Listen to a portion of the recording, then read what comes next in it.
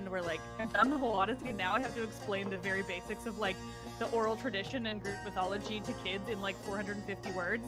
Oh my god. And I'm like, okay, I thought that would be easy because it all lives in my head, but it turns out there's way more than 450 words living in my head, and I don't know how to do that. Yeah. Hello. Oh, Yay.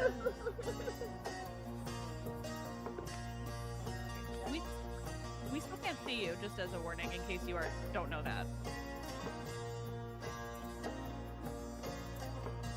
Yeah. I just want to make sure you knew. Don't worry. I just saw a little Christy in the background. Christy.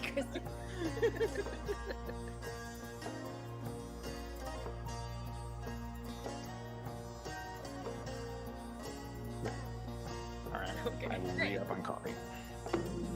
Light is so bright, but it's so... Oh, it started raining. I'm so happy. I'm so Aw. happy. This is the best. But it also means it's no longer bright in my room in the morning. Yeah. Only a person from Vancouver would be so happy for the rain. My cousin's finally fucked off too, so I'm like, oh, I get space myself. And I don't have to hear French.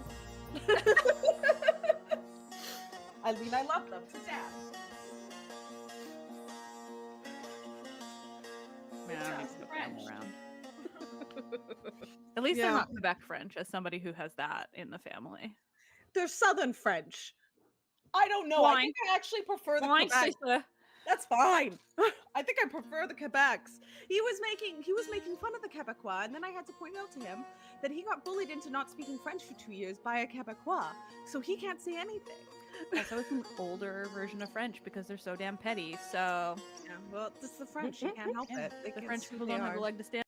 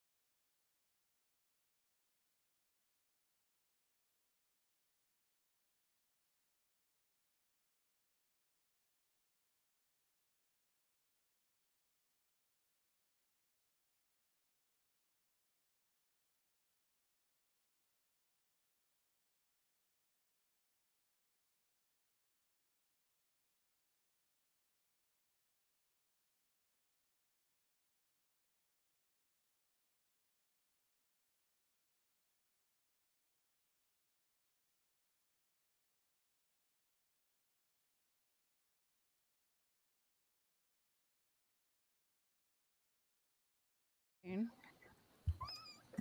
I'm going to turn on desktop as well. Okay. I think I we're see us. live. You see us, yay! We are going to sound off real quick. We'll start officially with the opening and everything here in just a moment. But there's a lot of moving parts this year, so we're going to do some audio level checks. If you're in chat and if someone sounds too quiet when they talk, let us know and we'll make those adjustments. But yeah, hang on. Let me move some things. Oh my gosh, there's so many moving parts, y'all. Okay. How do I sound? Does everyone hear me okay? Yes. Okay, Andy's giving me a thumbs up from the back room. Good. Colin, Yes, a this is little me. hot. Okay. Little. Say again. Sorry, apparently I was coming in a little hot. So let me adjust just slightly on my end. Yep. Okay, keep an eye on here, and I want it at 25? Okay, aiming for 25. Okay, now, Colin, sound off. How's your day Yes. so far? This is me. Do I sound okay to everybody? Okay, you're coming in a little. This is why we're making the adjustments. Okay, All go right. ahead. Turn the gain down? Don't worry, I got Or should I you. touch anything on my I end, am the or audio just leave it? mixer today. So, okay, go ahead and keep talking, Colin. Tell us about your cat Okay. Leo and how he's so cute and adorable.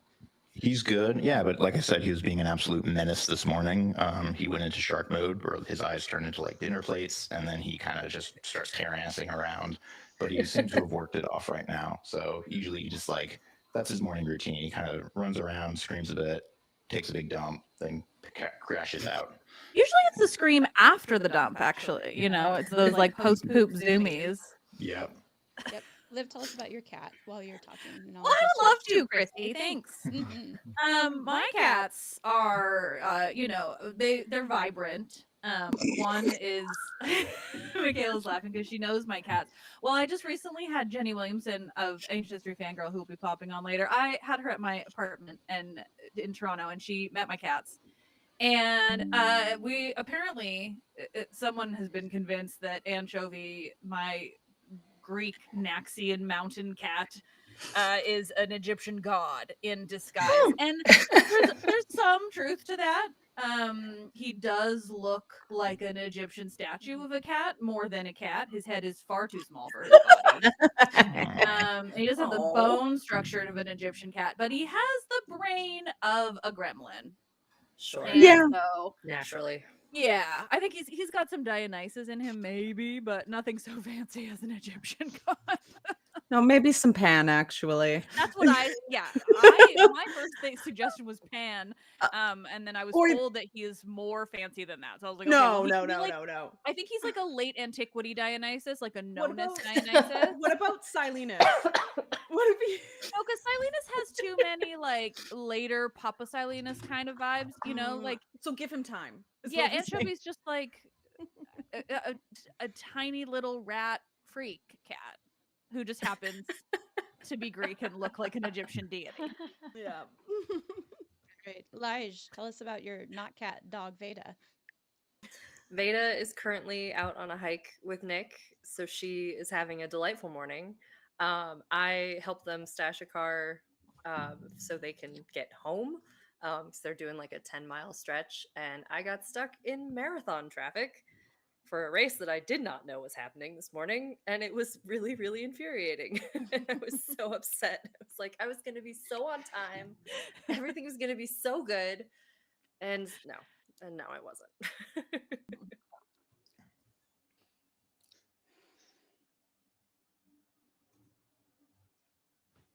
She's. I also have I the need? like the YouTube up, and which is one on like a delay, so it's a little surreal to like see the mirrors of myself. But then I also can see Christy like looking off into the I'm wings. so sorry. I'm getting like all of the like confirmation from the side here.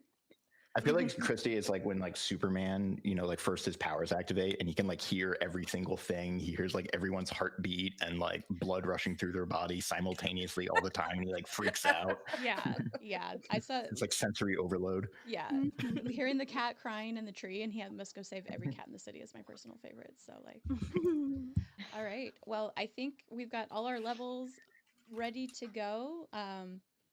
At some point, I'll look to see where chat is. I'm going to just introduce this whole event, so sit tight.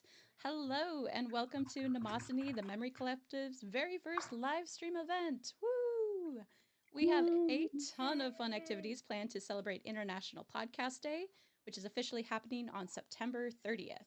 Throughout today's stream, we will be joined by various podcasters and contributors associated with the Memory Collective, including the host of Let's Talk About Myths, Baby, Ancient History Fangirl, The Partial Historians, Ancient Office Hours, and of course, Movies We Dig. Before we jump into the first activity, I just wanted to mention a few ways you can help support your favorite podcasts, because that's what we're celebrating. If you've not already, you should follow or subscribe to podcasts you enjoy listening to on the streaming platform of your choice. From there, be sure to rate on Spotify and or review on Apple Podcasts the podcast show to let other potential listeners know how much you enjoy it. And if you really want podcasters to feel appreciated, leave a comment, a nice one. Otherwise, we don't feel appreciated. But we do love hearing from listeners. We love hearing like what spoke to you in an episode, or, you know, what maybe new thing you learned. If an episode really speaks to you, share it. Like, word of mouth is actually really important for getting more people to learn about our podcast and check it out.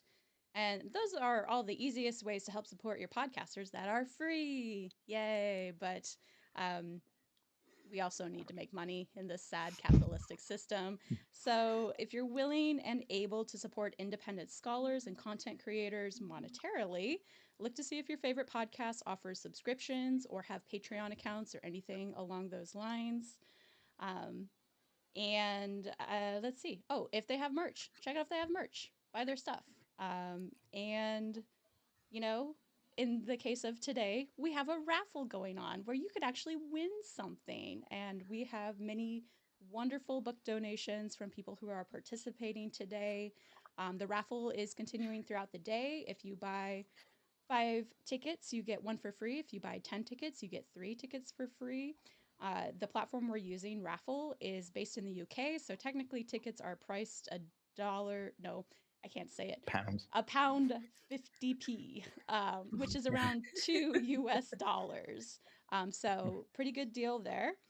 And all of the funds are first going to help us pay shipping costs, because international trade right now is it's a disaster. But anything beyond that is going to go help support Mnemosyne, and it's going to help us with software costs we use for editing, producing, recording episodes that you love. We're figuring out some other stuff we want to do, but we're really just trying to get more independent scholars that share core beliefs about humanity and want to talk about the history in an accessible way. So anything you can go throw some money our way, we appreciate. Yeah, and that is actually linked in the description. We also have 2 listener Q&As, which we'll get started here. So you can submit your questions in chat. You can submit them to the Google form that's also posted in the link. I will pull up the window somehow to ask those questions once I figure out where all of my screens are. But beyond that, let's see, anything else I want to say? No, let's just get started. Colin, do you mind introducing this activity for us? Thank you. Of course, I've got it right here. We're doing Q&A session number 1. Yes, we are. Alrighty. So starting off with our first event, we're going to go right into the mailbag and answer some questions posed by guests and contributors and listeners and ourselves. With us today, as you can see in the panel, we've got Lexi Henning from Ozymandias Project and the Ancient Office Hours. Christy, Colin, and Eli from Movies We Dig, Liv Albert and Michaela Pangowish from Let's Talk About Myths, Baby. I've abbreviated everything in my notes, so I have to like remind myself what all the constituent parts mean. LTAM? You don't like LTAM? Yeah, I just have LTAM, and I'm like, yeah, LTAM. So, if also listeners and people in chat, if you've got a burning question and you want to ask and have it answered live on camera, you can put those in the YouTube chat. We have Andy moderating in the background. Don't also forget, like Christy said, to enter the raffle for a chance to win prizes direct from us, as well as not incidentally help support us at Memory Collective. Woo! So, we'll start off with just the first one on my list, and I'll open this up to the floor. But what made you want to study the ancient world, and or your particular niche interest? Starting with, actually, Lexi, this is the first time I'm having a chance to meet you, so I would love to start with Lexi today. Oh, okay, great. Well, happy to answer that. So, I think like a lot of people who love the ancient world, I got into it pretty young. I attribute it all really to I had this fantastic fifth grade teacher who really loved like doing hands-on activities. And so, for our Egypt and Greece units, she was like each little table section. So we had like 5 desks that we would like jam together and make like a little sort of unit. And so then we had several of them placed around the classroom. And so for Egypt and Greece, she was like, okay, each pod gets to choose like an ancient city state or city name. And then we would have intra like class competitions where you would fight for your city state or whatever. And then, you know, she would bring in really cool stuff. Like we would go to PE and she'd be like, okay, Olympics, you get this and you get this and you get this. And then it was right down to like bringing a bed sheet from home and you can wear your own toga. And like everyone would have to choose like an Egyptian and a Greek name. And then you'd put like your name tag on and you'd have to call someone that. And so it was just such a fun year that I loved so much. And after that, I remember I went home and the first thing I told my parents was, I'm going to be a professional Egyptologist, which as soon as I was like, oh wait, I have to learn like 6 languages for that. I was like, no, I'm not. No, I'm not. I can't do that anywhere. But it was fine because I got pretty lucky and my parents encouraged me to do the history thing. So by the time I got to college, I figured out there was such a thing as a classics department, and I said, "Yep, that's where I'm going. It makes no money, but I love it." Let's see. Michaela, you're also currently a student, so I think we should go to you next. I am currently a student, and I have a midterm next week. Christy's age who ranking us. wooed for the midterm? No. Basically, what got me interested. I mean, I've told this story on the podcast before, but I will just reiterate. Yeah, because so I'm First Nations, and I kind of grew up going to ceremony. And one of the things I loved when I was little was sitting down at elders' feet and hearing them tell the stories that are myths. And then one day, my sister Danae, we didn't know that came from Greece. We didn't know. It was just the cool girl in my mom's neighborhood growing up who blasted rock music and drove a red convertible. That's what my sister was named after. But she found a book on Greek mythology and Egyptian mythology, and she got so obsessed with it that she sat me and my other sister down, and she was telling us the stories the way our elders told us stories. And I remember just falling in love with it like that. And then I got into the history, and I love drama, and studying history is just drama. And so yeah, and then as I got older and was like, I'll finally go back to school, but I'm only going to do it for something I like. So it was like, sure, I'll study ancient Greece and come out of it and not know what I'm going to do with that. But now I'm doing something, so okay. It worked out. That's awesome. Liv. Oh, yeah. No, mine's quite similar. But well, not to yours, Michaela, because I'm white as heck.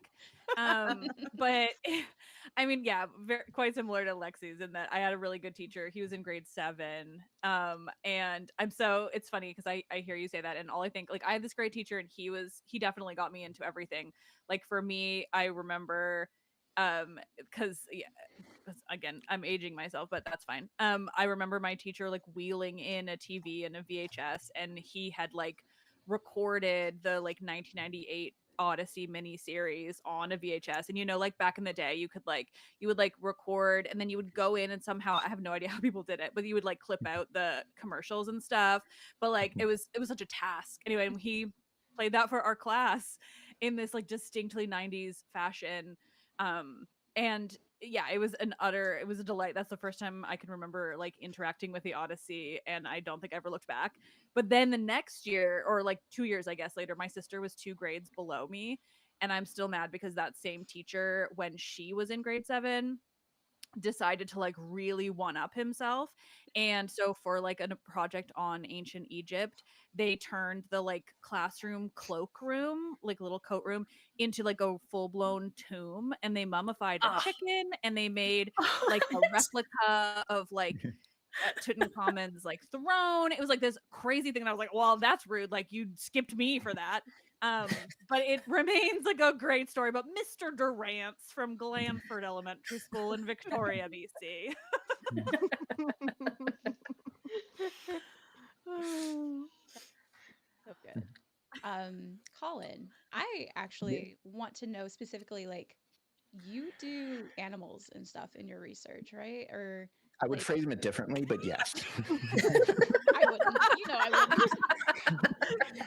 Can you I'm kind glad of you said it, Colin, Colin, but because thank I you. was about I have never actually asked you like what led to your interest in that. So. Yes, this is a good like sort of, it's not a good story, but it's a focus story. But before I even get into it, Lexi, you like activated a memory, because I think when I was in 6th grade, our social studies teacher did like exactly the same thing, except she Yes. sorted us all into the different like polises and city states. But then I realized she was basically just like casting value judgments, where it's like all of the smart kids got put in Athens and all the jocks got Oh put in my Sparta, God. and the Oh, hero kids got put no. in Corinth. And I'm looking back, I'm like, what the hell? Like she Sorry, was what? Who got put in Corinth? like all the popular girls, basically. Oh, It was okay. like party town. No, Um, I missed that. I was like, ooh, yeah. and then it was like I was in Athens, and it was basically just like, she might as well have just like stamped a big N on my forehead and be like nerd. But anyways, so when I was in grad school, going back to Christy's question, this is also to call back to what we were talking about before we went live, but I was in a seminar on Herodotus, and we had a project where you just had to pick a part of Herodotus and write like a short commentary on it and just give a little like synthesis and analysis. And being kind of a facetious smartass, I picked this part in book 2 where he's going through Egypt and he's talking about all of the different animals that the Egyptians hold sacred and why. And there's this one part where he talks about cats, and that he says things that like they will run into burning buildings that are on fire. And in the commentary from 1920, the commentator just says, yes, cats do this. They run into burning buildings. And like he talks about how like the Egyptians, like when there's a fire in town, they form like a bucket brigade. They form like a line through town to prevent the cats from running into the fire. And it talks about the ways like the males want to kill the kittens. And he just has all these like other like just wild things about cats. And so I wrote about this just kind of as a lark, basically. But then it led to a seminar paper where I was like, actually, there's like a lot of animals in Herodotus. There's something like almost 100 different kind of like incident cases where he just talks about like various species and ecology and appearances and mating habits and all this kind of stuff. And then so that led to a seminar paper. Then that led to a conference presentation that eventually spun out into a dissertation. And then Herodotus actually factors very little into the dissertation, but I wrote my whole dissertation just about animals in ancient literature, which is now morphing into a book project. And so I've shifted. So now I work primarily on authors like Nicander and Oppian, who are real kind of like, they write about snakes and fish and hunting and things like that. And then that led to posthumanism and like animal studies theory and all that sort of business, which I can talk about. But it all really started with like a sort of smart-ass commentary project on cats and Herodotus. All great things start with cats. Lige, how about you? Sorry. Also, I think I'm like freezing every like 3 seconds. So sorry if my video is being super weird. I have always just been a huge nerd, and my parents were artists, and so I had so much art history all around me in my childhood. Um, and I went to a language immersion camp as a baby middle schooler. And I went to the Italian language immersion camp, which was like 2 weeks of just learning Italian. And so I really kind of fell in love with languages, and that sort of led me backwards into Latin and even more art. And then when I realized that archaeology was really just digging holes outside and I got to do stuff, see stuff, I was like, oh, hell yeah, that's for me. So it was not necessarily a straight line, but yeah, it worked. And your research looks at like famine in actual human remains, right? Yeah, or it's like very hard to say things about how humans were eating right before they died, but there are ways that we can talk about their general health. And I think that is really fascinating. I've always thought that humans and health and the weird various things that can happen to us are really crazy. And all of those things that must have happened to people like, thousands of years ago. If you had a slip disc in your spine, like what happened to you? And all of these crazy infections that you can get. And childbirth is so weird, as you know, Christy. And I just think that's wild. Mhm. So I love that I get to address questions like that in my research. Yeah. And then, Colin, did you have a follow up? No, I was going to say if you want it, because I also get the next question queued up. But Oh, if I you get to want to take respond to point, the own question. oh You my don't. God, we skipped you. I'm so sorry. It's okay.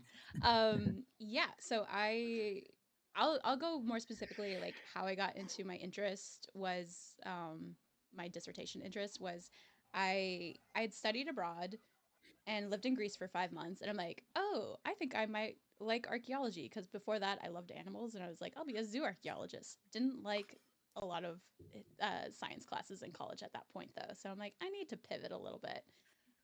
Went to Greece, fell in love. I'm like, maybe I should try archaeology. So I signed up for like a dig literally almost in my backyard in Washington State, which was a mammoth dig. And like had a great time. I'm like, yeah, I want to do this. And I was going into my senior year and quickly had to figure out all of a sudden how to get into a grad school program that would allow me to dig in the Mediterranean, but did not require me to have learned Latin or ancient Greek because I came late to the game. So I ended up in Iowa, and I really, really wanted to go back to Greece, but my advisor, Glenn Story, has a dig in Sicily. And I'm like, I guess I'll go to Sicily and dig on a Roman villa if I must. Oh, darn. Oh, darn. And it's like, Poor me. what would interest me about this site? And then gender kind of became a thing. And eventually we just found like this really cool lamp fragment that Lige, like we initially identified as a weird dildo sex scene, and Lige more accurately read as a childbirth scene.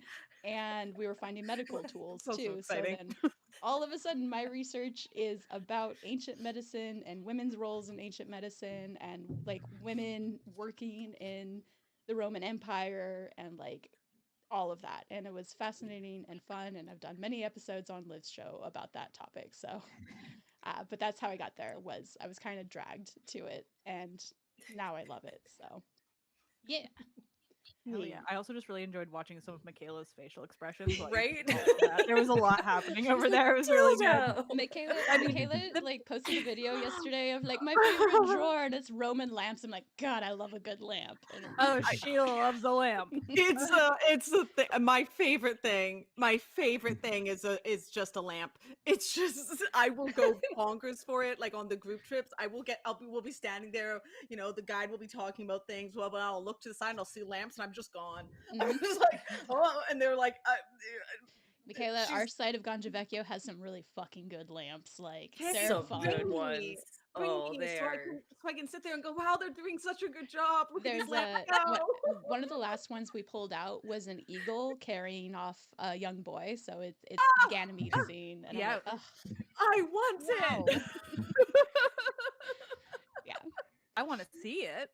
I want like I would like like a pictures of horror. all these lamps. yes, I understand if they're unpublished, you can just, yep, DMs are fine. text them to me. yep. I I have. won't share them. We will make that happen. We will make that happen. Colin, go ahead. You can ask the next question now, and No, then it's I'm just looking at the time, deciding if I want to skip around. I'm just going to go right down in order, and I think let's do it in reverse order than what we did last time. we can. So I'll I start with also Christy. we have a few more. So these are questions I made up because no one had filled out the form beforehand, but now people have filled out the form, so we could also do that as well. But then I'm taking away speaking Oh from yeah. Colin.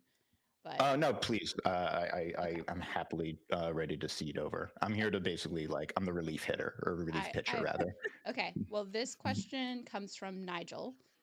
Following the several experiences we all just described in early life or grade school that got us inspired, do you know if any of us have young listeners? Do you interact with them, or are there other ways that you're aware of how you can inspire like young people to get into the field? I know Liv's got a surefire way to make that happen. Yeah. Yeah, I mean, I think it's funny that I have any kind of answer for this because I don't enjoy interacting with children at all. Feel that. But come June 2026, there will be a modern retelling of the Odyssey that I can proudly say is going to be the closest to the actual ancient epic that is still kid friendly. But yeah, I mean, I've literally no idea. I mean, I vaguely know what I'm doing, but there are editors for that. I know how to write the myths in the Odyssey. No, I'm yeah, like literally. I mean, there will be an Odyssey book, but honestly, as somebody, I've regularly had listeners come up to me and be like, "Oh my god, I started listening to you while I was in high school, and I just finished my degree," and I'm like, "So." That is Time violence. is weird. Anyway, so I feel like it happens, but I don't tend to like go searching out for young people because I swear too much for that. Yeah, But they that's find me, fair. and that's great. Yeah, agreed on that front. I remember once when I first started working for Liv, I found like 2 comments where one was like I'm 11, I fucking love this shit. This is amazing. And then the other comment was like, "Well, I really love this show. I'm only 11 years old and there's too much swears." And I was like, "Ah, the dichotomy of children. Love this." Oh man. Yeah, I think I don't know that like our show would be very appropriate for like really young like I nanny like pre-K kids, and that's a very different experience than people who are probably starting to be more on YouTube and things like that, like 10 and 11-year-olds. I do have a funny story. So my friend Sammy is going to be coming on at the end of the stream, and she to do the game show portion of this. And she was helping me plan it. And as she was on it, her nephew, who has just gotten his first phone, but it's like a very controlled phone, was like, "Wait, you're going to be on YouTube?" And like seeing that make my friend Sammy the coolest aunt who's ever known. It's like with Mr. Beast. You're like, no, not with Mr. Beast. No. Surprise guest later this evening. Oh god. Oh my god. Yeah, we need him throwing some of that money this way. Jesus. Oh, shit. We start plugging Feastables. Oh god. Let's not. We are not sponsored by Feastables. Don't do that too. I do have like, so when I was on the res a month ago, just visiting family and stuff, there's these 2 little cousins. They're like 7 years old, 6 years old. No, they must be like 6 or 5 twins. They're insane. And I basically got to the res after like taking a red eye and then driving for 6 hours and taking a nap in there and then stopping for therapy. So it was like a whole day. And I get there and I'm like, "Great, are we staying?" And they're like, "We're going to a powwow. Let's go." And I was like, "Okay." So I just get there and I'm reading the Odyssey, doing some research. My little cousins come up to me and they're like, what is this?" And so I had to like, I was trying to explain it, tell them the story of the Odyssey and Odysseus and everything. And I just watched these 2 little girls, these 2 little native girls just look so pissed off and just be like, "This is the stupidest thing in the world. Why are you doing this?" And then they just grabbed my book and started running and like pulling the tabs out. And I was like, "No, get back here."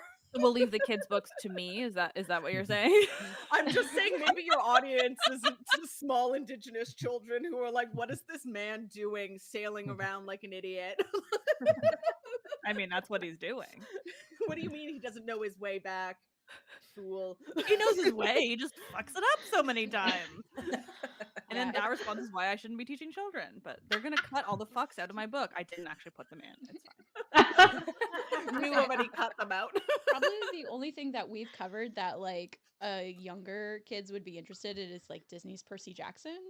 And like my biggest complaint about that series is like writing for a middle school audience of Greek myth is so frustrating to like It's consume. just difficult to do. Yeah. Yeah. And I think the problem is, it just usually gets done in this way that distorts it in a way that bums people like us out. Athena Yeah. can't have children. That's the Yeah. whole point of her being a virginal goddess. She didn't have children. Yeah. I knew Yeah. that when I was a child and Percy Jackson was coming out, and that's why I refused to read it. My sister was like, "There's Athena's child." I'm like, "She's a virgin goddess, Danae.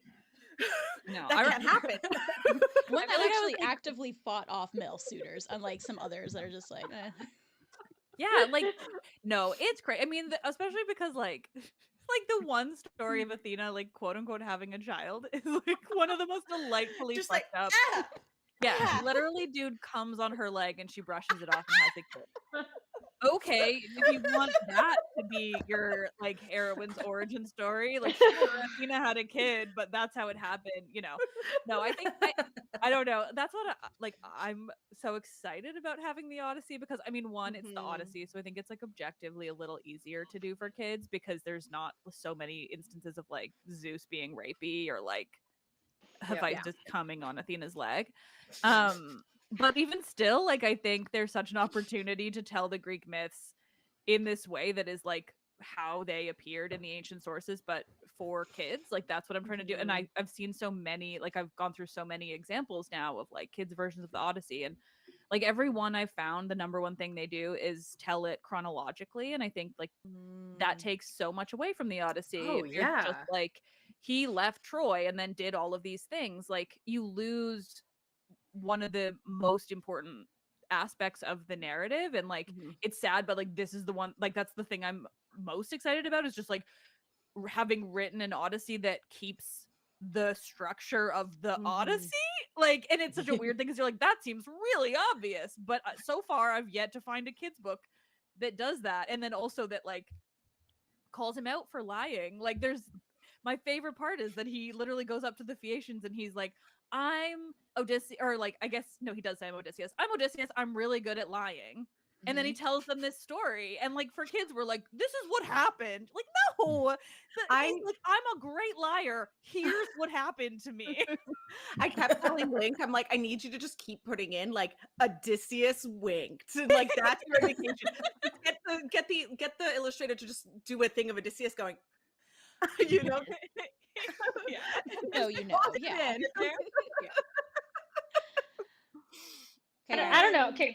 Oh, I mean, yeah. can I be can I be a little controversial though and just say, see, I don't, Yeah. I had to do two things. I had to split my brain because I have real classics brain, but then I mean, because I have some of the nostalgia because I caught the Percy Jackson books when I was in about 8th grade, something like that. So like I read them and I knew I was like, okay, well this isn't right because I do know the real ones. But I think what I did is I said, okay, I'm gonna put Percy Jackson and stuff like that in like alternative reality brain where I go, you know, it's not correct. It does make me angry, but it's still a starting point. It's still an entry point. And so I do also I always try to caveat it and say I don't mind because it's so much easier for someone to get in through something like that and then have them come and be like, okay, so what's the real story? Is this the real story? Because if that makes them wonder, like this, like I do remember the Athena thing annoyed me, but the creativeness that he used to be like, okay, he had brain children. She didn't actually like have children. It's fine. Like it's a weird thing, but like it's a thing. It is really creative. It's a really interesting idea. So I like it in sort of that alternative realm that I get to consider and just say, okay, cool, let's play with that. So I will say, yes, I do have a soft spot for Percy Jackson, but generally I try to do that with a lot of other reception things. And I'm just going to also tack on to this that I think because we have so many people and so many things done, I don't really feel I need to cover it or do it myself because I want to provide real facts, right? So I think I'm very happy to let other people produce stuff for kids, other things they'll get into because I kind of am just upfront and I say everything I'm doing is like high school and above. I mean, I think office hours, like there's probably a learning curve just because I'm talking to people who are, you know, well into their careers doing research, so I don't really know how easy that is for people to follow, but at the same time, you know, if you're in high school or whatever, you can probably look this up. You can find other resources. So you know, it's just a show that I've kind of given up on little kids, but you know, to sort of counterbalance that, I do a lot of other work that is more kid friendly. So I'll just say really quickly, like my Archeo gaming videos, I've made them with teachers and I've put them into 5th grade classrooms and said, this is the kid friendly stuff. So I think that, you know, you just got to make a choice at some point. So for me, the main podcast, yeah, it's just not going to be for kids, but means I can do other stuff. So it's kind of how I've found what I'm doing. Yeah. I have one more listener question. I'm gonna ask it and then I might bounce to go set up our next group. But this one comes from Tommy, who writes, I would love to see a film or TV series set in ancient Mesopotamia or during the Bronze Age collapse. I know we've got limited sources for that period and it'll be an expensive production, like as it should be. But if it were to be made, where would you like to have it set? What story tropes would you like to have in the plot? And are there any dream castings or set pieces like the Battle of Kadesh? I'm thinking like Gilgamesh would be a hella good series, but like, Oh, that'd be so cool. I wonder, like, has that been done? I feel like it well, I mean, there's don't sort of know. shunt ones, where even something like, I have to imagine there's been like an Iranian TV program or something that was like Gilgamesh. I would hope that, like in Iraq or in Iran, like they're getting stuff like that. Let me think about that for a second. Yeah, so you guys take a someone else moment. have a ready You guys answer. chat with the idea. Like I said, I feel like Gilgamesh. I don't like sea peoples could be kind of fun Well, too. Yeah, I feel thinking people are like gonna make faces when we. Yeah, that's hard. You're like open up a Viking torch. I don't know. No, Well, open it's like up a there's Pandora's box. It's a box. so there's Yeah. so much more like movement and travel in the very ancient past than I think we don't really talk about, and so something like a crazy road trip across like my God. some huge landscape would be super fun. You have activated an idea, which is this thing actually kind of does exist, but it's called the Scorpion King, and it starred Dwayne the Rock Johnson, and it came out in the year of our Lord 2002. I was gonna joke about that Gods of Egypt movie. Like, I just think there are times when Hollywood has tried stuff like this, and we end up with things like Gods of Egypt and Scorpion King. So yeah, it would be really cool to see like something where people, I mean, I think this is now going to end up me bashing the new Odyssey, but like my desire for any kind of ancient Mediterranean movie is cast Mediterranean people. Yeah. And like to me that's like that's all I want at this point, because it seems fucking impossible for them to do. Liv, don't you know the ancient Greeks were the whitest of white people? They look like Matt Damon for sure. Yes, of course. But also, Hi Jenny, I'm on my shit again. bouncing off. Yeah, Jenny will be joining us shortly, y'all. I'm still listening. Keep pitching and or ranting. So bouncing off what Elijah was saying, I think like an our flags meet our flag. What is it? Our flag means Our flag means death. But like the sea peoples, and that it's would be just, like great. just like it's like dismantling the idea of the sea peoples because they weren't these scary people like pirating around the Mediterranean. It's just these guys being like, let's go farm over there. It just keeps getting worse the farther east we go. Why do they keep fighting us? They're yelling at us. What is that? Like, that would be so fucking funny. It's just like some guy and his friends just like, guys, let's go on an adventure. And it's like, let's go find better traits, because really like people were moving east because they were like, the climate was not great, it was collapsing, but the problem with moving east was that's the way it was getting worse, and so it just kept following them, and that could be hilarious, just having an entire I'd love that so much. You know, they get to Crete and they just keep getting lost because the streets are too winding. Like what is this, a maze? Yeah, some could call it labyrinth. What's this new word? God. It kind of looks like a mix of a maze and this like double-sided axe they've got all around here. Yeah, like, and you know, it would be delightful. It would be amazing. Just like these guys like happening across some sort of like battle with Egypt with somewhere else, and it's just them being like, oh god, and they're trying to run out of it. And then you like flash forward to the Egyptians painting the sea peoples on their walls, and they're like so distraught, and those guys are like, oh shit, what did we do? It'd be so good. What I'm also hearing in this is to really like bring the meme to life is we just have an adventure involving a really shitty copper merchant and just like the misadventures of like improper properly forcing Yeah, copper. he's on the ship. Yeah. Yeah. Yeah, Aeneas is on the ship. He's part of this. It all Oh, our started because Lord he and stole some guys Savior. some shitty copper. Yes. Yeah. Oh my God, they're going back because they want a refund. They got it. Jenny, you got any hot takes? I think it was the question is media set in ancient Mesopotamia or the Bronze Bronze Their Age. sound sources aren't put in yet, so we'll hear, Never but the stream mind. won't hear. Yeah, it's interesting because I get asked this sometimes too, and I will say I kind of am lucky because there is already a great book. I mean, it's historical fantasy, but still, that I already would want to see an adaptation done that no one's ever tried. And well, if I were more creative, maybe I'd try to do it myself, but also I don't have Hollywood money. But okay, I don't know if anyone else has read River God by Wilbur Smith. It's definitely a book of its time, written way back, I think, in the That 1980s. sounds So accurate. there's some very non-PC language, but I read it far too young. My parents couldn't stop me. I just saw it like on the bookshelf. I grabbed it and said, I'm going to read this. And they were like, no, you really don't want to read that. And I'm like, yes, I really do. And I did. It takes place basically during the Hyksos invasion during the second intermediate period of Egypt, and it plays with this idea of the Egyptians fleeing down there, like south toward like the fifth cataract or something. And it's just such an interesting period that I love. And so I'm always like begging people, like, can we see the Hyksos invasion, please, please? No one wants That to one do it. everybody knows but- about. Yeah, so I'm like, no one wants to do it, but Yeah, the if joke is I someone have will no, do it. no knowledge of Egyptian history. But then it would be a fun way to learn. Exactly. Yeah. There we go. So that's what I really want to see done for sure, for sure. Oh, oh, I'm gonna sneak off for a I split hear a second. Yeah, I would say, bird. is this, if Christy, I is this hear a a time where we bird? want to take our Um, break and set up for the next round?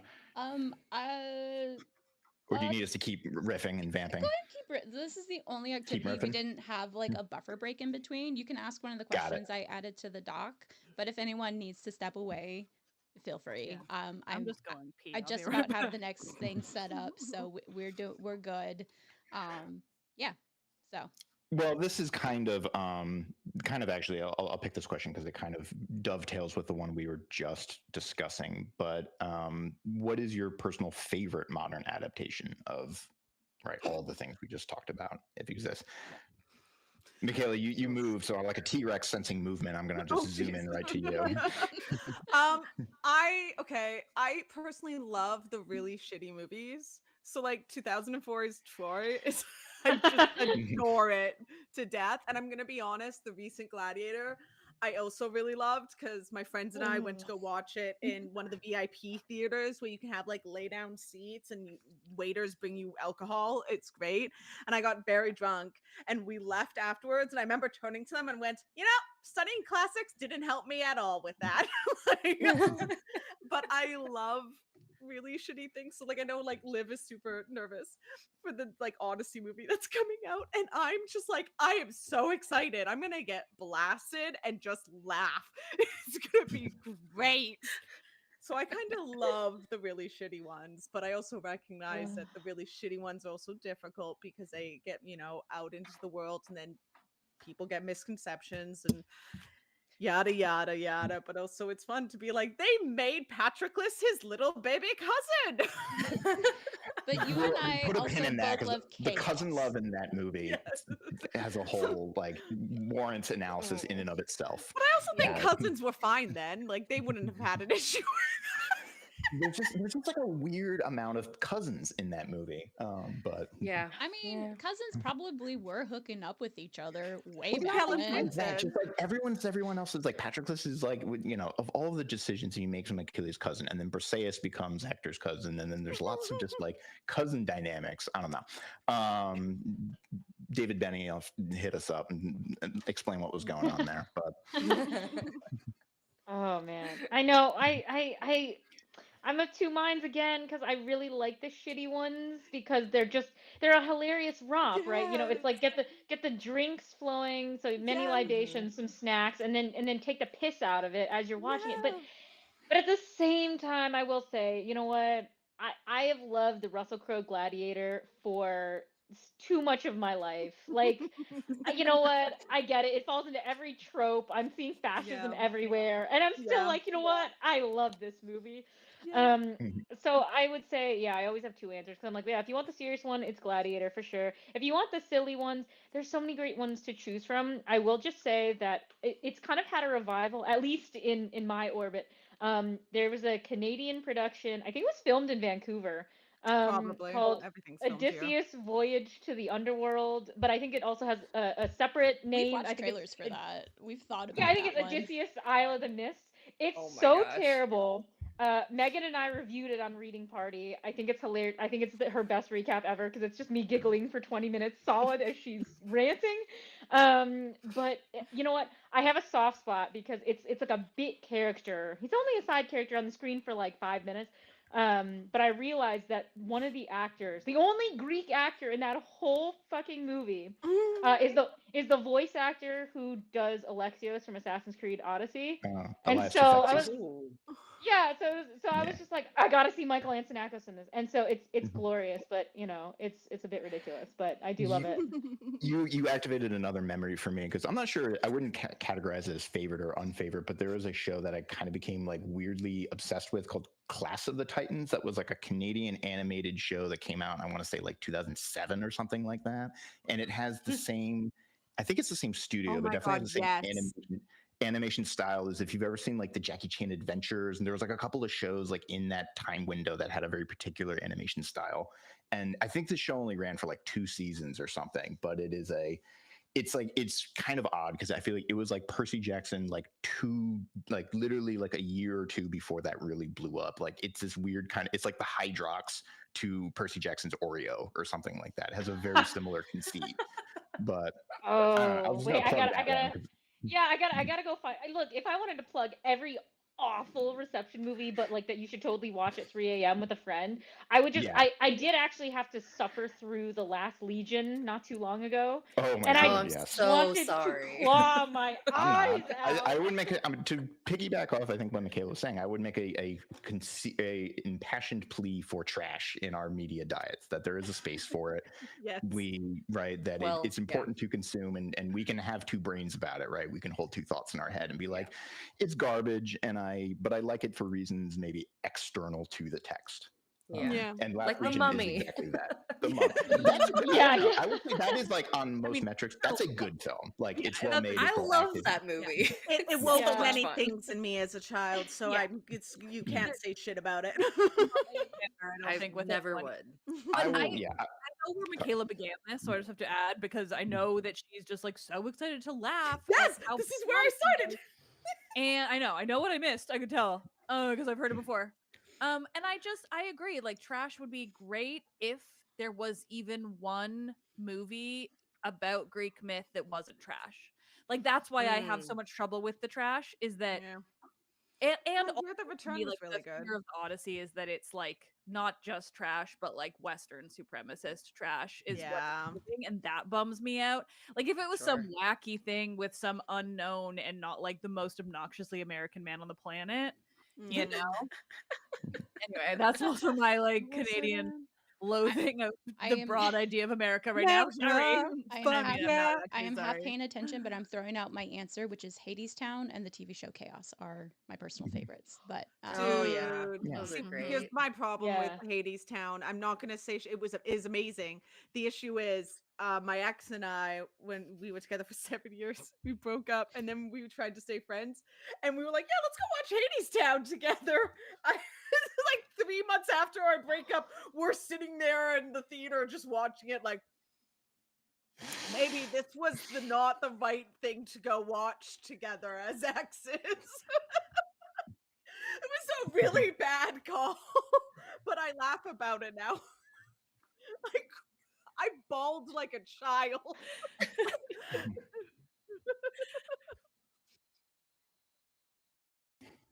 Mm, Spoilers. yeah. okay. Okay, it sounds like we can hear Jenny. Can you hear us? Sorry, you can hear and see now? Yeah. Yes. Okay. Hi, Jenny. Okay. You're not necessarily on the Yeah. stream yet, but we can hear you, so that's where we I think that's true of you too, Jen. You're not just a here heads up. yet. I'm getting your guys' Yeah. stuff over, but for the group, for us, So I think yes. the people watching Yeah. live didn't hear Yeah. what Jen just said, I think. Yeah, but not yet, Yeah, but yeah. we'll get you in here soon. So keep chatting. I'm almost it ready. was I'm learning listeners, on it was the fly. amazing. It was poignant, intelligent, Yeah. and incredibly well Jen articulated is hilarity. I the don't smartest even person think it here. No even, question. Yeah. like it was of its moment. I changed Astounding. my whole paradigm of thinking. Yeah, no, it changed my life generally. I think moving forward, I'm going to be walking differently, thinking differently, existing differently. Like, Well, actually, everything's this changed for me is now. this activates another thought, which is just a trope, because we were just talking about Hades Town, but a trope that I'm hung up on, I guess, is the trope of like a work of art in a work of art that's so good it changes the world, but then it sets up this expectation that like we have to like we're writing this amazing song and it's going to like solve all the world's problems, but then the show is making a promise to its audience that it needs to deliver on, that like you're about to listen to the greatest song in the world. It's like that Jack Black song. Yes, well, like that shunts, that dodges the That's issue true. by saying Yeah, not but this isn't actually it. singing. This Yeah, isn't it, but it was the great song. right, because then that's just the thing where it's like this is neither here nor there, but like Mr. Holland's Opus, which is a film about a grumpy music teacher who is distracted by his effort to write his great musical masterpiece by his annoying ass students who keep having problems that he needs to help them with. And then the thing is like, the whole movie is like, oh, he finally at the end of years and years and years of getting sidetracked from being a composer to be a music teacher, which is like really his true calling. It's like the theme of the movie. But at the end, he gets to perform his opus with all of his former students, his music students. And the thing is that like the song is like, nah. It's just kind of like, yeah. Oh, bummer. But I had a similar thought about Hades. I love Hades Town, so just disclaimer. But like, I don't know if the song he sings is like, I don't know. I didn't feel anything, but maybe that's just me. I don't know. I think the thing that got me the most wasn't necessarily Eurydice and Orpheus with Hades Town. Like they were great. They were fantastic. Don't get me wrong. It was Hades and Persephone and sort of that back and forth where, do we try again next year? Wait for me. It was like, oh, and then like look, my ex is beside me. I'm like, don't look at me. It's fine.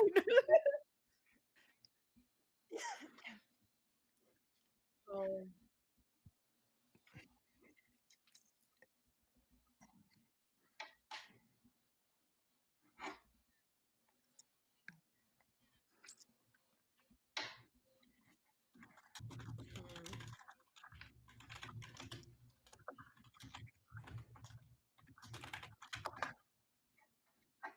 Mm,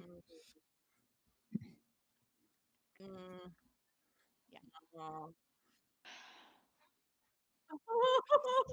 okay. Okay, guys. I have to pause the conversation. I'm sorry because some of the stuff coming through isn't on the live stream yet, and I want to switch just to our next Again, activity. another just home run edition by Jen for Jen those has of you really on good YouTube. stuff to say about Jen's- Hades Town, and none of you are hearing it. Yeah. It's a shame you're going to It's- hear Jen in just a moment. I swear to God. I just need to It's go the- stare it's out a the window great- for an hour. It's the greatest YouTube comment.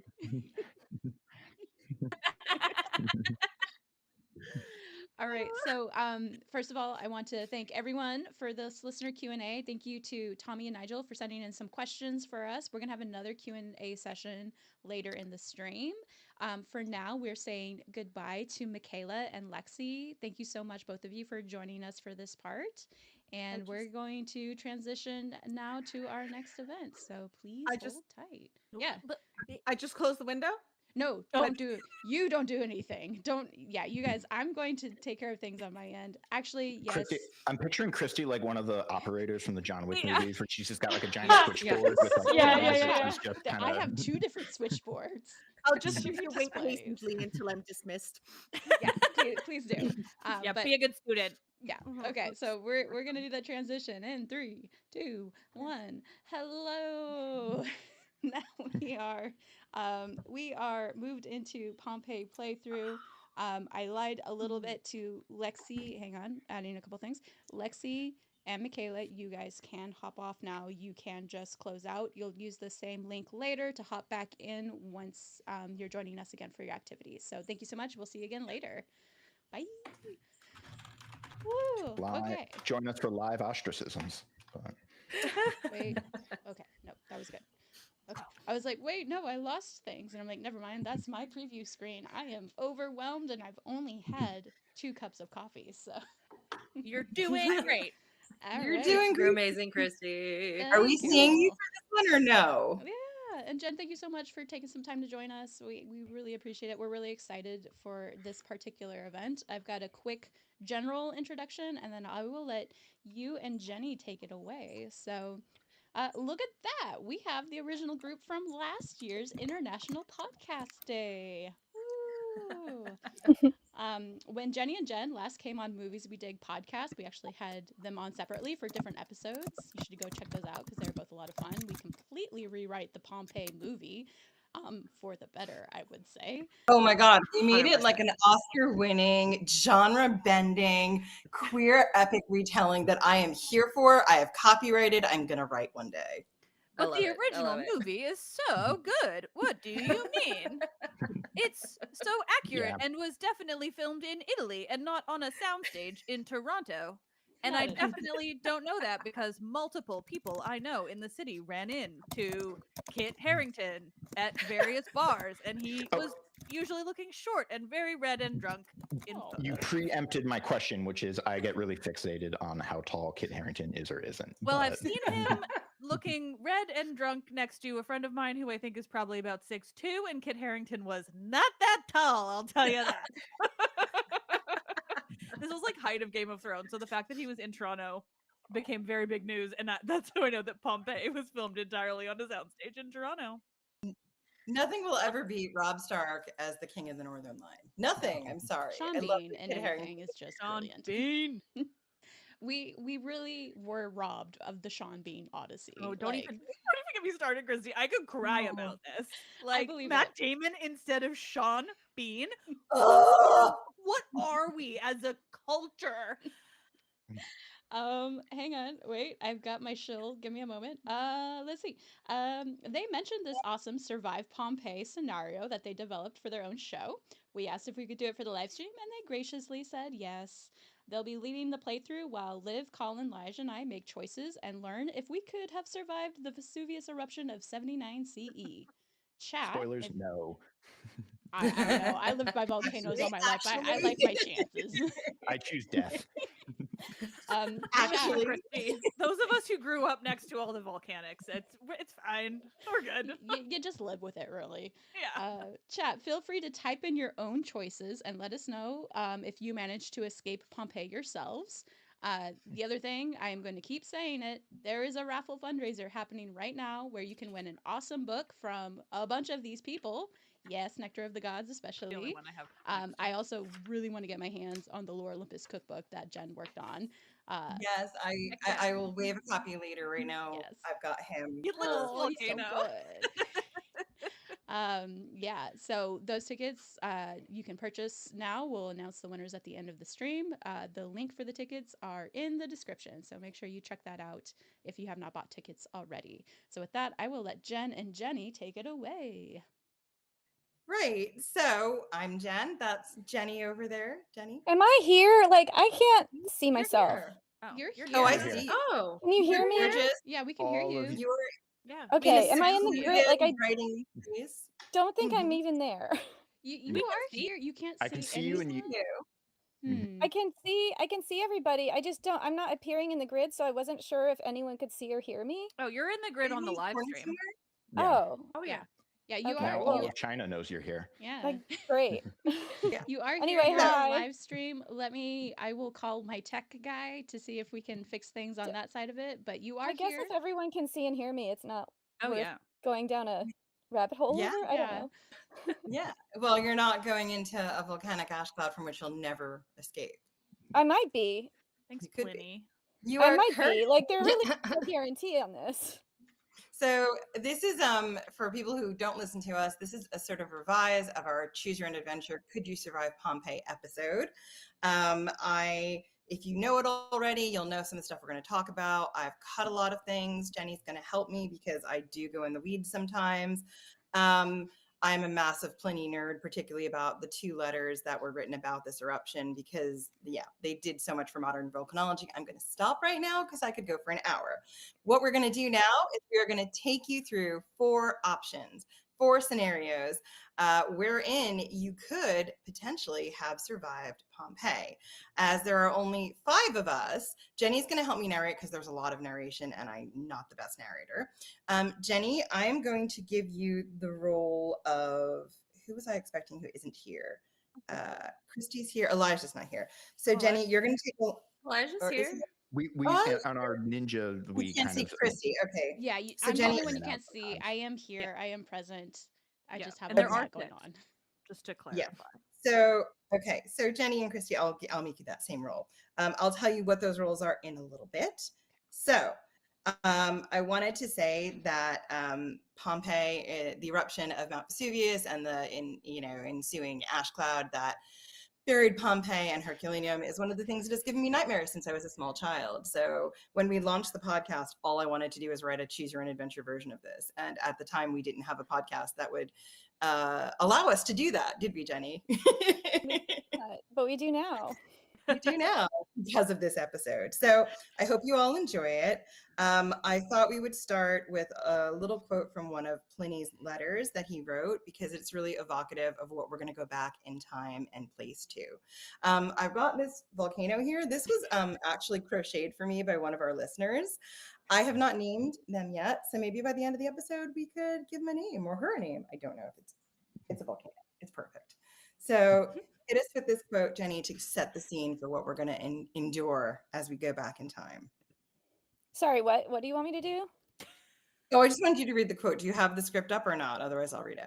I do, but I'm not sure if it's the right script. Oh, I can send you the new link. Don't worry about it. Okay. Am I in the right place? Sorry. You are. I can see you moving around. I can see your little Jenny moving around. Okay, I'm moving my cursor. Is that me? That's you. Sorry, this is my fault. I've been very sick. I've had a really bad stomach flu, so I'm the reason we're a little bit off kilter. This is not normal for us. That's okay. We're so thankful you guys are here, and we're hanging thrilled out. to be here. Yeah, we're hanging out. Okay, so you want me to read the italic bit? Yeah, the italic bit.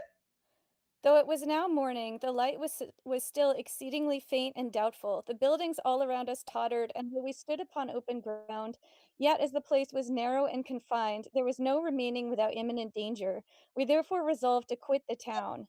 A panic-stricken crowd followed us, and as to a mind distracted with terror, every suggestion seems more prudent than its own, pressed on us in dense array to drive us forward as we came out. Being a convenient distance from the houses, we stood still in the midst of a most dangerous and dreadful scene. The chariots which we had ordered to be drawn out were so agitated backwards and forwards, though upon the most level ground, that we could not keep them steady, even by supporting them with large stones. The sea seemed to roll back upon itself, and to be driven from its banks by the convulsive motion of the earth. It is certain, at the least, the shore was considerably enlarged, and several sea animals were left upon it.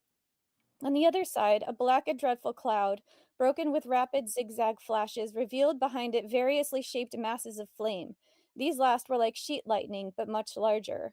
When night came upon us, not such as we have when the sky is cloudy or when there is no moon, but that of a room when it is shut up and all the lights put out, you might hear the shrieks of women, the screams of children, and the shouts of men, some calling for their children, others for their parents, others for their husbands, and seeking to recognize each other by the voices that replied, one lamenting his own fate, another that of his family, some wishing to die from the very fear of dying, some lifting their hands to the gods, but the greater part convinced that there were now no gods at all, and that the final endless night of which we had heard had come upon the world.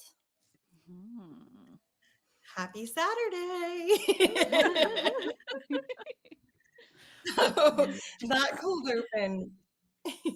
Yeah, it's so evocative, or like that we used it as our cold open, that I just needed to include it because it just felt so timely to so many things that we see when we look at modern natural disasters. And it really gives you a sense of what it would have looked and felt like to be there.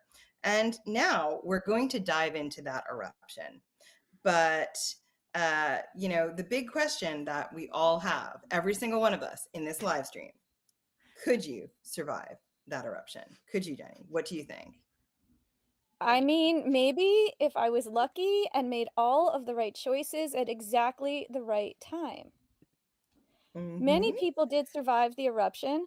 While most people focus on those who perished at Pompeii and Herculaneum, this episode, or this little episode in our lives, is going to look at the people who survived and how the choices that they made contributed to their survival or demise. And obviously, we have some friends who are going to help us out. Everybody here, we are here together to figure out if we all could brave the eruption and make it to the very end of our choose your own adventure story. Yeah. So let's get started and dive right in. Your survival would have depended very much on choosing the right month because there is and we're going to do this very quickly, there is a debate about when the volcano actually erupted. For the live stream here, when do we think that the eruption of Mount Vesuvius actually happened? Wasn't there like It's just a date October, no, change for that? Like it was fall? yeah, it was Like around fall, this time right? of It was year, like right? August say- or Yep. October? Is that the two dates? Yep. It's October is when they think it would have happened. And they think there was essentially a translation error in some of Pliny's ancient letters, which tell us why they originally had that August date. But the archaeological data, and I'm going to be very quick about this, pretty much tells us that it was in October. It was in the autumn. The remains of like the what people were wearing, the bread and the nuts and the berries that were sort of found in the ruins tell us that it had to be in the autumn. And that's super important because some of the factors we're going to talk about in your survival have to do with the time of year, because the winds and the weather in autumn are very different than they are in the summer. So we're going to say that it is October or very early November of 79 AD, and you are hanging out just in the middle of Pompeii, living your best life. Jenny, take it away and set the scene for us. Wait, this is the part. Okay. The eruption part, yeah. Okay, sorry. We just talked about the part. Okay, so We just got I'm through just the going to skip a few paragraphs here. Okay. The cool breeze blows in from the harbor as you and your friends walk down to the marketplace. You're talking, remembering good times. You stop to pick a pomegranate off a branch. You remark on the size of the fruit, and your friends laugh. Your head aches from the wine you consumed last night. This morning, you still feel in the thrall of Dionysus, and you don't mind that feeling, as if everything is blurry around the edges and sweet and ripe and safe. And for a moment, everything is as it should be. A dark cloud rises from Mount Vesuvius, from Hercules' mountain. Inside the cloud, you see flashes of lightning and flames. Your mother's story might have been right. Perhaps this is what Hercules saw. And as you watch the cloud grow and darken, the sun begins to disappear. The mountain is over 6 miles away, but it might as well be on your doorstep for how quickly the cloud begins to cover the sky. As the cloud fans out, you begin to wonder if this is truly the end of the world, if the gods have come down from the sky and are angry enough with humanity to destroy it all. Your friend is saying something. You cannot understand, your ears still ache, and all you can hear is a hollow ringing. Your other friend is making wild gestures, motioning in the direction of the harbor. You shake your head and point to your ears, trying to make them understand. And finally, you can hear them again. Each of your friends is speaking quickly, almost out of breath. We have to flee. I've never seen anything like that before. We have to get to safety, your friend says. Yes, but is there anywhere still safe on the earth after this earthquake or from the fire of the mountain? It's time to make some choices. So we're going to pause here for a minute. The time on the clock, because we've got our doomsday clock, is 9 a.m. And this is very important. Choices that you make now at 9 a.m. will have long-lasting consequences. So let's talk about who our 4 friends are. Our first friend, Colin, is named Julian. Julian is a merchant. He has sailed the seas and been all over the place. Would you like to give us a little backstory on what brought Julian to Pompeii this month? Yeah, I'm here to inspect my wares that I keep in a storehouse kind of near the bay and in Naples. But recently, our goods have been disappearing, and we only figured it out recently that a big octopus had been crawling up the sewers and raiding our fish stores. So I've just popped over to Pompeii. Yeah, so I've just popped over for Pompeii to do a little R&R and maybe do some negotiating to re-up on my supply. So Christy and Jenny, you are Phaedra. Phaedra, I don't know, what's her story? Give me some stories, ladies. Why is she here in Pompeii? Wait, are we both All right, Phaedra? We could, yeah, you're be both Phaedra. one character. I think she's a retired Hetera who now lives out a Ooh. life of leisure. I love in I that. like that. I Let's like go with that. that. Retired Okay. in a town. Maybe I don't know. Did being with the female lover we actually wanted in life. We're both single. We both Absolutely. have a Yeah. lot of money. That's true. Yeah, you have a lot of money. You own a legit business, and you also help other women so that they can earn their money and retire in comfort and Damn luxury. right. Yeah, It's that giving sounds great. Amara of the Wolf Love it. Den book. Yeah, Mhm, exactly. Nod to Elodie Harper. So Elijah, you are Marius. Marius is a statesman who has a much more lavish house down the coast in Baiae, but he is in Pompeii for some reason. Why are you here? Maybe I'm checking on some of the election posters that I had graffitied on some Mm. certain walls to make sure that nobody has pasted over them or tried to rewrite them, because I need to be in a good light always, obviously. And As Yeah, a we to don't be student. want told not, that you like to suck cock on the side. Yeah, or yeah, that that. you have a micropene. Yeah, all of those things. Maybe I will like write my own graffiti. Marius has a huge penis, that'd be great. That's the only way to Marius is handle a it. huge. You just have to give it back, like, you know. And Liv, you are Helena or Helen. You are also here in Pompeii. You have family who live near to the area. Why are you here today? Well, I just thought it would be a nice time to visit such a beautiful city. I really don't like the heat of the summer, and so October is really the time when I would like to be in South Central Italy, she says, assuming a knowledge of a map. Yeah. Yeah, I think it would be nice to hang out in Pompeii. Maybe I will take in a gladiatorial match or just take a wander through the streets, admire some of the delightful graffiti about how tiny Marius's dick is. It's poetic, Okay. really. It truly, the rhyme scheme is off the charts. So here are our four friends. Julian or Julius is concerned about his family. He has an elderly father and wife and two small children. He's got some worries about people in the city. And he decides that he's going to return to his villa to see if he and his family can maybe wait out this storm of fire and ash. And Julius says, why don't you come and take a spot with me at my place? Is that something you accept? We'll see. Phaedra does not believe that you can actually wait out a volcanic eruption. She's quite smart. That's why she's retired and living the good life. She decides that she's going to flee north, leaving by the northern gate to take refuge at her sister, her good friend, her home in Naples. And this route means that she would pass very closely to, and you would, to Mount Vesuvius while it's erupting. Phaedra tells you that you will also be welcomed at her sister's house. You have to make a decision. Are you going to flee with her? Marius believes that it's the safest way out of the city is to travel by the southern gate. This will take you furthest to the mountain, down by Stabii and eventually to Baiae. It will be a little, it might be a little bit slower going, but the roads are in such good repair that you won't have any problems. There'll be plenty of places to stop and it should be all good. And Helena, sweet Helena over there, she tells you that escaping by land is futile. The only way out is by boat. We must trust to the great Neptune, mighty Poseidon. Ooh. She decides that the best chance of escape is by harbor. She has a friend who's a sailor. Of course she does. He's a captain. His boat is docked over there, and she is convinced that he'll be able to take you across the harbor, out of the sea, and into safety.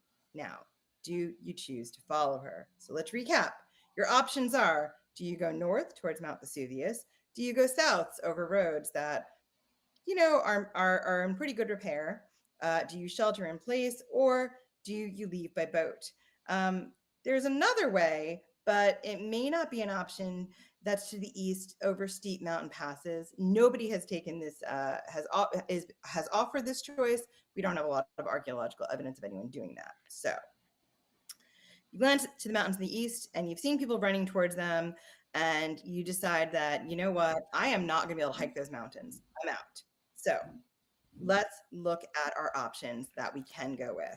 First, we decide that we're going to go with Julian. We are going to shelter in place. All right, Jenny, set the Did we scene for decide us. that? Do we all decide that? Am I We have Julian to or am I order somebody to it. else? You are Yeah. Julian. Yeah. What if Okay, Yeah. so I'm just going to my house. shelter in We're place? going to go through all the options, Jenny, but I can't jump around in all of them. No, I know, but aren't we Got it. going to choose? Yeah, do we have All to? right. Because like I Okay. want to stick with my own self because I like You that can see boat. You know, I think my captain friend, he's been to Samothrace and he has been through the whole mystery bullshit. Like Oh, yeah. he has a lot of Poseidon knowledge. Okay, like this is a good idea. All right. So for the purposes of the event, who here would choose to take the Julian option? Anyone want to vote that they would go and shelter in place? Julian would. Go with Yeah, I Julian. guess I think I'm. Colin, you don't have to actually make that choice, but Oh, Julian okay. will take Chat, you can option. also chime in. Do you want to go with Julian's having an identity crisis of like, am I Julian or am I someone else? Are you going with Julian? I'm just going grabbing people on the street, shaking them, going, "Who am I?" It's the wrong Am time I to do that, buddy. The world is ending. I'm called having bad an identity timing. crisis. So far, it looks like the entire group here would not choose to shelter in place with Julian, even Except Julian. Julian. Except the real Julian, but not Colin playing Julian, which is fair. So, forward you. I'm gonna have a fantasy dissociative gameplay. moment, but okay. I I trust broke Colin. I That's my sounds like trust the in my greatest idea. character, and I know. and yeah, she's Okay. been around the block. She knows what she's doing. She's been She around. knows the what block. she's No, I doing. don't know. Okay. All right. So, if you make the choice to shelter in place with Julian, Jenny is going to tell you what happens. Get started. 1 second. You're shaking so badly that you can hardly stand. Your mouth is dry. You're not sure you can take another step. I'm not sure I can handle the journey, you say. I would be grateful if I could pass out this storm with you and your family. Apologies. Julian clasps a hand on your back and smiles. Of course, friend, come. Let's get inside and out of this ash. You and Julian stumble home towards his villa on the southern outskirts of Pompeii. It is a good distance from the mountains, and you think you'll be safe here. Outside his villa, the dog is tied up and howls and whines and barks at the swiftly falling ash. You should let that dog No, go, I'm you obsessed. say. The dog. I know the dog. I've Come on. seen the dog. We I all have know about another- this dog. I have would, another but my unintentionally daughter- like cosmic question of like, is this like how bound by history are we? Can we Yeah. let the dog go? But we You know, know Dog historically that gets dog let is go. We there. let that dog. I was going to tell you about what happens to the dog. Okay, we're letting the dog go. That's what happens in Yeah. the script. Okay. Rewriting history. God damn it. It is Yeah. what happens in the Dogs. script. I wrote the script. You know I let that damn dog go. No, Jenny wouldn't bother. Have we changed No, the Jenny would timeline not bother. irreparably? She's not invested in letting that dog If go. Loki can do it, we can do it. It explains a lot, doesn't it? It does. Mm-hmm. I just have. Julian unties the dog and moves it to a covered area, then reties the dog to a column. Happy now. Oh, so the dog is not freed. No, the dog Exactly. is still gonna die. You decide, Julian. Just let him go. Is the And you dog go. named Schrodinger? I think maybe Donald Trump wouldn't be president if we hadn't untied that. If we let the damn dog go. We're in the wrong time. Butterfly effect. Damn. Okay. All of this. Oh my god. Okay, wait, where are we at? Do I keep going? So Yes, we got hung up on Len, the why dog. don't you start with We've What done do a you thing. start with now when things seem so dire, or the two of you head inside where you're greeted by his family and his servants? Okay, I actually have to find that place. The two of you head inside where you are greeted by his family and servants. Julian's wife's face is ashen as she looks at you both. What is happening out here? What should we do? Julian laughs. It's a hollow sound, one he's only using to mask his own fear. We will wait out the storm here. This is a strong house. It survived the earthquake of 63. It'll make it through whatever little ash storm is going on outside. His wife still looks worried, but her face brightens. Now, servants, we will have to make sure to keep the water covered, free from ash, and we will have to take turns sweeping the roof and doorways. There's no use surviving if we're all covered in ashes. Right, Julian says. Let's have a cup of wine to steady our nerves, shall we? It's going to be a long night. You look around. Something about being shut up in this house feels wrong.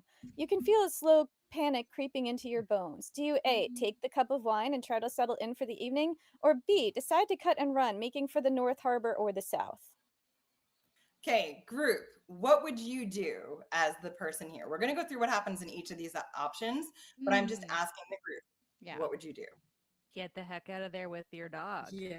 Okay. I don't know, Yep. but wine's so good. I was say I drink myself Bring into the oblivion. wine. I would probably drink a lot. Like, you know, Yeah. I'm stuck Okay. here. It's not one or the other. Bring the wine. It could Fair. be Yes, just I will take the wine with me. Yeah. Oh yeah. No, that's what Yes. we're doing. Okay. We're taking the wine with So us. I on the road. have- The wine Taking and the the wine dog. and the We're getting out dog. of there. Okay, so for everyone, as I'm kind of, I guess, DMing this, we have 3 would take the wine and leave. 2 would take the wine and the dog. 1 would leave the dog, and 1 would stay and drink themselves into oblivion. Have I got that right? Who's Yeah, I think staying so. and drinking into Yeah, who's oblivion? staying and drinking? Was that me? I guess I think it's maybe, but I me. still don't know who I am. Julian is Colin. dealing with his Hence the identity wine. crisis. Okay. I All think right, he's staying Julian and is- drinking into oblivion because that's a good way to deal That's with what an I got identity. out of it. Yeah, I think I So- choose death. Yeah, hey, it's not bad. Listen, there are problems with leaving too. We'll talk about them. So, in this instance, if you stayed and took the cup of wine, your nerves are so frayed that you're not sure you could manage to leave this house again. Going back into that storm of ash and flaming stones seems the most foolish thing in the world. The air outside is so dry you can barely breathe.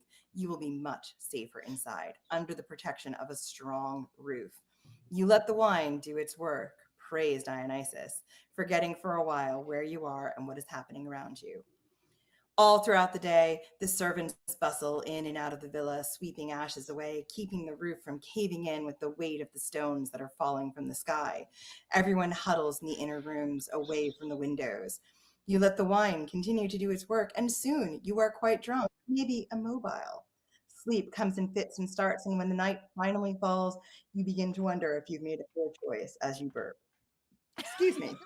You can hear the steady rain of rock on the roof tiles. The air inside the villa is oppressively hot, and you have precious little water left to drink. The children are crying. Julian blusters back and forth, trying to keep everyone calm. You are certain some of the servants have slipped away under the cover of darkness, and you don't blame them. You wonder if you can still make a run for it, but your legs feel wobbly and it hurts to breathe. You close your eyes and wait for the storm to end. So here, That's not a terrible option, frankly. Yeah. Yeah. Until I your stand brain by my starts decision. melting, but It other than sound that, like you're about to die. but like, It's yeah. Pompeii. Most people are about to die. I would say we're all like, Palestine, most people. Wine. Yeah. So, Denny, tell them what would have happened if you tried to stay in this place. so it sounds like a terrible option to some people, but to some it sounds like not the worst option, right? There are a lot of reasons that some people couldn't just run away in Pompeii. In Julian's case, he had an elderly parent. He had 2 small children. I think his wife is pregnant. He's having a horrible disassociating event right now. He doesn't know who he is anymore. He's not. No, he's so confused. am I Aeneas? Am I supposed to carry everyone out? No, you're supposed to forget your wife and carry the rest of them. Except Right. There you go. Look, this is a problem going out into the falling ash, the pumice, the fire, buildings groaning and toppling under the weight of the falling debris. Like, it's not immediately obvious that we should run into that, right? If you're able to shelter in place, some people chose to shelter in place. There was also a worry about being trampled by other fleeing refugees as things got worse, keeping up a pace to make sure your family stayed together. And you had to contend with the very air you were breathing that was so dry and devoid of moisture that it threatened to dehydrate you with every step you took. So fleeing was an option, but not always possible for some people. It was, of course, not a good choice to make if you want to survive, let's say. We all know what happened to those sheltered in place. Pompeii would be struck by several pyroclastic flows, which happened during the early morning hours of the eruption, and the pyroclastic flows are when huge erupting gas clouds lose their energy and begin to fall back down to Earth. And as the gas cloud fell, it brought with it one of the deadliest stages of the eruption, which was the pyroclastic flows. These superheated columns of gas were what sealed the fate of the people of Pompeii and Herculaneum. Jen, do you want me to read this No, quote from I think we don't have science.org? to. I mean, I nerded out over exactly how hot they were, but I think we can pass on. Like, Okay. You know, Jenny was hot. like, please cut this down. And I was like, but I need to tell you that they were like 700 degrees Celsius, like, and that they were going at 725 kilometers per hour, incinerating and demolishing everything in their path. I needed to just say it. Okay. good. Volcano hot. It's so Volcano hot. Volcanoes It's easy. it's fast. fine. So, if you had stayed in Pompeii, your end would have been incredibly brutal. I think someone said you would have been liquefied, everything would have boiled, and you would have met your end in about, pretty much 15 minutes. Your brains would have been vitrified from the heat is the terminology. So And then 2,000 let's get years back. later, they find you exactly where you were. We can name our plush volcano Vitrified from Heat. Vitrified. She does not look like she's gonna hurt you, or he or they. They do not look harmful. They Anyway, don't. They're too smiley. Their That's hairline the looks like problem Hugo with weaving. volcanoes. Yeah, like obviously didn't Your fully hairline blow is their their top. lava. So that was a gentle eruption, a gentle, pleasant eruption. It wasn't a violent eruption. So A kinder, gentler eruption, shall we say. yes. Yeah. That sounds like big So volcano in this talking. instance, in this choice, you stayed with Julian's family. You accepted that cup of wine. Things did not work out well. As we said, 2,000 years later, people find you exactly where you were. They pour plaster into the ash cavity your corpse made, and then they cart you around to museums for people to stare and wonder at. The end. Not the way I want to go, but it could happen. So may or may not have been let's whacking off when it happened. yeah. You may or may not be in a I horrified spilled wine right on my crotch right at that instant. Oh, and I that's was what like, it oh, was. damn it. I didn't destroy it. Dang. That one guy. 2,000 years later, people are gonna be That's throwing all up. people talk Look at this about jerk off. when they see your dead body. Not his fault. Maybe he was. I don't know. Whatever gets you happy at the end of that moment, but your brain being vitrified. So let's decide in this instance that you snuck out at night and you leave Julian's villa. Jenny, hit us with what would have happened. So those of you who would have left with or without the dog, And wine. actually it does say here With. as you exit, you untie the Human poor dog. flesh. Yes. Good. Because Good. I can bring the dog, goddammit. This is It why does we're not in the follow terrible you, but I do think timeline it now. should. Look what we did. You begin to walk south, hoping to catch up with Marius. But Marius is a good few hours ahead of you, and the stream of refugees is intense. The crowds of people block the south gate, and the traffic stops to a standstill. You move along very slowly, unsure if this was a wise decision at all. You're also a little tipsy. Once you're through the gate, I mean, facts. There's a lot The- of wine. The traffic is still slow, but at least you're moving along at a good pace. By about 4 p.m. ET, like 4 p.m. in the afternoon, right? Not 4 a.m. 4 p.m. No, 4 p.m. Sorry. By the AMs You we said have eruption. ET. I'm like, sorry, so 4 p.m. Eastern. I No, know, my it's brain just got a little caught on the I know. the letters. I enjoy Um, being Eastern time. It's suddenly. Eastern, okay? Are you vitrified? Have you been vitrified? Possibly. Anyway, you make it to Stabby Eye by about 4 p.m. Though it is only about 4.5 miles from Pompeii, you feel like you've been walking for days. Your throat is so dry you can barely breathe. The lines of refugees have moved so slowly, sometimes completely immobile, after a bit of flaming debris hits the earth around you. You've wrapped your nose and mouth with a strip you've torn from your tunic. It does little to protect you from the brutal air, but it's better than nothing. As you arrive in Stabby Eye, which questionable whether that's a safe place because it's called Stabby Eye, you are surprised to find a familiar face. Marius is sitting outside a well-kept villa. He smiles. You made it. I decided at the last minute to join you, you say. Wise decision, old friend. I'm going to take a moment's rest and then continue onwards. If you're too tired, you are welcome to stay here at my friend's villa, but I have a strange feeling that is drawing me to continue my journey. Do you A, stay at the villa in Stabby Eye, or B, continue on with Marius to the next town? All right, I'm what so are- smart. I'm so glad. Marius seems to know what's up. Marius with big oh, I can't even say it. Big dick energy. Exactly. That's what I'm telling everybody. Can you read the graffiti? It's tiny. So do we go? We leave Stabby Eye, or do we stay in Stabby Eye? Leave. So, Leave. okay, group. Raise Who your hand if you would decides? leave. Raise your Would hand if you would leave leave. Stabby Eye? God, I don't know Yes. enough about Elijah's that site. raising her hand. My video is weird. Okay. Okay. Elijah and Liv would leave Stabby Eye. Colin, we're gonna let you like respawn, and you can decide would you stay in Stabby Eye or would you? Hello, it is me, Julian 2, his brother. Julius. I look exactly this. I look and talk exactly the same, but I am in fact a new person. I'm going to. I'm gonna stay in Stabby Eye. Okay, Jenny, would you leave or stay?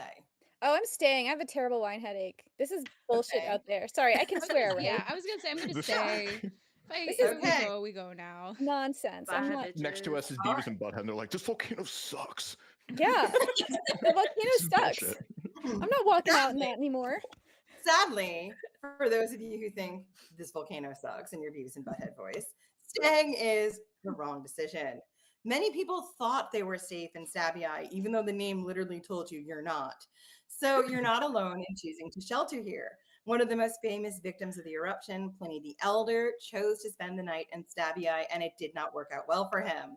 Pliny was the captain of a naval fleet in the area, and he was staying with his sister and Pliny the Younger in Misenum. He got a message from a woman named Britsina. I have so many details, it's unnecessary.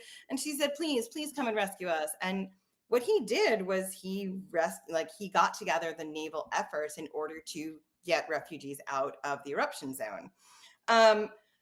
Unfortunately, he did not do a great job of that for many reasons. We'll talk about them when we get to the harbor.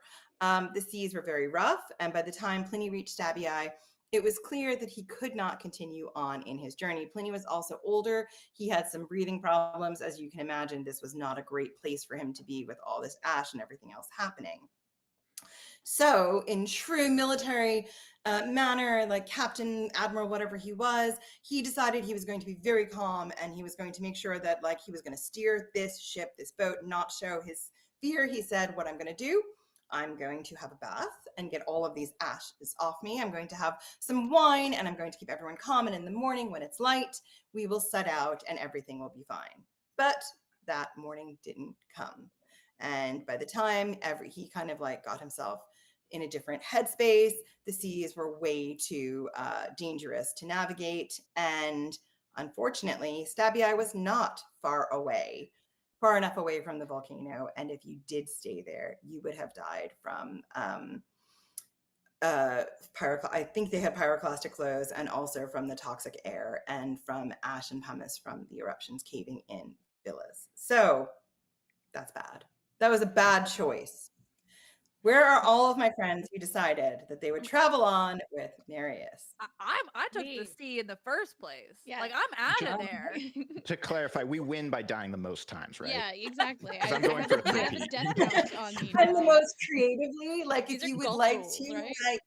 if you'd like to, when I give you the option of whether or not you go or stay, you want to create your own death throw moment, go for it. So Oh, far, hell I've yeah. died twice by drinking too much, so I think I'm winning. I think you and Julian are tied for Yeah, deaths. maybe. I think I I've got mean- one death on mine.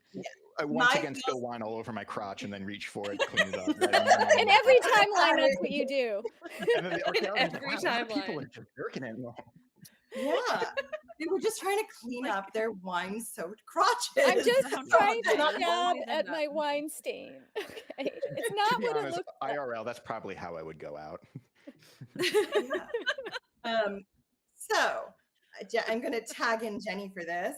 For my people who decided that they were going to travel on with Marius from Stabby Eye, again, the time is 4 o'clock. When you two meet up again, let's see what happens. Wait, we're resetting, and we've decided that we go forward with Marius. Yes. So, Yes. I am not too drunk. The roads are still filled with many weary travelers, but Marius sets a punishing pace. It is almost beyond your endurance, but somehow you keep up. Marius tells you that it is now past dawn, but there is no light, just more darkness. You both keep stumbling forward. You have been walking all night, not sure how much further you have to walk, only certain that you must keep pressing forward. And you do. You walk, and finally there is an end to the ash cloud. You can start to see the sun. Both of you laugh and cheer. Soon the air you're breathing is clear and cool, and you cannot help but hug each other and cry. You have survived Pompeii. Yes. Woohoo! I did it. Well done. So, Well done. to Well done. recap, you could survive Pompeii by leaving with Marius. I believe we said you were going through the southern gates. The southern You gate. had to leave early. You had to be very fast. You had to keep pushing through. You couldn't get caught in any bottlenecks. You could not stop at Stabia. You had to keep walking. So So- basically, you had to be Ted Alright. Cruz fleeing Texas when the power goes out. Dan, We survived, sadly. Donald Trump Yeah. fleeing everywhere every time anyone mentions the Epstein files. Elon Yep, Musk yep. is Mars. Rich people know how to get out of a shitty situation fast. Yes. So, speaking of people who know how to get out of a shitty situation fast, let's rewind and go back to our friend Helena. Damn right. Helena. I know what the fuck I'm doing. Getting the And fuck out of there.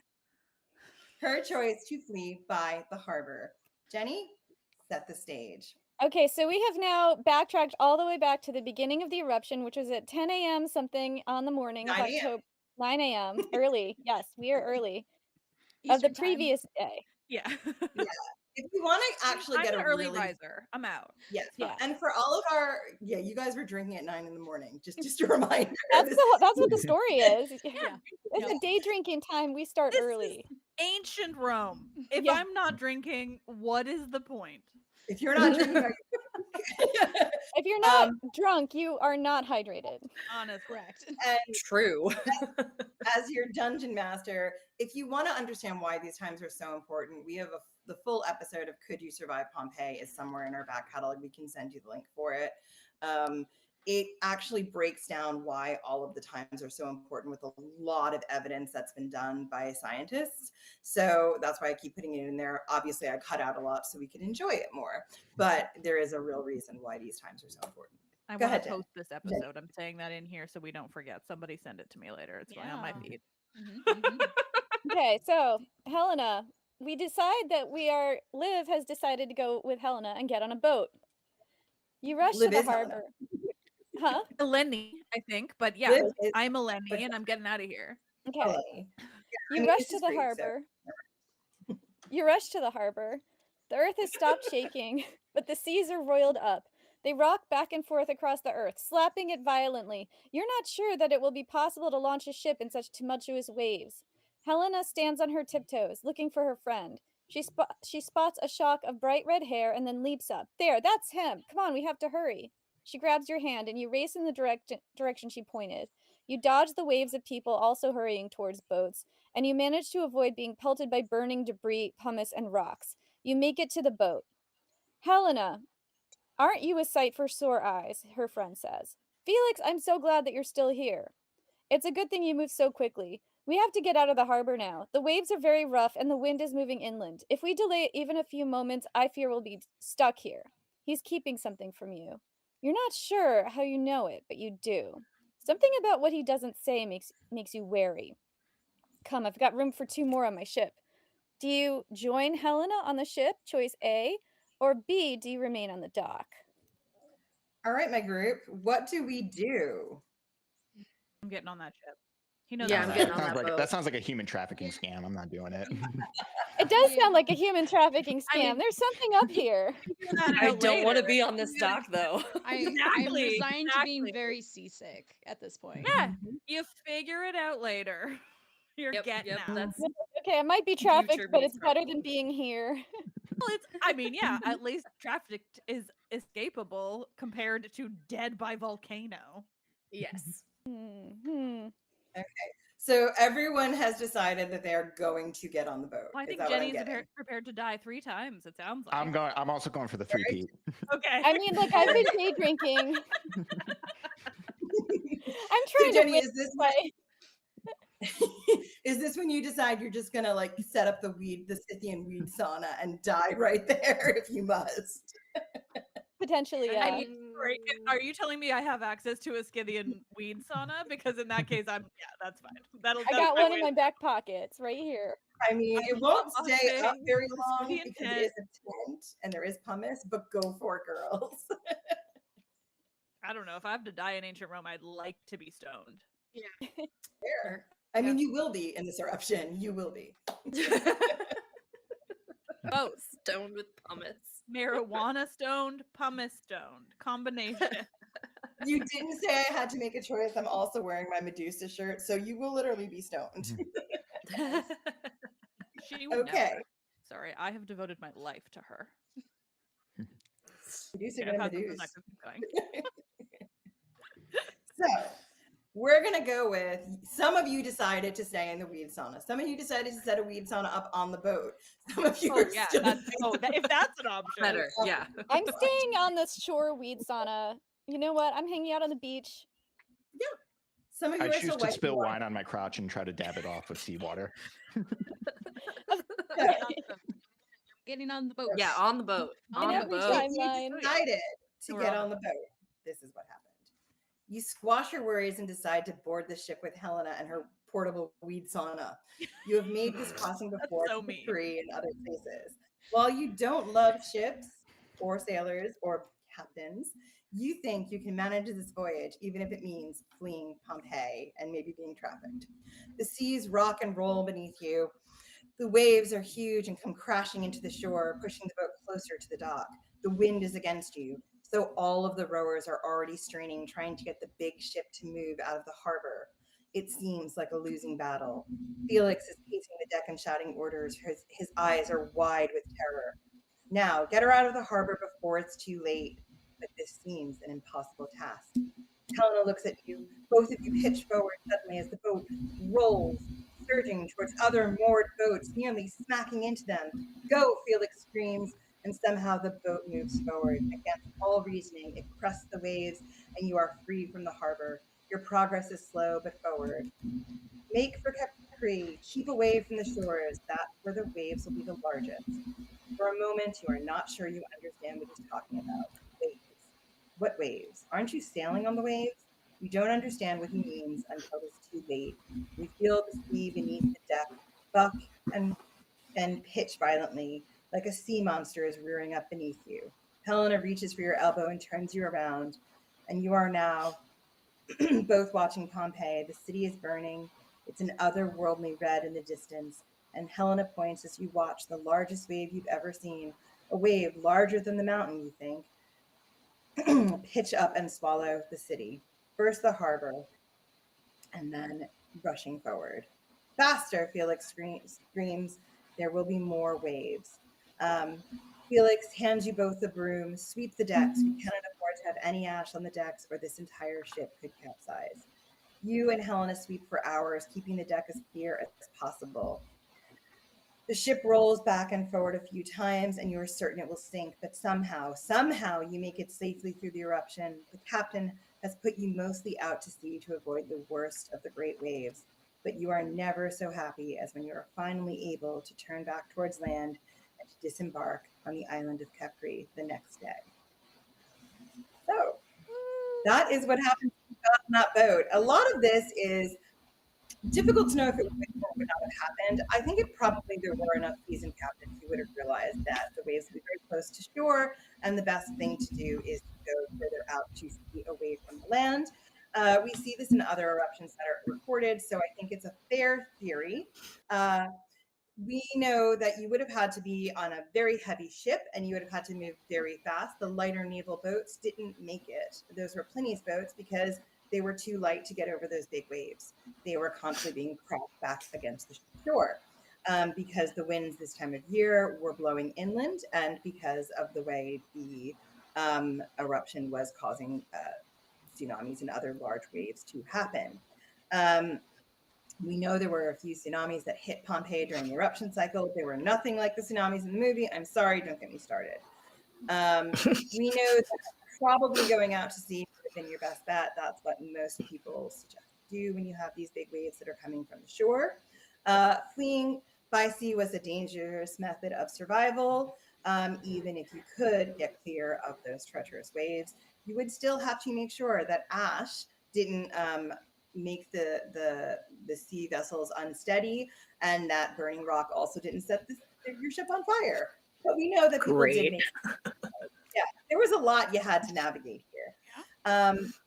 We know that many people also did not make it out of Pompeii or Herculaneum or Stabii by sea. And we know this because of what we found if you chose to set up that weed sauna on the dock. We found them preserved in ash. So escape by sea was unlikely, but in theory, possible if you got very lucky and you went very early.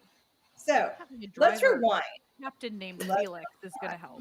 Sorry, like he said, if you got lucky, but the captain's name is Felix. That's you getting lucky. I just was prepared. Although I mean, Felix it's almost like a in the girl movie who knew. Pompeii did not live up to his name. He was like the first to go. That's a movie Pompeii problem. I feel like the last person I would trust is Felix. Yeah, well, We know. Unlucky. Yes. So let's rewind. Let's decide. You had a portable weed sauna that you just set up on the dock and did not want to leave it. You had some wine you were furiously dabbing off your crotch, and you decided that Felix is not a lucky person. You've met Felixes before. Everyone named Felix is I'd Dutch. never trust a Felix. That's my one rule.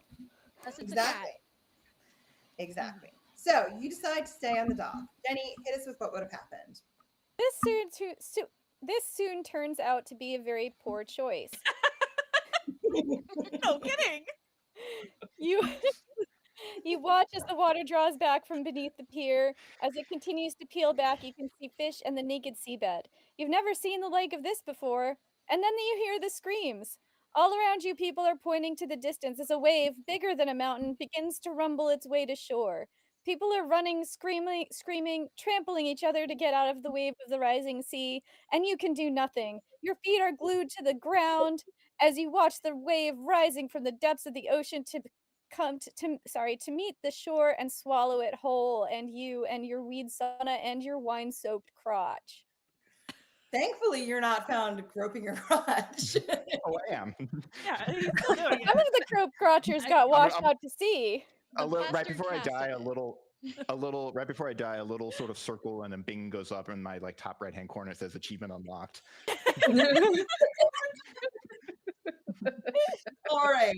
Right, So stained we're crotch. going to rewind. We're going all the way back to the beginning for our last option. I swear we're almost done. You are standing at 9 a.m., day drunk with your friends. The eruption has just happened. You've had your choices. We've looked at what happened if you went to the sea. With Helena, it's possible you survived. If you sheltered in place with Julian, you definitely died and were grabbing your wine-soaked crotch. If you went south with Marius, you potentially could have survived if you were very lucky and very fast. Now, it's time. Wait, why do we have south with Marius again? Oh, I guess I have south. We don't need to do this one. We already know what happened. I think we already did it. Yeah, I think we did.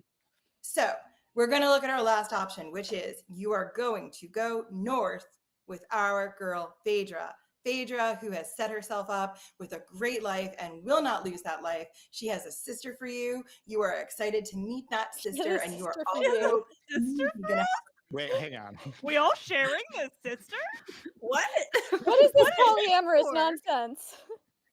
Listen, Phaedra is living life right. It's Sarah, polyamorous incestuous nonsense. Well, I mean, her sister is not her sister. We know that. We've got it in quotation. So she's giving her girlfriend to us? I didn't know that. I didn't know any. This is all a surprise. Am I still Maybe she Julian? wants to be a unicorn. I don't know. Batiata's living your best life. You're all free and you're able to do what you want. I have somehow. somebody's sister for you. Okay, we didn't went say to the north whose. side. I'm sorry. We all are our own sisters, are we not? No. Wait. So, That's a Julian thing to say. very Right? All In right. Identity Crisis, that is exactly the thinking, yes. Wait, aren't we all our own sisters? Isn't that where I Am I got my to? own grandpa? The many a famous question. All right. For ease, and because this episode or this episode in our podcast in our live stream must end, we're all most of us going with Phaedra. If you're not going with Phaedra, please tell me why you're not. Well, we already know what's gonna happen if you don't go. So now you're going with Phaedra. Jenny, tell us what happens when we head north. Okay, wait, hold up. I have to figure out where I am again. Okay. All of your friends look at you as if you've gone mad.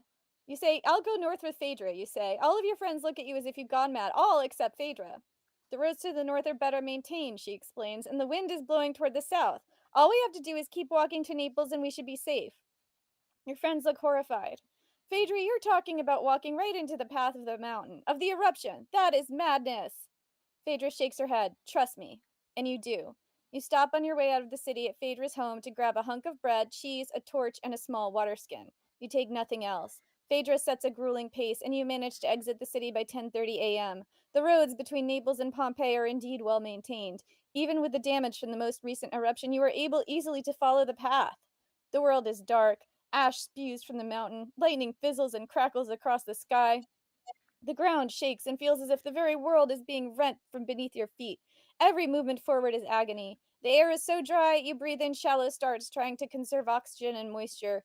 You're not sure how much further you can make it, and then you arrive at Herculaneum, a seaside resort town, at about 1 p.m. Herculaneum is just 4 miles from Mount Vesuvius. This close, the mountain looks like a monster, a creature sent down from the gods to devour you whole. Even with the mountain so close, you can't catch your breath. You motion to Phaedra that you need to take a break. Phaedra shakes her head. "This is the most dangerous part of the journey," she says. "We have to be quick through here, or we are too close to the mountain." Do you A, take a break and catch your breath, or B, continue on with Phaedra? Not a Go, go, physically go. Yeah, safe keep going. city. I think we all You know what know? I'm gonna do. Like, Choose one. Have it go sideways. Drink some wine still. Herculean's Yeah. known for something. I don't know. I just think that's like a hint. I just need to pause for a quick drink. That's what I need to do. Or a weed sauna. Your portable weed I sauna is still need to there. pause. My portable weed sauna needs to be broken out right now. Okay. So some of you have decided you're going to keep going and you're listening to Phaedra. She's a very smart woman.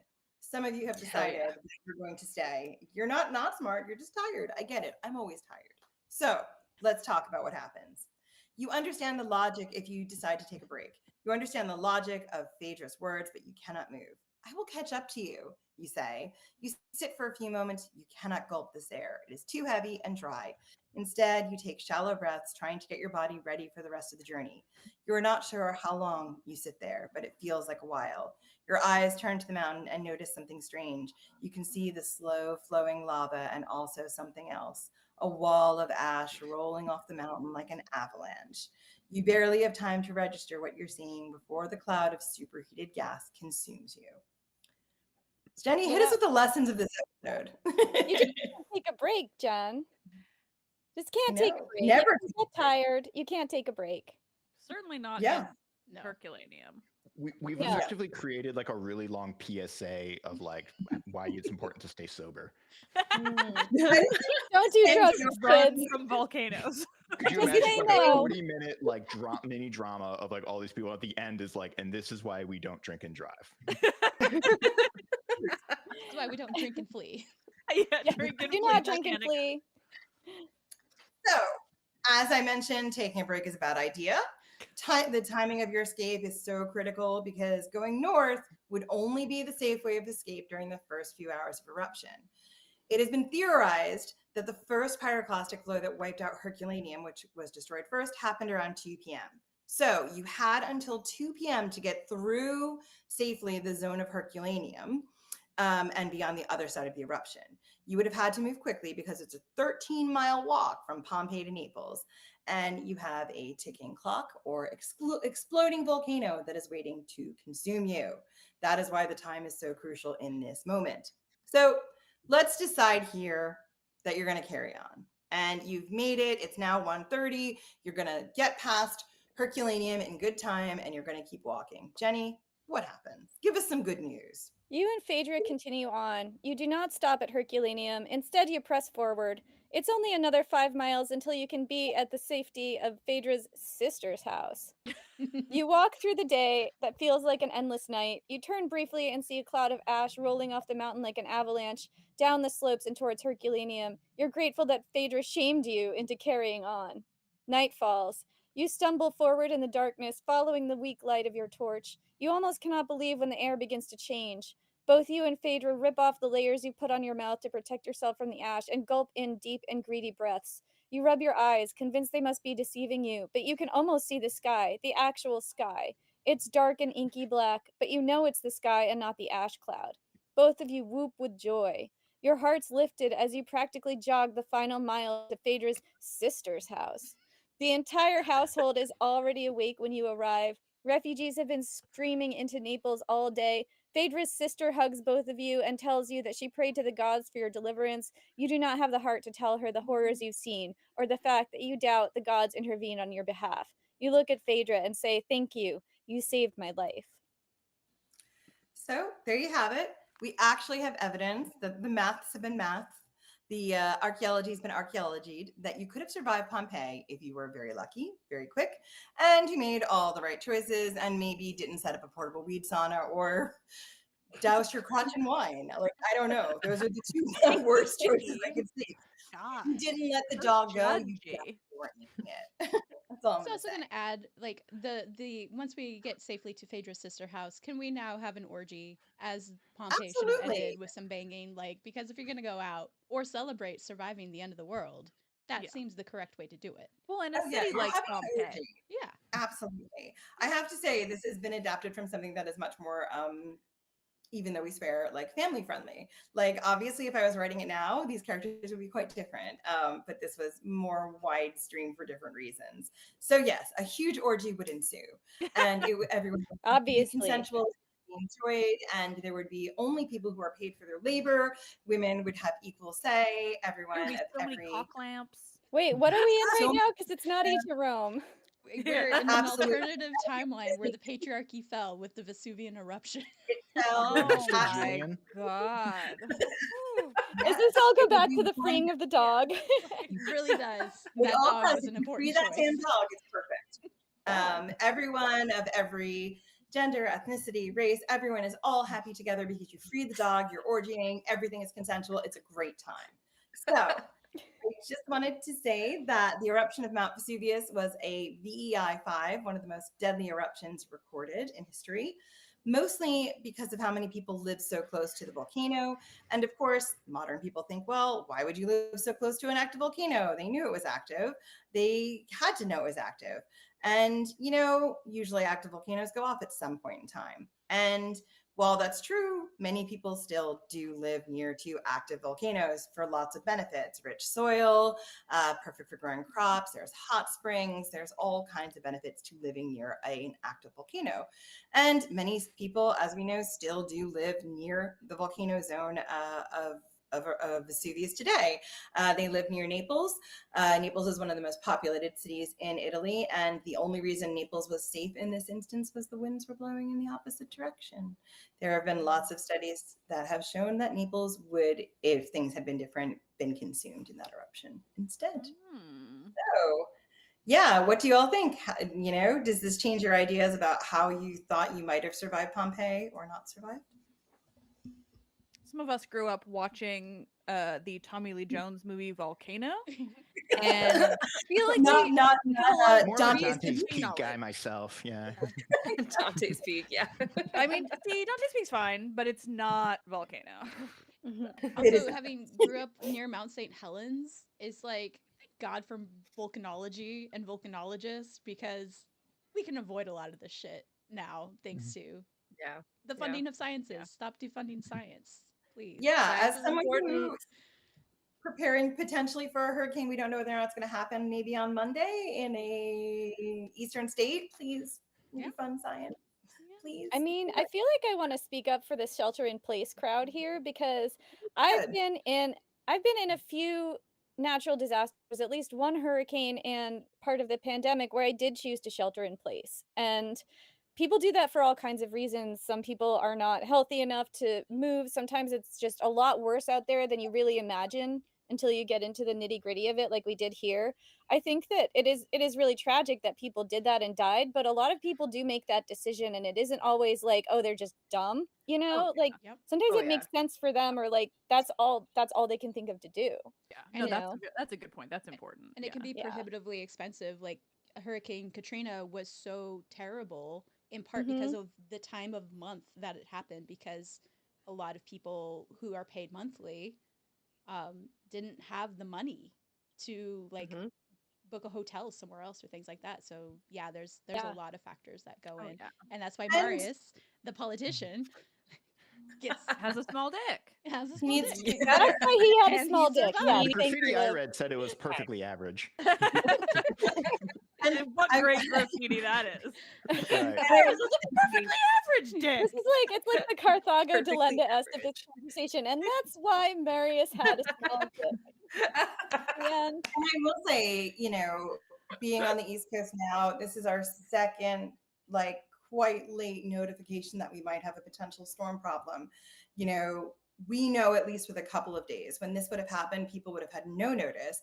The only thing they knew about that volcano was that it was, and I don't know if they knew it was directly from the volcano. It was very active. They'd have had a very bad eruption about 10 years, 15 years before. The mountain rumbled a lot. They didn't really know what they were experiencing or getting. And, you know, they might have thought like, well, it is more dangerous to be outside. It is best to be inside. And, you know, we didn't get into it because I didn't do the whole section on the South Gate. It's in the longer episode. The crushes at that South Gate where people were trying to flee because the roads were better, of people and carts and everyone trying to get out. That is where most people were killed, because of just people trying to get through on this way out of the city before everything went wrong.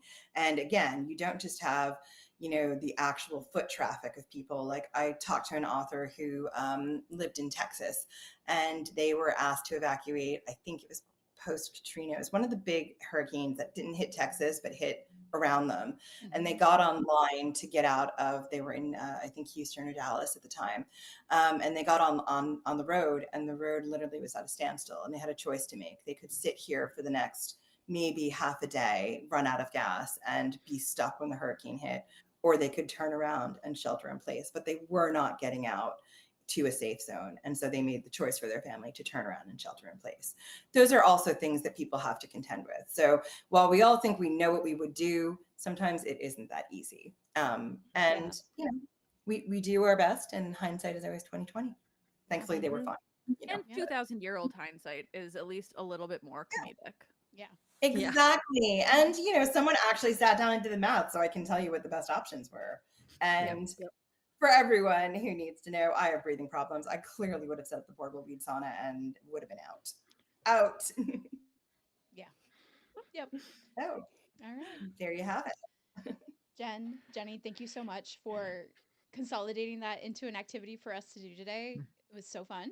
Yeah, that was And delightful. you Thank should you. check out the full episode, and you should suggest names for Jen's lovable little volcano that I was going to throw out. Is it Pele?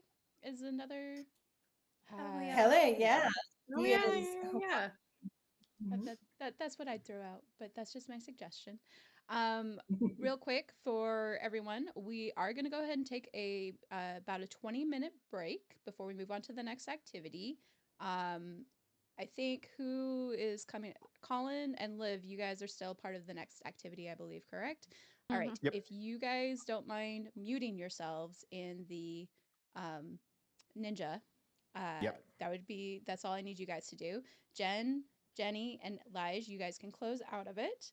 And I'm going to put us on a little break screen. Everyone can go to the bathroom, refresh, get coffee, water, alcohol, whatever you need.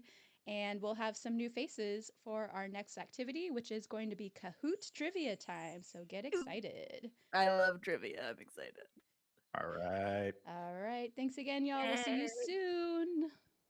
Bye. Bye.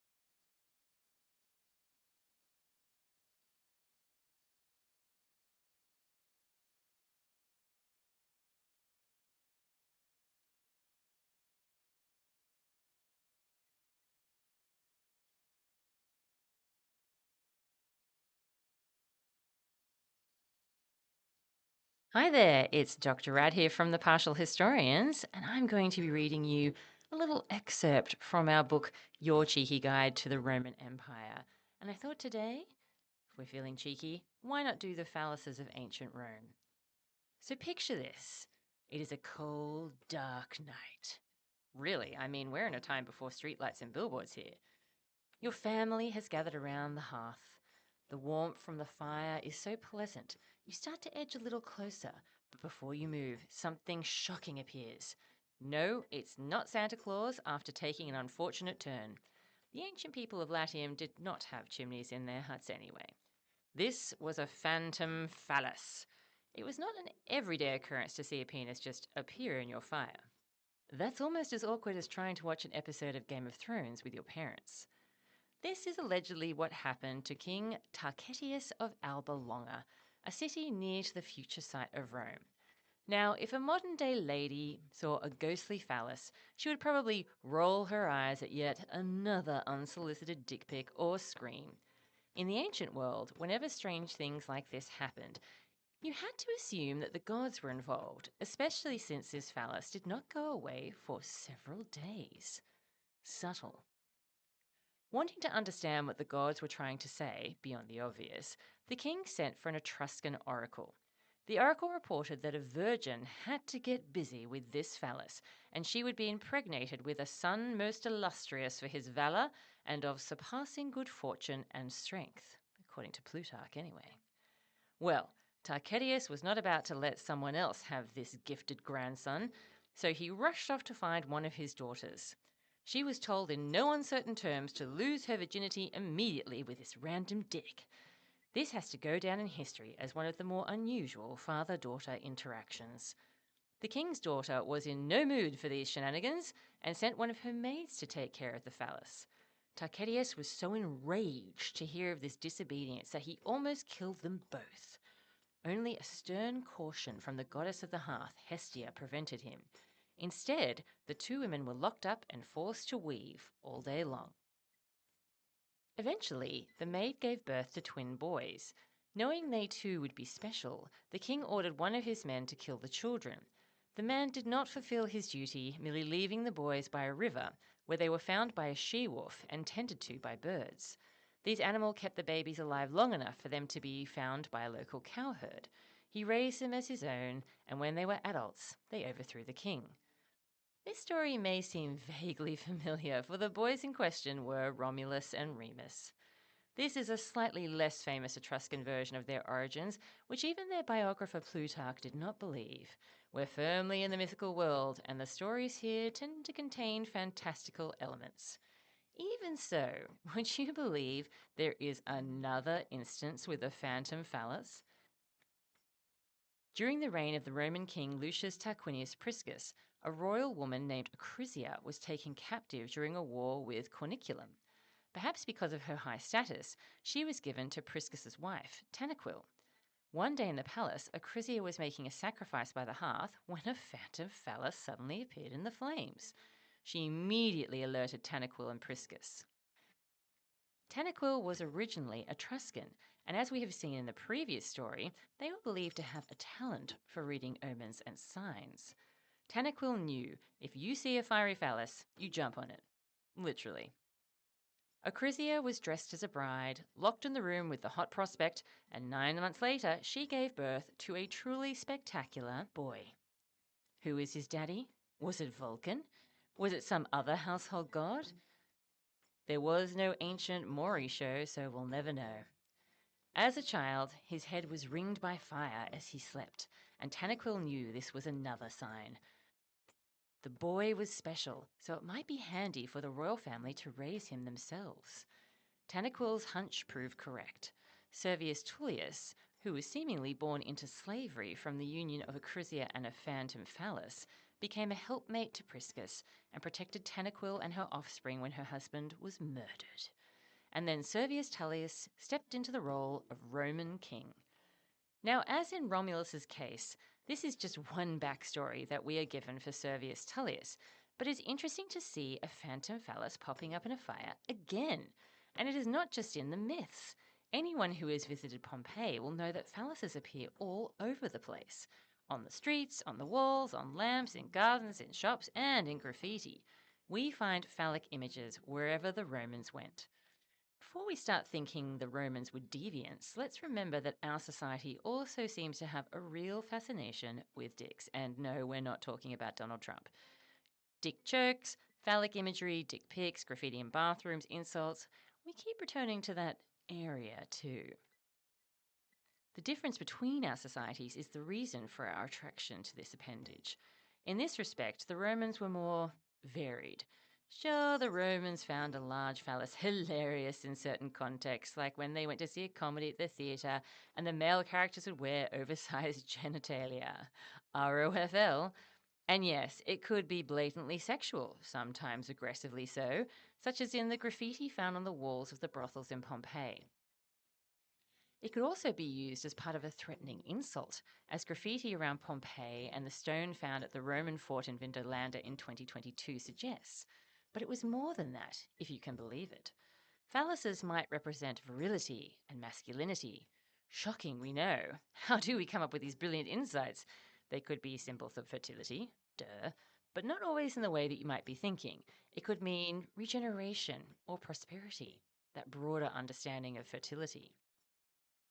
We should note one very important detail about the Romans and the Greeks here. They did not have an obsession with large penises, unlike some. A large phallus could be useful to convey meaning, but the Romans preferred smaller penises most of the time. A big dick could mean, well, a big dick head, someone who was ruled by his passions rather than his brain. If you take a peek at most classical statuary, you'll notice that modest penises were #trending. And that brings us to the end of this little excerpt today. If you want to hear the end of the chapter, I'm afraid you'll just have to check out our book, Your Cheeky Guide to the Roman Empire.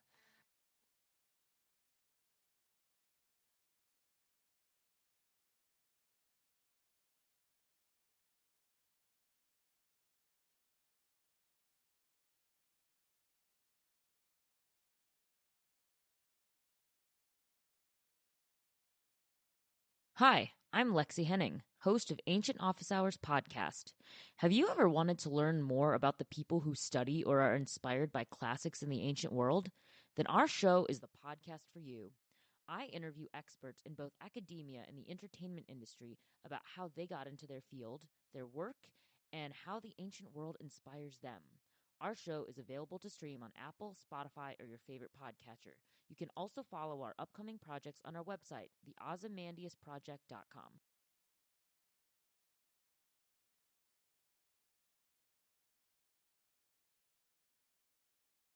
The world of ancient Greek myth and the wider history of the Mediterranean is and always will be incredibly relevant. Whether you have a casual interest in myth or are a dyed in the wool nerd for the ancient world, you will find your fix with Let's Talk About Myths, baby.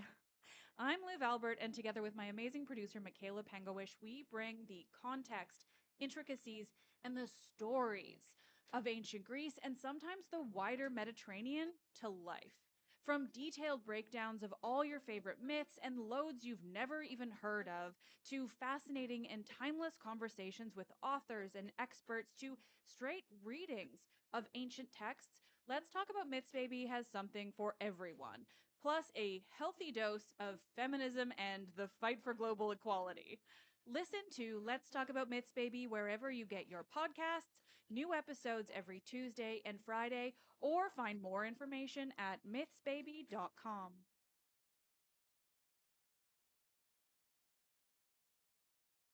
Friends, Romans, countrymen. Do you like films about gladiators? Are you not entertained? Do you want to know more about movies based on ancient history? If so, check out Movies We Dig, the podcast about film, antiquity, and everything in between.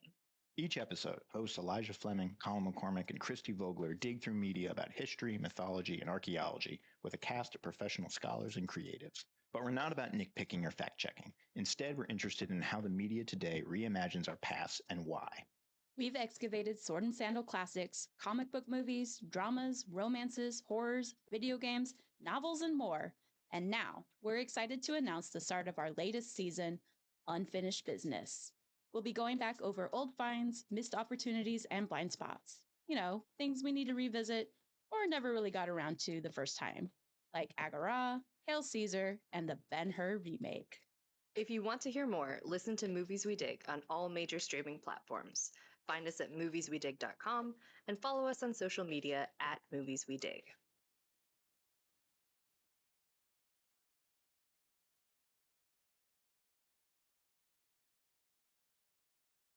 What did it take to survive an ancient siege? Why was the cult of Dionysus behind so many slave revolts in ancient Rome?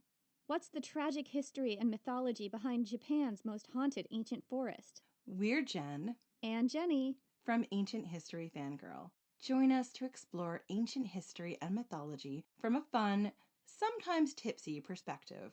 Find us at ancienthistoryfangirl.com or wherever you get your podcasts.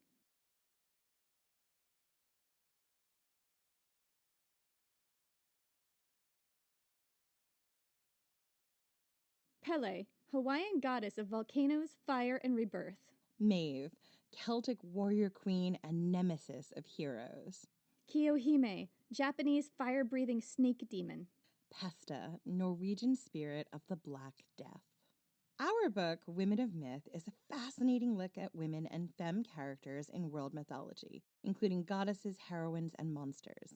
With captivating illustrations by Ringo Award-nominated artist Sarah Richard, it's the perfect gift for the mythology lover in your life, including yourself. Find Women of Myth wherever books are sold.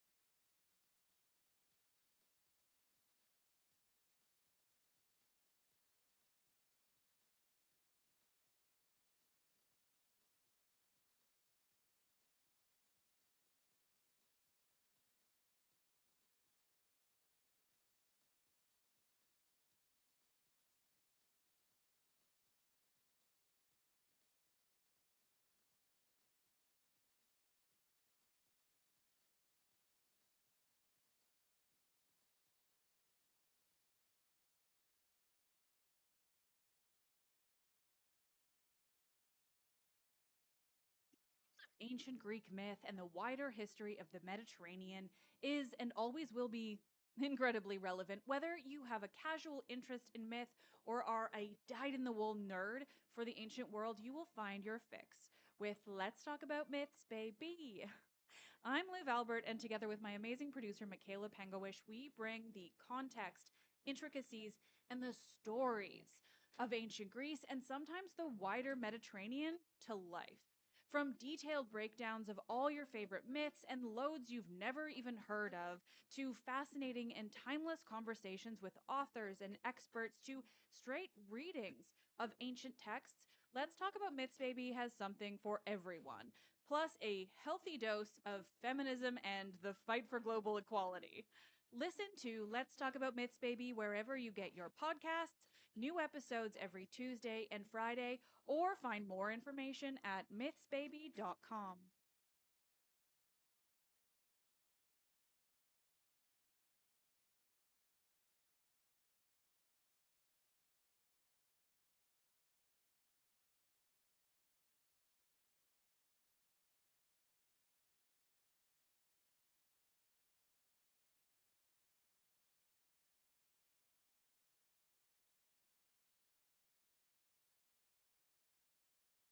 Hello, this is Dr. G from the Partial Historians, and I'm going to be doing a read through of one of the chapters from our most recent book, which is entitled Your Cheeky Guide to the Roman Empire.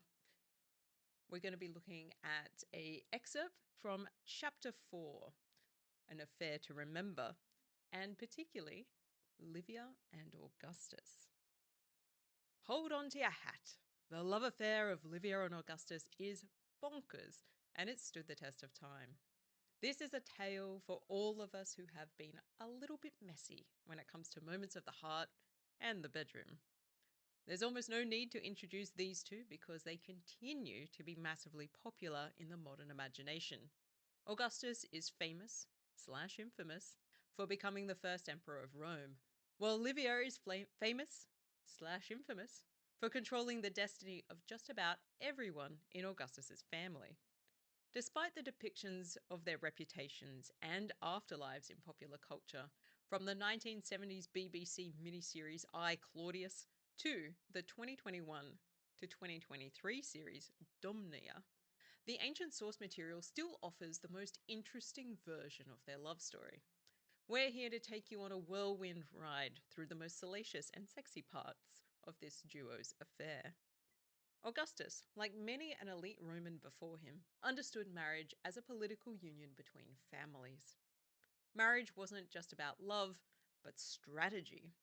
And if we should offer Augustus any kind of compliment, he was a master strategist.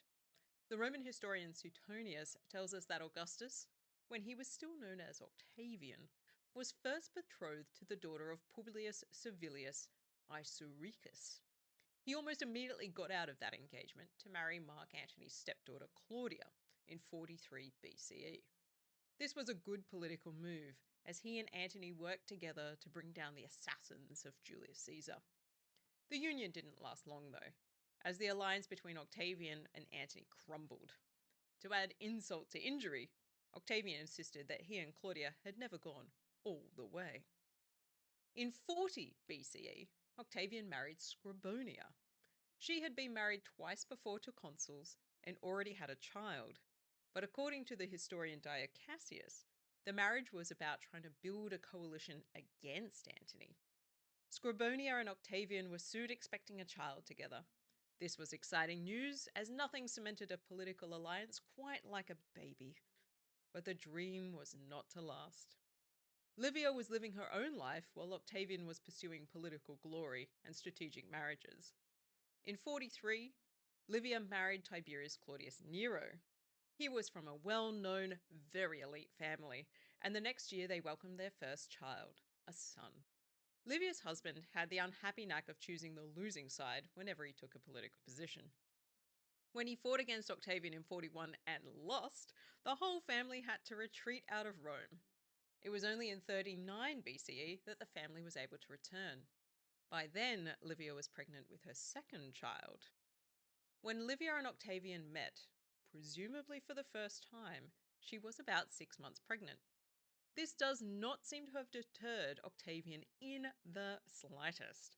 Within the space of less than 3 months, the following unfolded. Octavian secured Livia's divorce from Tiberius Claudius Nero. Octavian dumped Scribonia. Livia and Octavian got married. Tiberius Claudius Nero gave his old wife away as though he were her dad. The very next day, Scribonia gave birth to Octavian's first child, a daughter they called Julia. And 3 months after her new marriage, Livia gave birth to her second son by Tiberius Claudius Nero. If social media had been in ancient Rome, this would have been a viral sensation. The timeline has scandal written all over it. The Romans loved gossip as much as any of us, and there was plenty to say about these events. Dio Cassius suggests that Octavian sought the advice of priests about whether it was permitted to marry a woman who was pregnant.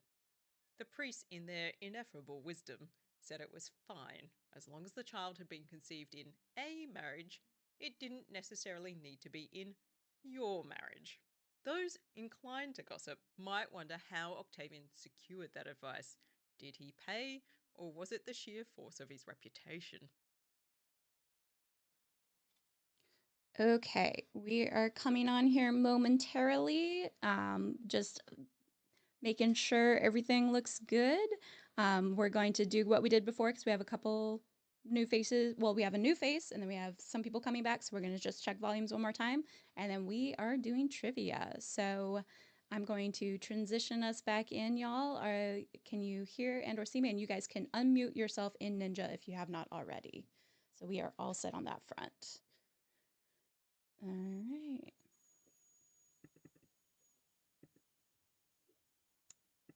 Okay. And then hang on, because I don't know if I can hear anything. Okay. Can you guys hear me okay? I can hear you. All right. All right. We are going to have everyone do a quick check-in. Let's see. What is the most dangerous thing you've ever done? And we'll go down the line. Emma, can you tell us what is the most dangerous thing you've ever done? Nope. No volume. Okay, hang on. Checking. I think I muted some of you guys. One sec. This is how too many buttons. All right. Unmute. Hello? Now, Emma, go ahead. Hello. I went whitewater rafting in Zimbabwe, and on the scale of 1 to 6 of classes of rapids, I flipped over on a 5. Ooh. That sounds ouchy and scary. It's not a good idea to be 14, and that's the point where you discover you might have an anxiety disorder. But if you're ever gonna learn. Yeah. We lost a kid. Not like she died. We just like found her like a quarter mile down the river, and she got picked up by a kayaker. But there was fully like we had about 20 minutes where we were like, Maya's gone. Oh no. Yeah, Maya's fine. It's a good story survived. now. Everyone survived. She got picked. Yeah, But yeah, don't flip over to class 5 on the Zambezi River. Yeah, that sounds dangerous. I am. Yep. Hey, Andy, if you are monitoring, can you come here for a second? Because I'm missing something for the audio mixer. But we're going to keep going down the line real quick. Liv, what's the most dangerous thing you've ever done? Trimmed a cat's nails. That is dangerous, frankly. There's probably something more dangerous. I don't know. I've spoken to men before. Sorry, Emma. Okay, hang on. Ooh, tea and my sinuses. Okay. One second. I'm awake. I scared Jenny away. She hates it. You lost Jenny for a moment. Much. Hang She's on. just like offended. Hopefully Jenny will be back. See, can you tell us what's the most dangerous thing you've done? We'll give that a moment. And then Oh god, I'm trying to think about what's the most dangerous thing I've done. I don't know. I mean, probably get really drunk when I was living and studying in Scotland, and then I thought it would be a great idea to walk home 25 minutes alone at 4 in the morning in snow because I really didn't know what I was doing. But all I knew at that time was, keep in mind, this was 2015 Scotland, so all I had in my mind was they don't really have guns in this country. The police don't even carry guns. And I'd been living in this city for like 5 months. What's the worst that's going to happen? So I was like, yeah, I'll just walk through the meadows in the snow home. Nothing happened, luckily, but I'm sure that that was not a smart thing to do. I love the idea that no guns means you're safe. Like the rest of us just exist in this realm where like other things are scary too. Yeah.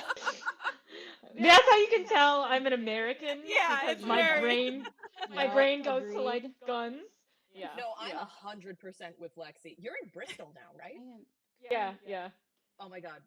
Go to the Spiny Lobster if you like seafood. They're a really good fishmonger and like they have enough seafood restaurants attached. They're really awesome. Yes. Okay, I will take that suggestion for sure. If there's still there's a hot guy that works in the fishmonger place. If he still works there. We like a hot Yeah. fishmonger. Nothing wrong. I with mean, that. Nothing wrong I'll with walk that, in. Liv. I'll walk in and just ask, "Where's the really hot dude who works here?" He gave Excuse me me, do free you shit. hot Like fishmongers? when I was like walking back from drama school and I wanted to like stop by, like I would get free stuff. It's really good. Yeah, let me just remember to walk in and be like, "Who's the hot guy who gives free shit?" Like, sure. I don't see what could go wrong here. Okay. I mean, if there's multiple hot guys giving free shit, then that's only a boon for me, right? Then that's what we call a harem activity. Like, I think I don't know if we're unmuted on the live, but I do see us on the thing just as a Okay. warning for what. Yeah. The only thing is like for whatever reason, I'm not getting an audio mix for Emma, and so people in chat, can you all hear Emma talk? And, yes. Okay. Wait. Well, in Well, chat. we can we need the YouTube people to Yeah, hear. we need the YouTube yeah. people to respond if they can, or Andy. Andy. This is why I need an Andy. Hang on. But I think we're more or less ready. Liv, you still need to sign into the room. I know you got kicked. Are you able to I try? know. Sorry. I It's don't know if you okay. can hear me. It's before. okay. I don't. obviously have a lot going on. So Yeah. It just like it let me in, and then it was on my phone, and I just went away, and then came back, and it's been telling me that I can't get in the whole time, and it doesn't say anything except that okay. connection loss. Don't refresh. Okay. So I'm just. Let me Yeah, I was refresh gonna on say, my end. I I'll couldn't type get in the new into it code either. for you Okay. all to have in 'Cause I Discord. definitely- Nope. It did briefly let me in, and then it was like your nickname's taken, and I was like, "There's no other Liv here." Maybe it tried to put So. you in. Okay.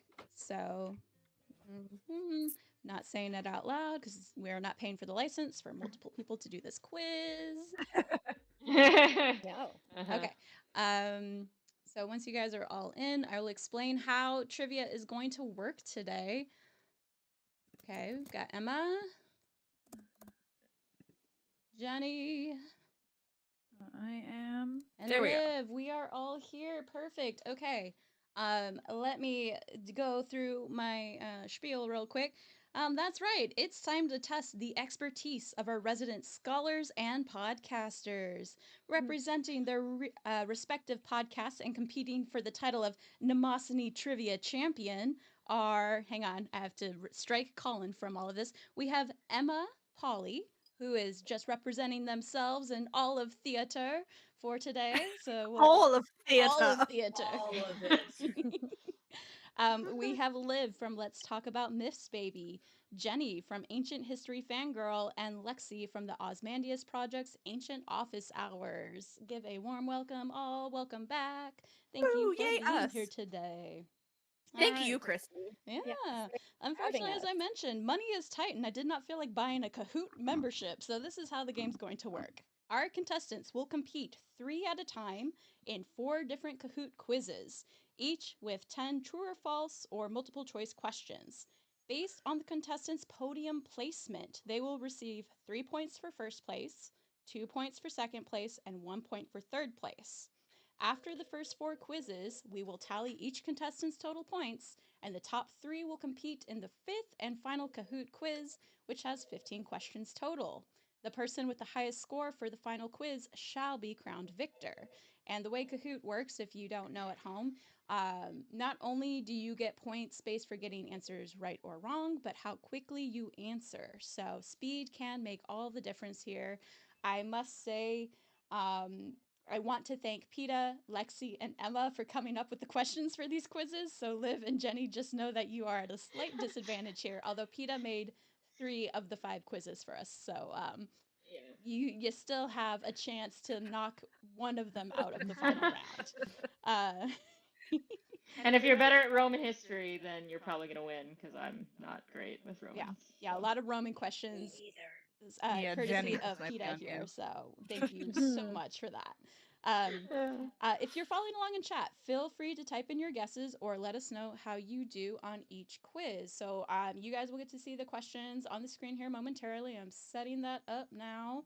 Oh no, hang on. Oh, okay, I'm setting it up now. Hang on. Toot. You all can answer the questions as I pull it up. Where are you? There we go. Okay. It's on our apps though, right? There Nothing else. The goddess is the Titan. Oh, I'm sorry. Okay, hang on. We'll start over. I don't. Where were we looking? Yeah, where are we looking? Yep. Nope. My fault. Okay, hang on. I'm in the Kahoot, but I've got shapes. Yeah, same. Yep, you've got just shapes. I know. Hang Same. on. I will probably restart this. Okay. Nobody look. Okay, sorry. I need to look where. I know. Whew. Do we need a different pin or the same pin? We're probably going to need a different pin, so I'm going to take this off screen again real quick. One Okay. sec, Oh, no. because I don't want randos taking up the 3 spots that we have. I mean, nothing has been on screen, just for your Yes. knowledge. Yeah. Okay. Well, at least you guys are looking at something. I'm, not. Yeah. No, we're not. I'm asking. That's why I'm worried that I'm not looking Don't at worry. something. I'm fixing it. I got kicked out, so I think we all got kicked out. We all right? got kicked out. Yeah. I'm putting another pin in. We'll figure this out. Don't worry. Okay. This is Look why at we us. have a You're buffer. doing great, Christy. I Yes. couldn't do Yeah. any of this. This is why Yeah, we me have neither. a buffer. Okay, there's a new pin in Discord chat for y'all. And I know once you are officially in and taking the 3 spots, I will then make sure to turn on the screen for everyone to see. You will need to be watching the stream to see it, but I will also make sure that I am reading the questions and answers out loud as fast as I possibly can. So Great, because the screen is going to be delayed, right? it will probably be delayed. Yes, that is the one limit. Just say player limit reached. So Okay. I think we're good. So we're going to turn on the screen because no one else can take the spots. I'm going to transition it and all right. Can everyone see screen now? No. I say it says you're in. See your nickname in the screen, and then it's just blue. Oh yeah. Okay. No, I can see it. Yeah. Jen, you have to go to YouTube. Yeah, it is Yeah. on the stream. I will Oh. again read questions out loud. Wait, are we answering verbally? Nope. No. You will answer via your phone. I Right. I answered guess via my Emma's phone. doing the next one because there's only 3. Yeah. Ah, Yes. oh my So god, we I have need technical I'm the directions. peanut gallery. I'm Statler. You're yep. Emma's Yeah. peanut gallery for this round, and then next round will be after Jenny, What am I Lexi, doing on and my Emma. phone? I'm so sorry. You're okay. We're figuring it out. Technology is fun. It makes our lives easier. It makes us more connected. I am being AI is sarcastic. great. It's making us all smarter. Yeah. Uh-huh. That's sarcasm. Mm-hmm. All right. I'm holding up for y'all to see the screen. No, but where? I can see you. Period. Yeah, I've never been able to see you, so I'm not. Yes. Mike, you will not see me. I am but a godlike voice at the moment, being your Got host. it. So what are you? What screen are you talking about? The screen of the live stream. So, Okay. yes.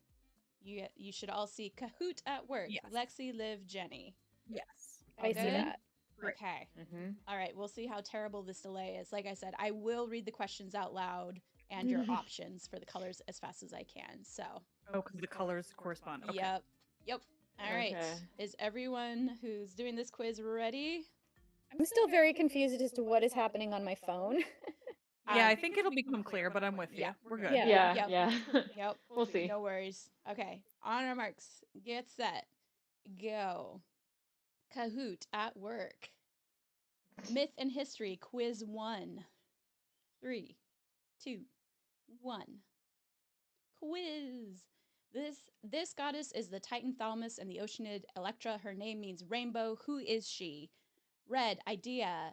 Blue, Iris. Yellow, Io. Green, Iambe. How do we answer? You click. Pick the shape. Click On my phone? on your phone. Yeah. Okay, where did I go on my phone to do that? Where you were for the Kahoot, where you signed in with your name. Oh, it's on the screen. Okay. Yep. Got it. All right. We have 2 correct answers. All right. Everyone figured out the mechanic with the one question. I don't have to go forward until Okay. we have confidence. Yeah? Yes. Okay. Yes. All right. Okay, wait. All right. Our scoreboard: Liv with 911 points, Jenny with 522, and Lexi with 0. Sorry. Yeah, I was like, cause there was a lag, so then I like pressed and yeah. That's totally fair. This is You It's just a had lag. one question. How does Liv have 911 points? Yeah, Because Liv was very fast. was because very it turns quick. out She mythology. heard rainbow and she knew Kind of- exactly where it was Yeah. going. I just Okay. needed to know which color to pick. So the second it was Yeah. read out. I was still figuring Okay. out what the phone thing was. Okay, got Yeah, it. I know. I was just like That's okay. staring at my phone, like, what am I doing? That's okay. Yeah, I realize not everyone has done Kahoot. I subjected many a student to this format, and they too were panicked a majority of the time. Okay. So Okay. I think I okay, got it I now. re- it really is. It really is. All right, you ready, y'all, for the next question? Yeah. Here Yes. we go. True or false? One of Heracles' labors involved ridding Arcadia of the birds infesting the woods surrounding Lake Stymphalia. Blue is true, red is false. Badoom! You all know your labors of Heracles. Well done. Let's see, how does that change up our leaderboard? Liv. It does Oh, not God. change Those myth anything. questions. Thank you very much. But we Wow. have All right. everyone on the board now officially. All right, on to question 3. Gilgamesh was the legendary ruler of which Mesopotamian city? Red, Uma. Blue, Urkesh. Yellow, Ugarit. Green, Uruk. Well done, all. You also know your Gilgamesh mythology. Ooh, and Jenny's on fire. Option 5, Cleveland. Yeah. Cleveland, yes. All right. Okay. Next question. The goddess Ishtar shared characteristics of love and war with which other goddess? Red, Athena. Blue, Inanna. Yellow, Bellona. Green, Sekhmet. Ooh, okay. Let's. It's because I thought green was going to be something else and I jumped for it. That's totally no. fair. This is Oh, yeah. my brain trying to like do color answer is like Yeah, the Yeah. colors is the hardest part. it You're is not. very much a struggle Yeah. right now. Yeah. Yeah. Although it's a bit hard because it's like I can't see the question worded on my phone either, so I always I have to take an know. extra moment to Yeah. like look at the screen because I'm like I know I need to read it because hearing it I feel like I know, don't If it helps, we're all at least in the same position, and Everyone's handicapped. I Yeah. am so sorry. Exactly. Yeah. No, this is Yeah. fun, and I'm winning because that's only right. So And That's Liv is true. now on fire. I'm incredibly Yeah, humble. I mean, I would be a little concerned if her show's all about this stuff. Oh yeah. Yeah, this will be embarrassing. All right. That's okay, Peta. This is the only quiz I've looked over like repeatedly because I was practicing a lot. Okay. It's gonna get interesting, so hold Oh. on tight. Yeah, some maniac Yes. made one of the other quizzes. True or false? The Aeneid is best considered a fan fiction of Homer's Odyssey. Blue, true. Red, false. Okay, this one. What did you say? Aeneid is best considered a fan fiction of Homer's Odyssey. Yeah. Might have. You missed the first word. First word got lost. I did. So I was like, I'm oh god. sorry. I'm sorry. Fine, I still got it. You got Fine. it. Yeah. You She's see good. how She's that got shakes it. up the leaderboard though? Lexi's still, or not Lexi, Liv is still in the lead, but everyone is in the mix. So keep it Yeah. up. Okay, I'm gonna Mhm. take a drink real quick because I feel like I'm Sure. talking very quickly. Also, I love that there's no one screaming about that question being a little misleading. Because it's Yeah, not, yeah, but that's there's a lot of Romanists who would disagree. yeah. You know. I didn't say anything, but I saw that and I was like, All right. Here I'm a Hellenist. I don't go here. Exactly. No, I it don't. is fan Yeah. fiction. I have a boyfriend in Canada. All right. Are you guys ready for the next question? All right. Yes. Heck yeah. All right. Yeah. Here it comes. Romulus killed Remus, but he didn't rule Rome alone. Who shared the kingship with Romulus?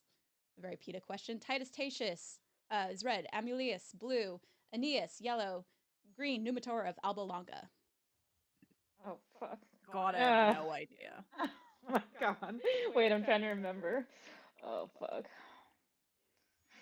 It's taken a real long time to decide if I was right or not.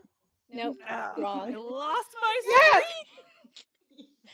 Yeah, go Yes! read Rex if you want to learn about the kings of Rome. You know, I was trying to hear them in my head on the episode we did about Rex because Yeah. otherwise I would have literally no idea. Oh, that was the second guess. Yeah, I Ugh. would have guessed Numitor as well. In fact, that is Thank what I guessed you. the first time I did it. So like, Ugh. fair It was guess. the Alba Longa. That was a good. That was it the Alba Longa thing for me. I was Yeah. like, oh, it has to be that. Yeah. Yeah. Yep. PETA. Yeah. That is a very PETA question, and I'm like, oh man, and Yep. wow. Whew. All right, on to the next. Ruin my Oh wait, no streak. scoreboard. I have a break. Okay, nothing much has changed, but we're still going strong. All right. Damn. Who created Okay. Pandora? Oh. Red, This is Hesiod. easy. Blue, Helios. Yellow, Hades. Green, Hephaestus. The word of this question is terrible. This one is admittedly Oh no. tricky. No. I It's not. too, when I initially heard Hesiod, I'm like, well, yeah, that's like our first recorded No. information about Pandora. So yeah, he Come invented her. on. I did get that one right. I haven't taken myth in so Who's the long, only so now I'm person just who makes sad. things? Right, that was how I thought it too. I was That's like, why I was like, but this question is misleading. I because know. I'm It like, is. who Not. created? I'm like, are you saying literally or like who wrote about? Goodness. Yeah, no, Lexi, I was right there with you. I'm like, well, No. Hesiod is our Hesiod source. does not get that kind of credit. He invented misogyny. He did not invent Pandora. I would argue he's a misanthropist and not just a misogynist. He kind of hates everyone. Fair. Yeah, that's but fair. he's That's fair. pretty specific about the ladies. Yeah. That's fair. Cacon, I don't know her. It's like when Republicans say people should stay home and take care of their kids, but they mean women. Yeah. Oh god. All right. This will show us the scoreboard, so have a moment, but prepare yourselves for next question. All right, here we go. Sarpedon commanded the Lycians during the Trojan War. Who was he killed by? Red, Patroclus. Blue, Achilles. Yellow, Odysseus. Green, Nestor.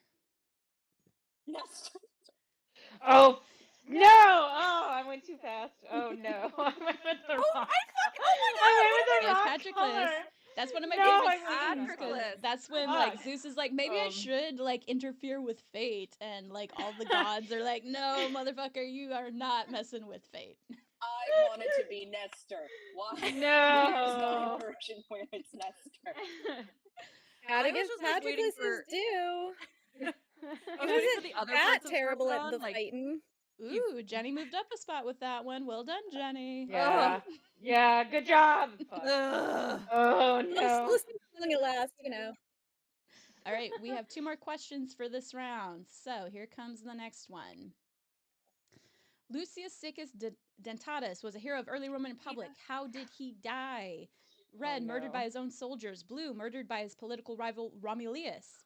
Yellow, died on the battlefield with great virtues. Or green, thrown from the Tarpeian rock by the Decemvirs. I cannot really just say Latin. Oh, I'm just fuck. making guesses at this point. PETA's ruining my day. Yeah, I was like, I I just don't know. guessed on that one. Pure guess. Yeah, I just guessed. Yeah. No. her hero of the early Roman Republic would be killed by his own soldiers, the Oh irony. no. Well, I just really wanted him to be thrown from that rock. Liv, that was the answer I guessed. I like a good I Tarpeian picked rock number throw. 2, and I did because Romulus seemed like an awfully specific name, so I thought maybe that was it. Yep. Yeah, I know, that's the thing. I was like, oh, well, murdered by a rival sounds like You normal. can Right. tell PETA had fun with these. She Oh, yeah. sure did. Literally. Oh no. All right, we have one more question for this round. All right. Mm, I'm gonna guess nobody. Nobody did anything. Eh. Okay.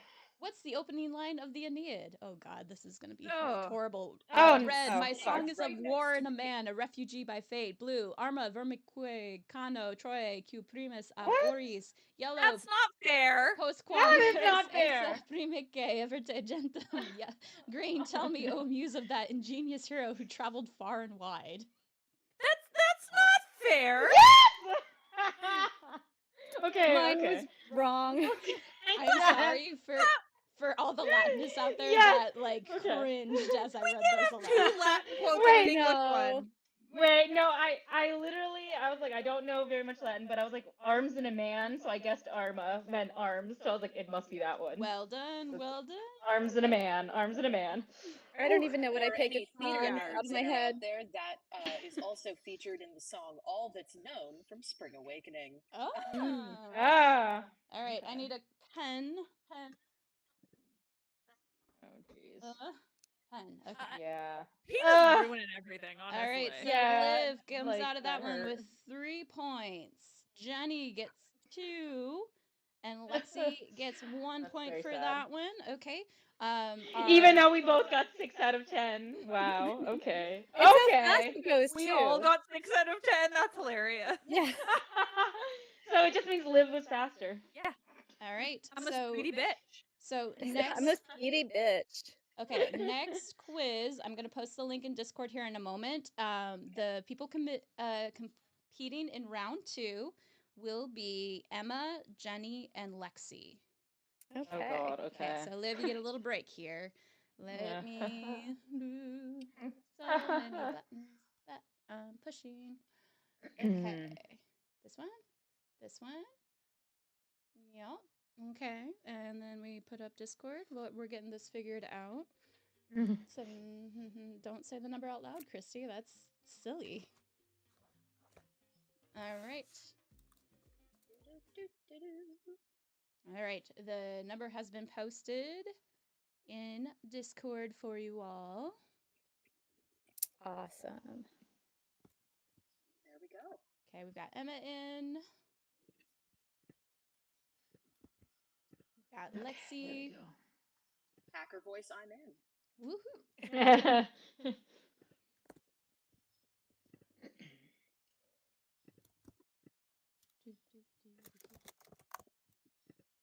And we have Jenny. Okay, so we don't push start yet, Christy. We enlarge the window. We turn this back on. We hit transition, and then we wait to make sure everyone can see the screen on stream again. Yeah? Yeah. Yeah. Woo! Look at that. We're figuring it out. All right.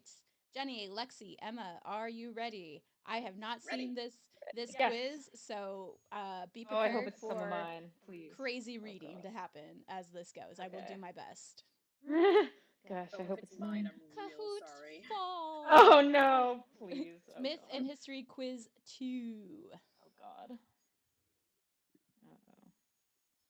Who provided the following advice to Xerxes? Hint, Herodotus 868. Master, my past services give me the right to advise you now upon the course. I'm just going to leave it there. Red, Mardonius. Blue, Demaratus. Yellow, Decaeus. Green, Artemisia. Wow, that was a struggle. And I will continue to read. It is this: spare your ships and do not fight at sea, for the Greeks are far superior to your men in naval matters as men are to women. Yeah, I know exactly who said this. Yep. Oh, I It's don't. my girl Artemisia the First. Yeah. It's like if we're going to have historical women in our ancient sources, they're going to be misogynistic themselves. Rolling with that flow. Yeah. Fantastic. All right. I Ooh, okay. bombed that.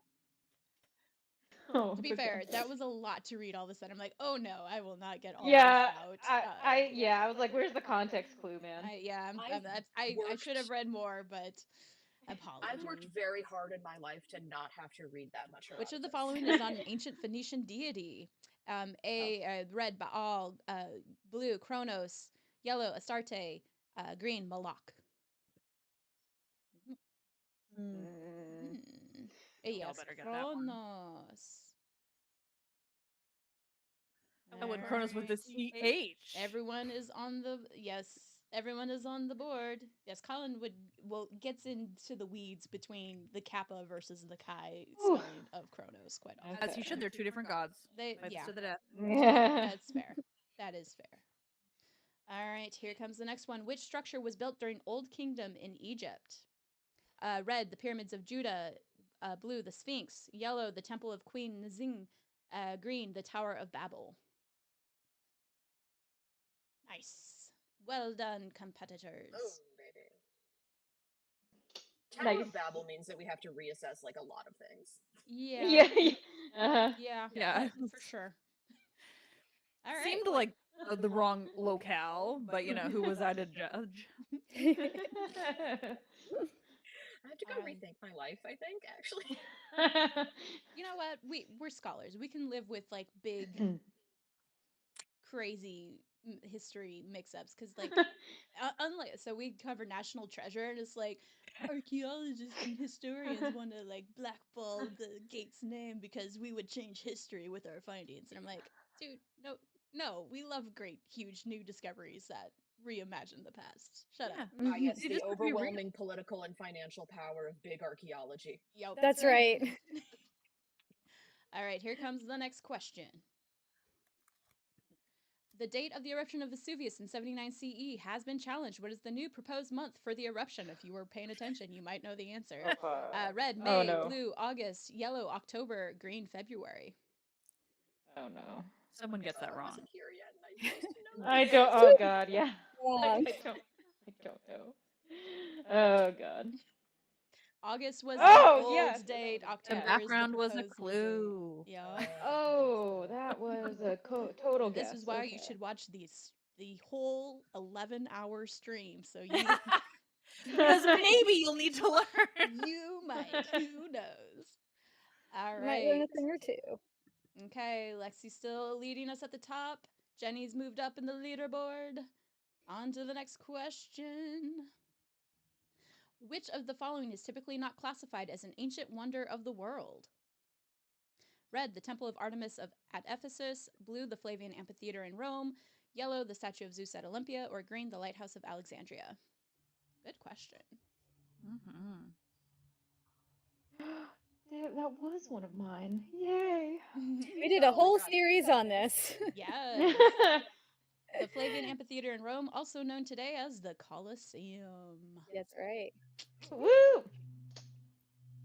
I'm sure many. I have to give my degrees back. Is that the rule from this quiz game? Yeah, I think it might be. I think I have to fake my death.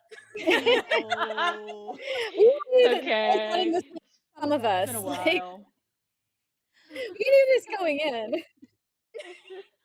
All right, here comes the next one. Where is the Pyramid of the Sun located?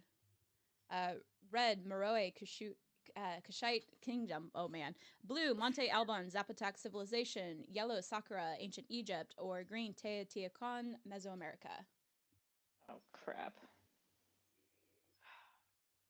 Teotihuacan, Mesoamerica.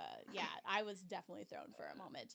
And no, aliens did not show humans how to make the most structurally sound buildings in the world. Like, How else are you supposed to know big triangle don't fall down? Yeah, I really think that's a pretty controversial statement you just made, Christy. Like, maybe. These are really difficult buildings. Was that woke? They're not Was that just too the woke of me? structural. Yeah, it really was. Yeah, you better watch yourself. Okay. All right. Let's see how that. Ooh, Johnny on fire. Yeah, that devastates me because that ruined my streak. So now I'm just sad. It's still Now I'm just mad. pretty close match. We're doing well. I'm doing well. I'm glad I'm not on this one. All right, next question. While Augustus is famous for the Res Gestae Divi Augusti, there's another Res Gestae. What is it called? Res Gestae Divi Saporos, Res Gestae Divi Valieri, Res Gestae Divi Stebanacci, Res Gestae Divi Gallieni. And I did not do the colors with that because I already butchered the Latin. So already I am blew sorry. it. Pretty much anything in Latin, I'm probably not gonna get. Like, Yeah, I was like, oh. Yep. So I nope, too we would've- we all just. I think we're covering Augustus's executive orders in our next season, so I haven't gotten to this yet. That's fair. That's fair.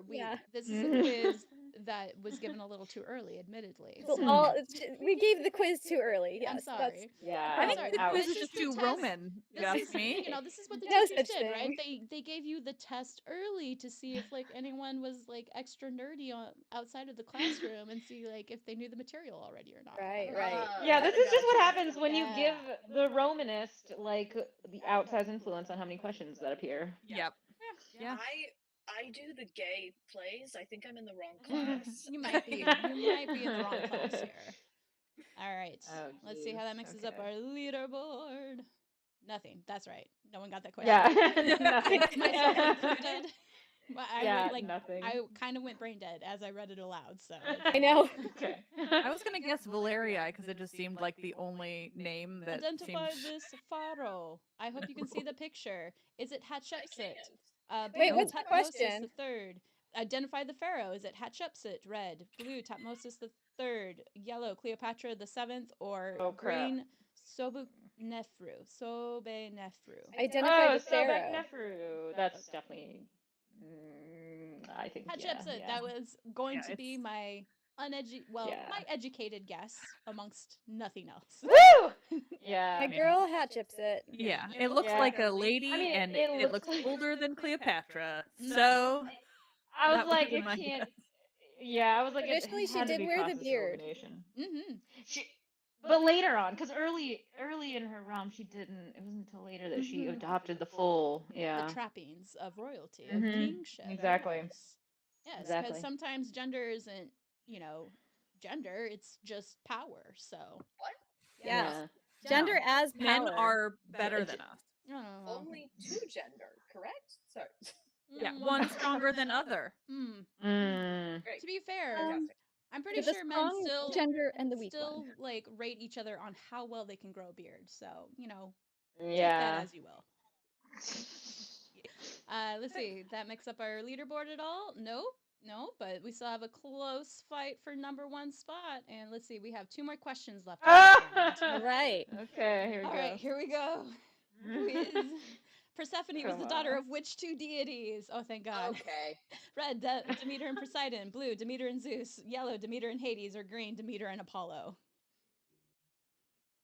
I'm like, oh, good, we're back on familiar Demeter and ground. Hades, like, ooh.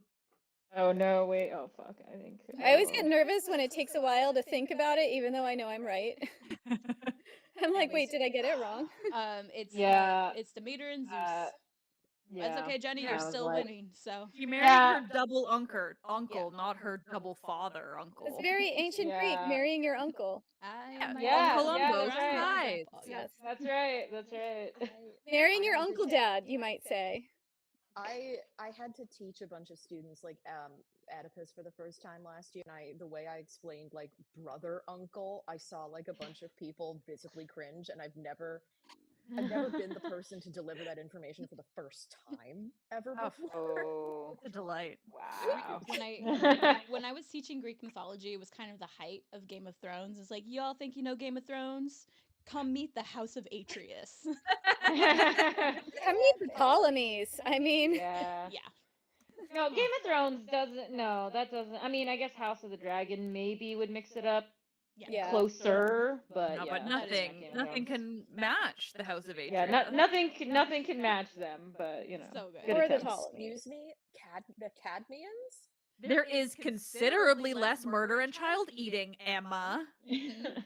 Yes, but have you considered the House of Atreus does not have a god in the family tree in that immediacy? Here's the issue is that we're just debating two things. The Cadmeans are the fucking best, and the House of Atreus are like dweeby cursed losers in the best possible At way. every Good point. generational level. Exactly. Like they're two different like the Cadmeans are cool. Yeah. The House of Atreus just keeps eating their children and It's then a hot wondering why mess. they're cursed. It's a hot mess. I'll give you Sometimes you this. just I have will to say eat the babies. one ding to the Cadmeans' coolness is that every generation they do have Tiresias wander into their midst, go, y'all are fucking it up, and they go, cool, Tiresias, go home. All right, we have one more question in this round. Let's do it. Oh boy. All right. Oh boy. According to traditional Roman calculations, how long did the regal period last? Oh no. Red, approximately 244 years. Blue, approximately 315 years. Yellow, 196 years. Green, 509 years. Oh no, another Roman Peter. one. The regal Pete, period. Stop. Absolutely fucked it.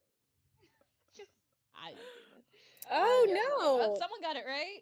Who? Oh, this. I was this, really sure I had that right. This could change Yes! the podium results. Let's see. Yes. Oh god. All right, coming in third was Emma. Catastrophic. Peter. Lexi with second place. And Ugh. of course, our winner, the lovely Jenny. Ooh, Jenny's doing Ooh. pretty well. Okay, hang on. Let me make sure I Thanks. get our podium results. Mm. We both got 7 out of 10. Oh god, but you I know, it's go just the slower. speed. I know, I'm sorry. Brutal. I'm reading as Gosh. fast as I can. Okay, our Wow. next quiz will have Emma, Liv, and Lexi. So Ooh. y'all prepare Okay. for that. I'm going to take care of this real quick. Not the background, the media. I think what I'm learning about myself is that I'm doing actually pretty okay on the history questions. It's the myth questions that are actually messing me up because I haven't taken a myth class or been able to read myth in a very long time. So Now, I'm pulling out all the. Lexi, Yeah. let me introduce you to a podcast you can listen to Oh, at any time. yeah. I know. Don't listen You to know me, what? it's fine. I wish I had the time. No, I know. I don't have time to listen to my own show. Neither. So I'm like, oh yes. Well, you know what? If I need a quick myth something recap, I will definitely pop Myth Baby on. But I mean, yeah. it's fine. I'm happy to beat you in the myth questions. Great, as long as I can get you on some of these history ones. Yeah. Oh, that's likely. Okay. Anytime it's a thing that happened to real people, I short out. I'm just Yeah. like, nope, I quit. Like, If it happened to real people after the classical period, get out of here. I don't give a shit. My Wait, guess I is hope if the emperors just for are involved, I this. probably don't know about it, frankly. If Yeah. it's in Latin, I don't know it. Like, Yeah, whatever it if is, it's if the it is in Roman Latin, stuff, I'm no. sorry. I don't speak Latin. Yeah, if it's the Roman ones, I'm kind of screwed. Although Yeah. I hope I can't wait because I did throw a curveball and I have some Norse history and myth in here. Oh, that's so fun. hopefully people know their Norse myth Nope, and that's history. offensive. I know quite a bit of it. I wouldn't say all of it, but quite a bit of it. I don't know shit. So We just did a we're gonna whole test you episode on that. on Elder Futhark, which was really, really fun. Oh. Yeah, and Germanic mythology, so and also Gothic myth and history. So yeah, I know a lot. I know a little bit. Well, we got it. It's fine. You know, I just did a full rewatch of Vikings, so I was in Heck the mood. yeah. That is a great show. It is such a great show. I love that show. Lagertha is my favorite. She is my favorite. I mean, then you get into was she Lagertha? Was she Daenerys before Daenerys? But it's cool. No, she's cooler than that. Way cooler. She than is that. cooler than that. Yeah. I think she's cooler. Yeah. But, Way cooler. Yeah, it's just that last season she stole her look. I'm saying to the side chat, if you've been like submitting answers and stuff, love you for it. I have way too much going on, so I don't have no idea what chat is doing. But hopefully you're all having fun seeing us get whooped by these awesome trivia questions. Okay, we Sorry, have. Oh yeah, go ahead, Jenny. No, nothing. I was just like my laptop is having issues. Ooh no. My laptop placement. Oh okay. Oh. Okay. Are we good to go? Are we ready to start? Jenny, you're on a break anyway, Yep. so you don't. I am. Yeah. Can Okay. I stay here? Yeah. Yeah. Just hang, and Yeah. enjoy watching Provide other commentary people like I did. panic as they answer questions in a quick time. I'm gonna stay here and heckle Liv. Please do. Please Okay. do. All right, and we're gonna start in 3, 2, 1. Kahoot! It's so pretty. Myth and history Woo. quiz 3. 3, 2, 1. All right. In the Battle of Marathon took place in which year? Oh God. Red 390 BCE, blue 460 BC, yellow 490 BCE, or green 520 BCE. Okay, I do know these dates. You don't know. I'm pretty Yes. sure I know this one. Oh no! Wait. Oh no! If you get it wrong, you have to fake your own death. Oh god. What you Oh, need to no. do is take an art history course that looks at the Periclean building project, and these dates get Oh, no. hammered into your mind. Yeah. I Oh taught god. this. I was like, We're- oh no, wait. And I got not do wrong where great I'm under like, we pressure. covered that, and I know it, and I still got it wrong. Yeah. I was like, wait. Let's Oh. see who got it right. It was Oh. Liv. Well done. It was Liv. It was Liv. Well done, Liv. It was based entirely on just the vague ideas of war timelines. Yeah. Yep. That's so fair. That's so fair. All right, here comes our next question. The invention of the abacus between 2700 and 2300 BCE is credited to which peoples? Red Egyptians, blue Sumerians, yellow Elamites, or green Akkadians? Oh fuck. Was it? Oh, Christ Almighty. Oh god, I No, totally got it wrong. Okay, I No, too damn it. was Okay. leaning towards Akkadians, so Yeah. correct Wow. region-ish area, just Oh, wrong it was people. We all got it wrong. Jeez. Tragic. Okay. We're hanging This out is great. in the This is fun. the Mesopotamian region. Yeah, I'm glad we Wow. for some reason I didn't hear Sumerians, and so I was just waiting for a That's fair. Mesopotamian. I went real Funny. fast. I know sometimes I don't hear things, and then I'm like, wait, what? Yeah, I was just like, Yeah, oh, yeah, I Mesopotamian, know. great. That's I'll the go only reason Akkadian. I've ever gotten anything wrong in this quiz is I just didn't hear it well enough. That's I'm it. sorry. Yeah. I'm sorry. Yeah. No, Christy. So I'm I'll be faking my death in the next couple of days. So Perfect. like, I'll let you all know where I pop up. Well, and again. that's You will after have you return to. your degree. All right, here comes I'll the give next back my degree and then I'll question. fake my death. Okay, be ready, because as we've seen, Oh. true or false, thank God. When the red and white crown were worn together by a pharaoh, it signaled the unity of Upper and Lower Egypt. Blue is true, red is false. Well done, well done. And it makes a cool God. hat. Yay for as guessing. Yeah, the it crown, does. but it's a hat too. Yeah. Crown hat. It's okay. Hat We, crown. we love the double crown. The double Mhm. crown's We awesome. do love a double crown. We do. Give me a double crown every day. All right, Sounds nice and everybody's regal. on the scoreboard. Okay, here comes the next one. Coming in hot. What was the Greek god of commerce, thieves, and travelers? Oh, thank God. Okay. Red, Mercury. Blue, Helios. Oh, okay. Yellow, Hermes. Green, Menoetius. Can you read the question again? Who is the Greek god of commerce? Red, Mercury. Blue, Helios. Yellow, Hermes. Green, Menoetius. Oh my god, your audio cut out and I didn't hear Greek or Roman. Greek. Oh my Sorry. god. Well, Oh god. I know which one it is. I just... Every time we get one wrong, ladies, it's because we did not hear it. Yeah. I'm so sorry. Something's You happening. can blame Ugh. you can't blame audio issues. It's not your lack of knowledge. It is all just It's Or all a just lag. because it Or suddenly a lag, didn't 'cause hear I want it to read. at the exact wrong time. yeah. Let's see. The lag is messing with my head a little bit. Yeah. Yeah, because it does. Because I want to like see it, but I know. Yeah. I'm so sorry. All right, but Lexi Okay. has moved up. Liv is still holding it at the top. And here is the next round. Or next question. Why, hello, controversy. Who is the worst Greek hero? Red Perseus, blue Theseus, yellow Achilles, or green Jason. I know who I pick. What? I'm mean- going to be so angry if this is wrong. I know what Liv What? is picking. They're all Who terrible. made this question? No, Fuck no, you. no, Let no, me no. tell you. No.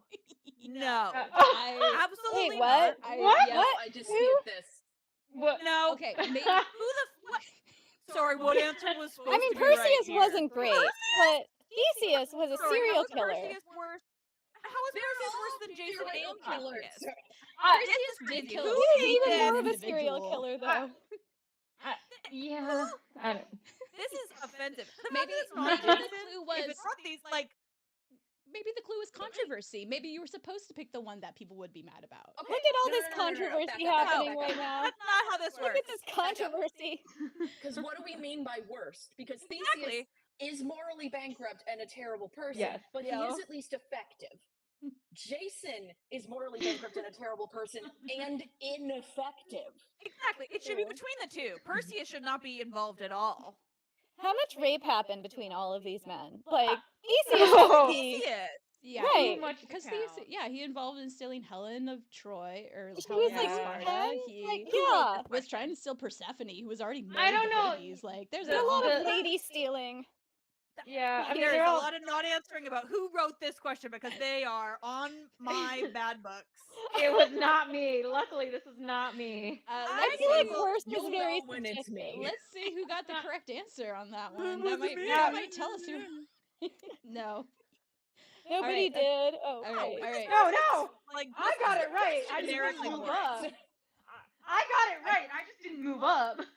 You did. But you I did did get not- it correct. Did you Lexi. know good at But all? I did You not are write on this fire question. at the moment. So, all right, here comes the next one. We can't dwell too long. All right, Okay. I'm ready. Who captured God. and tamed Pegasus? Love Okay. this. Fuck you. Obviously, Disney's Hercules. Red Bellerophon, blue Cadmus, yellow Odysseus, green Ajax. Good job, team. Where's my version where it's Ajax and poor Pegasus ends up absolutely murdered? Oh.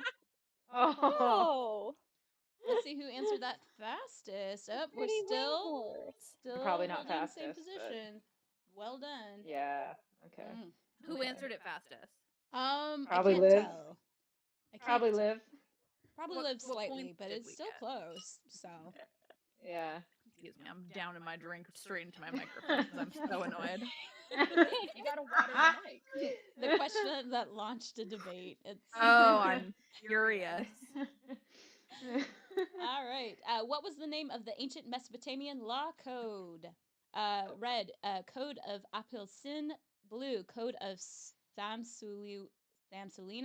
Yellow, Code of Herodotus. Or green, Code of Hammurabi. Cool. Y'all got there before I did. Yeah, I was just like, I know. Yeah. waiting for the yeah. end. Yeah. Dun, dun, dun. It's still close. All right, here comes the Damn. next one. The Colossus of Rhodes was built to honor which god? Red, Helios. Blue, Poseidon. Yellow, Hermes. Green, Zeus. The, Oh fuck. Lexi. Damn it. We the covered answer- this in No. our episodes as well. Oh Who fuck. else would Oh, it no. be? It's Hermes. Helios. Of course Yeah. it is. And then you look up his skirt and you to see be the fair, little... when I read cotton the question balls. aloud, Apollo is what came to mind, but then Helios makes sense with. It's...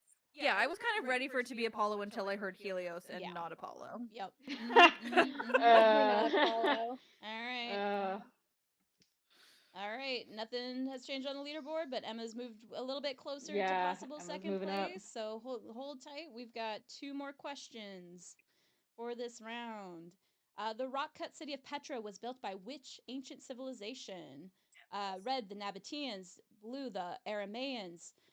Yellow, the Seleucids, and green, the kingdom of Osroene. God, I have no Osroene. idea. Fuck. Osroene, man. Oh no. Oh shit. No idea. I think I'm done here, folks. Yeah, I'm done. The Okay, Nabateans. Okay. Yeah. I made a actually great got that guess. right, but in my head, I'm not actually competing, so I Oh, can just say I'm God. getting them all right, and I am winning. I did appreciate the correction to Seleucids. Yeah, Yeah.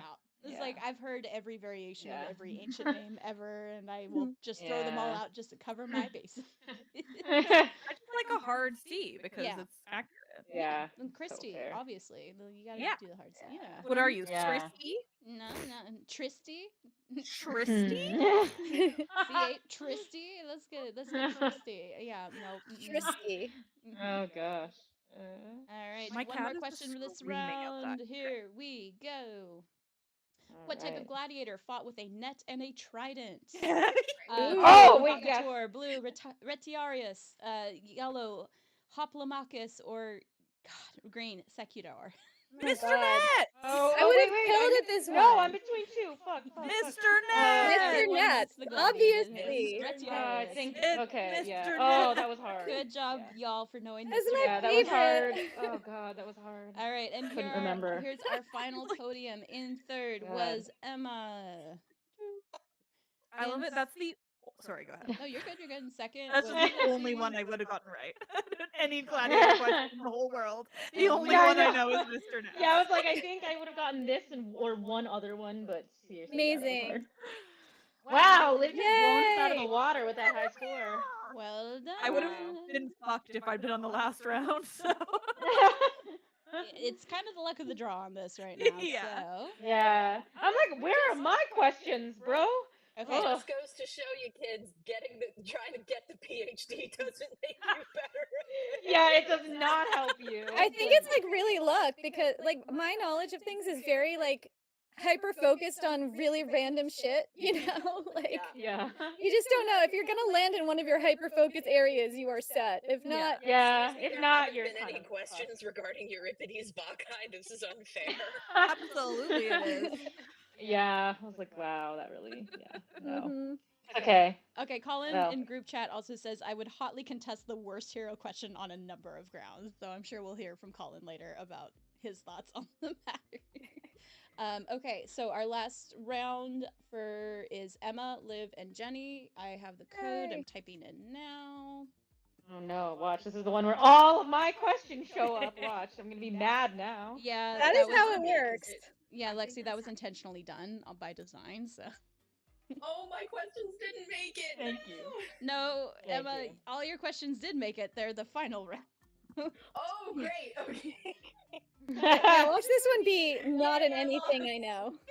Or it is everything I know, but the sound mysteriously cuts out at the wrong time. I'm sorry. It cuts out just, right when you need to, right when you most need Right when you need it. Either way, I also have to now fake my own death. That's how it's gonna go. God, this is like the Avatar. Live again. This is like the Avatar when you need it most. We can figure this out. Where do you want to go? We'll just go to, an island in Greece somewhere. Naxos is nice. There's cats there. Naxos is I'm sold. Emma, Yes, let's you do it.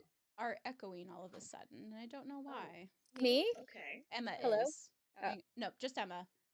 Emma, go ahead and talk for a moment. I'm a loser. Heko Dios Pais Tende Tibayon Kitona Dionysus. Yeah. Hang on, we're getting an echo We all get of a it, you sudden, and I don't think never we should got an return your audio grade. mix for you, so I'm confused. Give me a moment. Man, that's just mean. Lexi, go and Yeah. speak again. Or not What? Lexi. Sorry. Emma, please speak again. Yeah.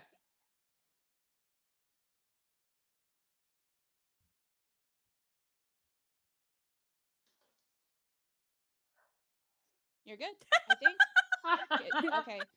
No, keep going. If hey Colin, if you are in Discord, can you tell me, could you hear Emma on the stream with that one? I just want to make sure, because all of a sudden we got echo, and then I turned something off, and then I'm never sure.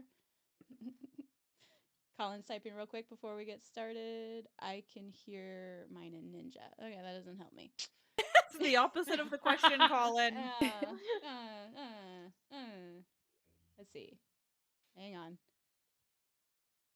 Yeah, because I never really got help with. Oh, he wants you to speak again. Emma, try again. Yeah, Emma, go ahead.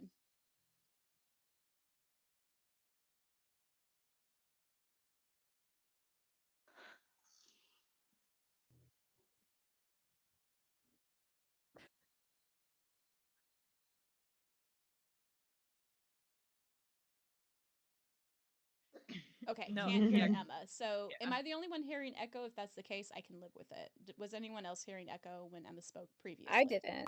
I didn't hear anything. Not terribly, but he can't hear her at all. Okay, yeah, I just Yeah. turned off one volume thing and it Gotcha. stopped the echo for me, but I was afraid it wasn't coming through in the stream. So if I'm the only one hearing the echo, I will live with it. So here we are. Okay, we have everyone in. Emma, you are not a loser. You are having a wonderful time with us all, and we are loving it. And we are going to start in Kahoot 3, 2, 1. Da da da da. Thank you. Myth and History Quiz 4, 3, 2, All 1. right, what am I missing? What plant, according to myth, did Adonis's blood transform into? Red daffodil, blue narcissus, yellow anemone, green violet.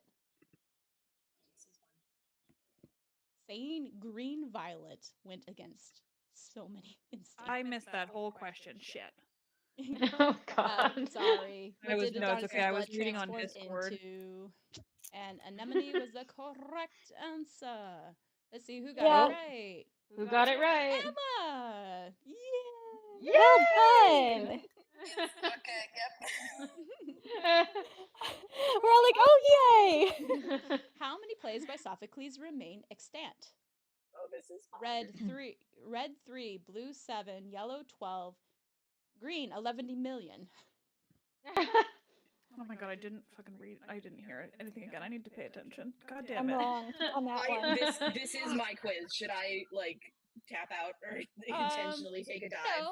No, you're fine. You're fine. I mean, I'm Is it the whole quiz in entirety though? Because it could be mixed in. Okay, great. Yeah, you know, We'll just see. choose your. Yeah. We're just going with it. We're gonna learn about. Yeah. We're gonna learn about theater. Oh, today. irony. I see that's what's happening right now.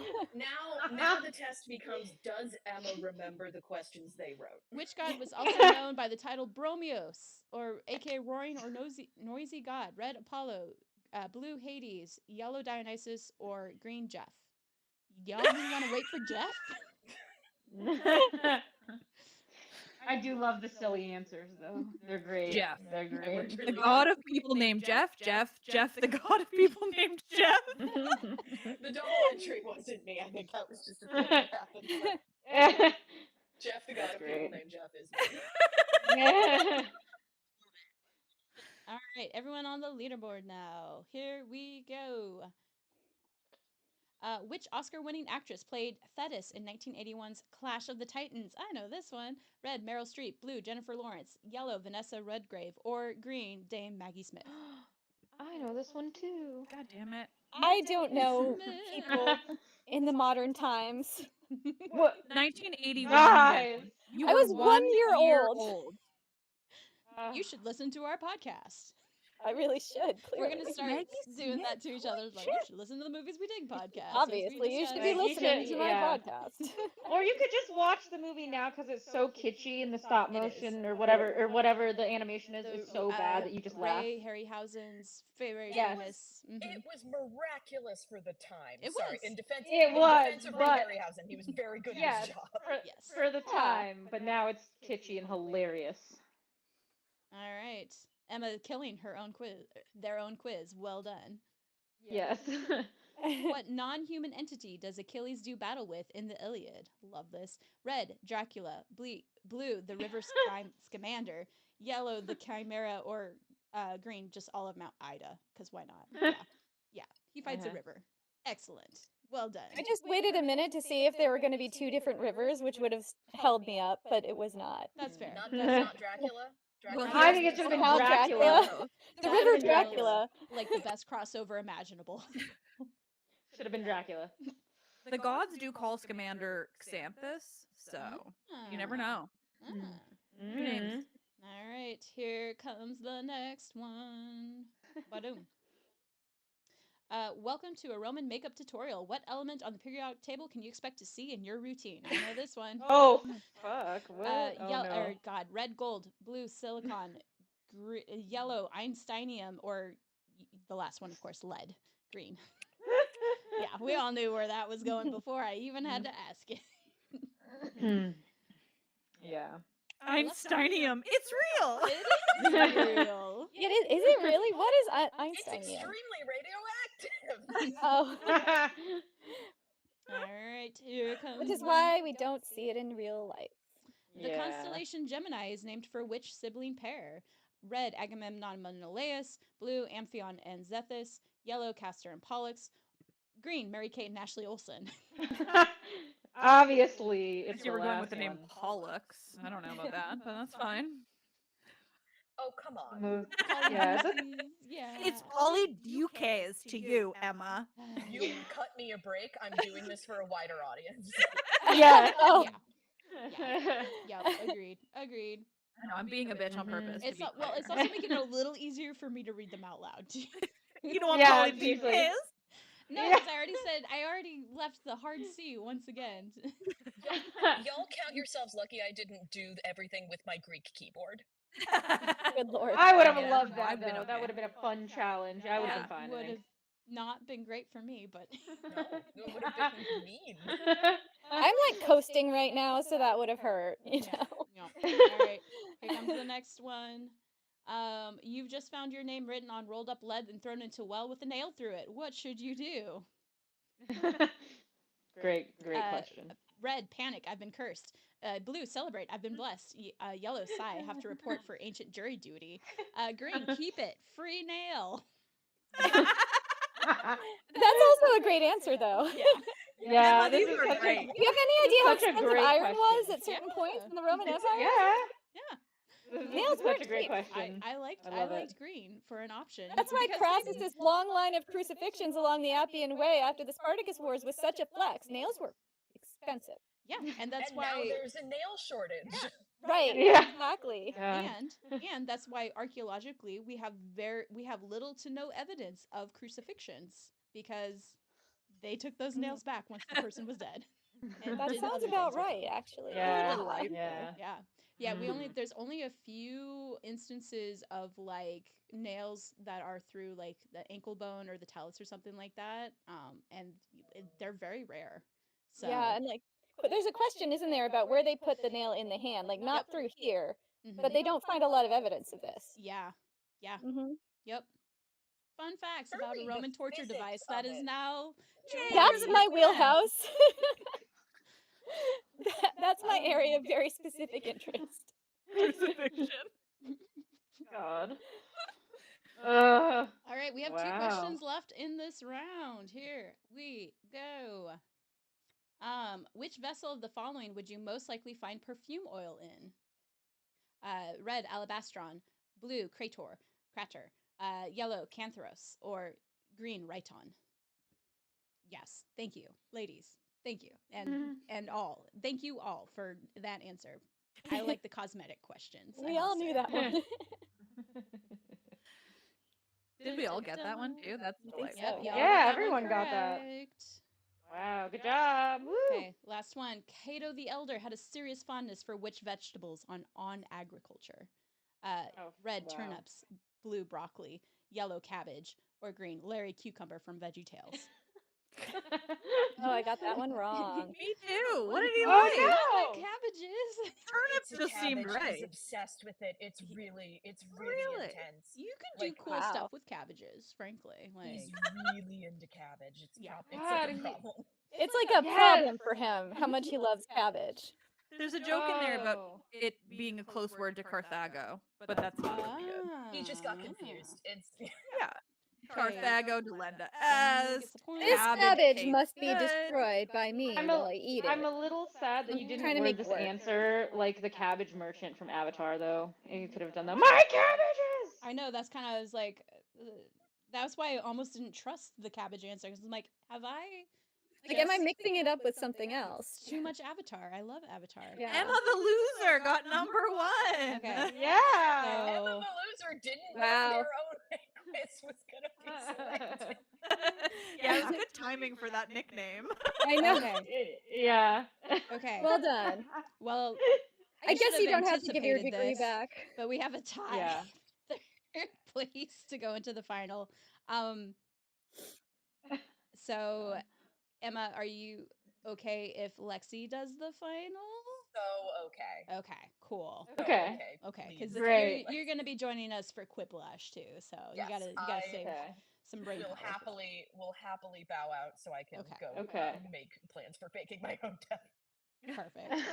Don't do that, Okay. but still. No, look at Yeah, us. yeah. Okay, so Liv, Jenny, and Lexi, you three will Okay. compete in our final quiz. Sweet. Woo. Give me 1 sec. This is There. delightful. I'm not sure how This many is people have delightful. watched us, but I've had a great time. This is great. Yeah. At the end of This the was day, Like, I don't fun. care. I wanted it to be a fun, get to know everyone in the collective hang. And if we Yay. entertain others, Yay. great. And Great. then, That's to be clear, they've been in and out. It's just this one, I think people dropped off a little, but we've had a delightful goddamn time. Yeah. Yes. I agree. And it'll be there for posterity. Yeah. Exactly. Yes. No, And I people love can it. go back and challenge themselves on these quizzes and see how they did.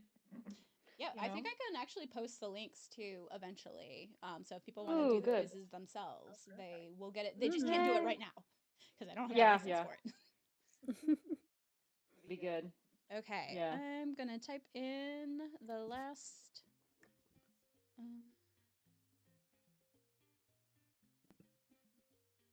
Actually, you all can just look at it. No, you cannot look at it. Never mind. I am typing it in. Hang on.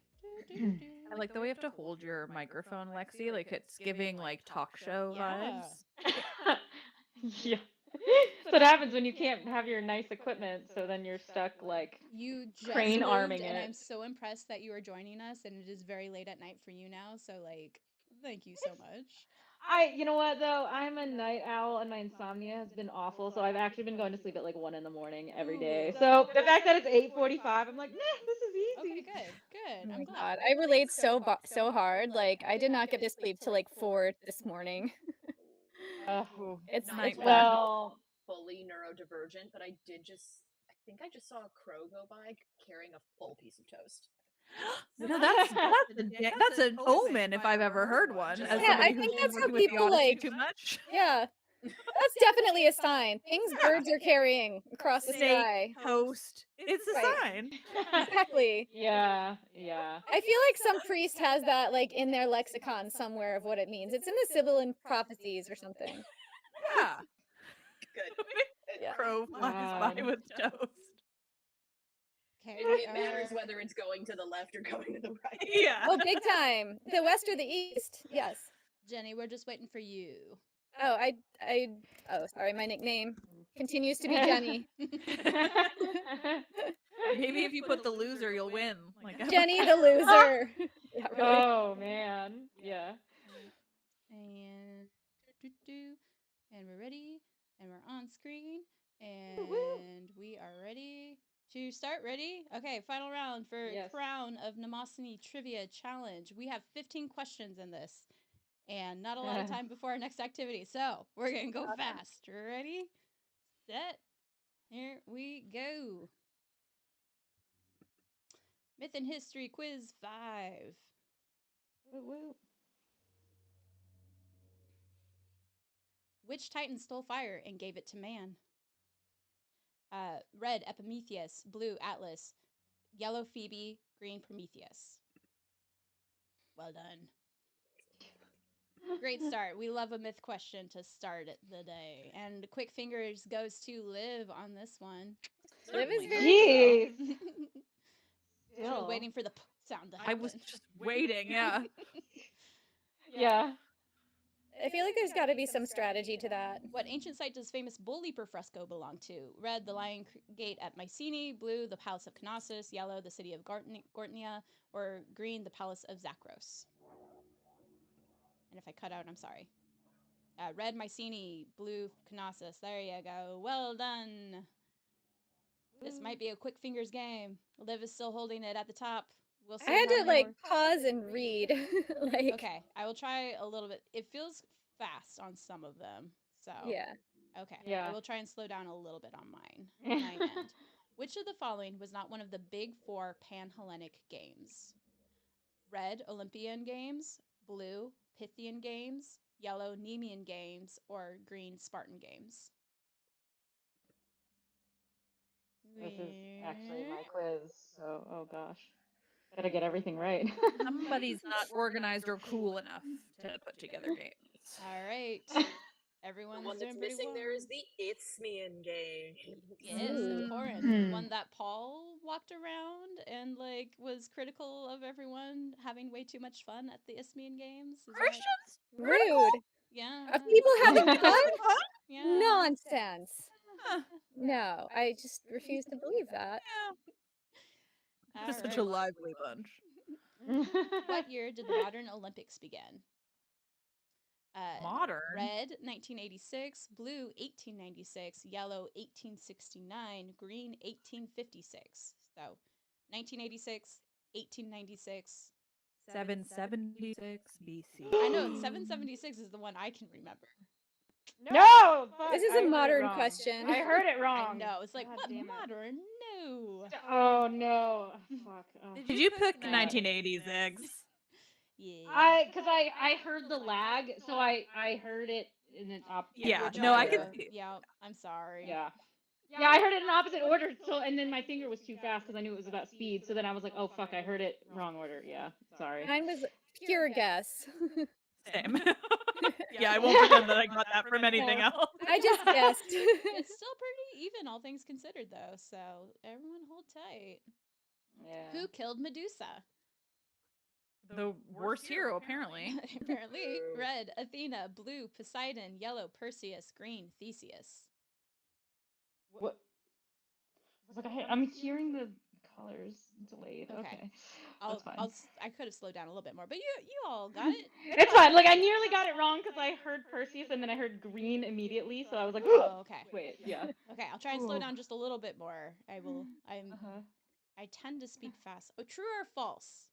The temple of Artemis at Ephesus was a wonder of the ancient world. Blue, true, red, false. The last quiz gave it away. Yeah. We worked collaboratively, but I love that. not necessarily collaboratively, but not like together at the same time. Oh my god, I couldn't hear that. I'm so Alright. sorry. I'm now having audio issues because I did not hear that, but okay. Oh, okay. Sorry. I'm doing Let's bad see. because I can't hear. Which two gods competed to be patron of Athens, and what was the winning gift? Red, Athena and Poseidon, olive tree. Blue, Perseus and Zeus and owl. Yep. Okay. That made my life easy. Yeah. Well done. Yeah. Gee whiz, I wonder if someone other than Athena won. It's great when the question is obvious and it's the first Yeah, answer. when it's the It first was one. Jeff, the god of people named It Jeff. really was Jeff. Yes. It's always Jeff when you look Hero close of the enough. people, non-controversial figure at all. Hero of Yeah. mostly the people named Jeff, though. Yeah, It's a very strong hero cult.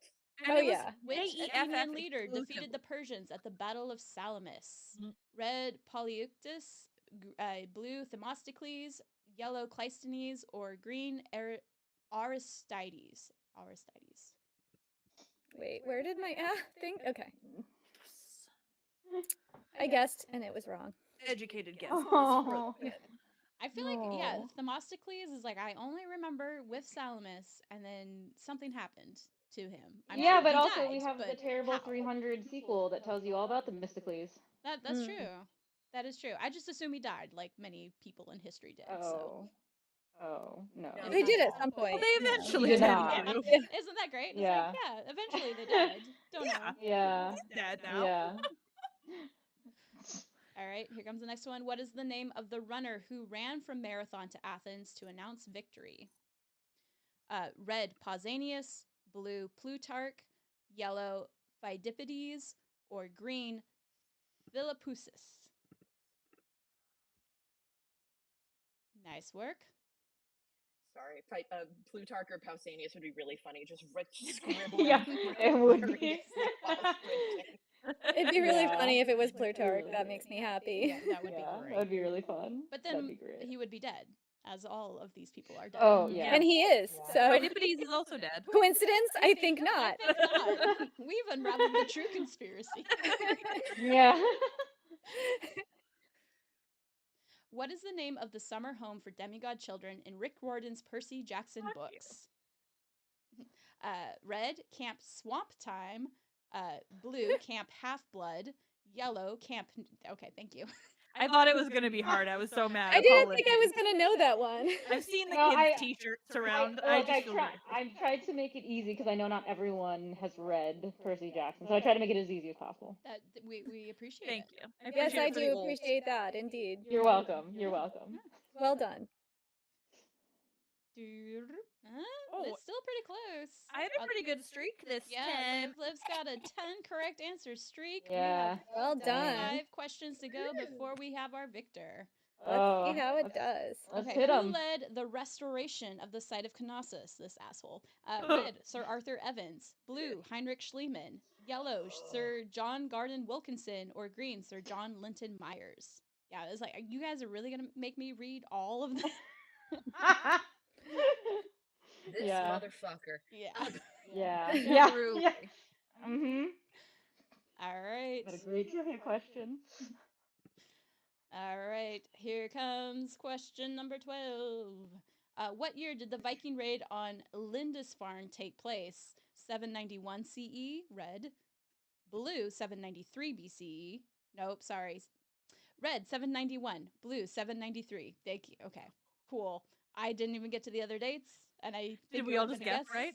on every one Lexi of them. clearly knew. Yeah. I did know. I Not did gonna know. tossing in Viking shit.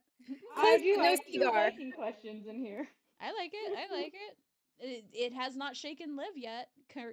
Keep going. Yeah, I was Yeah, lucky she as got a it kid right. right there. Only reason I know we off get the top of my head is from the Book of Kells movie. How many years? Oh. How many years into a pharaoh's reign did Hebsed festival take place? Red, 10 years. Blue, 20 years. Yellow, 30 years. Green, 40 years. I think I know this one, but I don't. Yeah. Woo woo. Well I lost done. my Well fucking done. streak. These Thank you. Egyptians. Thank you. To be That was fair, kind of like, educated, I guess. if I you did like made this a one. 30-year span, you better celebrate. Like Yeah, nobody's exactly. business. I mean, Yeah. I mean, it makes sense because you have to rejuvenate your fucking self because you're like old as shit for back then. Yeah. Yeah.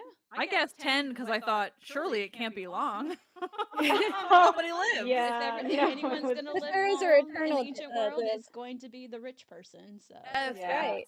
True. But to be fair, some pharaohs threw 2, like they would do 2, like a ceremonial one. So it's kind of misleading. all right, we're just 2 questions away. Here we go. What is the name of one of the 6 sons of Ragnar Lothbrok? Red, Sigurd Snake in the Eye. Green, Gorm the Old. Yellow, Ivan Boneful. Or green, Bjorn Bronzeside. Bjorn Bronzeside. Wow, that was not a question for me at all. I was like, The oh, names damn. are so great. They Sigurd are. Snake in the Yeah. Eye. Well, Such 'cause a great name. Ivor the Boneless. That's one of Ivor the them. Bone. Yeah, Ivor the Boneless. Bjorn yeah. Ironside. We all watched Vikings, right? We all watch Vikings, right? No, but I guessed brilliantly. Yeah, you did. Because I was You gonna say this did. one's fun. I just want to know if you get Gorm the name the Gorm Old. the Old at birth. Yeah, when Yeah, does yeah. that That's when he happen? came out of the womb being named. Ooh. This is interesting. This is very interesting. Oh. All right. Okay, let's see how this goes. Final question. What is the name of this artifact? I love an artifact question. Red, the Rosetta Stone. Blue, the Cyrus Cylinder. Yellow, the Babylonian Chronicles. Or green, the Code of Hammurabi. Where's the picture? Refresh. Refresh. I'm guessing. Oh gosh. Oh sure. I have. Oh, this is probably terrible. Okay. I made a horrible mistake. Sorry if the picture didn't show. It was I should have described it, but I was No. It's hard to describe A this. large, strangely phallic looked like a basalt giant cylinder. dildo. Yeah. In I third just place, knew it wasn't a Rosetta Stone. Jenny. In second place, Lexi. And our first ever champion, Mnemosyne trivia crown winner is Liv. Let's talk about myths, baby. Congratulations. Wow, and I still got the same amount right as Liv, and yet she's so fast. And Yay! it looks like we're supposed to be starting the next activity in 2 minutes. I don't have the brain power or time to make that happen. So for anyone who's following along, we are going to take a 10-minute break. It shouldn't take me as long to set up the next thing. But yes, 10-minute break. I want to thank Lexi, Jenny, and Liv for joining us. I think that is all you're doing with us today. Is that no? Yeah? No, I think I'm I doing have the something at next one. I 7 think I'm doing p.m. reacts. Lexi's Yeah. still here. Okay, never mind. I I don't think it's just remember. me. Liv is done for the day. Liv, thank Yeah. you so much for joining us. Thank you. This was so fun, and I'm happy to win. I would have been mad if I didn't because I'm a loser when it comes to trivia, and I'm not a good. Well, I'm not a good loser. So thank you all. This was very fun. Yeah, It was a thanks for blast. jumping in. I had a great Yeah. time. Hurrah to the quiz makers. Hell You yeah! guys did Thank you Thank you great. so guys. much, y'all, Thank for doing that. you. Yeah. Yeah. Snaps to our absent quizmaker as well. Yeah. Yeah. Yeah, yeah, seriously, who did the Yes. most. Kicking her collective ass. Yes. Yeah, we'll Yes. have to. I'll have to point that out when I talk to her Yeah, next. Like those Roman legitimately. questions really ruined us. They were great. Yeah, they were great, but you just, it's wrong audience because we're all Hellenists. Yeah. Well, not Jenny, but Except for me, but Oh, it was okay, like very sorry. much Yes. King's era, which I haven't done a lot in. yeah. There She's were an some things that Empire weren't that gal. though. Yeah. Yeah, that's fine. It's Okay, all y'all. good. It's all I good. am going to put us on break. If you are staying for the next activity, go ahead and just mute your mic, and then, like I said, we'll reconvene in 10 minutes. So, Bye, everyone. Cool. Bye. Michaela, can you hear us? Hi, yeah. Hi. I just wanted to explain to you before everyone else disappears, but we're just taking a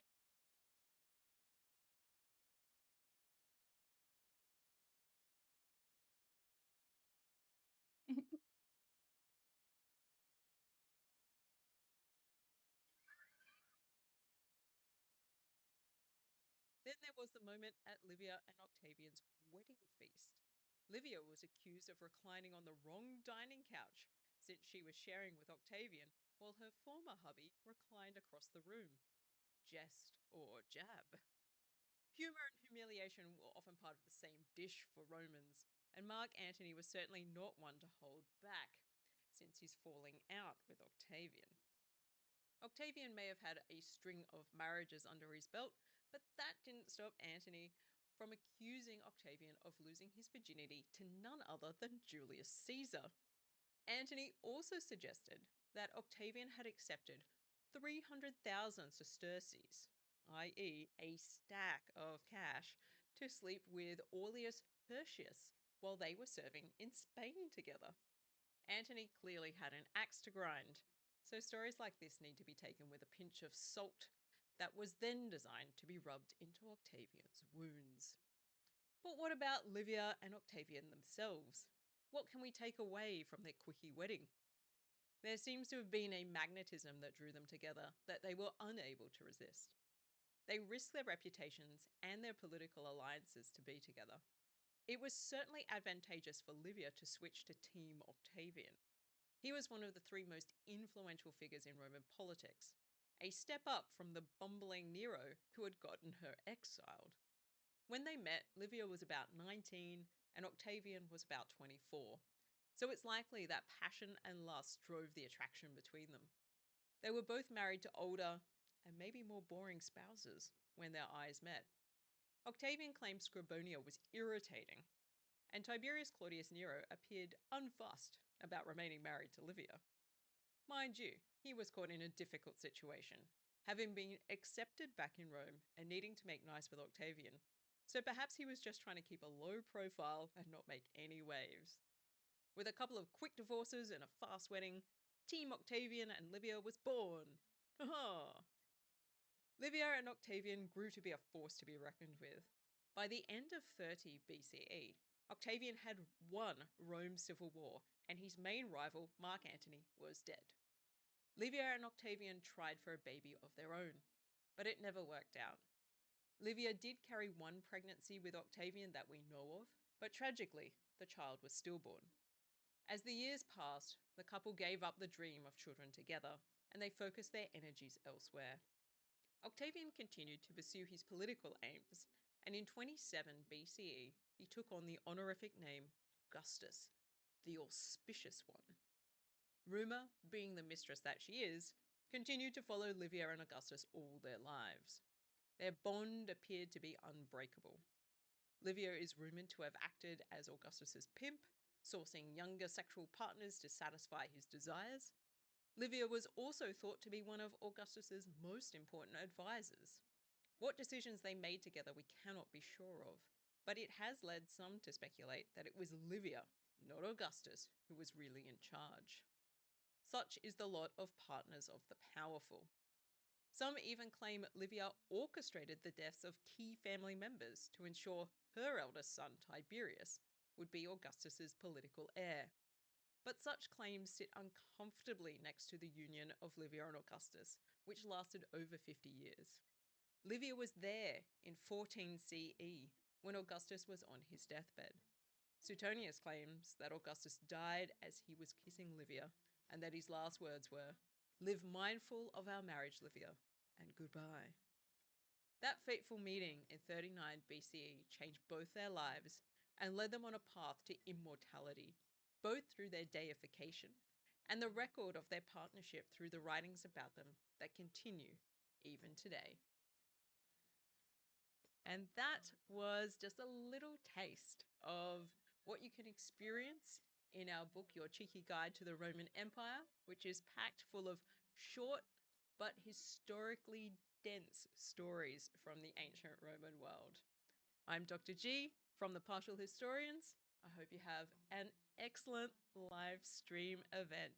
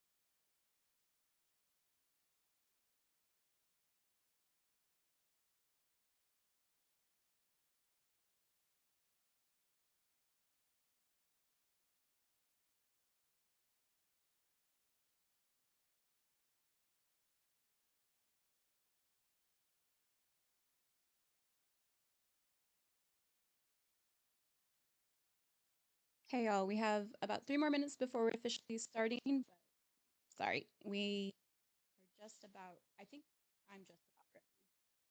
But we will, sorry, there we go. There's my microphone. For people in the background, y'all can hear me okay? Cool. We'll do one more tech check once we have everyone in the room, and then we'll get started with media reactions. So please sit tight.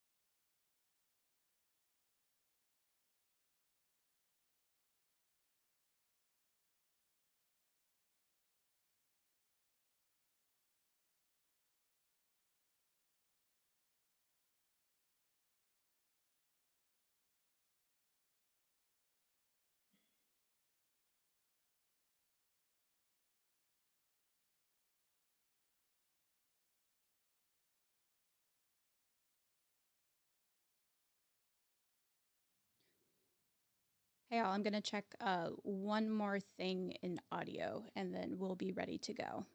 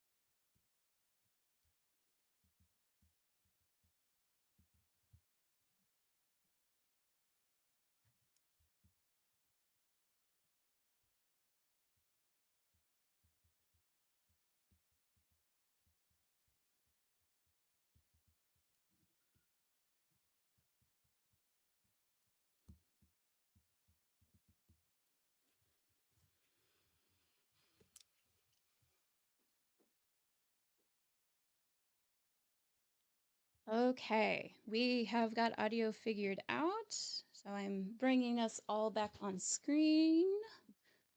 And sorry, my microphone's a little crackly. Let's see. And I think Colin, Emma, Lexi, Michaela. Emma, I now have the audio where I need it to be. Can you go ahead and speak again real quick? I am coming in correctly, I think. There we go.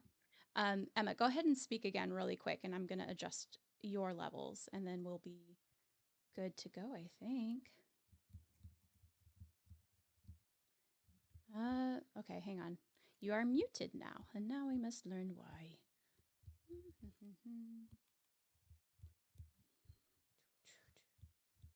Let's see. I don't have you muted on here.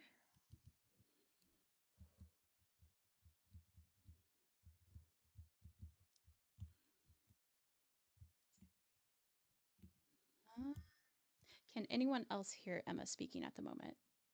Okay. No. Okay.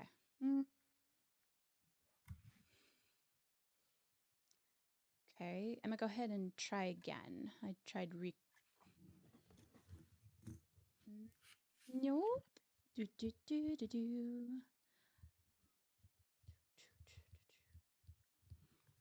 Audio settings. We have you with you're using the MacBook Air microphone built in. Okay. Let's make sure. What?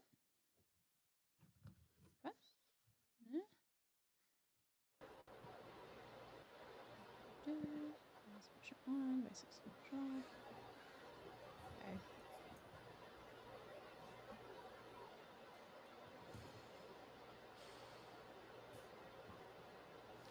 Oh.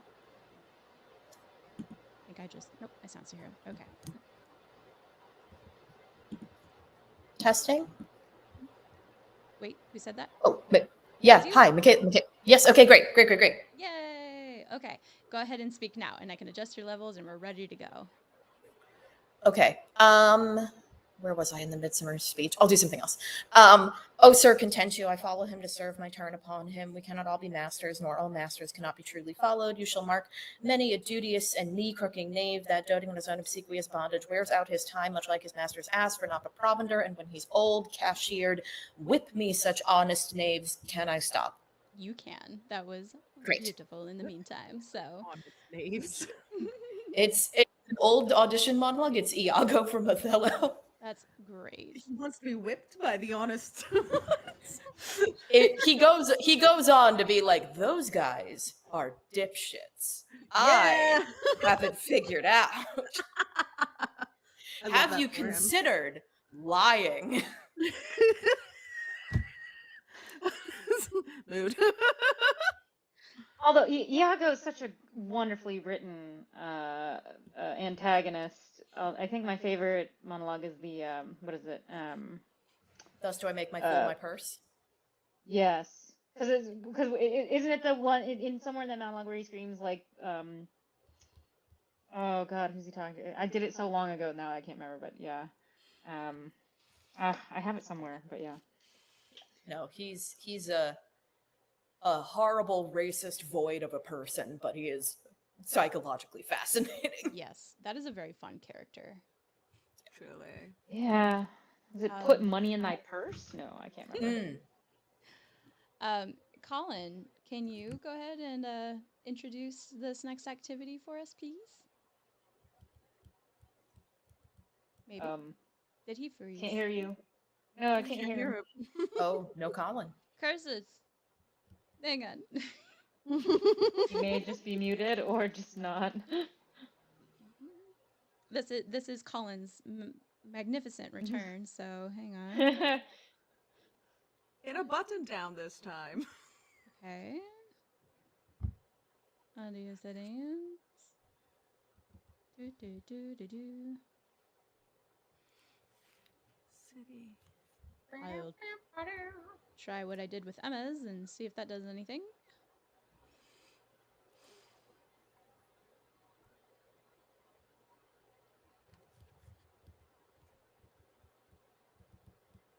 I don't know, Colin, if this is going to fix or unfix it, but... Nope, still nothing. Oh, I muted you. I'm sorry, Colin. Well, I did. I am master of all and not functioning. I've been. No one checks the chats. I've been saying this in the chat. There's for a lot of chats that I am like jumping around from, so that's fair. Can you hear me now, though? Yes. Yeah. Yes, All we can. We are set. Now you can please introduce us. Please introduce. Yes. Ready? And we are live on YouTube, as I can see. So that brings us to media reactions. So pop culture.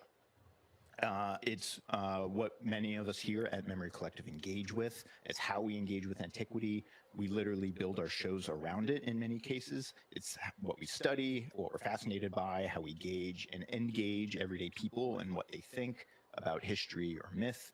And in a lot of ways, it's kind of contemporaries' culture's most direct tether to the past. There's also a lot out there and more coming in every day. So to help make sense of it all and start making our predictions on what will pop and what will flop, we have gathered a crack team of expert enthusiasts to react to trailers for upcoming media, including myself from Movies We Dig, Lexi from the Ozymandias Project, Kayla from Let's Talk About Miss Baby, and Emma representing themselves, right? Emma from a two-time guest of Miss Baby and future doing shenanigans and general person that does the gay Bacchae. Serial repeat Emma guest, of I Emma. guess. Thank you, yes. Yeah, and Emma has a show coming out with us not too long from now, so Yes. stay tuned for that as well. Where I talked for a normal amount of time. Yeah, of course. Yeah. So these should all be fresh reactions. None of us have, in theory, seen any of these before. And so, Christy, you're going to roll this on YouTube? Oh, yeah. I forgot to set this up for everyone else. You Not to be all, that guy, but in the chat. yeah, I forgot to explain this. You all can watch it via a video or via a folder that I put out. Got it. Yes, it is. Hang on, I will link that folder again. But yes, otherwise I'm going to play it on YouTube for everyone else to watch and enjoy. So, What are we starting with? we are starting with Spartacus, House of Ashur, which officially got a premiere date as of like 2 days ago for December 5th. We'll get episodes 1 and 2 on Stars. So Should we all like 3, 2, 1 when we have it ready? We'll just yes, that is the idea. Is we'll do a 3, 2, 1, hit play, so you'll all be able to not be interrupted by anything. Let me know if you all found the file. If you need me to post it, I'm ready to go. Okay. A repost would be lovely. I am Can do. still frantically looking. I've got it open. I think I might be able to. If you have the link to the folder, could you post it? Oh, I got it. I'm sorry. No, it's all Anyone good. else? I meant to post it this morning, and it did not Here. get added No, I to my don't. I'm sorry. to-do list. In our I clicked the chat wrong folder. There we go. Perfect. Thank you. Oh yeah, Colin. About the only chat I've not been able to check is the Ninja one itself. So. Oh, okay. So that's I'm like just literally the I'm only just screaming one. into the void. Yeah, That's good because all my most trenchant criticisms are lodged in there. I'm mostly checking Discord and kind of keeping an eye on YouTube chat. And so I'm so sorry. I'm still that's not. okay. I think Colin posted it in Dis- Ninja chat, but Colin, could you also post it in Discord chat? I don't Just see threw it it in up the there. Ninja chat. Okay. Okay. Okay. I think I got it. Okay. All right, we're doing Asher. We are doing Asher, House of Asher first. All right. Okay, and I'll do a 3, 2, 1 play. We'll just let it play all the way through, and then we will give our thoughts at the end. Sound good? Sounds great. All right. So it'll be 3, 2, 1 play, and then you hit the button and play. Okay. Keep taking me out. Okay. I'm sorry. Okay, here we go. 3, 2, 1 play. You have been granted the greatest of honor. Are we talking while we're watching? You can voice thoughts if you like. Okay. Also, Damn. blood warning on this one. Sorry about that, y'all. Yeah, that guy just got split in half. If you didn't know that about Spartacus, now you do. What were we saying about the nails? Exactly, right? But I love a good Cliff Ludus.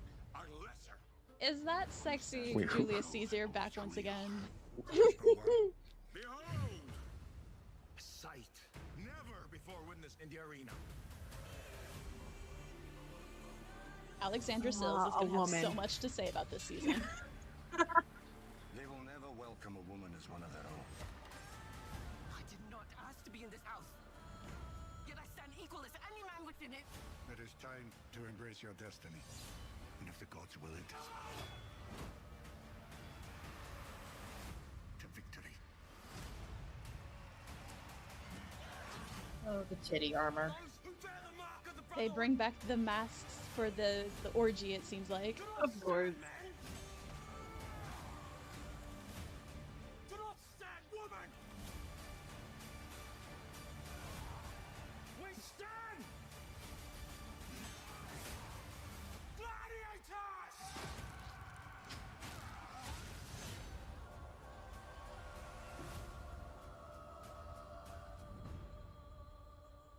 All right. Okay. All All right. right. So, y'all hit me with your initial thoughts. How are we feeling about the literal revival of Asher?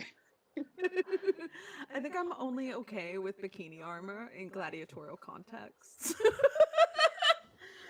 Because, yeah, the men are just as slutty. It's fine. Yeah.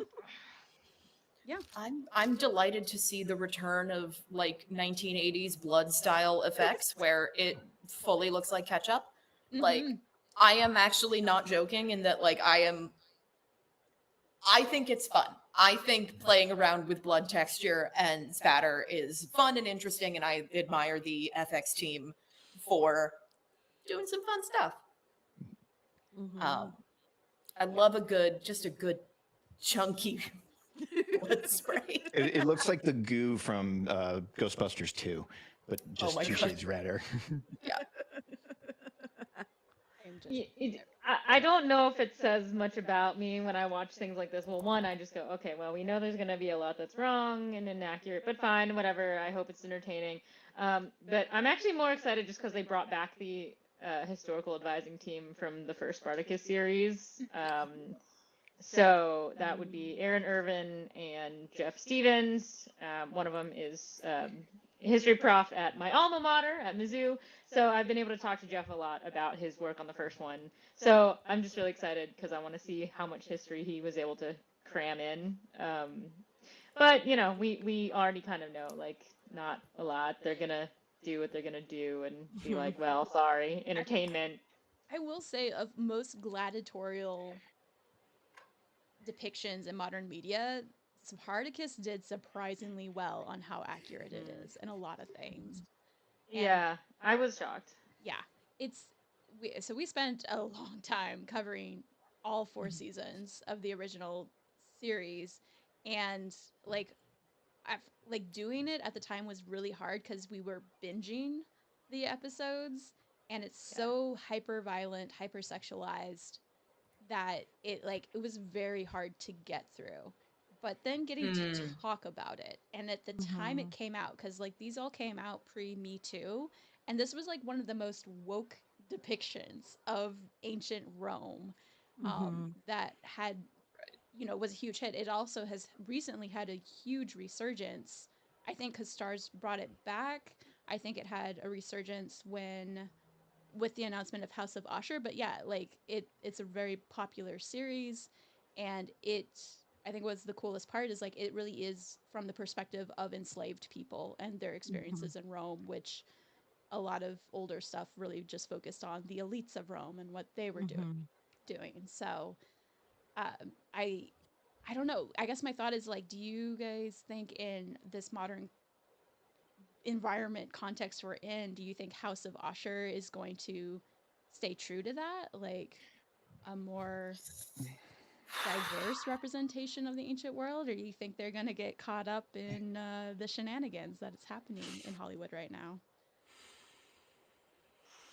I mean, this isn't really an answer, I think, to that question, but to depart from Christy, I've made it very clear on this podcast my opinions about Spartacus, where I am the dissenting voice usually. I really do not like this series. I recuse myself, or I try to recuse myself from talking about it as much as possible. There's a lot of things about it that truly irk me. But like all of it really boils down to me is there is a central kind of contradiction in the conceit of the show, where what the show wants to do is just be all spectacle all the time, right? With the effects, the cinematography, the stylings, the horniness, everything's pumped up to 11. It wants to be sort of this spectacle really about gladiators. Like the show sells itself to audiences, I think, on just watch gladiators like mess each other up in the arena. But that gets then pinned onto Spartacus because that's a household name, and so it becomes a way to do 300 again / Gladiator again. But then it also is binding itself to this narrative that is inherently, at least in like American media, about like liberation. Like Spartacus is a liberation story. If you go to like Kirk Douglas, and that's where the movie to me like pulls itself in half. Not the movie, rather the show, like pulls itself in half because it really just wants to keep everybody in the arena killing each other, because that's where the fun is, that's the hook. So that's why you get the Granicus seasons. I feel like that's the conceit behind the Usher seasons, because like now we don't have to worry about rebellion or like ever, we don't have to ever leave the ludus. We can just have them killing each other in the arena 24/7, and then whatever narratives we, and plot lines we want to put on it, we can just do. But I kind of just have pinned my personality on being a Spartacus hater, which is the odd man out in among the show and the guests we have. But that's my piece. No, that's a lot of great points. Like, I think that's what you were saying, Colin. Also, is why it's so hard as a TV show to binge. Like, I hated having to sit down and crank through an entire season in like 1 or 2 weeks for us to talk about, because you're right. It's like meant to be spectacle all the time, and it's exhausting. Which I'm at least this watch through, we're getting 2 episodes upon release, and then 1 episode per week after that, which I miss. I miss television doing that. And so I Yeah. am looking forward to see how that changes the experience of watching the show, is like just one a week is all I need, kind of a thing. You know, can I just like push back on that, only because I feel like right now you've hit me at a time where I'm going through like the opposite kind of that Yeah. spectrum. Yeah. Just because, I mean, okay, it's you've caught me at one of the rare moments where I'm not actually watching something based in strictly antiquity. I'm a huge Outlander fan, and Nice.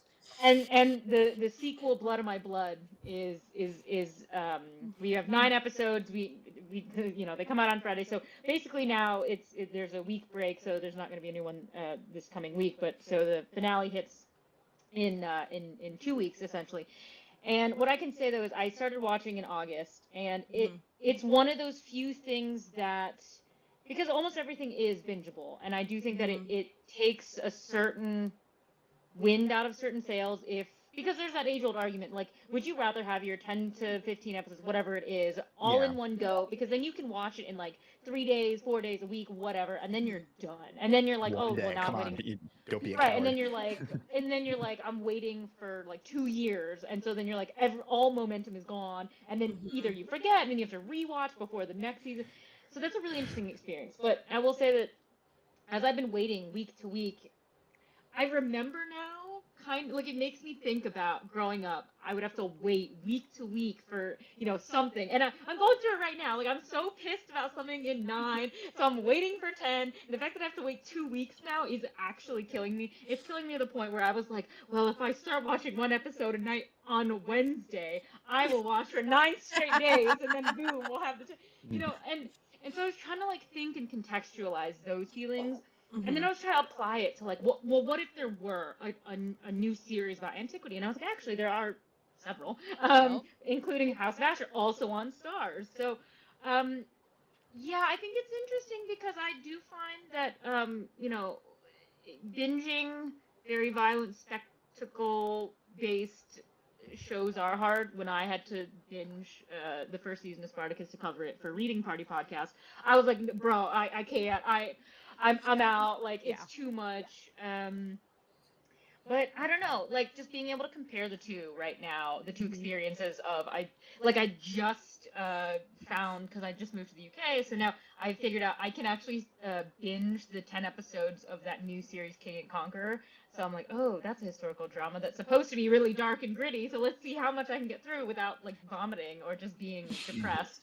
But I think you're right, because it does sell itself. Because I was kind of comparing Asher to King and Conqueror, and I was thinking like it's very much based on, singular experiences. Like, yes, one's kind of a historical timeline, so you have to get point A to point B. The other one, you can center more on the personal dynamics within like one ludus. But it's really interesting because I think having it bingeable takes out the breaks you need, but at the same time, if you have too much time, then you also lose momentum. So I'm not sure. I think I'm coming down on like the. No, that's totally I don't fair. know. Certain shows really benefit from the week to week basis. Like I'm thinking about Summer I Turned Pretty, which like is really sort of vibing off like it also that a big part of that is the meta show kind of narrative. Like that is a series that really relies on like people talking about it and like chat rooms and discords and blogs and speculations and predictions and things like that. Like Game of Thrones was kind of like this in its heyday, right? It was all about each week was about building up momentum and anticipation for the next one. But then on the flip side, there are some shows that really benefit from just put it in the funnel and just guzzle it down my throat because like that's how I want to consume this tub of lard or whatever it is. And I don't really like to Leslie's point, I don't know where Spartacus falls because it's kind of like I feel like if you see one episode of this show, you kind of seen them all.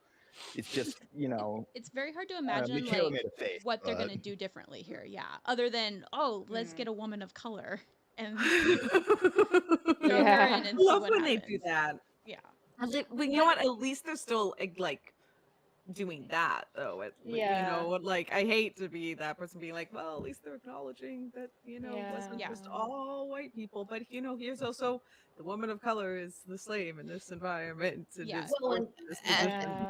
and are they gonna, is the production team going to take necessary measures to like make sure that the social media reaction to that actress is not doesn't do a Star Wars?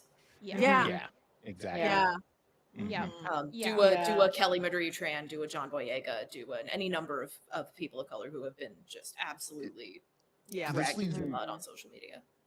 This is an open question, and you all might know more than me on this one. But like, what is the fan status of the Spartacus series? Like, I imagine there's probably some, but like, what's going on in the? If I went to like the subreddit on Spartacus, what would I find? I don't know that. I just know it definitely had a I'll let you resurgence know. in views recently. So Yeah. I mean, I oh god. It's been a long time since I went. Like, I think when it originally aired or something, or like when I discovered it, I did kind of go to subreddit. There were some really interesting places and there were some really toxic places that I was like, oh, it's just been essentially justifying their opinions. I do kind of wonder in this time, like, I don't know, just considering what's going on in certain parts of the US, the world, all these things, like I do feel like it's in danger of I do think that this series could be in danger of getting itself into the culture wars that people are just determined to bring it into. I mean, look, Yeah. you're going to see, a lady of color in there probably kissing some other woman. If you're offended by that, you're going to see that and you're just going to be like, nope, it's woke, it's dead. Like, I don't see how it's going to change anyone's opinion. Like, it's Yeah. going to either cement you or not, I feel like. Yeah. On the other side of Also, it, I think that having the black woman be a gladiatrix is the safe choice, because like it goes into these old ideas of like black women being just strong, more violent and things like that. It's leaning into that, which is a comfortable space, as opposed to why not make her like the surgeon on hand to treat the gladiators? Why not make her a business partner that actually helps save Asher and gets the Ludus, out of financial stress? There are other roles you could have a woman of color in for this show, but you kind of chose a trope in this case. You know what? This reminds me a lot of. So I read a lot of. I think for some reason masochistically like reading a lot of political memoirs by former female leaders. I've got like a stack of them. I've got like Angela Merkel and the prime ministers of New Zealand and Finland all sitting on a shelf. But it's really interesting because there was a book review that I read about Kamala Harris's memoir that's coming out, 107 Days. And the thing that stood out to me was that one of the reviewers essentially just said, there's a lot wrong with this book, but the thing that she leads into that they hated was this idea of like, her strongest stance seemed to be, let me just pick the path that would offend the fewest people.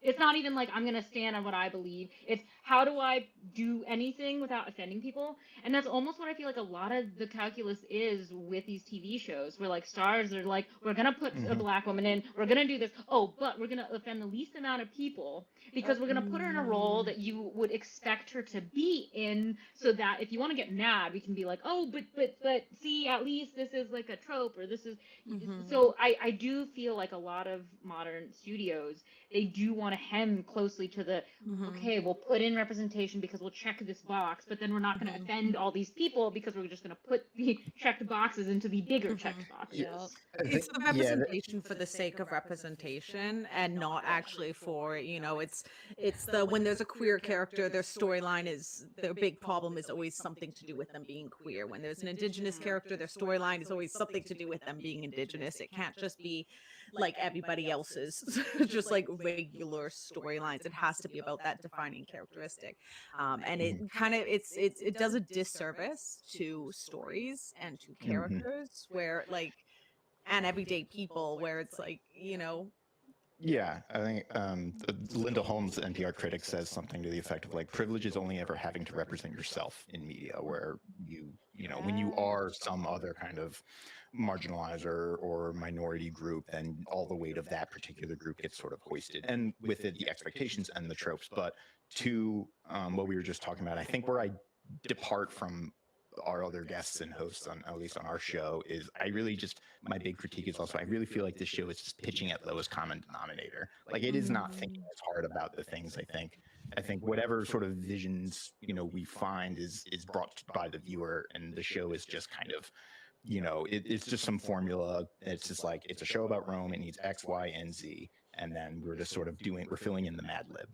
I think also like I don't know, in terms of like production timelines, like the amount of time that it would take, because I know this was also pushed back a couple of months. Yes. That most likely this show was written, mostly filmed pre 2024 election. Especially for such a big budget show like this, like those things take time to get out. That like what is probably going to be manifest is going to be a year behind the culture. And also like the things that are being responded to are also I think maybe a big pop culture beat. I'm not sure about the timelines here. I think there's probably some response to Gladiator 2 happening here. That could be. I know, like, we were already talking about it had been greenlit when we were talking about it in March of 2024. Yeah, it does feel like it's been in developmental limbo for like a hot minute. Yeah. So they've probably kind of pivoted a little bit. I but imagine so. Yeah, especially with this last delay that you pointed out. That seems Yeah. telling in some ways for sure. Okay, Yeah. y'all. We can definitely Yes, still we gotta talk keep about the Usher. ball Yeah, yeah. rolling. Yeah, we're gonna move to the Yeah. next Great. one. Mhm. And Okay. that is going to be Percy Jackson. Oops, sorry, it just automatically starts playing when I switch screens. So, same deal. Let me know Finger when on you're the ready. trigger. I'm good. I'm ready. Everyone to ready? go. Okay, 3, 2, 1, play.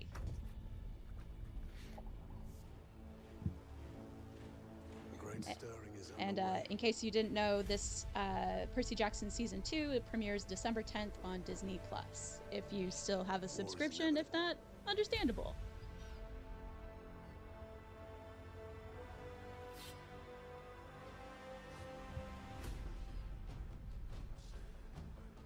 There are forces more powerful than the will of the gods, my son. Gotta have that Lin-Manuel Miranda shot. Jump scare. It's me. We all know that last year you did something cool. My But guy. honestly, I don't even remember what it was. I love the use of Enya here. I'm just glad it's not the Vance Joy one again. Let's go do the impossible.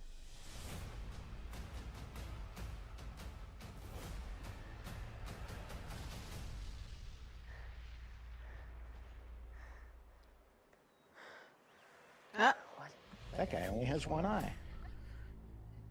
And that's where a third of the special effects budget Sorry, went. yo. I'm gonna let the last part play. I never said boyfriend. I never said boyfriend. I believe you. Let's force romance on teenagers. Why not? Yay! Actually, how old are these kids now? Are they like? I would be unsurprised to find out that they're like 20. No, I think they're still No. teenagers. Yeah, they're still teenagers because I think when they were cast, they were still what 12, like actually Yeah. 12. Yeah. Yeah, they were like So they're probably age like that they're. 15, 16 now.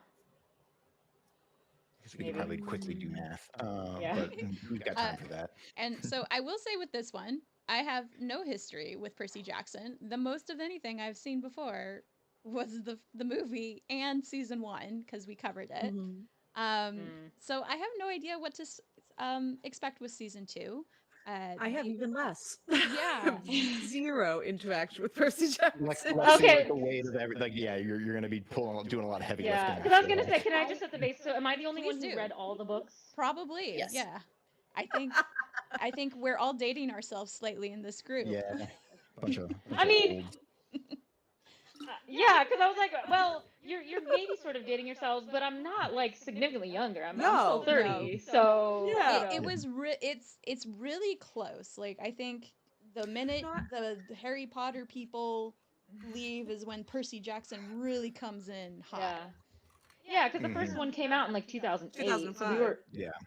The Or was Lightning it Thief was 2005? 2005. Oh, That sounds about right. Yeah, so Yeah, I you- would have been yeah. 11. Like I was the prime demographic at the time. Yeah. No, I got it 7th grade, so a couple years later, because I picked it up in 2007, I think. So there were like 2 books out, maybe. Yeah, I mean, okay. I guess. Well, spoiler alert. I guess if you're Go for it. about to whatever. Also, just for the audience, if you don't want to be spoiled, then maybe just cut off your ear. just don't listen. Cut off your own head. Drastic actions must be taken. Don't take Self, action. self-Pentheus immediately. But okay, but all right. So basically, the second book takes our characters to the Bermuda Triangle, which is essentially the Sea of Monsters, quote unquote. So Rick Riordan wanted to bring in this lore of like why do people disappear over the Bermuda Triangle? Like what could it be? And so he decides that he puts mythological creatures in it. So like the whirlpool. So you have like Scylla and Charybdis, and you have like a bunch of really interesting mythological figures kind of pop up. And he's like, yeah, this is the realm of monsters where they all just kind of live. You're gonna see Polyphemus, like you're gonna find all these things. And it's like tied to a specific quest line because the book 2 is tied to like they have to what is it rescue the golden fleece from the cave because they have to save the tree that's like dying, it's poisoned. So it's this whole convoluted thing. Essentially, what I'll say about this is that as someone who did grow up with Percy Jackson, it's really hard for me to separate book from independent media project because what I see when I see this trailer is I see okay, well there's that storyline that they took on and they did it what looks to be more accurately than the movie version because there were 2 movies of the original movie series which are both quite inaccurate. But um I can't tell because like half of it is me wanting to be picky and be like, well, the book says there's very specific things about these characters, like if depending on who their godly parent is, and then he builds this elaborate sort of mythology about, well, if in my world this godly parent has this or that, and so my characters, their children will have these things. So we're going to be introduced to the sort of main character who's actually sent out on the quest during the second one, and that's this character named Clarice, and she's the daughter of Ares. Right. And so they have this really big thing about how she's the big bully on the block, and she takes after her daddy a lot. And here's the thing, I think that this series, unlike the others, it's at more liberty to take casting and other liberties because it's not so much tied to history; it's tied to mythology. So, like, there were a lot of people who were angry about, let's be honest, a black Annabeth. So many people when they Yeah, I announced the did hear show about that. were like, "Oh no, no, no!" They were like, "She's the daughter of Athena, so she has to be blonde, and she's described as having gray eyes because all the children of Athena take after her mother, so she must have gray eyes." Okay. And so people were like, "Okay, but like, is your criticism because it's tied to like the appearance and attributes of the character? Do they contribute to like the story as a whole? Like, does it actually impact your narrative in some way? Like what is this building to? Or are you just like hating on a black girl being cast? You know, like Yeah. you have to wade through all this bullshit, and it was exhausting. I will just say I got into many fights. It was exhausting. Ugh. Um, That's yeah. but like because it's based off of mythology, again, you have more liberty. So like I feel like a lot of the easy cop out answers is this character doesn't look like what they're describing in the book. Yes, but our author did give his characters the power to essentially, especially the gods, look like whoever they wanted. They could shapeshift to look like whoever. And so I'm kind of like, if you're gonna go off that logic, fine, cast them. It doesn't matter. Like whatever, I don't care. So I do think that because the start of the show was tied up in some of these culture war things, it's going to be unavoidable. It looked like, I can't tell if it's the actual character of Clarice, but the one girl who kind of jumped off the boat in the beach. Yeah. That looks like it's going to be Clarice, daughter of Ares. She's just sort of described in the book as like a big burly girl with like brown hair, and her only thing is like she's big, she's strong, she carries around, her big spear. So she's like Ares. She's kind of this butch character. We saw her in Do I think season 1, people? didn't we? She had an Yeah, appearance. she. So Yeah, I think we briefly did. So like, do I think she's gonna get some hate because she's not like book Clarice? Yes, I absolutely do, and I hope that actress is protected. Yeah. It's, I don't know, it's hard when you adapt material because people have such strong feelings about it in the way that people are strong about Harry Potter. I don't know, Well, but and I was just gonna say, like, that's the one thing I appreciate about this. I don't like series isn't the best way to say it, but like the world of Percy Jackson has Rick Riordan, who has like, a lot of initial critiques of the early books is like it had these white supremacist kind of ideas that just go unexamined there a lot of the time, and they ended up in his book. But he has taken so many of those critiques, and he's listened and grown and adapted and been willing for these stories to change and to like address some of those issues. So, having grown up with Harry Potter, I don't get the luxury of that. And sorry, I did something really happen with Harry Potter? Let's not go there. I like being a series of unfortunate events, kids. We have some problems. Yeah. But not that. So it's like I give it a Yeah. lot of kudos for that. Mhm. I think what I Yeah. always struggle with though is like no matter what is like you telling Greek myth for a middle school audience, for a younger audience, what you don't realize is like it really does kind of make okay violence against others, especially monstrous others, even though there's like some rules in place that it's not like, you know, they go to the underworld as opposed to like a death or something. But like the whole Medusa storyline, you still struggle to talk about like really heavy topics that unfortunately like middle school students can also be victims of, and getting to see those storylines and be seen, you know, kind of going back to House of Ushers, like how much do you push the envelope to have the audience be comfortable? And it's a little sad that we're very comfortable with middle schoolers, 12-year-olds killing monsters on screen, but not some other topics. So that's my 2 cents on the whole thing. Yeah. I mean, I would just say, I guess, the most exciting thing I think for, classicists and people who just love antiquity is this season I anticipate, again, we don't know how much they changed or adapted from the books. I can only tell you as a book reader what I am anticipating, but it does introduce you to a lot of the mythological characters. So I'm really interested to see kind of who they bring in, because they can't bring them all, and whether they're, whether it's completely accurate or you give a clever nod to them. I'm just really interested to see what they do, because if from memory, like, you bring in Tantalus, who almost gets no screen time in anything, so you're like, oh, Tantalus is gonna come. Of course, you have, the big one, Circe, the Sirens. I think there's some depiction, there should be, of like the Laestrygonians. Um, Scylla and Charybdis can be kind of, they can pop up in a lot of media stuff as well. But there are some weird things that I'm interested to see. We introduce a wider concept of Cyclops, because not only is Polyphemus in there, kind of as the big one of the big bads, but it introduces well, essentially Percy's half brother Tyson, who is a Cyclops, and so it's trying to, I hope, tell us that, hey, there's like, they do have some interesting interpersonal things, because book at least is, he has this thing where he learns he has a half brother, it's a Cyclops, and then you have Annabeth essentially as a daughter of Athena being like, we're really afraid of Cyclops, I don't like her, like them, and then you're like, oh, let's unpack that. Why? Like, it has interesting things. Again, they're young, so I don't know how much they're really going to go into it, but yeah, I think I'm excited to see how many mythological figures they can put in, and how much justice we're going to see done to them.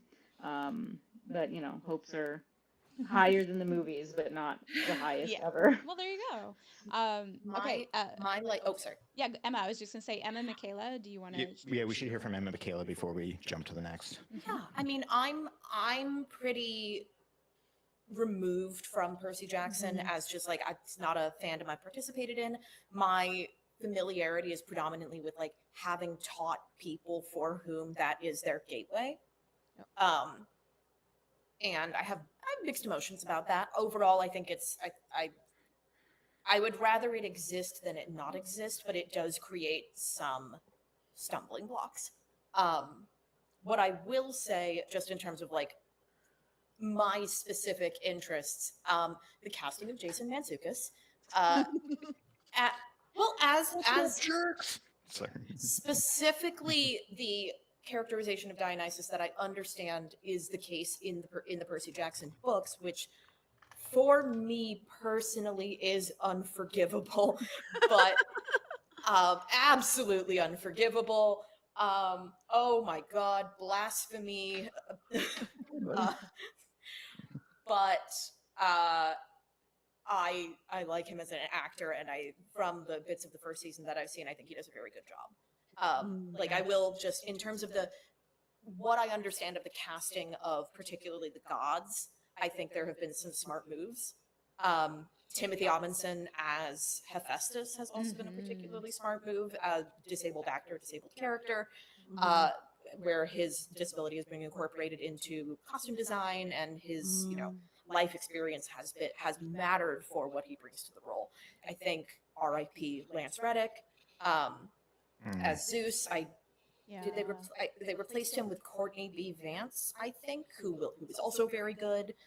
But yeah, just I like some of the casting choices that have been made. Lin-Manuel Miranda is good at his job. Is not one of them. It's fine. It's fine. I would say fine. it's not as bad to me. The one that I like really, I was like, who thought this was a good idea? It was when he was in the Golden Compass as Lee Scoresby, which to me just felt like a weird decision of like that's like of all the ways we can sort of yeah. He did okay. I'm not gonna go into my Miranda thing. He was we could have a media reaction on Colin him. will just go in into and of the itself. Lin-Manuel Miranda thing with you. Yeah. I will also stick up for Toby Stephens as Poseidon, just because he is also quite good. Some folks might not know is the son of Maggie Smith. Yeah. Maggie Smith's son, and also no stranger to nautical things, as he starred in Captain Flint in the oddly Michael Bay produced series Black Sails, which is very good and extremely gay. So put Toby Stephens on a boat. Good choice. Right. Do you have any final thoughts on this one? So, like, truly, when I say my exposure to Percy Jackson is nothing, I truly mean, like, I have had zero interaction with it ever. Like, I guess I was just an extremely pedantic child, and I was just like, absolutely not. A child of Athena, I shall never interact with this again. And, like, I also, like, did not like Logan. What was the name guy in the movies? Logan Lerman? Logan Lerman. Yeah, he bothered me as a teenager because I was an angsty teenager. So I was like, I'm not even going to watch this. And I didn't even know that a new series came out. So I'm like, it is so off my radar. But I'm also like, the thing is, anyone I've met who has liked Percy Jackson, and that was like their childhood series, have always been, and this is not me just being pandering to anyone, but they have always just been the loveliest people. And they've also always been so willing to be wrong about things, which I really like. It's like the series got them, if they really gets them into Greek myth and Greek history or looking at ancient history, they're so willing to just go out there and be like, oh look, this thing was wrong, but I'm still gonna love it and I'm gonna go learn things. And it's so of the fandoms from my youth, I quite enjoy them. Actually, yeah. Things considered, while some of us got Percy Jackson, others of us got Disney's Hercules, and oh boy, did that really misrepresent Greek myth. Yeah, That one never really went away. I still get that one a lot. I love it. I love it. I will never not love it. I'm sorry. The muses being like the gospel choir. Yes. That's beautiful. Gorgeous. Brilliant choice. The nipples being so stylized. In all other ways, I never want to interact with James Woods, but God, it's a good Hades. It's a really good Hades. Yeah. I don't even know What are you talking about? He's a super fun follow on social media. There's so much to love about that. There's so much He's to love very about normal. Hercules, but I just don't love the over Christianization of it. That's what I do hate. Yeah. Totally fair. But you know what I would like? I would like a pair of air. I would just sort of cite Lindsay Ellis's sort of breakdown of that movie, which I think kind of says everything I was thinking for me. Yeah. Yeah. All right, friends, and with that, I'm signaling us to go to our final trailer that we will be watching, which is going to be Hades 2, which during, I think, the PlayStation launch. It's out. Yeah. It's out now. Yep, it's officially out as of like 2 days ago, I think, right? Apparently it's been out on PC for longer. I just didn't know. I've been playing early access for several months. Early access has been out for like a year, but the full game is fully launched, and they did not take our advice about Narcissus, unfortunately. Where like, I wanted him to be mid. I wanted his appearance to be mid, unlike all the other gods depicted. Oh my god, that would have been great. Just some guy. It's okay. I'm not that mad. So this was the trailer they played to announce its official like full launch release. The cool thing, I'm pretty sure that we should know. I'm pretty sure it's Powerhouse Animation that also animated this trailer. So, if does that sound correct, Colin? I think so. Sorry, something weird keeps happening where Christy, you keep popping in and out for me on Ninja, and Michaela has been gone for me for like a while. I missed her entire thing. Oh no! I'm sure it was brilliant, but I saw everyone else nodding and responding. I'm like, what am I missing? Oh. I don't know. But I missed your question, Christy. I did not hear what you asked. Oh, I was asking, do you know if it's Powerhouse Animation that made this trailer? I know it's like a smaller independent animation I don't know studio. off the top of my head. Okay, but fair enough. We're just what? Okay, let me double check one thing, and then we will do this trailer. So Beautiful. Wrong one. Too many buttons. Press all the buttons. There's a lot of buttons, yeah. That'll fix it, I think. Maybe. Won't cause any more problems. Well, Andy's one troubleshoot suggestion is not the issue. Should I just refresh? As far as I can tell, unfortunately. But If I refresh, will that mess up the feed? I can do it while we're watching the trailer. I can fix it fast, honestly. So do it. Do it. Okay. Well, let's start watching the trailer so we can do it. You can do that. We can do that in the background. Okay, that sounds good. All right. So let me make sure I have it on. Okay. When everyone's ready, let me know, and then I'll do our countdown. I'm ready. Okay. Good to go. 3, 2, 1, play.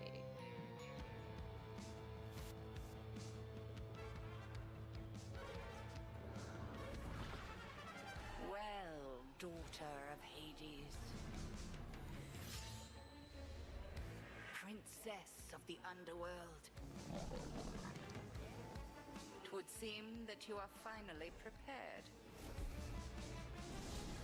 But time itself is against us. And war has come to Mount Olympus.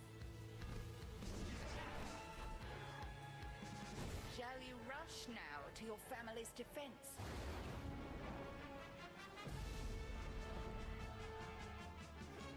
I want this to be an actual animated show now, so badly. Really? I am. Yeah, this is good. Enemy in the heart of the underworld.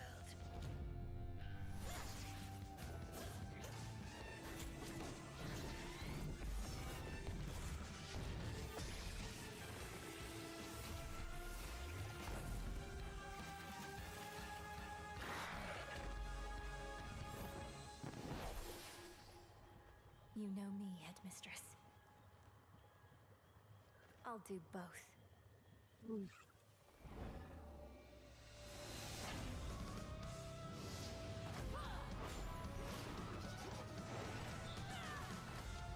It's now or never. We witches oft are underestimated, but I am well aware how capable you are. I have to be more than that. This family, they deserve their vengeance. But I cannot stop Kronos on my own. Will you aid me? We got your back, sister, so just keep moving forward. Care for a little wager here? Bet I'll take more of them than you. Let's see how strong you really are. Time would wear us down, but with patience, we can withstand him until our night arrives. This is it.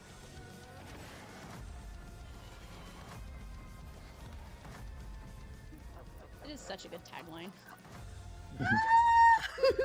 I was to say, before anyone says anything, everyone I was looking at our like Ninja feed, everyone was stone faced except for Michaela, who was like living it real time. And I got distracted and I was watching that instead of the trailer.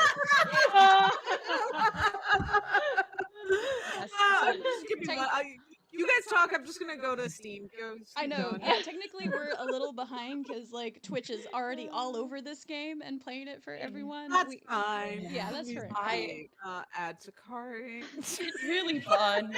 Like I just, as someone who's very bad at video games and like not a big gamer, like the two games that I have successfully been sucked into are this and Baldur's Gate 3. Nice. Yeah. And the only reason I can play Baldur's Gate 3 is because I already have existing knowledge of D&D mechanics. Yeah. This is it, on a pure, like, I am not a gamer. I do not know what I'm talking about. I'm just speaking as somebody. It's really fun. It's really fun. I've had a really good time. Cool, it's downloading. I think the designs She's doing are... after this. I can't though. I have to freaking translate Herodotus and Suetonius. Truly, I'm looking at my so calendar. I'm like, sorry. when is the time to slot Hades in? Like, where in You my know life what? would this Actually, be? Like, Tuesday on Canada is Truth and Reconciliation Day, which don't ask me what the fuck that means, but apparently it's supposed to be so people remember what they did to my people. Maybe I'll just play Hades too all day. Yeah, there you go. I was gonna say, it's one of the only other things that we've streamed on our channel on occasion, and now that the full release is out, we might try doing that again. We might, of course, like invite people. Join you for that? Yes, yes, we've had people join. We've done it a couple of times successfully. Now that it's fully released, Andy and I have been talking about wanting to do that again. So if you're not a gamer but want to get to see the game, or you just want to hang out with like video games. Yeah, if you want to just hang out with a bunch of myth Really nerds good. while someone very talented in Hades 2, so much so that like he kept getting as far as needing Eris to nerf him. when we streamed on I think it was like first or second run, Andy, who's sort of watching us omnisciently, but Andy I think got past like the second boss, like on his like first or second run, like right away. It was pretty impressive. Yeah. Yeah. I think it was also like he was like it was an it was just, you know, one of the things about this game is sometimes just like the stars align and you're just like vibing and like you just have one of those runs where you're like we're going experience. Yeah. Mm-hmm. Yeah. And I love the mechanic that they literally introduce Eris to show up and nerf you so that you can't go further. You have to die and experience more story. I didn't need to know this yet. I'm so sorry. I'm so it's sorry. Okay, I forgive you. But it's okay. Okay, I forgive you. Also, just to be the Eris design rocks. Is it beautiful? Eris's design. So I had like a moment though. Shout out when to I saw every Nemesis voice actor. Yeah, well, this when game I is saw so Nemesis, sleek. I was like, It's a trap for every thirst, right? And like, but everything looks good. Everyone is like the void thing. Everything it is like it is. I mean, a la Baldur's Gate. I think another thing about that game that is like pivotal to its success is like that game is also like super hot. Great, yeah, and great voice dialogue. I'll surprise absolutely nobody by. I have successfully romanced Astarion like I think 4 times. Oh, I feel like it's like the new. It's like the new like what's your favorite Ninja Turtle or which Sex and the City character or like what's your Myers Briggs or whatever. It's like who do you go for in one of these games? Because Astarion is one of the ones I avoid like the plague generally. Because every time I do anything in this game, I get the little ticker on the top that says Astarion disapproves, and so my workaround is just to play as him, so I don't get that like negative feedback. I am so Astarion is exposure therapy for me in that it requires me to do what my anxiety really does not like me to do, which is be rude to video game NPCs. So I'm like, no, I have to be mean to the NPC or the hot vampire won't like me. This is where Emma, you and I are on a path, and like there's a fork in the road, and we just take different forks because I want the NPC to be nice to. I want to be nice to the NPC, so I can't. I also want to be nice to the NPC, but I want the hot vampire to like me more. There's priorities here, and hot vampire always trumps the others. Our next stream, we should just do Baldur's Gate. Oh no. So this is where the roles are flipped and I'm gonna out myself. Which is hilarious because I'm doing a PhD in literally archaeogaming. But this is where I actually say with the exception of very few games, I don't tend to love mythologically based video games. Like I have not played Baldur's Gate. I do not play Hades. I'm really picky because I like choice-based games and I do like sort of hyper realism. And so if it's a more stylized thing, it has to have a really strong narrative because I'm so narratively based. So like Stray Gods was an exception because I was like, okay, but the narrative is strong. And so it's really interesting because I think I don't know, like maybe it's because everything else I do is classics, but like it's to the point where unless it's like an Assassin's Creed where it's super just kind of got me in that Immersive. world.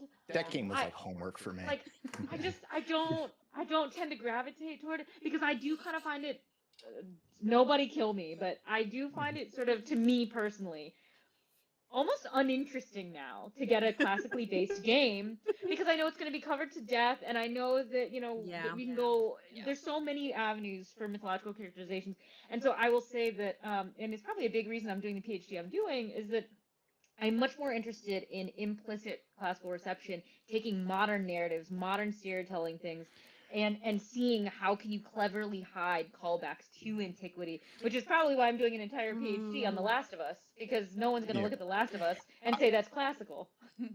I have a whole rant that I'll save for another time, but I've been keeping in the break glass in case, which is my whole like master theory about Red Dead Redemption 2 and how it does classical reception, Oh my which God. is, I think, but that's neither here nor there.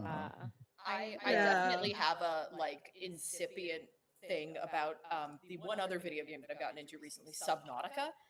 I've heard of Which that is one. kind it's the one that's like don't play this if you have thalassophobia. Yeah.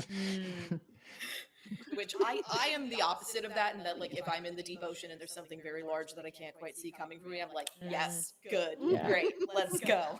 I'm ready for this. Take me. All right, friends. Oh, God. I'm gonna release this picture upon you really quick. So Oh. the trailer that released is actually nowhere online anymore. So very Oh. secretive. If you got a chance to see the sneak peek trailer that was before Jurassic World, congrats. Otherwise, all of us are just getting the teaser poster today. It is, of course, this thing. Nolan's The Odyssey, coming out July of next year. I'm so excited.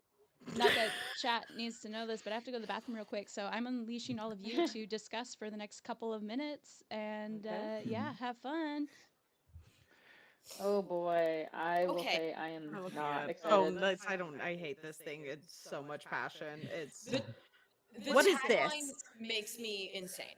The tagline makes me By insane. the gods. The tagline makes me insane. I don't like that. I think the casting of Matt Damon, I know Nolan and Matt Damon have had a long career together, whatever. I don't like Matt Damon as Odysseus. I want my Odysseus to be a non-conventionally attractive little freak. Or Sean Bean. Or Sean Bean. Or Sean Bean. Tom Holland as Telemachus, fine, great, that works. I know I that can Elliot see it. Page has been cast, and I want to know who he's playing. Who? Elliot Page. Oh.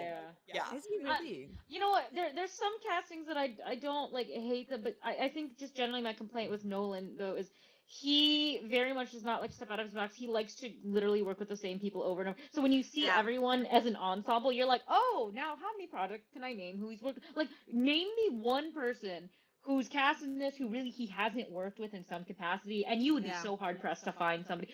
Because I was like, oh, he cast Charlize Theron, and I'm like, who? Has he worked with Lupita before? I was wondering about that. I don't She may think, be to one my of the knowledge. few people who he hasn't worked with, and But isn't it's she like playing the Tim Athena? Burton of something or other. Is she really? Who is what? I'm so excited for this hot mess. I'm gonna be honest, but I'm gonna be so drunk for it. I think she's Helen, and I do think that's good casting. Okay. She's not Athena, she's Helen, you think?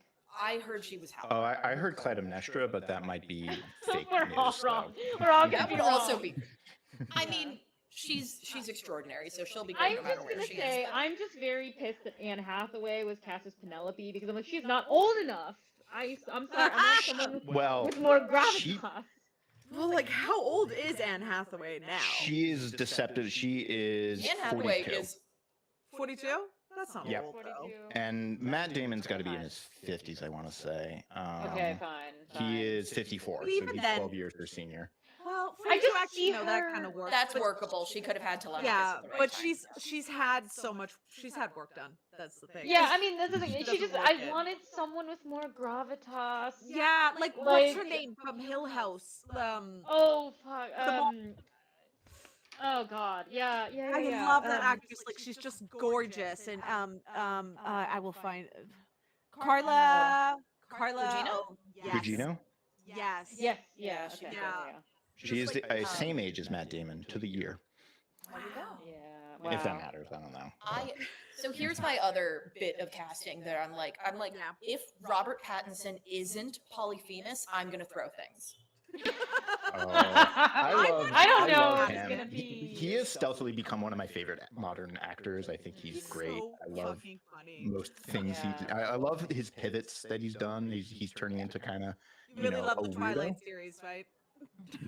Hey, we all got to start somewhere. I mean, He's a weird man, and I He love is. him. Yeah. He is. I love. would He's great in also- interviews because he will say things like he's preparing for He Batman. just lies. It's not really working out, and it sends everybody into a tailspin. Like he actually is. Like he's a troll. He makes up Lost Colin stories. sound for a moment. Oh, sorry. Can you hear me now? You've returned. You've returned. Yes. He's a troll in interviews. He makes up big Yes. stories. His Yep. whole existence is Yeah. this like enigma, and I'm all about Yep. that. Yeah. It's like he's so tired all the time. He's just I like, mean, I'm I'm gonna not- do whatever bullshit I want. I mean, I'm not like. So, I mean, some of these casting choices, I'm just like, what the fuck. Others, I'm like, okay, fine, I can see it. I'm not mad. I'm not. But I think more than anything, I'm just disappointed because I've come to have several Greek friends who are in the industry, and to not see, because to know that they're like filming in Greece, in Italy, in some of these places, and I'm like, to not support And the local refusing to economy. cast anyone. Yeah. Right. And I'm just like, now having friends who passionately are like, I'm a Greek actor, you could have cast me. I'm like, yes, you should have been. Why are you not? So I think that like has taken over so much of my brain now, to the point where I'm not actually happy about any of it. I just know that I can't change anything. Yeah. But just hearing about how many people were like, bro, this is our time to shine, because it's kind of like, what is that saying, where I feel the same across all media, where with certain roles you want to be kind of accurate or have someone that's plausibly, because if you don't have like a Greek person in a Greek role, it's very, I feel like, maybe it's hard for a young Greek actor who's getting started to then see themselves in a big blockbuster, because they go, well, they're never going to cast a Greek actor, because I remember there was this really intense debate over Broadway. I remember when they cast for the original cast for Six, and then they had an Asian woman be like Anne Boleyn or Kay Howard. I was like, this is good for the entertainment industry, and I hope it goes to the film industry, because the thing is, it's like, before they cast people of color and non-binary people in those roles, I'm like, how many people would look at this very historical thing and go, oh yeah, I see myself, like I think it's permissible to cast this actor or actress from this diverse background. And so what I think is, I get pissed about this casting, because I'm like, you could have opened up, you could have expanded, you could have cast so many different people that are not just these A-listers, to give people a chance. Like, there's no Asian person in this, and I'm like, okay, it's Greek, there doesn't need to be, but just as an example, it's like a little weird. Well, what I feel like that also perpetuates and continues is sort of the idea that modern Greek people do not own their past and their antiquity. It is a thing that belongs more to the West, to the white West, than it does to actually them. So when we see these stories being presented as such, it's like a reminder that no, these aren't Greek stories. These are the West's stories, and it changes the narrative, it changes what it is, and there is a huge detachment, don't get me wrong, culturally, between Greeks now and Greeks then, but that is still their fucking history. And that is their stories. And you don't go to Greece and you don't talk to Greeks today to not see the continuation of sort of like culture and values and all these things that just kind of get stomped under the foot of like Western academia and Western governments that just love They to just, shit on but Greece. And it's you're right, anti because them. you're right, because it just does this really weird thing where, having lived in Greece, done a master's there, talked to people, studied modern political science there, it's really interesting, because they walk this really impossible line where all of Western Europe basically says, we owe everything to Greece, so we're going to revere Greece, because we wouldn't have any of this Western civilization without Greece. So it even filters down to the day-to-day conversation, where I would hear people say all the time, like, oh, we should throw out these poor Eastern European countries from the EU because they're dragging us down. Oh, no, but we have to have Greece. And so then when, I would say, well, so why do you want to throw out Romania, Croatia? They're like right next to it. And they're like, yeah, but Greece, because we owe Greece. So no, we have to let them in. But then at the same time, I feel like a lot of my Greek friends would say this weird thing where yes, Europe feels like we owe them for our culture. At the same time, you're right. They, it's like when you think about Greeks and Greece, you don't want modern Greece and you don't want modern Greeks. You just want the ancients. And so Yeah. anytime that you're confronted with they're the same people, the same history, they've lived in the same spot for fucking thousands of years. So you don't, but people see them as two separate things. They go, oh yeah, but modern Greece is so separate. And I'm like, it's not. They're It's not. one history.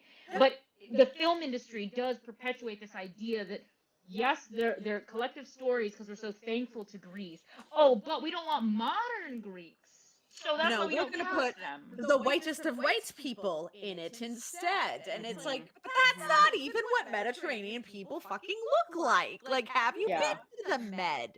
Come on. And Yeah. it's just this like it's this cycle. It's this horrific cycle. And Yeah. it's Well, and yeah, go the on. the way that this Odyssey is being, from what I've seen, from like I've been kind of behind the scenes hounding of like looking for Hell yeah. looking for clips where I can of like people have been people have spotted them filming, and the way even just like even the costume design, like the costume design is is more Ben Hur than anything else. It's very like the sort of the color palette is sort of Monty Python peasant.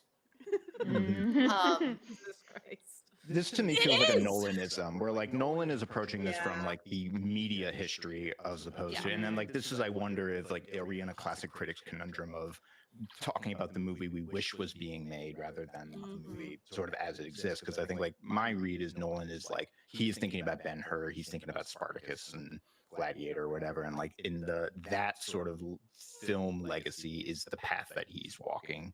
At least that's my impression. I don't know if that's the truth, but sorry. Am I No, picking? it is. No, it does Just make sense. the opportunity for so much color and life Yes. and interesting choices and like giving an audience on a purely like visual and aesthetic level, like creating a rich and lively world with what we have, with what we know of. I mean, yes, Homer exists in a kind of mythic era, and has influence of the Bronze Age. And what a magnificent and squandered opportunity to like And they show always us do new this. things. And they always do this with sort of ancient Greek, ancient Roman things where they keep it pretty freaking neutral when the ancient world was so goddamn colorful. There was color everywhere. It was bright, it was gaudy. I mean, like I don't think the we get images of polychromy and it's very flat colors. I'm like, no, there was that's just the undercoats. There must have been some shading going on. I really believe that. But like it's such a bright, colorful world. And by like keeping this image of like these, white statues and these like grays and neutrals and no colors and no interesting Everyone's in patterns. brown leather. Everyone's in brown leather. I'm Yeah. miserable. Ugh. Yeah. If you guys don't mind, I'm No. going to break in for 1 sec. We can keep this conversation going because we're the majority of the group doing the next activity. But I did want to ask Lexi if you want to join us for the next activity is Quiplash 3. If not, if you're tired, Oh. totally understandable. This will hopefully function a bit better than the Kahoot quizzes because the questions and prompts appear on your phone. So What time is it right now in the UK? Like 11? It's almost 10:30. It's almost Okay. 10:30. Yeah. Yeah. Not that like I we're know. policing your bedtime, but No. I mean, Say no.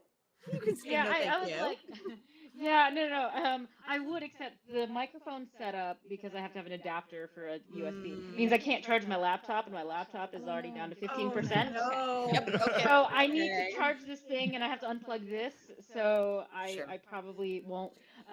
Also, though, I should try to get more sleep today because I stayed up all night so I could watch the new Outlander at 5 in the morning. Nice. Because I was always the midnight crew or the 11 p.m. because I was in Central Time. But yeah, so on Thursday night I stayed up all night, so I am quite tired. And I just got a new book that's quite thick, and I would like to try to read it. Ooh, No problem. No, I just figured you were here. I would offer because there's not much I have to change on my end, but Nice. if you all want to talk for the next 6 minutes before we start Quiplash, have at. You don't all the rest of you don't have to do anything on your end. You just got to change some background stuff. I'm gonna run out for a quick. Okay. Yep. Yep. No worries. I'm going to be out of frame and gone for a minute just to hydrate because if I don't do that, I am Please do. Colin, Yeah, that's do a little when I dance. disappeared. I went and got I'll just water and my first. do my one-man show. Yeah, please do your one-man show Do the for us. Napoleon Dynamite dance. Well, Colin, Yeah. I'll keep you company until the others return. How's that? Thank you, 'Cause I still Lexi. have enough. I Thank have enough power on my laptop. I hear like we can hear a tiny voice from Lexi's end that's like, "Help me!" as the light drains from the computer. Yeah, basically. No idea Yeah. how to turn off my camera. Oh wait, it's you. All right, yeah, you guys keep chatting. I'm going to just right. work in the background. So thank you. Sounds good. Excellent. Let us know also, Christy, if you need us and to log on to places and things like that. Yes, I have the room code. I will Okay. post that on Discord here momentarily. Nice. Alrighty. Nice. Cool. We love that. Yeah, well, at some other time when I have more battery and energy, I would like to hear your thoughts on Red Dead Redemption because again, like I am so interested in this idea of classics showing up in distinctly non-classical places in video games. I mean, Yeah. you know.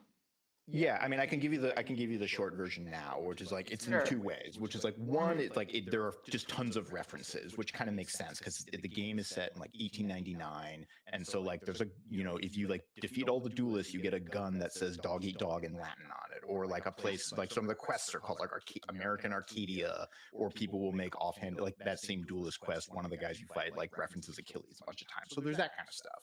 But really, what I'm sort of more kind of fixating on is two things. Is one is like largely the game is really interested in Colin, civilization. you got muted So like, again on my end. Or, God darn it, Christy. I didn't do anything.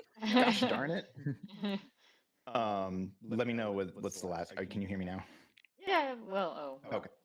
Yes. But so it's like the game is about like you're this outlaw group that's getting pushed out. Have you played it? Actually, I totally. I tried, and unfortunately, because I'm super finicky about controls, like actual game mechanics. I absolutely hated the game mechanics. So no, so I have to. I have at some point I'm gonna watch it on like YouTube, but I can't. I started playing it and I got so angry I almost threw my controller across the room.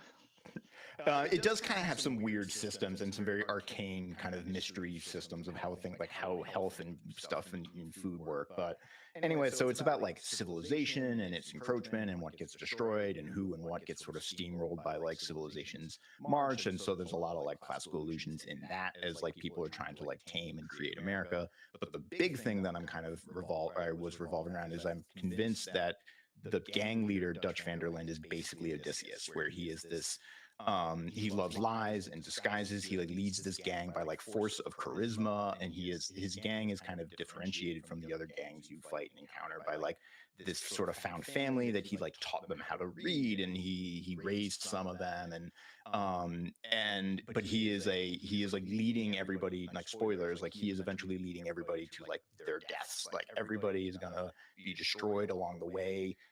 When push comes to shove, Dutch will cut anyone loose that sort of if it's him or them, basically, if it means his survival. So the like my sort of take is that the game is like you are basically like one of Odysseus' second in command, and you're slowly realizing that this man is like we have to cut your losses even though he's your like lifelong friend. But anyways, and so there's like little scenes I'd point to, like there's a part where you get washed up on an island and Dutch is there, and then some plantation owners come and like capture everyone, and Dutch spins a whole fake story about who he is, and it all to me it has very like Odysseus vibes of like shipwrecked and disguises and lies and false identities, and there's a lot of impersonating going on throughout the game, things like that. And is this the first one, or can you make parallels with the second one? I'm thinking entirely of the second one, Okay. which admittedly I've only played the second one. I haven't. I Okay. should go back and play RDR1, but Okay. never got No, around to it. it's really interesting because it's really fascinating for me to hear that you're getting like Odyssey and parallels out of Red Dead because I literally for my dissertation have to argue that Last of Us Part 1 is also the Odyssey, but like Odyssean, but in like a very different metaphorical sense as well. Yeah. Mm-hmm. I mean, I think you could do a whole line, and like the first couple lines of the Odyssey where it's like, and then Odysseus, like, despite all their whatevers, he got all of his men killed. You know, they ate the cattle of the sun or whatever. Like, if you just change like 3 things, like that prologue also describes what goes on in Red Dead Redemption 2 of how Dutch just leads his whole crew and their gang like to their deaths. Some of them because of their own fault, some of them not. That's even more but- on the head than Last of Us, which is interesting because I really thought you couldn't get more on the head than that. But actually, that sounds a lot more. Yeah. Oh, that's fascinating. Huh. But I also like, I'm a huge stan for that game. I'm like, this is the like, you know, War and Peace of video games or whatever. It's like a totemic. It's going to be in the like totemic library. I think it's great, but I'm also, I don't know, jaded or not jaded. Inducted, I guess is the word I use. Yeah. No, that's super fair though. I mean, look, I will go to bat for my favorite games of all time as well. Some of them I can pull out maybe classical parallels. Some of them not really. Some are just good. Like truly, one of my favorite games of all time is like Detroit Become Human, and I will go to bat for that game forever. I was going to ask, are you a Disco Elysium fan? Because as you were describing what you like in video games, I'm like, this sounds like Disco Elysium to me. But no, I really I don't think that you can categorize me because I jump all over the place. Like, and I'm so picky about games that I really only play like 2 or 3 in a year that are new, because I find so much enjoyment out of because I think it's wrapped up in my multifold. Like, yes, I love certain games, I love certain narratives, but then there was the side of me that grew up who loves film and TV and who totally would have gone to work in the entertainment industry if I didn't love classics. And so like when I was little, there was a point in time where I wanted to be doing something on a film set. I knew I didn't want to act because I was like, fuck trying to learn all those lines. I'm not gonna be an actress. Also stage fright. But I was like, no, I would want to be like an assistant director or something. And so I get really so it's like when people ask me like, oh, how many hours do you have in Assassin's Creed Odyssey? I'll tell them straight away, I have now crossed 2,000 hours in that game. Now, is that me just playing for fun? Absolutely not. Like I played through the whole game 4 times, both with 2 times as Alexios, 2 times as Cassandra to get everything I could out of it. But so when people are like, so why do you still go back? Because you've done everything, isn't it repetitive? And I go, yes, but it's interesting to me in different ways now. So like, yeah, okay, the story itself. Okay, I'm a little bored. I skip through all the dialogue. I just kind of do quest to quest, whatever. But it's like, because now it's like, now I want to run around the world and I want to like explore things. I want to look into things. I want to see what history did you put in here? What's right? What's not? What could you have done better? What is, the development process that allows you to make this decision that wasn't accurate. So like it's just different parts of that game are interesting. And so I think that because it happens like on different levels for different things, I couldn't tell you. I do not have a category for myself as a gamer because I'll do 2,000 hours of Odyssey. I've got 1,700 in like Valhalla. Like I've played a shit ton of Stray, then there's Stray Gods, and then there's Detroit Become Human. So it really just depends. I think there's something that's gotta really draw me, and once you get me, like I'm there. I will scan your thing. But yeah, I think I'm not consistent. Lexi, how do you feel about D&D? Hi. Yeah, because I was waiting in the wings. Emma has like, offered to like another option for live streaming besides like video games like Hades. Emma's also offered, and we have a few DMs or we have a few D&D people. This guy. Yeah, who we could do some one shots for a live stream as well. So. Dude, I would do that so quickly. I love D&D. Yeah, I would say I love them in concept. I think I missed the boat when like everyone started getting into it or learning. So it's kind of that like I've done a few one shots, but I'm very much like because I don't do it with any regularity. I'm always like, okay, now I need to be reminded of what I can do, how I can do it. And then honestly, it's like the acting aspect because it harkens back again to when I was younger and acted and stuff and just film, TV, stage. So there's parts that I love. So I'm always open to doing them. I just always caveat it and say like I am not usually a D&D player, so I don't really understand. It's almost like I don't want to understand the nitty gritty of the how. It's like as long as it's easy enough and accessible enough that I can do the thing, then I'm happy. That's fair. Yeah. I have this like little one shot game. Oh my god, let me grab it from my. It's like D&D-esque. I'm afraid we're gonna watch Michaela just like spill over the back of the chair or something. We're gonna like witness an incident and we can't help. I've actually watched Colin do that before during. Yes, that I did. I like leaned back just ever so too slightly in a chair. It was so good. I almost died. was But more yeah, powerful. it's like this like two-player Orpheus and Eurydice Oh, game yes, following I me know. down. Yeah. And I was one of the early Kickstarters on it, so I'm even like my name is in the list of names. But it's like you and another person, you're playing as them in the story, and I haven't found somebody to play it yet because I'm also like it's gonna be so emotionally charged that I need someone who will be serious about it, or else someone who's gonna be absolutely ridiculous with me. It's one or the other. My like ideal. Lexi, you and I are matter and antimatter. The acting aspect is the thing that fuels me about D&D. I am at my happiest among the happiest I am in life if I'm sobbing hysterically in D&D. And I have done so multiple times. My favorite thing with D&D is the amount of times I have played it and my character somehow ends up a god, not by my doing. It just happens. And like the most recent game I played was with my lesbian parents, who are just these two friends I have there, and I call them mom and dad. But we played one based on like vaguely based on ancient Greece, but all our characters were in some way connected to a god. So I of course was connected to Hermes, and it literally I was like, I don't know what my backstory is. I just want to be a mailman with a gun. And she was like, okay. And then eventually she was like, basically made it so that my character only existed because Hermes was like, you know what? I need an employee. And then he turned around and I was like, hello. And like my character hung out with the gods regularly. Hestia and Hermes were roommates. And like, well, everybody else, we went to Olympus. Everybody else was like, oh my God, this is amazing. I was like, la la la la la, this is home, guys. Honestly, I think I like creating D&D campaigns more than I like playing them, because it lets me flex that creative bone. So I've been working with Samantha Supis, who's at U Chicago. She's been doing like a Gilgamesh campaign. So I've helped her do playthroughs through it. It's really fun, Is and then Amy we Pistone want to involved in create. that? I feel like I've heard similar, like a few people are venturing into this. Not with Sam specifically, because I know she wrote the whole thing herself.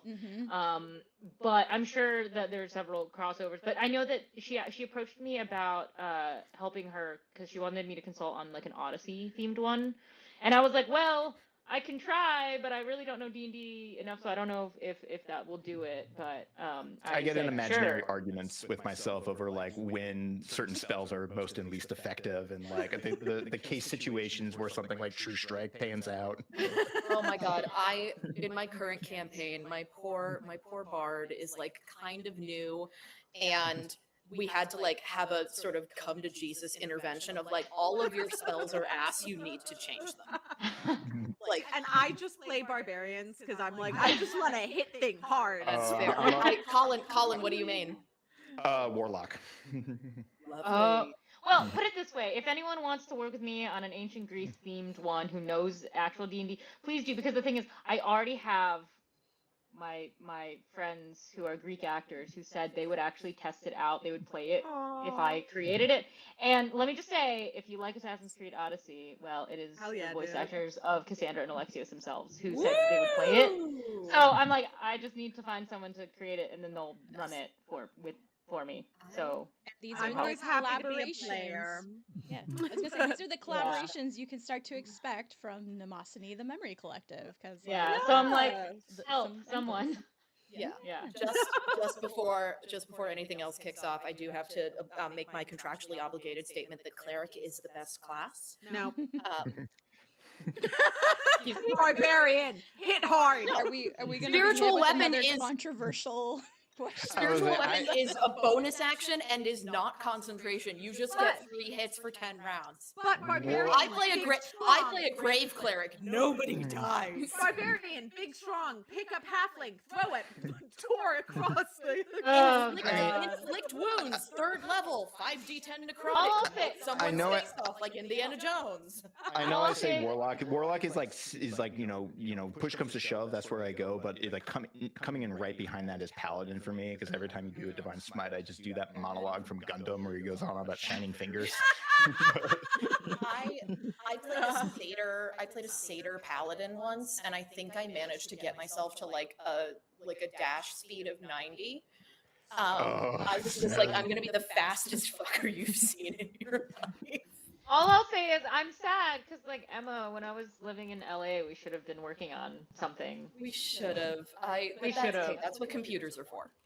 That is what computers are for, and I'm gonna need something to distract me from writing this freaking Y'all, dissertation. I'm so in the next few sorry. years. I accidentally pushed the start button on Quiplash 3. That was not intentional, but Oh, we're going. now We're playing in it. Let's go. Oh. We're playing Quiplash 3. All right. Lexi, thank you so Okay, much. We'll yeah, talk yeah, again yeah. soon.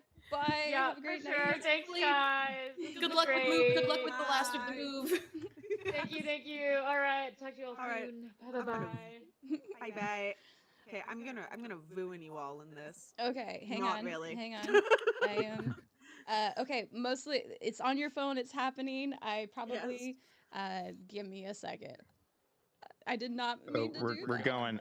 Okay. That's fine. We're just in it. Okay, write your answers. There you go. Why? And by the way, Christy and I wrote all of these in like one night, but Yeah. Okay, I'm sorry. Is the point of this to be correct or funny? this is a know your Whatever is audience gonna win you situation, the I think. votes. Right, because we're voting for each other's sort of answers, so you're trying to appeal to. It's pure populism. Okay. And I realize something's not showing on stream. Oh no, I spelled something wrong. Whatever. Now we You know. have time. We actually have time. Do not worry. No, I already submitted it. Okay. Okay, well, I also just went off the most basic responses because I'm like, oh no, nothing is ready and going, and here we are. So, and if you are in chat and you are following along, you can also go to jackbox.tv, type in the room code LUPG, and you can vote for your favorite responses. As Colin mentioned, we came up with all of these prompts ourselves. And yes, please go funny, be creative, whatever. We get to vote on our favorite responses, and that will dictate who actually wins the game. And we get to play a few rounds of this. So, like, and if we get really bored and we still need to fill time, there's other Jackbox games we can play. So this is a little more chill, a little more just relax and have fun. I'm embracing chaos. Okay. I accidentally hit it. I accidentally hit enter when I wasn't done fine-tuning my response. Don't worry, I got a really bad typo. Not even a typo, it's just autocorrect. This is wonderful to start with. I'm faced with a classic conundrum of with the same a answer, solid but joke. different. It's just that I'm looking down the barrel of a time-honored solid joke. Oh no, it's gone. What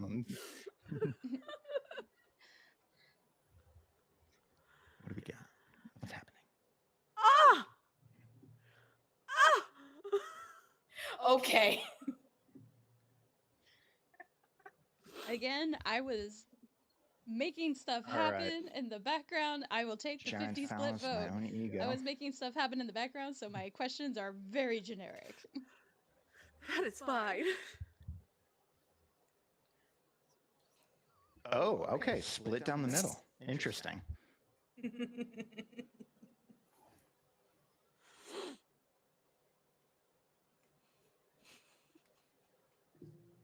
Ooh, okay, split again. My generic quick responses did what it need to. Oh, I liked this question. Ooh, all right. Tough. I mean, interesting. Yeah, I'm like, which one do I actually want to go to? I know exactly which one I want to go to. Are you kidding me? Yes. Come on. Oh my god. This is okay. I was about to be like, man, if I got first from like being panicked and putting in very quick responses, I'll be impressed. But no, Emma taking that makes a lot more sense. All right. I don't know what's going on. I think I'm doing something. You are in Commanding first lead right now, right up Emma. front. Congratulations. You're I'm winning, sure there's Emma. lag on the stream, but you are in first right now. Okay. Okay.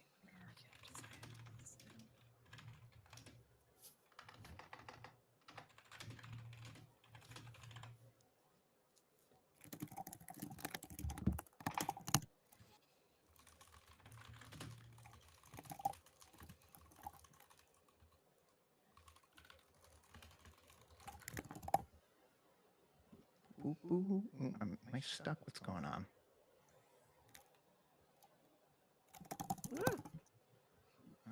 Done.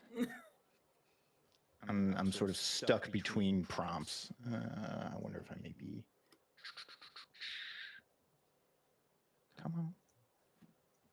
Yeah, there's a little bit less of a rush with this. Like there is actual time to respond. So Well, I hit submit and I'm just kind of stuck on prompt 1 and it's not letting me click on anything or move me on. So, but if I restart, does it make me you a new can leave player? and reconnect because I actually did that. I tried to stop the game Will it by like. will it keep me as the same player? I guess. I believe so. Although you'll lose the points you have currently.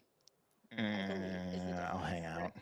We can see what your generic answer ends up being because it will just answer for you. All right. Well, I reconnected anyway, so I may be starting out in the hole. Okay. It's okay. We're like I said, we've got a few rounds of this, so I'm also gonna pull up chat. Feel free to add your responses. And again, if you are hanging out and you like Jackbox, feel free to enter the room and vote for your favorite responses. It will dictate who wins this. Okay, hang on. In the live stream, there's only me now. Ooh. Oh, or maybe I didn't submit. I don't know. Okay. Something I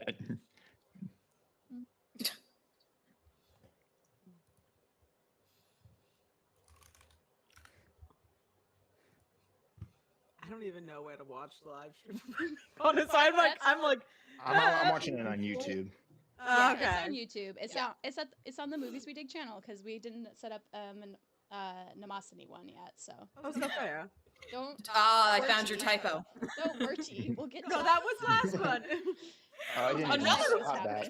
Oh, I don't get to. Okay, I waited too long. Oh Sorry. no. Yes, typos do happen in this one. I was feeling good about that one too. Hey.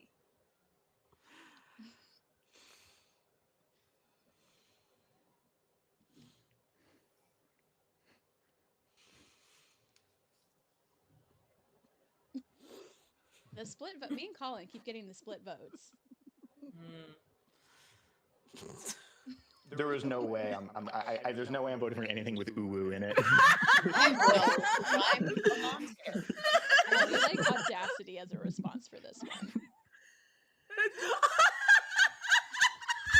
Yeah, I dropped the ball on that. I ruined it for everyone. Yeah. That's glorious. Okay. Excellent. Emma's still in the lead currently. Yeah, I was like, I think pretty. I can do by this one. By a pretty large margin, it seems. I think we know who's winning. Okay, Yeah. Thriplash. Thriplash. So you type in 3 things. Go to a doctor for that. Okay.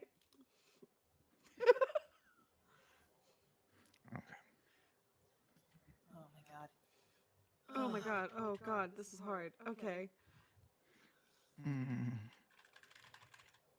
Don't say snap, crackle, and pop. Don't say snap, crackle, and pop.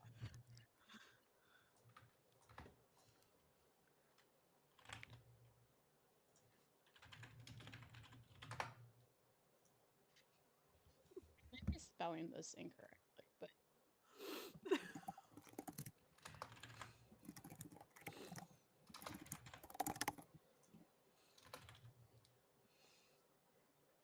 No, that's not good. Oh shit, I gotta hurry up. Colin, you have like the advantage in this team. I don't know. I didn't think about this one.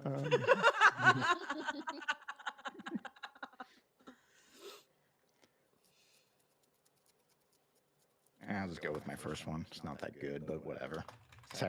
Compromises need to be made.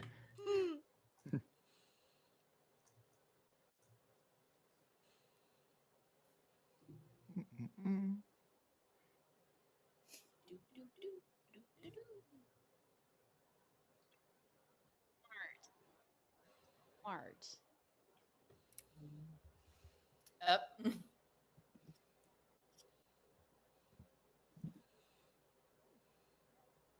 Yeah. Something tells me I was not winning that one. I went too literal. Damn it. I was like, but I can spell Hecatoncheri. And that is impressive, Dragon. but the laws of comedy dictate They that really do. anything Oh, bad wow, will happen that was my very early weakest and not to me. submission yet. But I guess I know what I'm playing with. Oh, damn.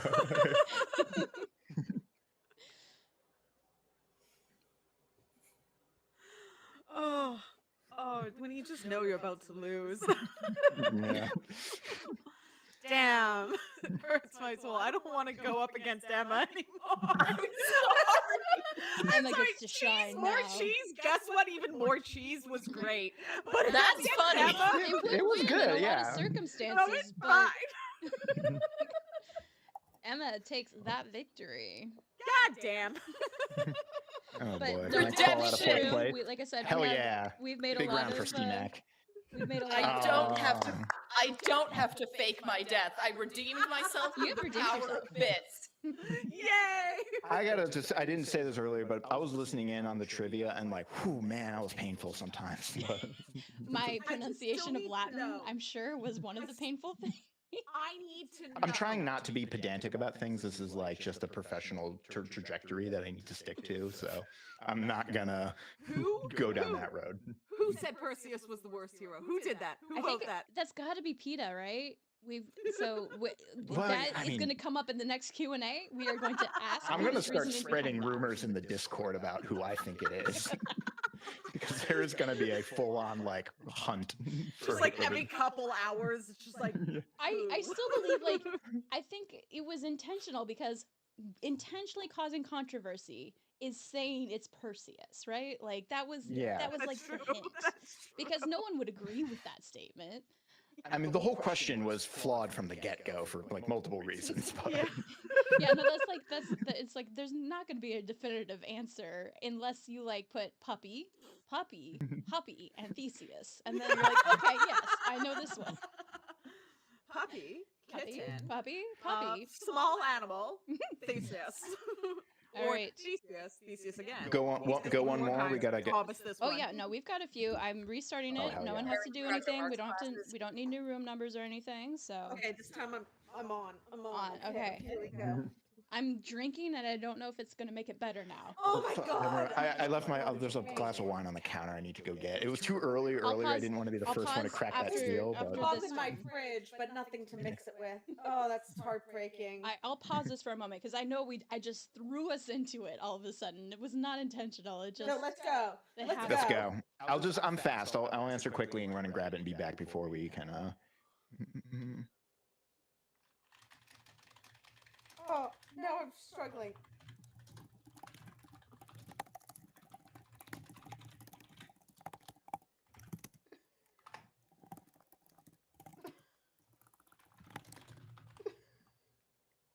Okay, make sure I spelled that right. You've given this. I've like last really prompt has given me an excuse to be foul. I can't do that. I think I know which prompt you got, which means I'm losing.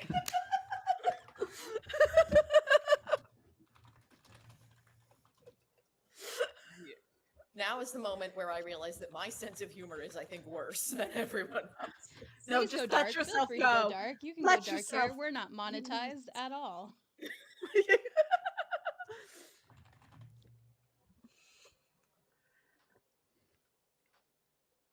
All right, time to run. Run, Run, Colin, run. run faster. See, and if he was smart, he would have brought his phone with him because you can then answer the questions. Emma can just wait, hold off for just a little Yeah, bit. Emma is for- getting ready to stomp us once again. There we go. Okay. Emma's trying not to upset people. Emma should upset people. Emma, I think. Upset I think it already went through. I think we'll find out. We're gonna get like titles at the end. It's gonna be like the agitator or something.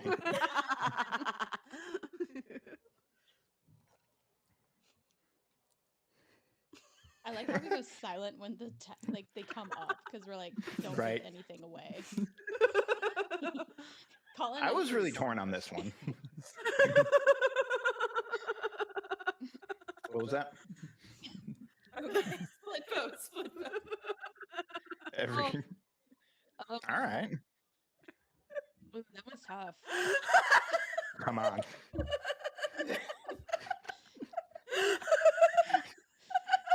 It told me to pick the cat. I picked the cat. I had to pick the cat. I'm sorry. God damn it. I'm sorry. Had you thrown in Leo, it would have been a true battle. Could you imagine?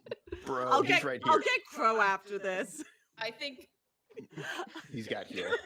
But he just moved. He from 12 to 5. He was napping in the living room, and then he comes over here to nap in this room. And now he's upset because I just woke him up. But oh crap! I forgot to answer. That was okay. So it did take my eventual answer, and I just like great. My other options were like they told me mouth stuff didn't count. Like no, yes, you should have. Please feel free to go into We're the gutter. soaking. We are soaking. I just thought of a better. I just thought of a better answer for this one. Well, depending on how many rounds we get to play, you might get another attempt at it. So The real answer I should have gone with was open mouth chewing. That is actually like I think if I was in a trial and there was like an open and shut homicide case, but they're like they chew with their mouth open, I'd be like, acquit. It was justified. I'm fine with this one, actually. Yeah, it's okay. Totally understandable. Have a good day. I should have thought about this one. Oh my god! Oh shit! This was literally the first one we wrote, or if it's the one I'm. All right, hang on.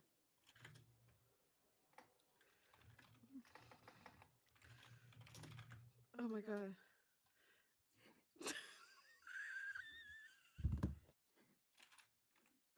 You know, I'm at least like I find myself funny, and that's what matters. I'm afraid to put down that I'm not gonna put that down. It's like maybe too dark at the moment. No, I'm gonna do it.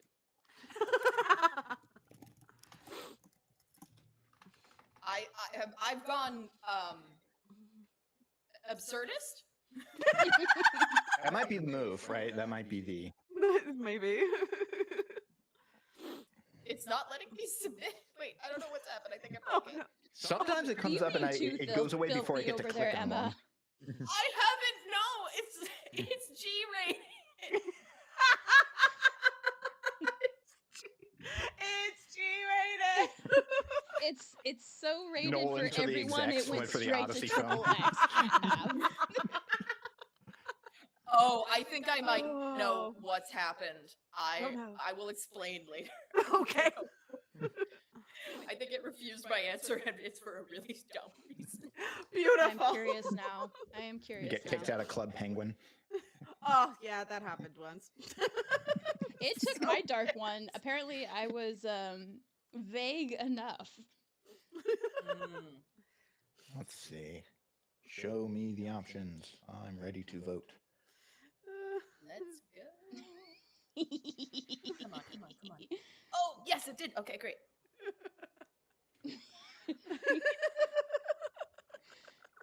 What? I told you it was absurd. Shit, that's good. Yeah. Nike of Samothrace, will she blend? Oh, damn. Christy, I think I just got I'm gonna yours. get doxxed.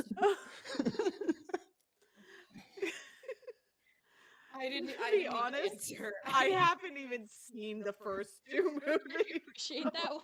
Oh, Obviously, shit. it's an NBA reference, so everyone knows. Oh, no, I thought it was a JFK reference. I voted for it. We're gonna get demonetized. We're gonna get kicked off YouTube. Take that. Editor, cut that out. Who wins? God damn it.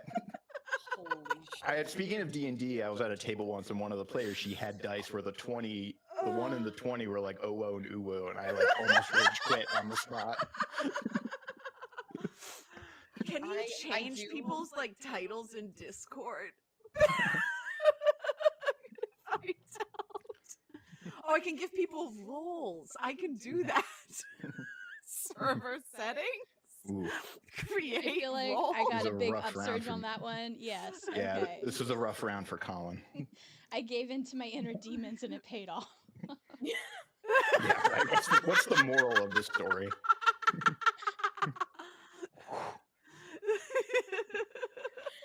Oh no! Oh, I've just received a prompt.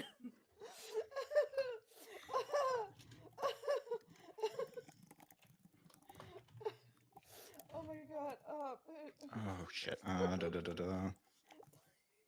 Thinking too hard on it. I feel good. I don't know. I shot my shot. There we go. I've said it. I've done it. I regret a little, but not much. NBA. I am referencing NBA if anyone asks. I'm not.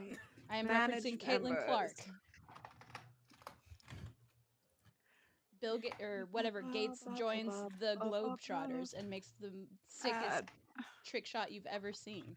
Beautiful. Just to check, one of my AirPods died, but the other one's still good. Am I audible? You are. Yeah. Mhm. Okay, great. Yep.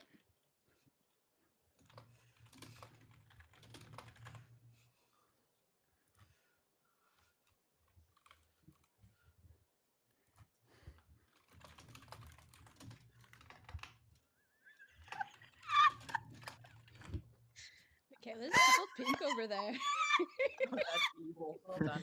I can't wait to see what prompts people got. You, Emma. No, that was. You gotta check Discord to find out. There's a typo in mine. Multiple typos in mine. Oh shit. These are both excellent. Well done. Oh my god. Oh no. Can I pick both? Can I have both? Colin, yours was very good. There's just something about Dionysus with a gun that really hits. Killing And it. 2 guns! I was really just reaching for like, what is the best one for a Too Fast, Too Furious joke? And like, what can I work? And I just like, I panicked. No, it was a very solid attempt. I just immediately went back to Chaos, the TV show. Oedipus Tokyo Drift would be great. Oh, that Oh would have my hit God. hard. Actually, that would have been good.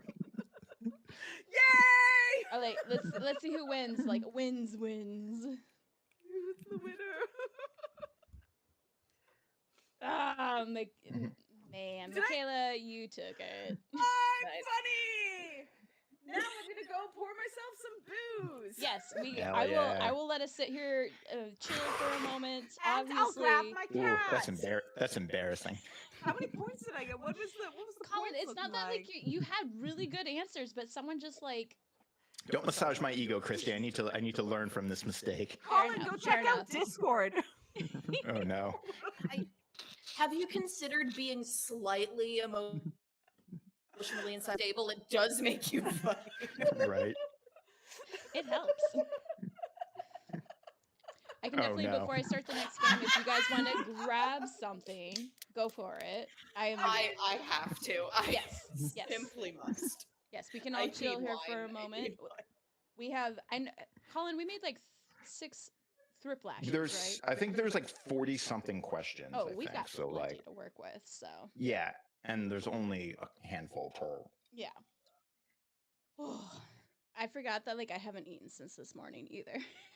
I've been like literally like in between. I just have this like chicken in the fridge from like a leftover We function. have I've just leftover been, like, Domino's pizza specifically. yeah, periodically I just go back and like eat a chicken breast and like come back, and I've been on like a steady chicken diet. That is excellent. Ah. Yeah, because let's see, we would have gone through Quiplash. We would have used 4 of the 6 so far, right? Thriplash. Oh, the Thriplash? Didn't we have 8 of? No, yeah, we. Oh, I I wouldn't think know. we only guess. made. Yeah, I think we only made. Hang on, I accidentally signed out. I need to make sure I'm signed back in. I have me some Sailor Jerry's in a goblet. Beautiful. Oh my god, my cat! I forgot Crow. Must see adorable baby. Do I have a cat? I don't have a cat. God, there's still daylight outside. I feel like I've also been sitting in this chair. Well, it says on the 3 days YouTube. straight. Started streaming 6 hours ago. Yes. Started streaming 6 hours ago, but I've been like prepping everything for this in this spot for like 3 days, like 2 days straight of prep, and now this. So I'm like, I'm going to a brewery tomorrow if I have anything. Oh, he's adorable. Justice for Dennis. Yeah. I know that's not his name, but like still. No, his name is Crow, and he weighs 15 pounds. Is a good boy should. Oh. He has disappeared from my NDO. For No whatever reason, but I Crow see her for on the you. So to make sure that like running this stream, I am unlike our wireless, I am now connected to an Ethernet cord that like goes out of my room. Oh, Callie was in here, and then she wanted to leave, so I opened the door, and she like stops because the cord is right there, and she refuses to move. So I like give her a gentle shove, and she literally like 3 feet in the air, straight up and over, because she's like, "That's a snake, Mom. Don't you dare, don't you dare sacrifice me like this." So now my room is without any fur babies, and it makes me a little sad, but it's okay. All right. Are we feeling good for another round, y'all? I do need to stand up for a second because I realize I did bring the bottle of wine over and not a glass, and I'm not there my mother. I know we're all gonna like veto that. Nancy, I shit you not, my mother came over once with a bottle of wine, and she was just like, open this for me. So I open it for her, and she just grabs it and goes to just chug it. And I'm like, Nancy, there's a cup. She was like, no, it's fine. I'm like, God. This is me in 30 years. While we're waiting, if people are in chat, if people are listening, I don't know how many people are here in the moment, but we have a raffle fundraiser going on, and you could win some awesome books from the members of the Memory Collective. There's a lot of great stuff. There's Nectar of the Gods if you want to make drinks. There's the official Lore Olympus cookbook if you want to cook things. And if you want to pretend like you're a serious reader, Enemy of My Dreams. Read it. I'm glad Michaela got that. Thank you. I haven't read it. I haven't got it. You haven't read it yet? To be fair, I was released in a bookstore the other day, and I spent $200. I'm like gonna be paying off, and none of it is like really ancient based at all. It's just me in a bookstore being like, "Ooh, that's amazing. I like going to used bookstore. I'm close to DC, so I like to go to the used bookstores close to like the all the different universities here, because you can find really good classics texts for really cheap because all the students are reselling. I love that. I love that. Yeah, All right. I think I got, what did I get this last time? I got a lot of Finley, I think. Finley, is that right? I don't know. I got a lot of Hellenistic stuff, which is like Moses Finley? No, it's I guess I always know him as M.I. Finley, I think. So that's that's the one. Yeah, that's probably it. All right, friends, are we ready for another round? Are we imbibed? Coming. Yep. Good to go. Okay, here we go. I am proud of my ancient sex toys as an interactive. I'm very proud of your ancient sex toys too.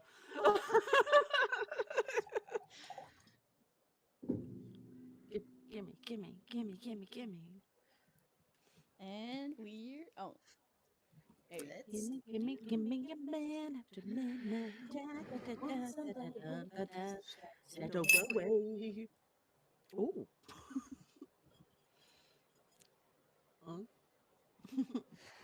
I turned off all the volume for this and I forgot to turn it back on because again, I just rush started us accidentally. So, all right. Oh God, yeah, okay. Mm-hmm. Oh yeah, fuck. Okay.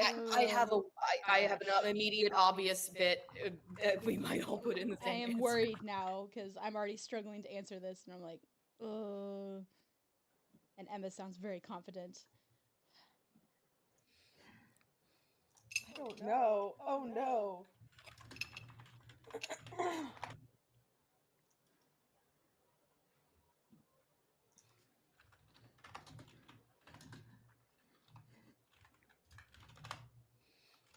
I'm not so confident on us getting this bottle open.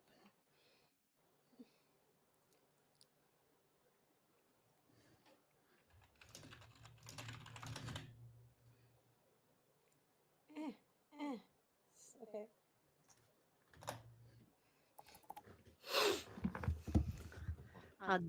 I did it. I sit back and drink my rum now. I want Coke in my rum. Wait a second. I have an idea. This is not gonna no, but okay.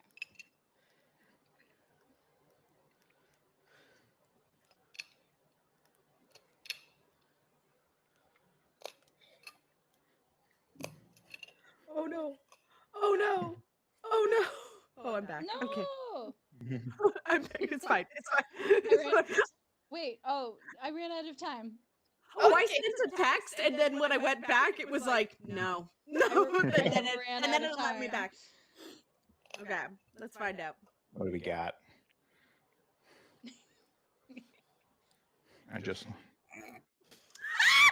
Sorry. Great. Good.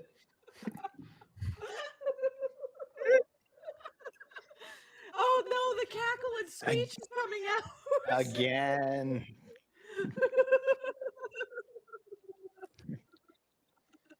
Short to like support. Oh, one of the no. There's a clear winner at least. Yeah. Oh. Yeah. I love that we both. Or I not we. love your answer, Michaela, but like it's just too in the zeitgeist at the It's moment. too. Sorry. Yeah, it's too typical, or not topical. That's the word. Just like all the remedies. I we win should be using. automatically. I didn't even finish. Okay. I was gonna say to overrule us anyway. I like to over. Let's leave it up to interpretation. I was like, is this some slang I don't know? Open-ended was good.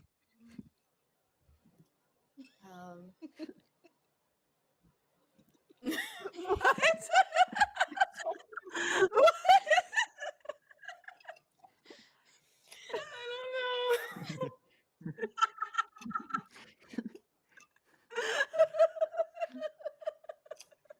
Jesus Christ. That actually would have been good. Oh, geez, that's me. Oh, jeez. Oh. Just like a firm answer of like, no, niche thing I'm in charge of. Let's do it. Okay. Fuck. Oh my god, my brain is blanking. Oh.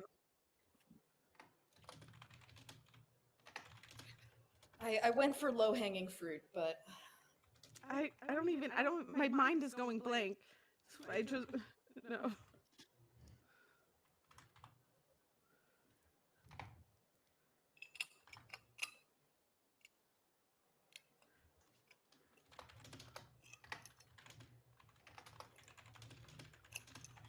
I really just threw it out there, so we'll see how that goes.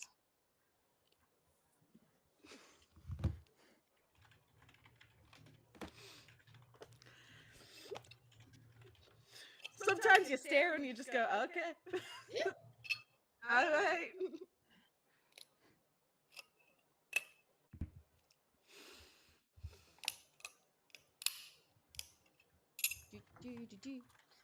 Dionysus doesn't want me to have this bottle of wine.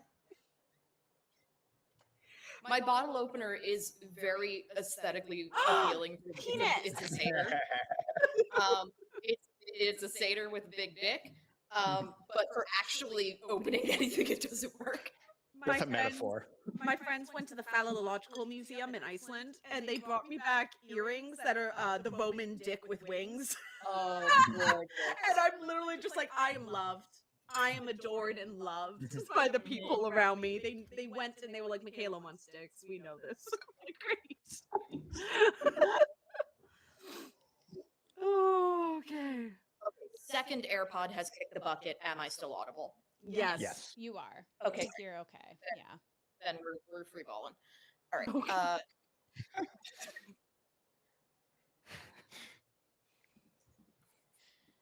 I don't know. Two schools of thought, I feel like, with the answering this question. I just feel I'm not like even sure Hades where would I keep it too cold in the underworld. I don't know. Yeah. Someone had the same thought I did. These are both really Oh good. my god. What do I say? What do I? These are both really good. Oh, okay. I had to go with my heart. Oh, Colin takes it for once. But Emma, I was waiting for a solid. Hey. I said it was low hanging fruit. And I've been justly beaten by putting a second more thought into it. Half of my problem is like or there's my nothing. character limit. Okay. Yeah, fair. It's biting me in the butt sometimes. I gotta like think about phrasing. There's no These other. are the same answer.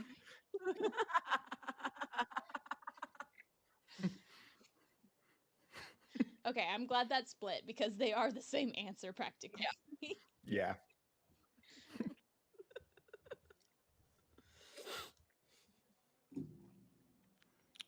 Hey, buddy, come on. Leo. Come on, your dad get his ass handed to him. Thank you, Emma.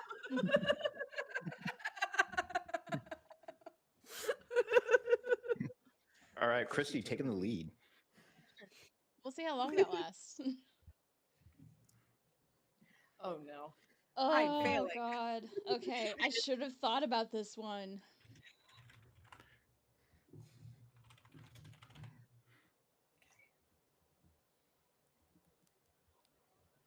Did I spell that right? Yes, good. Okay. Oh my god, word limit. Hey, buddy. You want to say anything to the people? I am metagaming this a little bit, I think.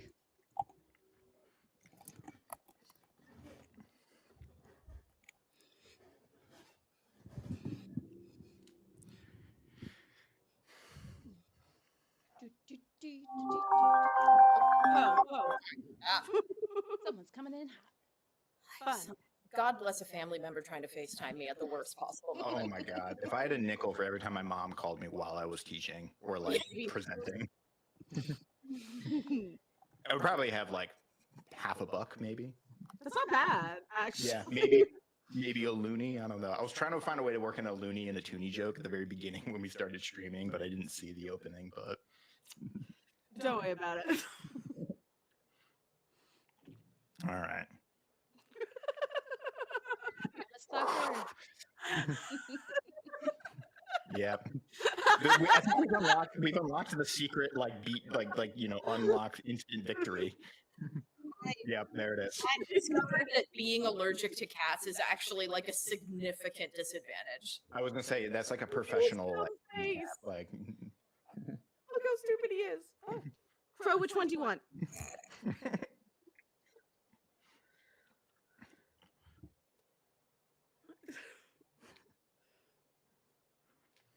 take the split. I was hoping Jeff was would like, really Fro is take me over the disassociating. finish line on that one, but Right, Alcibiades would fuck anyone. Okay, Yeah. it's not unlikely for him to be in any trouble. You should invent but a he's the fake reason like Socrates got like That's fine. killed. So I figured, and Jeff, wherever Jeff is, Jeff will be there. Well, I propose that Emma, we not all like Emma, collectively Christy. create a like fake character, like a fake host Jeff, who's like, oh, Jeff couldn't be here this week, and we just like keep perpetuating like, oh, Jeff sends in this, and we're just like, it's like cited Jeff. Jeff had a rough family event Yeah, this Jeff. week. Couldn't make it. Thoughts and Well, like- prayers, Jeff. Exactly. There's like a running when Eli gets back on the stream, I want to bug her about it because there's a series that she put me on to, but there's like in one of the one of the plot lines follows this army that's like marching around, and there's this like recurring bit about a guy in the army named Nefarious Bread, and it's like a rumor that everybody has seen. There's all these stories about like, you know, he like vaulted over the walls and did a triple backflip and he's 20 feet tall or whatever, but like no one's actually ever met Nefarious Bread. He's like this like rumor in the army, and then in the very last book he shows up. But Is anyway. Lige coming back? Great question. I've got the Okay, schedule in front of me. I was gonna say no. Lige is no, not. I missed this opportunity. Okay, we'll I'll save talk it to her for the about next time we record. I was like, wait a minute, I'm looking through all my show notes. I'm like, I should not also prepared specify for Lige. Nefarious is spelled with an F and bread is spelled BREDD. What is this? Okay, friends. We have how the much time option. you got? We can do another round of Quiplash 3. We may get some. We'll definitely get a repeat with the Thriplash, but That's we might okay. get some prompts for the other ones, or we can do another Jackbox game because we. What are our other options? Yeah. You ask a good question of which I do not have. Okay, hang on. Give me a minute. I can figure this out. Steam, tell me more about what's in Jackbox 7 pack. Nope. Steam is not doing it. Okay, it says when I Google, what does it say? Show me.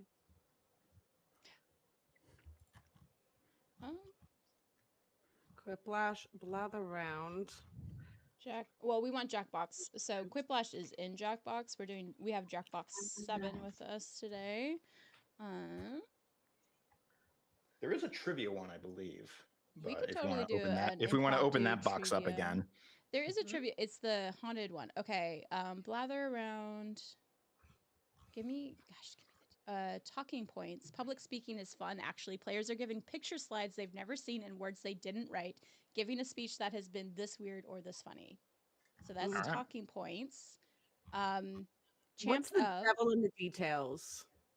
The devils are in the details. That one's not great for. It's not. Yeah. Okay. Let's do. What's the one you just said, Christy?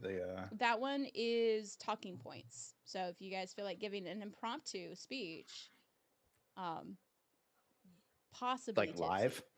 Well, yes, but you're prompted by a slide. It is improv, basically. I can do that.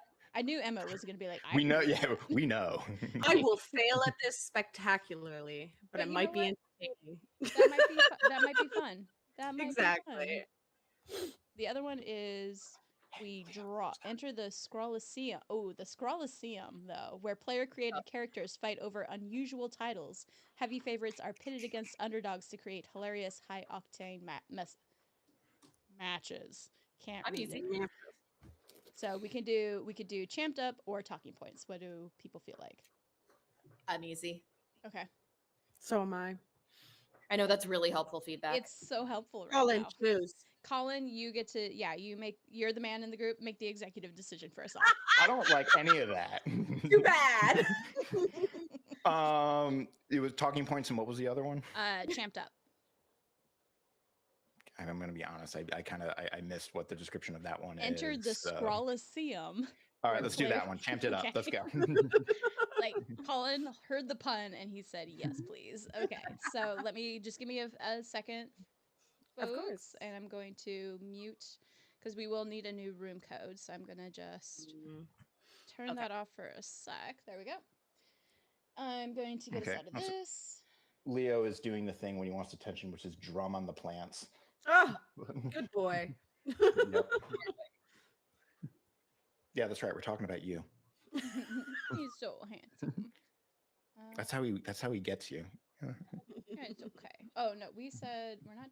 No, we are doing Champed Up. We are making our own Coliseum fighters. Okay. Okay. I don't know if I'm super worried about anyone hijacking our code at this point, so Just keeps going back. EMJP.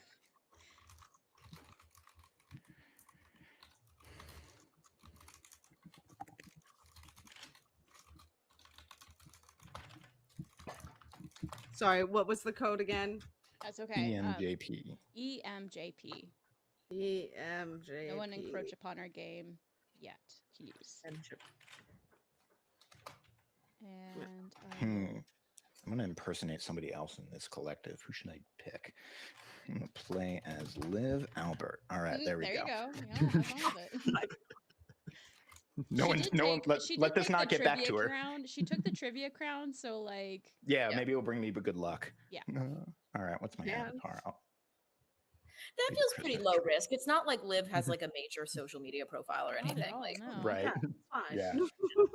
She's not a raging feminist. This won't come back to bite you in the ass later. I'll dig this grave. I'll lie in this grave that I dig. Who is I'm VIP. Is it letting me? Okay, there we go. I was like, where's my button?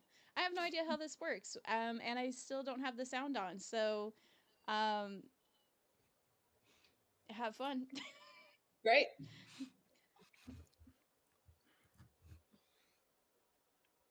You want to turn on the moderation tool?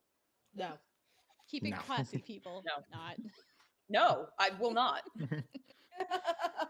I'm pretty sure this does involve drawing, so have fun. Oh no. Great. Okay. Okay. We can't hear the tutorial. So you're We'll creating figure it a out. champion with a particular title. So cuteness is the example. Draw something cute. It is a cat. They know us. And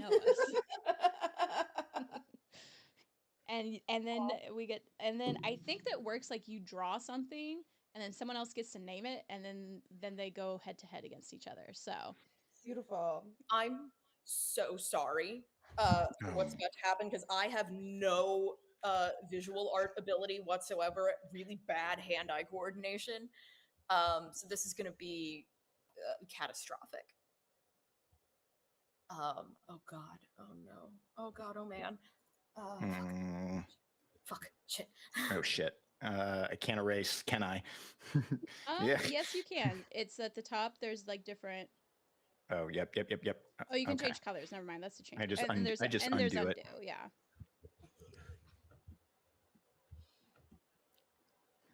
Oh, look, I gotta pick a color.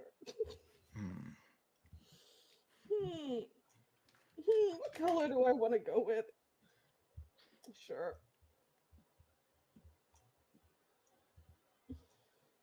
Boy, this is gonna be hard. I don't know. I got a pretty good prompt that just. I'm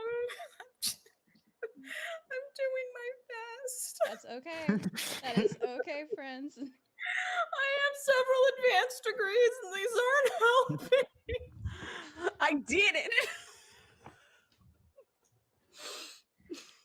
I wonder if drawing with a mouse is like a disadvantage or an advantage. Because this is rough. Yeah, my finger is working favorably for me. Yeah. My mouse, my MS Paint skills are sadly lacking. Oh, I think this is a nightmare I had once. Oh no. Anyone who knows me, who ever watches this, I'm just laughing. Okay, we're gonna name our own champion. Oh boy. I named him already. Mine was easy. Okay.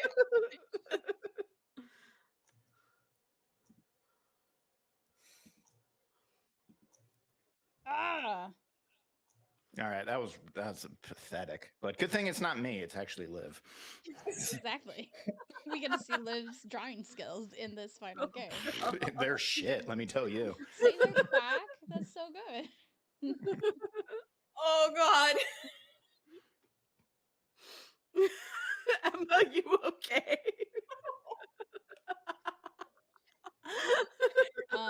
Oh.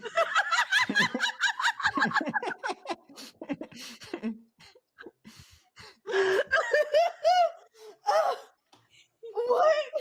Why? What I'm is not. I don't really know how to approach this one.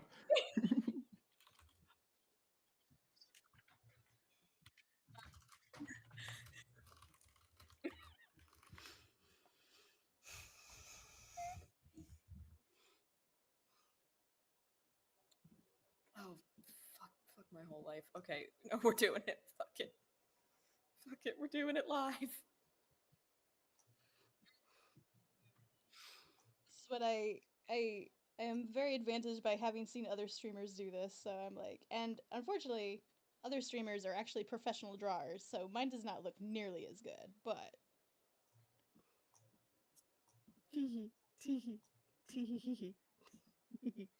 Oh, they. No, stop it.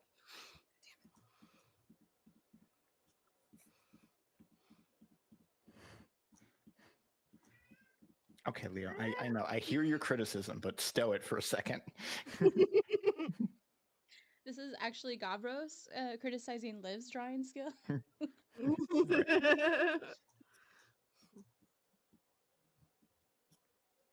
To submit. Okay. Oh God, I'm trying to write fast. Okay. I think my drawing has improved at least. Mine hasn't.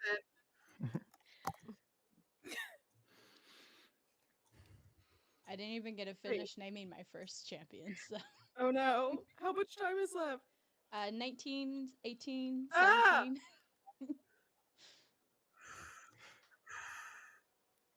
My heart rate Hands is are so are suggestions. elevated. This is the suggestion of a hand. Oh, it's so good. Oh God. Oh, All right, God. but I messed up one, but I'm happier with this one. Okay. Fantastic. What happens next? So- Okay. All right, what do we got? This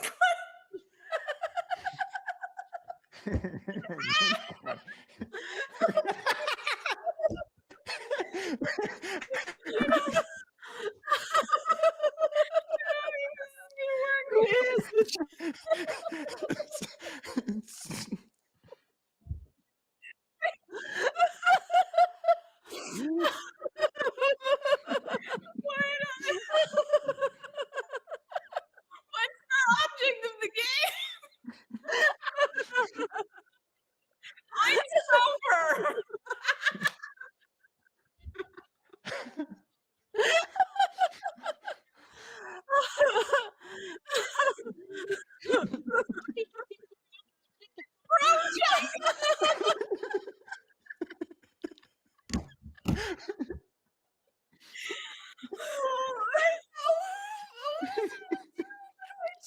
I can't help.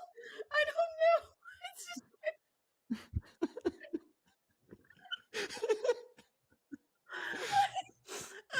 Why is he dressed like Mario? Oh God. Oh God.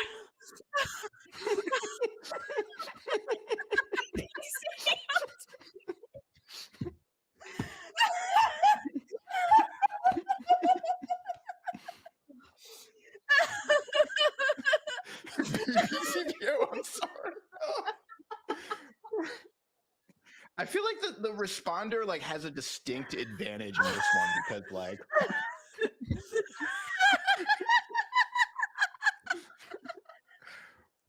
oh boy. Oh, I think I know what's coming. Oh no. Yeah, here we go. Oh no.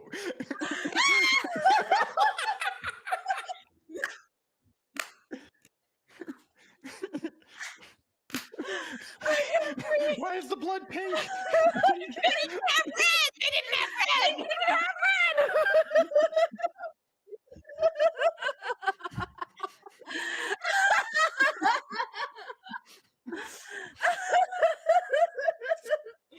Yeah, heat on this dick!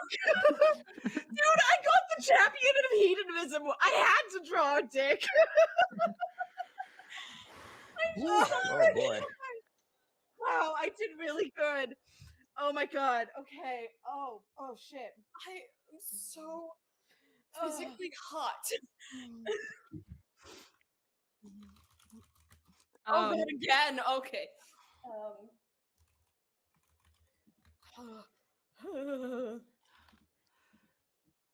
Oh.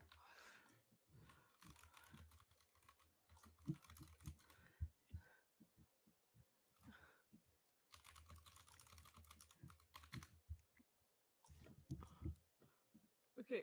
Okay.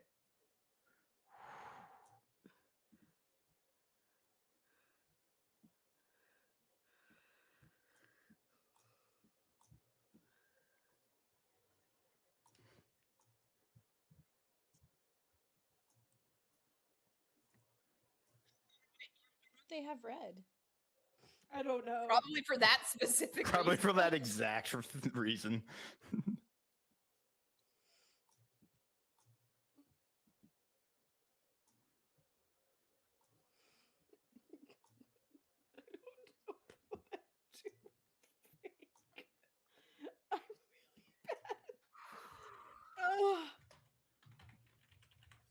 Oh my god, I laughed so much my teeth hurt and I'm sweating. I still have tears coming down my face.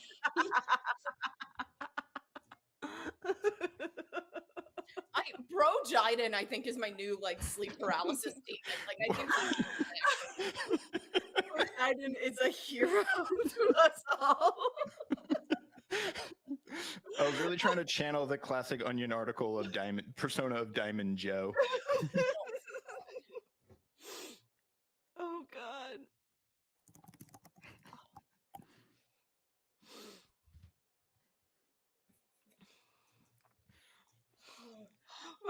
Right.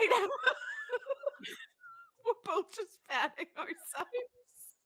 Ah, shit! I didn't finish. I was It's gonna look bizarre. It's misty morning in LA. I'm gonna wear my black velvet. I'm gonna look nice on camera. Fuck.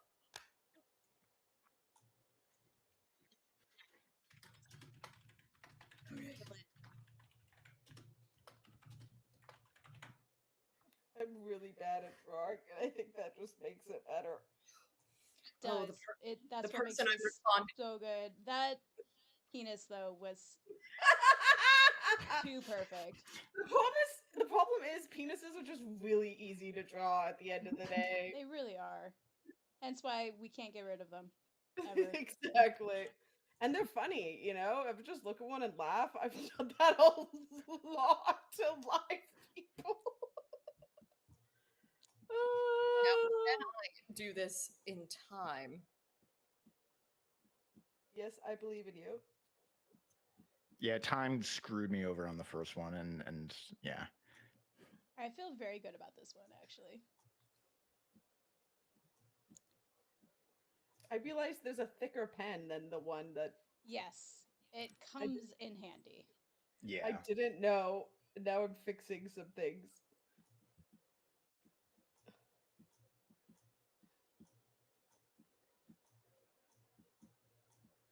Yeah, that's good. Okay, I'm ready. I'm ready to cry again. Please make it happen.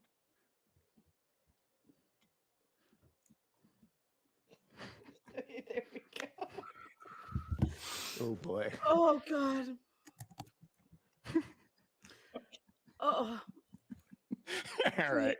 I'm so excited. Engage. Oh. Oh, that's gonna be good. Fortunately, I only brought up one sour, so I'm now back to water, but like how sober do I need to be for Julius Caesar is the question. No, you don't. All right, let's go. All right. It just downs the wine. Just give up on the cup, bro. Just drink from the bottle. Nah. Oh, you can tag out your character too. So if like your my first God. character is I'm good, bringing back the dick. you could totally bring the dick back in. You can tag him in if you think that he's a better competitor. Can you make that our Discord servers just like the image on the Discord Not server? the kitty cat. Oh no. Don't make me choose. Oh, we both went the same way. Oh, Okay, I choosing between your cats. I You am must loyal. choose. I am loyal. Okay. How dare He you, does sit Christine? like he I'm does sorry. sit like this. This I've is his known Leo- natural state. I've known Leo longer. I'm sorry. But eyes on the camera, look right at them. Look right into their souls. You smell them. Whose face?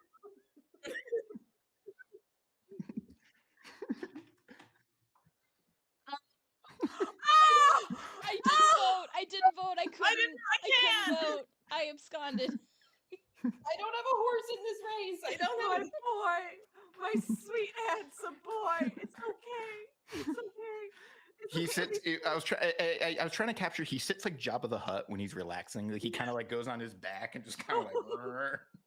See, Crow just becomes a blob. Oh God. A black boy with eyes. Sorry, Leo, but you did great there. God damn it, Emma. I mean, K-pop for the win. Yeah.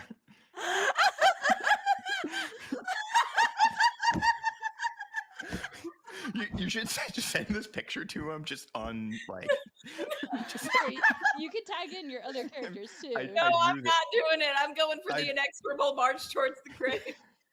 I like it. I like it. Who? I drew this for you. That's horrifying. I'm just like, what would fuck over a K-pop star? Actually brilliant, yes. Oh my God, I can't breathe. You know, I'm crying. Oh my I'm just really sad about the BTS getting old. Oh,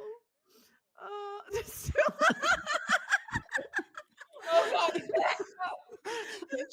Okay, we know.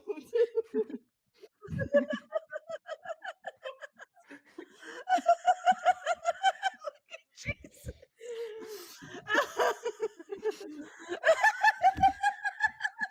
This one, hang on. Oh. Oh no. Oh God. Oh my God. Oh my God. Okay.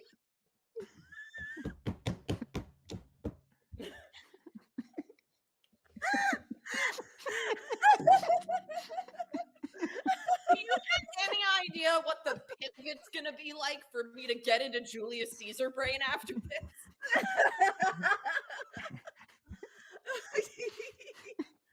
Oh. Oh boy. God. Oh, gorgeous. Gorgeous.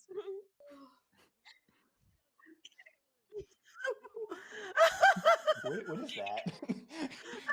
Oh no. Oh, The star of Free Willy. Oh no. Keiko. Ooh.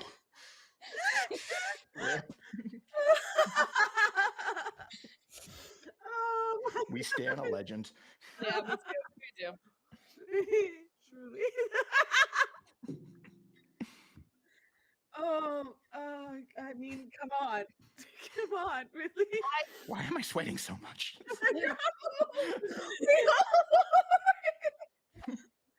Just drink more wine. That'll help. Right? That'll cool me right down. Exactly how orcas take the boats out. That's right.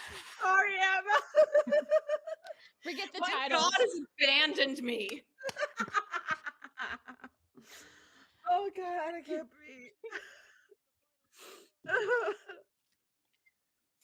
Oh my God. Okay, it's champed up. We're champed up. I've honestly lost the plot. I like don't remember. I don't know what's happening anymore. Oh. Okay. God damn it. Oh, I didn't do bad though. The reason Squatty Potty came to mind is I'm currently in the process of helping 2 different toddlers learn how to potty train. So like when I saw something that said "Help me, please," that's what came to mind. Not his dick.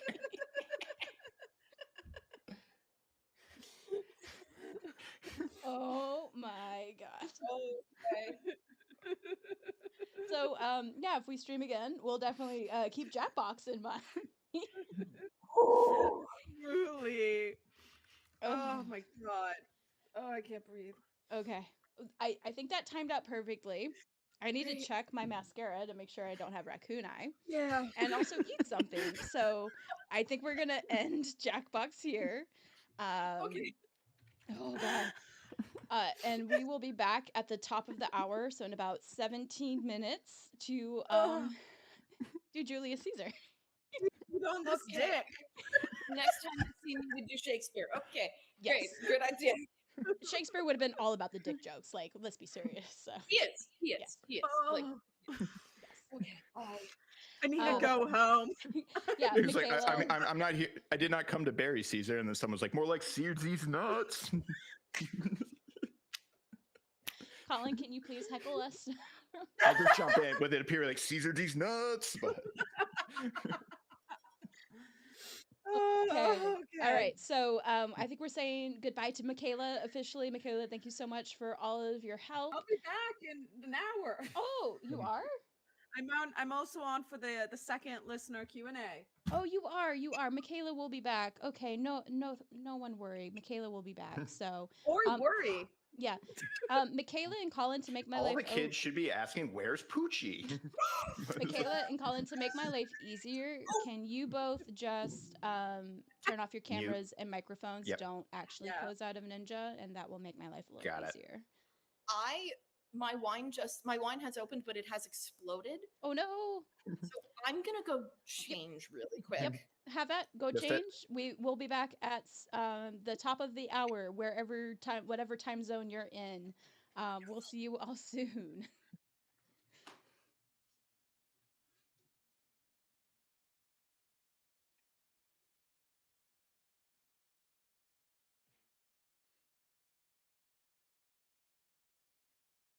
Hello, this is Dr. G from The Partial Historians, and I'm going to be doing a read through of one of the chapters from our most recent book, which is entitled Your Cheeky Guide to the Roman Empire. We're going to be looking at an excerpt from chapter 4, An Affair to Remember, and particularly Livia and Augustus. Colin, go ahead and mute Hold your on to mic your as hat. well. The love affair of Livia and Augustus is bonkers, and it stood the test of time.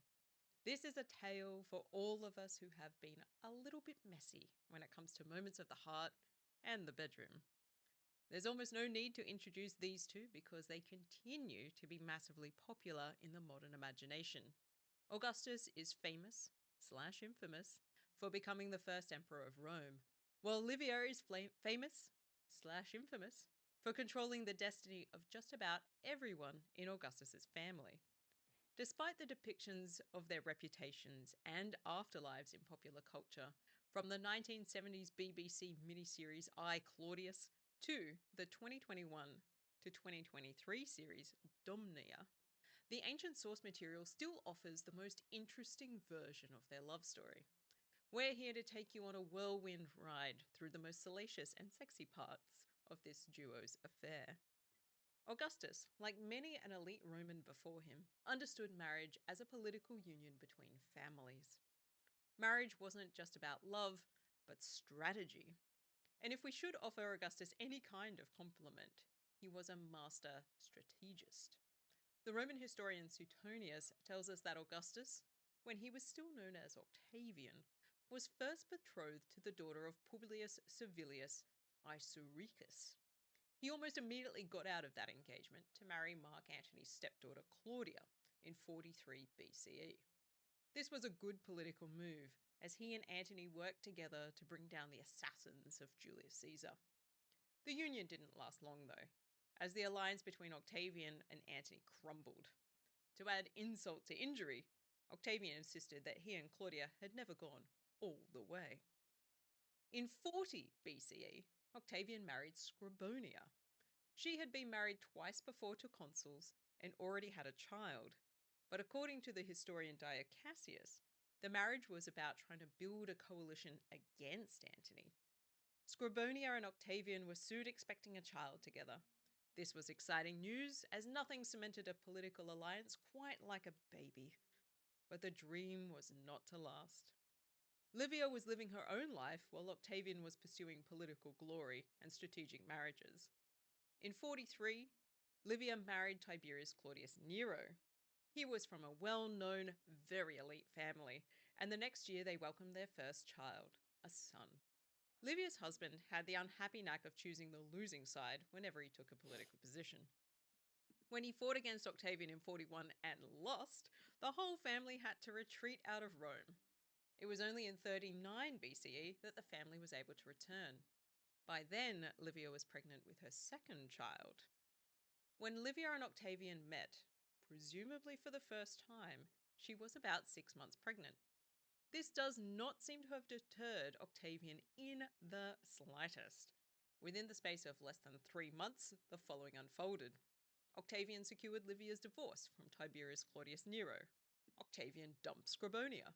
Livia and Octavian got married.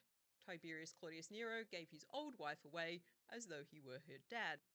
The very next day, Scribonia gave birth to Octavian's first child, a daughter they called Julia. And 3 months after her new marriage, Livia gave birth to her second son by Tiberius Claudius Nero. If social media had been in ancient Rome, this would have been a viral sensation. The timeline has scandal written all over it. The Romans loved gossip as much as any of us, and there was plenty to say about these events. Dio Cassius suggests that Octavian sought the advice of priests about whether it was permitted to marry a woman who was pregnant. The priests, in their ineffable wisdom, said it was fine, as long as the child had been conceived in a marriage, it didn't necessarily need to be in your marriage. Those inclined to gossip might wonder how Octavian secured that advice. Did he pay, or was it the sheer force of his reputation? Then there was the moment at Livia and Octavian's wedding feast. Livia was accused of reclining on the wrong dining couch, since she was sharing with Octavian, while her former hubby reclined across the room. Jest or jab. Humour and humiliation were often part of the same dish for Romans, and Mark Antony was certainly not one to hold back, since his falling out with Octavian. Octavian may have had a string of marriages under his belt, but that didn't stop Antony from accusing Octavian of losing his virginity to none other than Julius Caesar. Antony also suggested that Octavian had accepted 300,000 sesterces, i.e. a stack of cash, to sleep with Aulus Hirtius while they were serving in Spain together. Antony clearly had an axe to grind, so stories like this need to be taken with a pinch of salt that was then designed to be rubbed into Octavian's wounds. But what about Livia and Octavian themselves? What can we take away from their quickie wedding? There seems to have been a magnetism that drew them together that they were unable to resist. They risked their reputations and their political alliances to be together. It was certainly advantageous for Livia to switch to Team Octavian. He was one of the 3 most influential figures in Roman politics, a step up from the bumbling Nero who had gotten her exiled. When they met, Livia was about 19 and Octavian was about 24, so it's likely that passion and lust drove the attraction between them. They were both married to older and maybe more boring spouses when their eyes met. Octavian claimed Scribonia was irritating, and Tiberius Claudius Nero appeared unfussed about remaining married to Livia. Mind you, he was caught in a difficult situation, having been accepted back in Rome and needing to make nice with Octavian, so perhaps he was just trying to keep a low profile and not make any waves.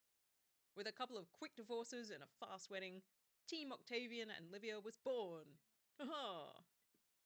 Livia and Octavian grew to be a force to be reckoned with. By the end of 30 BCE, Octavian had won Rome's civil war, and his main rival, Mark Antony, was dead. Livia and Octavian tried for a baby of their own, but it never worked out. Livia did carry one pregnancy with Octavian that we know of, but tragically, the child was stillborn. As the years passed, the couple gave up the dream of children together and they focused their energies elsewhere. Octavian continued to pursue his political aims, and in 27 BCE, he took on the honorific name Augustus, the auspicious one. Rumour, being the mistress that she is, continued to follow Livia and Augustus all their lives. Their bond appeared to be unbreakable. Livia is rumoured to have acted as Augustus's pimp, sourcing younger sexual partners to satisfy his desires. Livia was also thought to be one of Augustus's most important advisors. What decisions they made together we cannot be sure of, but it has led some to speculate that it was Livia, not Augustus, who was really in charge. Such is the lot of partners of the powerful. Some even claim Livia orchestrated the deaths of key family members to ensure her eldest son, Tiberius, would be Augustus's political heir. But such claims sit uncomfortably next to the union of Livia and Augustus, which lasted over 50 years. Livia was there in 14 CE when Augustus was on his deathbed. Suetonius claims that Augustus died as he was kissing Livia and that his last words were, "Live mindful of our marriage, Livia, and goodbye." That fateful meeting in 39 BCE changed both their lives and led them on a path to immortality, both through their deification and the record of their partnership through the writings about them that continue even today. And that was just a little taste of what you can experience in our book, Your Cheeky Guide to the Roman Empire, which is packed full of short but historically dense stories from the ancient Roman world. I'm Dr. G from the Partial Historians. I hope you have an excellent live stream event.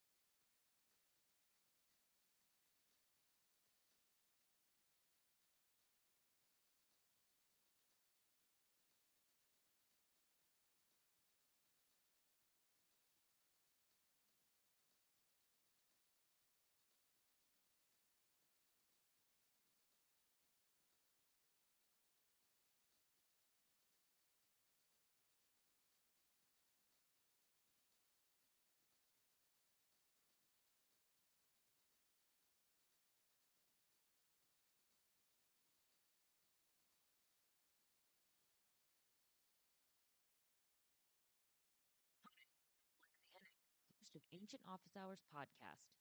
Have you ever wanted to learn more about the people who study or are inspired by classics in the ancient world? Then our show is the podcast for you. I interview experts in both academia and the entertainment industry about how they got into their field, their work, and how the ancient world inspires them. Our show is available to stream on Apple, Spotify, or your favorite podcatcher. You can also follow our upcoming projects on our website, theozymandiasproject.com. The world of ancient Greek myth and the wider history of the Mediterranean is and always will be incredibly relevant. Whether you have a casual interest in myth or are a dyed-in-the-wool nerd for the ancient world, you will find your fix with Let's Talk About Myths, baby. I'm Liv Albert, and together with my amazing producer, Michaela Pengowish, we bring the context, intricacies, and the stories of ancient Greece and sometimes the wider Mediterranean to life. From detailed breakdowns of all your favorite myths and loads you've never even heard of, to fascinating and timeless conversations with authors and experts, to straight readings of ancient texts, Let's Talk About Myths Baby has something for everyone, plus a healthy dose of feminism and the fight for global equality. Listen to Let's Talk About Myths Baby wherever you get your podcasts, new episodes every Tuesday and Friday, or find more information at mythsbaby.com.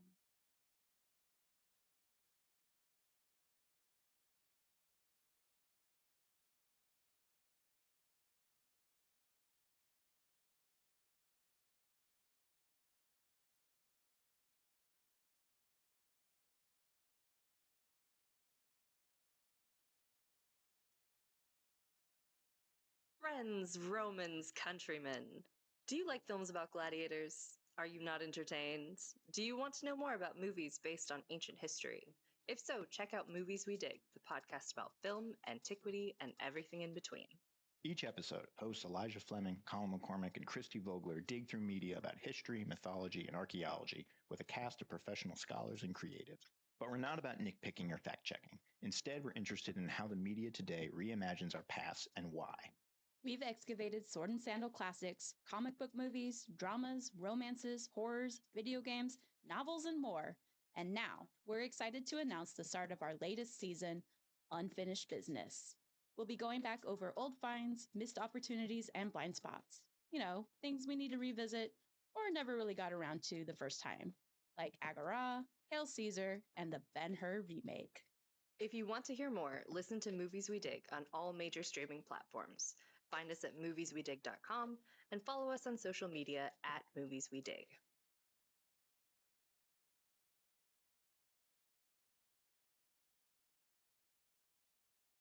What did it take to survive an ancient siege? Why was the cult of Dionysus behind so many slave revolts in ancient Rome? What's the tragic history and mythology behind Japan's most haunted ancient forest? We're Jen and Jenny from Ancient History Fangirl. Join us to explore ancient history and mythology from a fun, sometimes tipsy perspective. Find us at ancienthistoryfangirl.com or wherever you get your podcasts.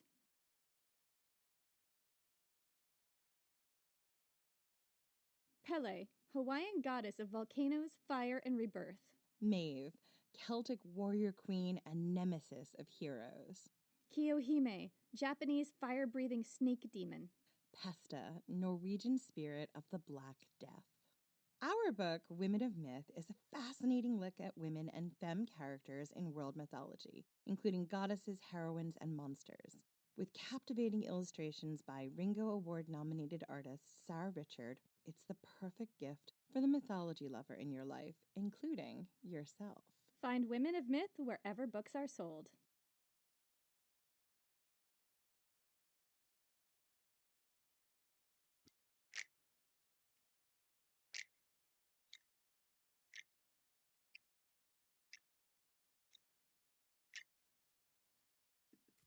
Hello.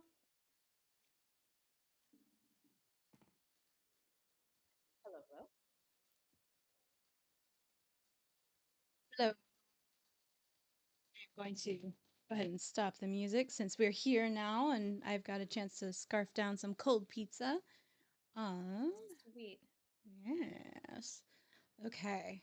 I am. If you both are ready, I will transition us into Julius Caesar. So excited for this. Excellent. All right. Well, Yeah, double it's gonna be good. checking. I think all our levels should be good because not much has changed. And then let me prepare really quick for the scene change that will happen as well. So one moment. I had to get some wine. Yes. Yeah, we've imbibed heavily in the Cheers. last activity, which made it even more fun. And yeah, so I'm going to add really quick Sorry, y'all. I should have done this before we officially No worries. started the stream again, but we live and we learn. Okay. So, and then Emma, yes, when we eventually start reading parts, you'll get the chance to turn off your camera, but keep your mic on, and that should be good. And let's see. I'm just gonna put that there. I had to run outside to just make sure my dad had the link.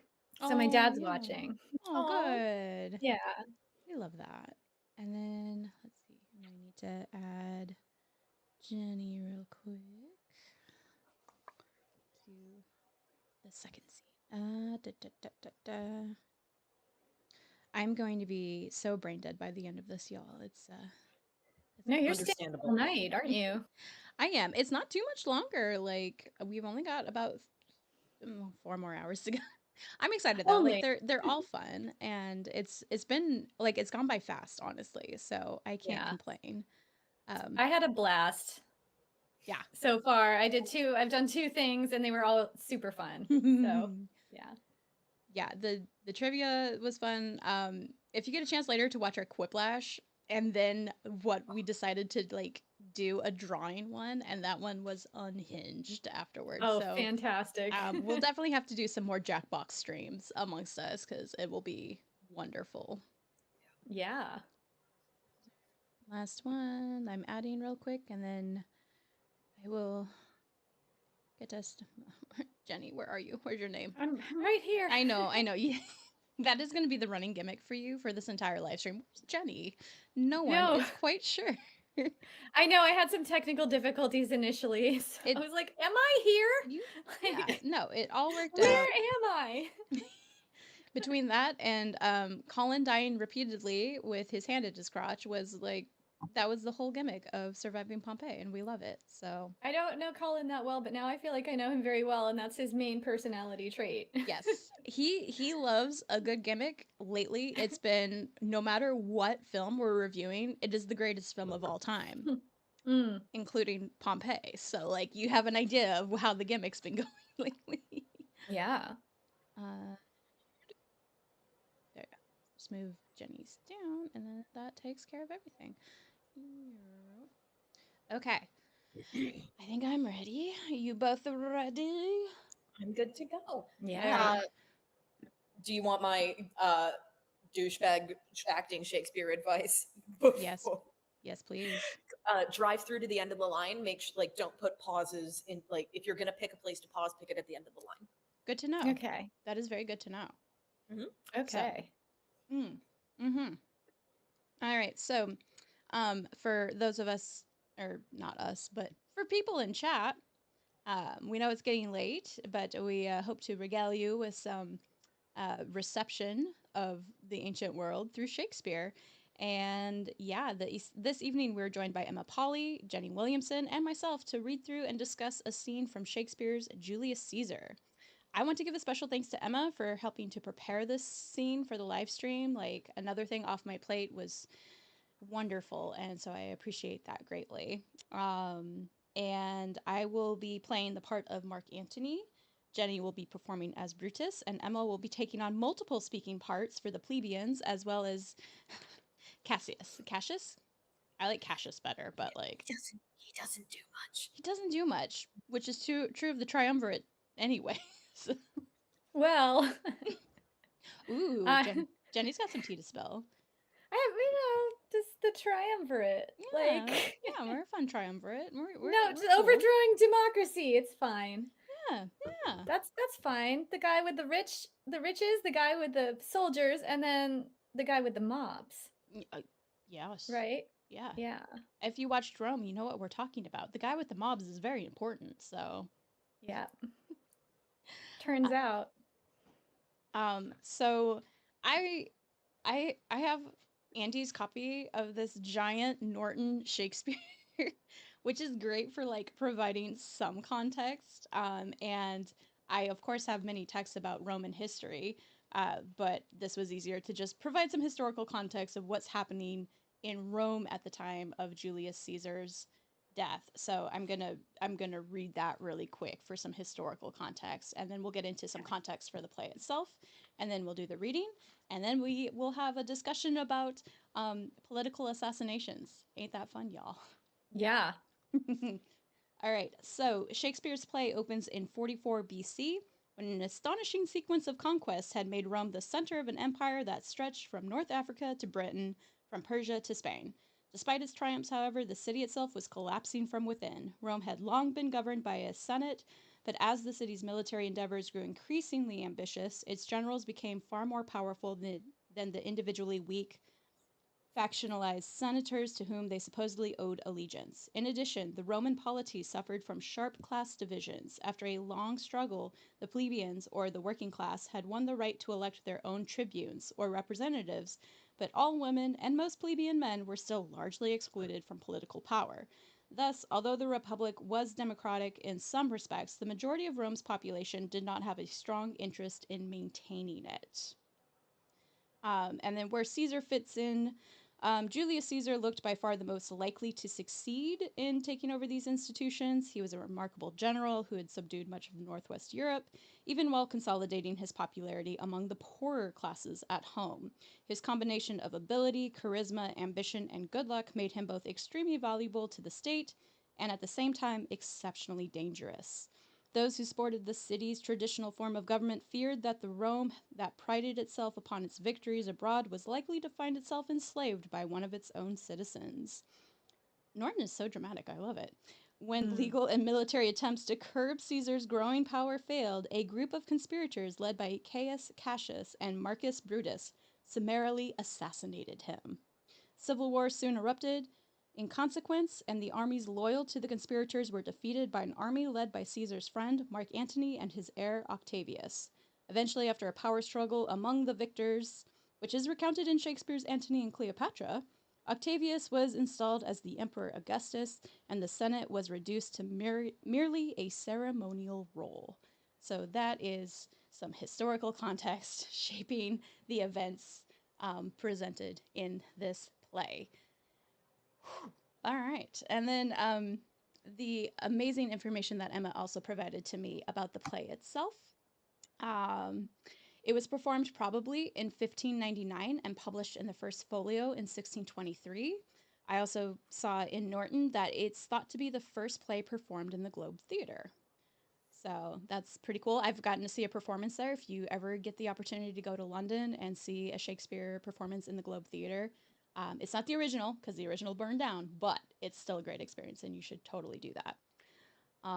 It was written around the same time as Hamlet and As You Like It.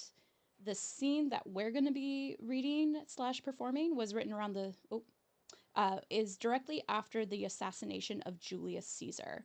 And there's very little time between these scenes. Emotions are running high, power is still unstable, and theories around why Shakespeare chose this topic includes concerns about Elizabeth I's lack of an heir, which is interesting. I think that will come up in our discussion later. So this version that we're reading is courtesy of the Folger Shakespeare Library. And with that, we can begin the performance. So give me 1 second to transition. And Emma, feel free, to turn off your lovely. Emma has now morphed into 4 plebeians for us in our performance. And I need to find my own script real quick to make sure I know what I'm reading. I am prepared, I swear.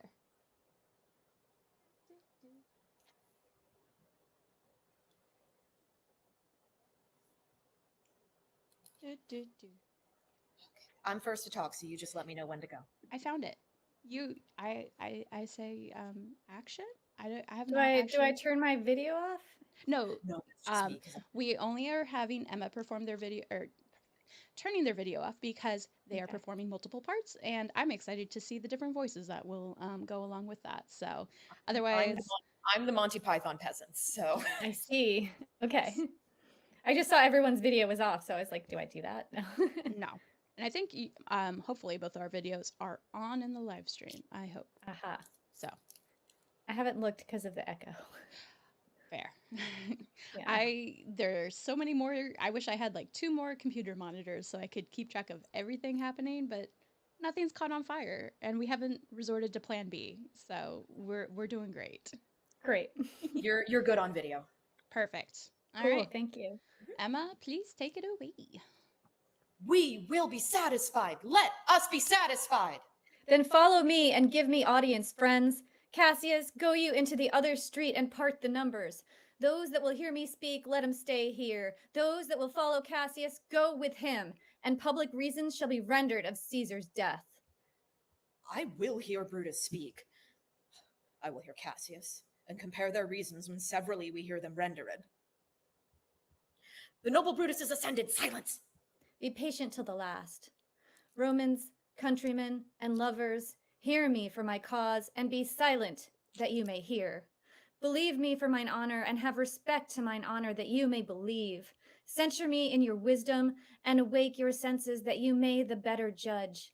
If there be any in this assembly, any dear friend of Caesar's, to him I say that Brutus's love to Caesar was no less than his.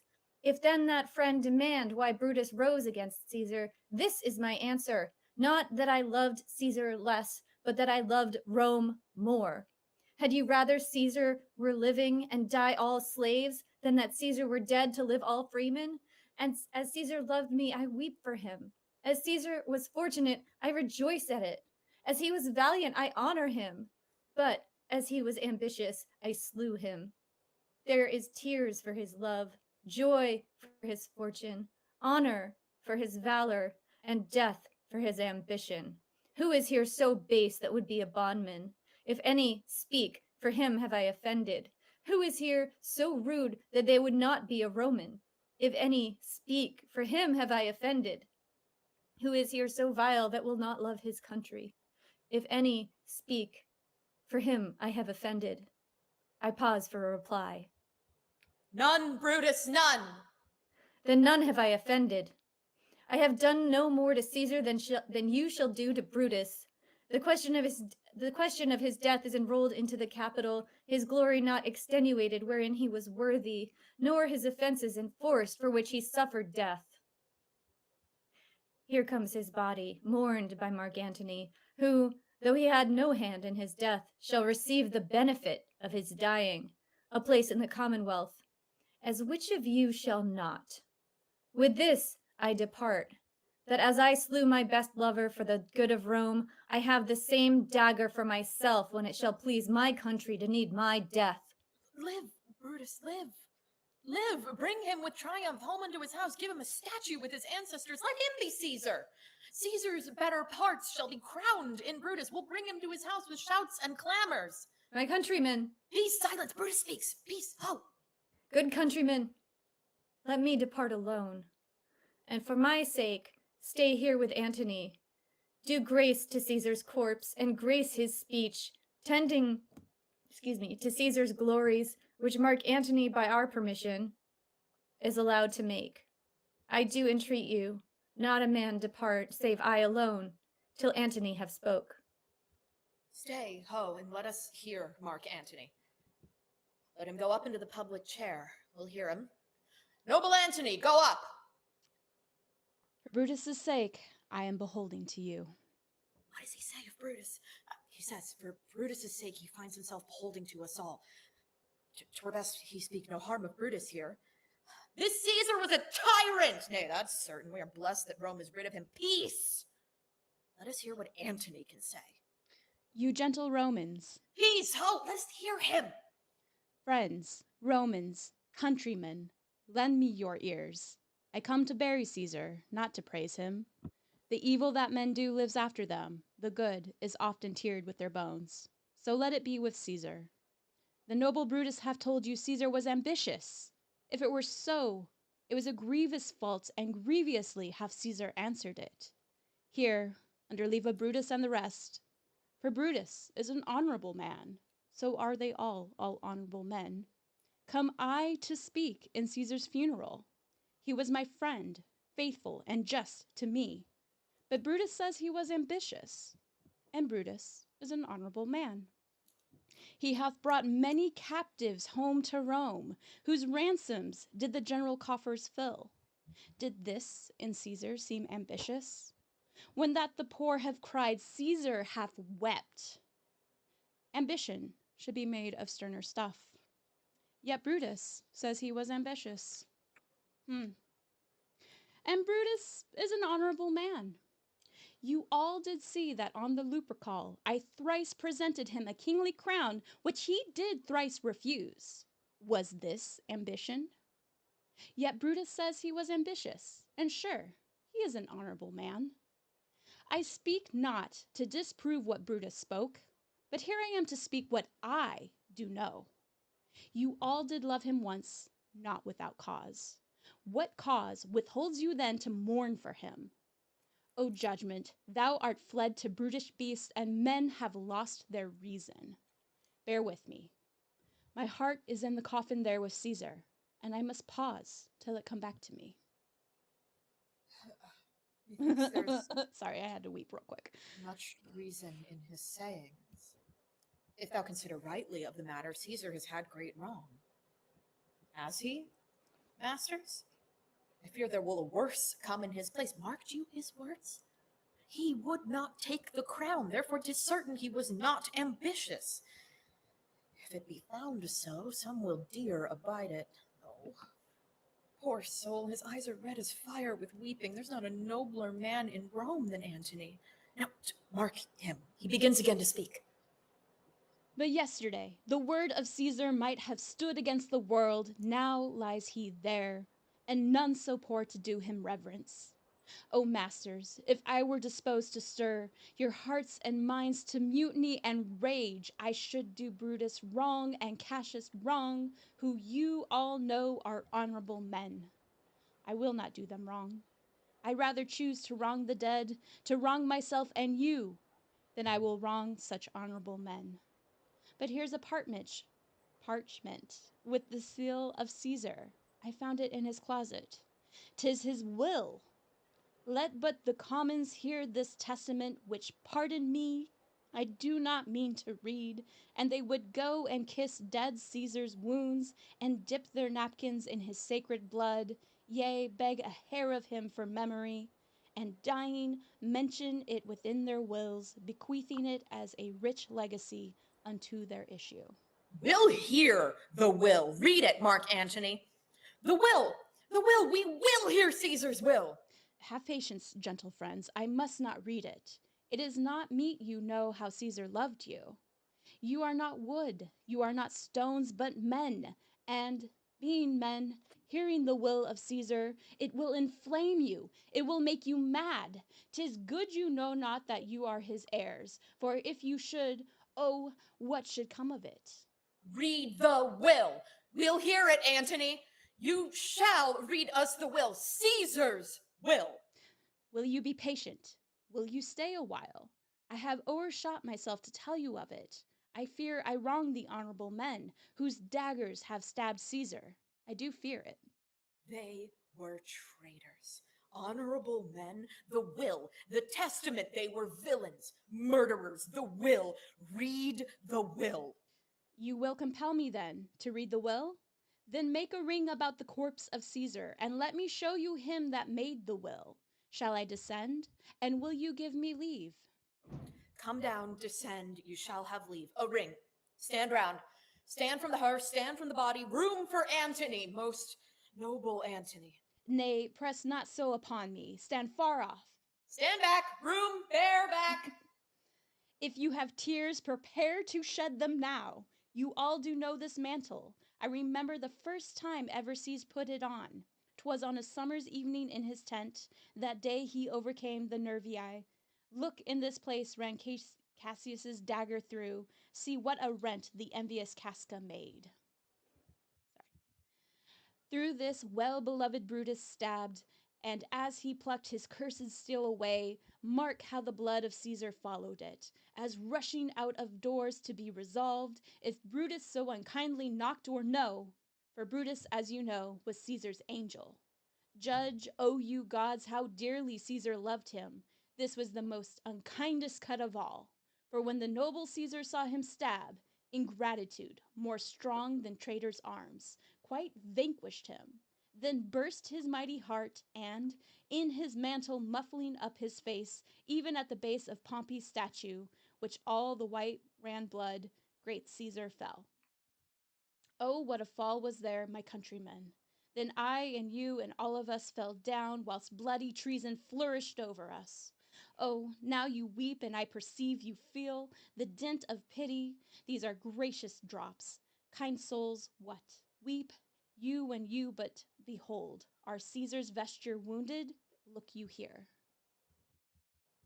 Here is himself, marred, as you see, with traitors. Oh, piteous spectacle. Oh, noble Caesar, oh, woeful day. Oh, traitors, villains, oh, most bloody sight. We will be revenged. Revenge about, seek, burn, fire, kill, slay. Let not a traitor live. Stay, countrymen. Peace there, hear the noble Antony. We'll hear him, we'll follow him, we'll die with him. Good friends, sweet friends, let me not stir you up to such a sudden flood of mutiny. They that have done this deed are honorable. What private griefs they have, alas, I know not, that made them do it. They are wise and honorable, and will no doubt with reasons answer you. I come not, friends, to still away your hearts. I am no orator, as Brutus is, but, as you know me all, a plain, blunt man. That love my friend, and they know full well that gave me public leave to speak of him. For I have neither wit, nor words, nor worth, action, not utterance, nor the power of speech to stir men's blood. I only speak right on. I tell you that which you yourselves do know. Show you sweet Caesar's wounds, poor, dumb mouths, and bid them speak for me. But were I Brutus, and Brutus Antony, there were an Antony, would ruffle up your spirits and put a tongue in every wound of Caesar that should move the stones of Rome to rise and mutiny. We'll mutiny. We'll burn the house of Brutus. Away then, come, seek the conspirators. You hear me, countrymen, yet hear me speak. Peace, hope, hear Antony, most noble Antony.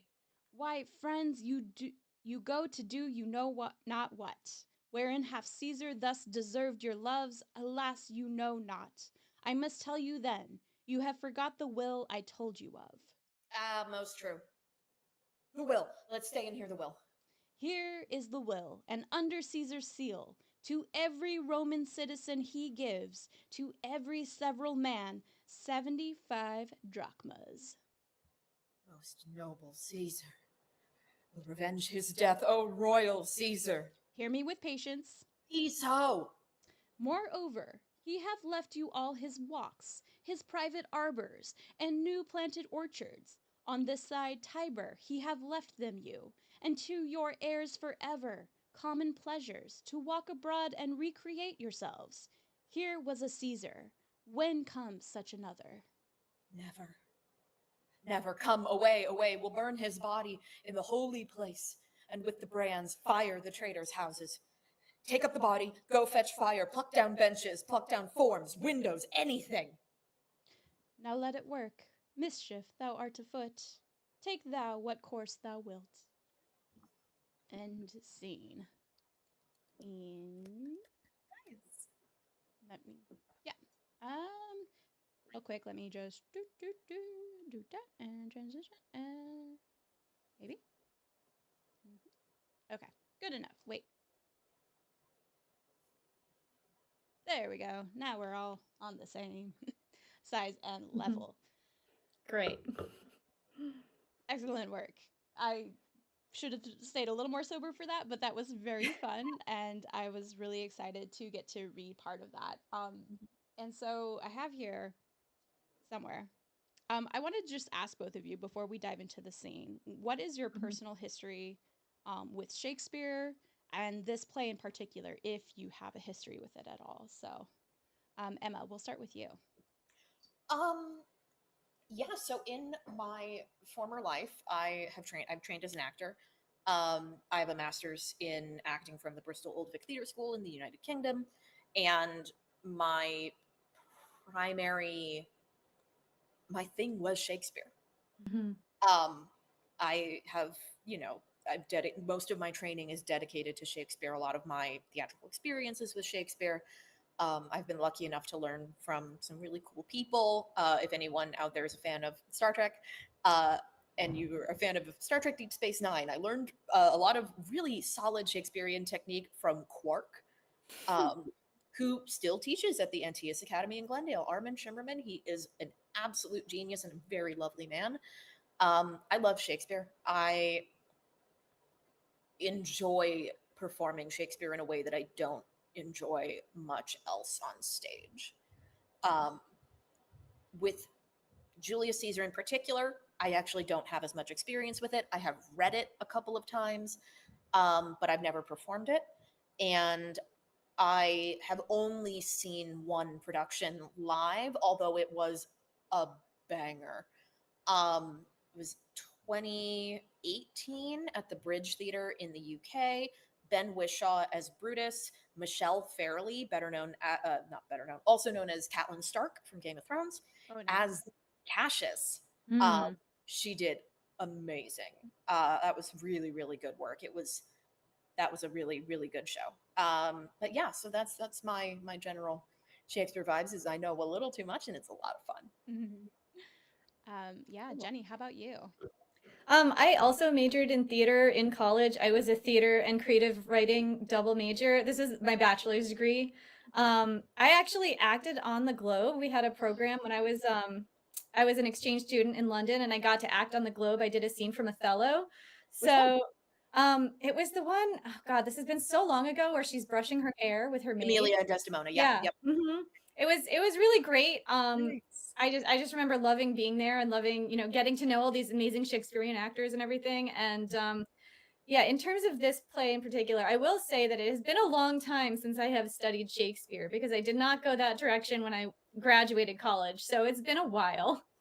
I think I have the same Norton anthology, Christy, that you have. Like it's just got all the Shakespeare in it and it's so good. enormous. It's Yeah. so good. Yeah. Yeah, so I have more of a history with the original history of it now because our podcast, Ancient History Fangirl, has done a 13 episode arc on the life of Julius Caesar, and we covered, you know, this part of it too, like, and everything leading up to it, you know. So there's a lot there that like is really interesting to revisit because Shakespeare is reception. Yeah. So it's interesting to see that the Elizabethan lens on it, you know, after getting to know it so well in its original form. Yeah. Mhm. I feel like I'm really unusual in that um I never read a Shakespeare play in full until I got to college. Like Mhm. I I was taking college classes in high school and I took English classes, but the person who was teaching like the English classes was really into dystopian novels, so I read like Brand New World, 1984, Hmm. a lot of that kind of stuff. And so when my classmates were reading Romeo and Juliet at the high school, I was reading Orwell over at the community college. And so any Shakespeare I came across was like my own, like just led me to it. And I think Twelfth Night was my very first Shakespeare play I read on my own, which I did enjoy. Was very confused about for a while because I was in middle school, but I figured it out. The one exception, and the reason I was really excited to do this play and read Mark Antony was um, I had a high school class with like a teacher who was very close to retiring, and he literally just had us memorize and recite a bunch of different texts, and one of them was Mark Antony's speech from this scene, that very opening which is why it came off real easy. Mhm. And so we learned a lot of passages. I think we did Robert Frost poems and things like that. But that one was my favorite. And then he asked us at the end of the year to see if there was any we could remember to like recite it in front of the class again. And so I recited that speech once again. And he looked at me and said, "It's like you're gonna remember that for the rest of your life." And on the one hand, it's like I couldn't just like blurt it out on the spot, but as I read it, like the rhythm, like I just remember like what went into like learning those lines and speaking them, and he's like, and it's kind of cool because it's like, yeah, he was not wrong. Like there's something about this that becomes a muscle memory after a while when you start to do it. That's really cool. And so like part of it was getting to relive that memory, and part of it was just like, ooh, the times they are here again, and it felt interesting to kind of explore these two perspectives of Brutus and Antony, and like what happens to rhetoric when a political assassination like this happens. So yeah, that's really why I wanted to bring it up. I guess with that, does anyone, so Jenny, you mentioned you guys looked into this on your podcast, and I know Emma has some familiarity with it as well. What is kind of the significance of this event? Like, why did Shakespeare, along with possibly this theory that he's concerned with Elizabeth I and the lack of an heir, like why was this important to Shakespeare, and like maybe how would the audience in that time have received the play? I'm curious what your guys' thoughts on that are. I'm tired. Emma, go ahead. You probably have more thoughts on that than me. I probably don't. Oh. No, I mean, I think the thing that really excites me about this scene is the meta theater of it. Is that you have a monologue before a crowd, and I think it's really interesting to kind of see the mediation process if you're doing the show live, that can happen between the audience and the plebeians. I've seen, a lot of people when they do this, like the staging choice is to put those actors in the audience, especially if you're in a space like the Globe when you have the kind of the groundlings. It's a great idea. The standing room only. I've seen it happen more than I haven't seen, or like heard of it happening more than I haven't. Yeah. Is you just put people in the house, and it can be really interesting to see the way an audience reacts, because like the immediate thought would be like the audience, you want to take the audience with you. You want the audience to ebb and flow with the fictional crowd. But they kind of don't. And there's a real fruitful discomfort, I think, of watching this fictional crowd be swayed. I think Brutus as an honorable man is such a gorgeously manipulative thing. And I think most audiences catch it, and seeing the, not disgust, but certainly the discomfort of watching a tactic work. Especially in a setting where there's no wall. There's no separation. And especially if those actors are mixed into the audience, that gets really gnarly really quick. Yeah, that's what I got. Yeah. I guess because like it's just a little bit tidbit, and I've obviously not studied Shakespeare enough. Like this, I know it was a huge concern that Elizabeth the First like never married, never had like an official heir, and that became very problematic with her death.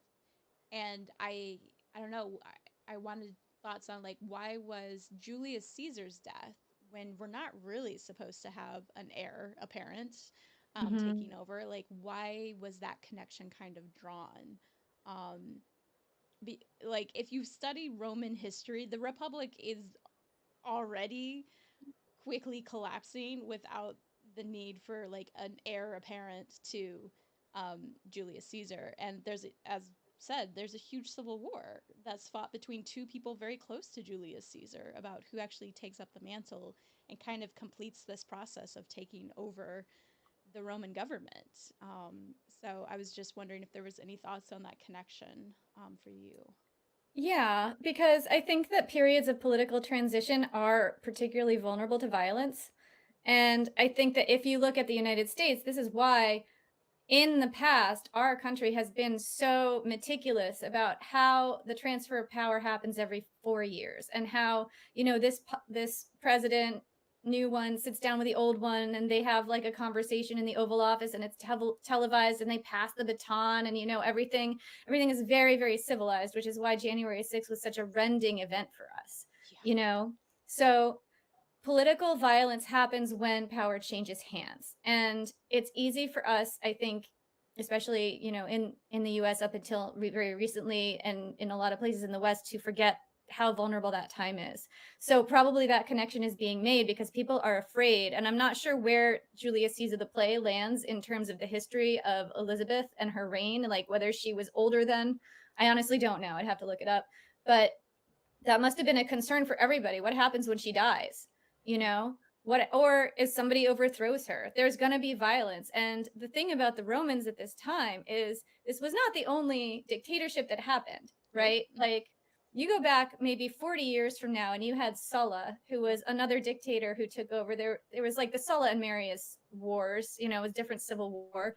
And at the end of that, Sulla won and wound up doing this extremely violent, bloody purge of all his enemies, and allowing everyone in Rome to just enact these bloody prescriptions against basically anyone that they wanted in Sulla's name. So it was a reign of terror. And this was very much in the minds of the people at this time during Caesar's funeral. It wasn't even so much about like, does Julius Caesar have an heir? It's like, what kind of government are we going to have? Are we going to have another dictatorship? And a lot of these dictatorships were justified because there was a threat of violence. So if the country is at war, they were frequently making Pompey, dictator for like whatever period, like the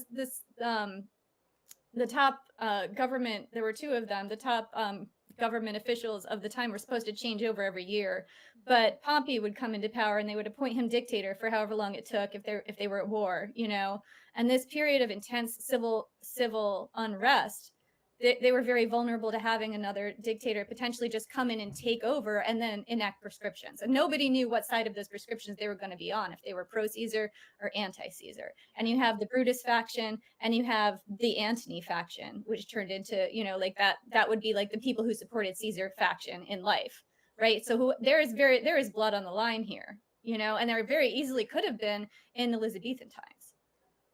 Yeah.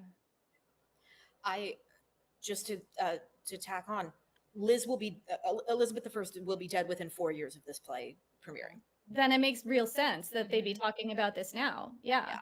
And I believe, there have been minor rebellions, minor attempts, unsuccessful attempts to unseat her within 4 years of the play, like 4 years or less before the play. So it's active, and her health is fading. Yeah. Her health is fading, and like her public image has been so based on like her strength and her beauty. And both of those are really going. And her youth. Yeah. 100%. Yeah. Like her invulnerability to age and death. Yeah.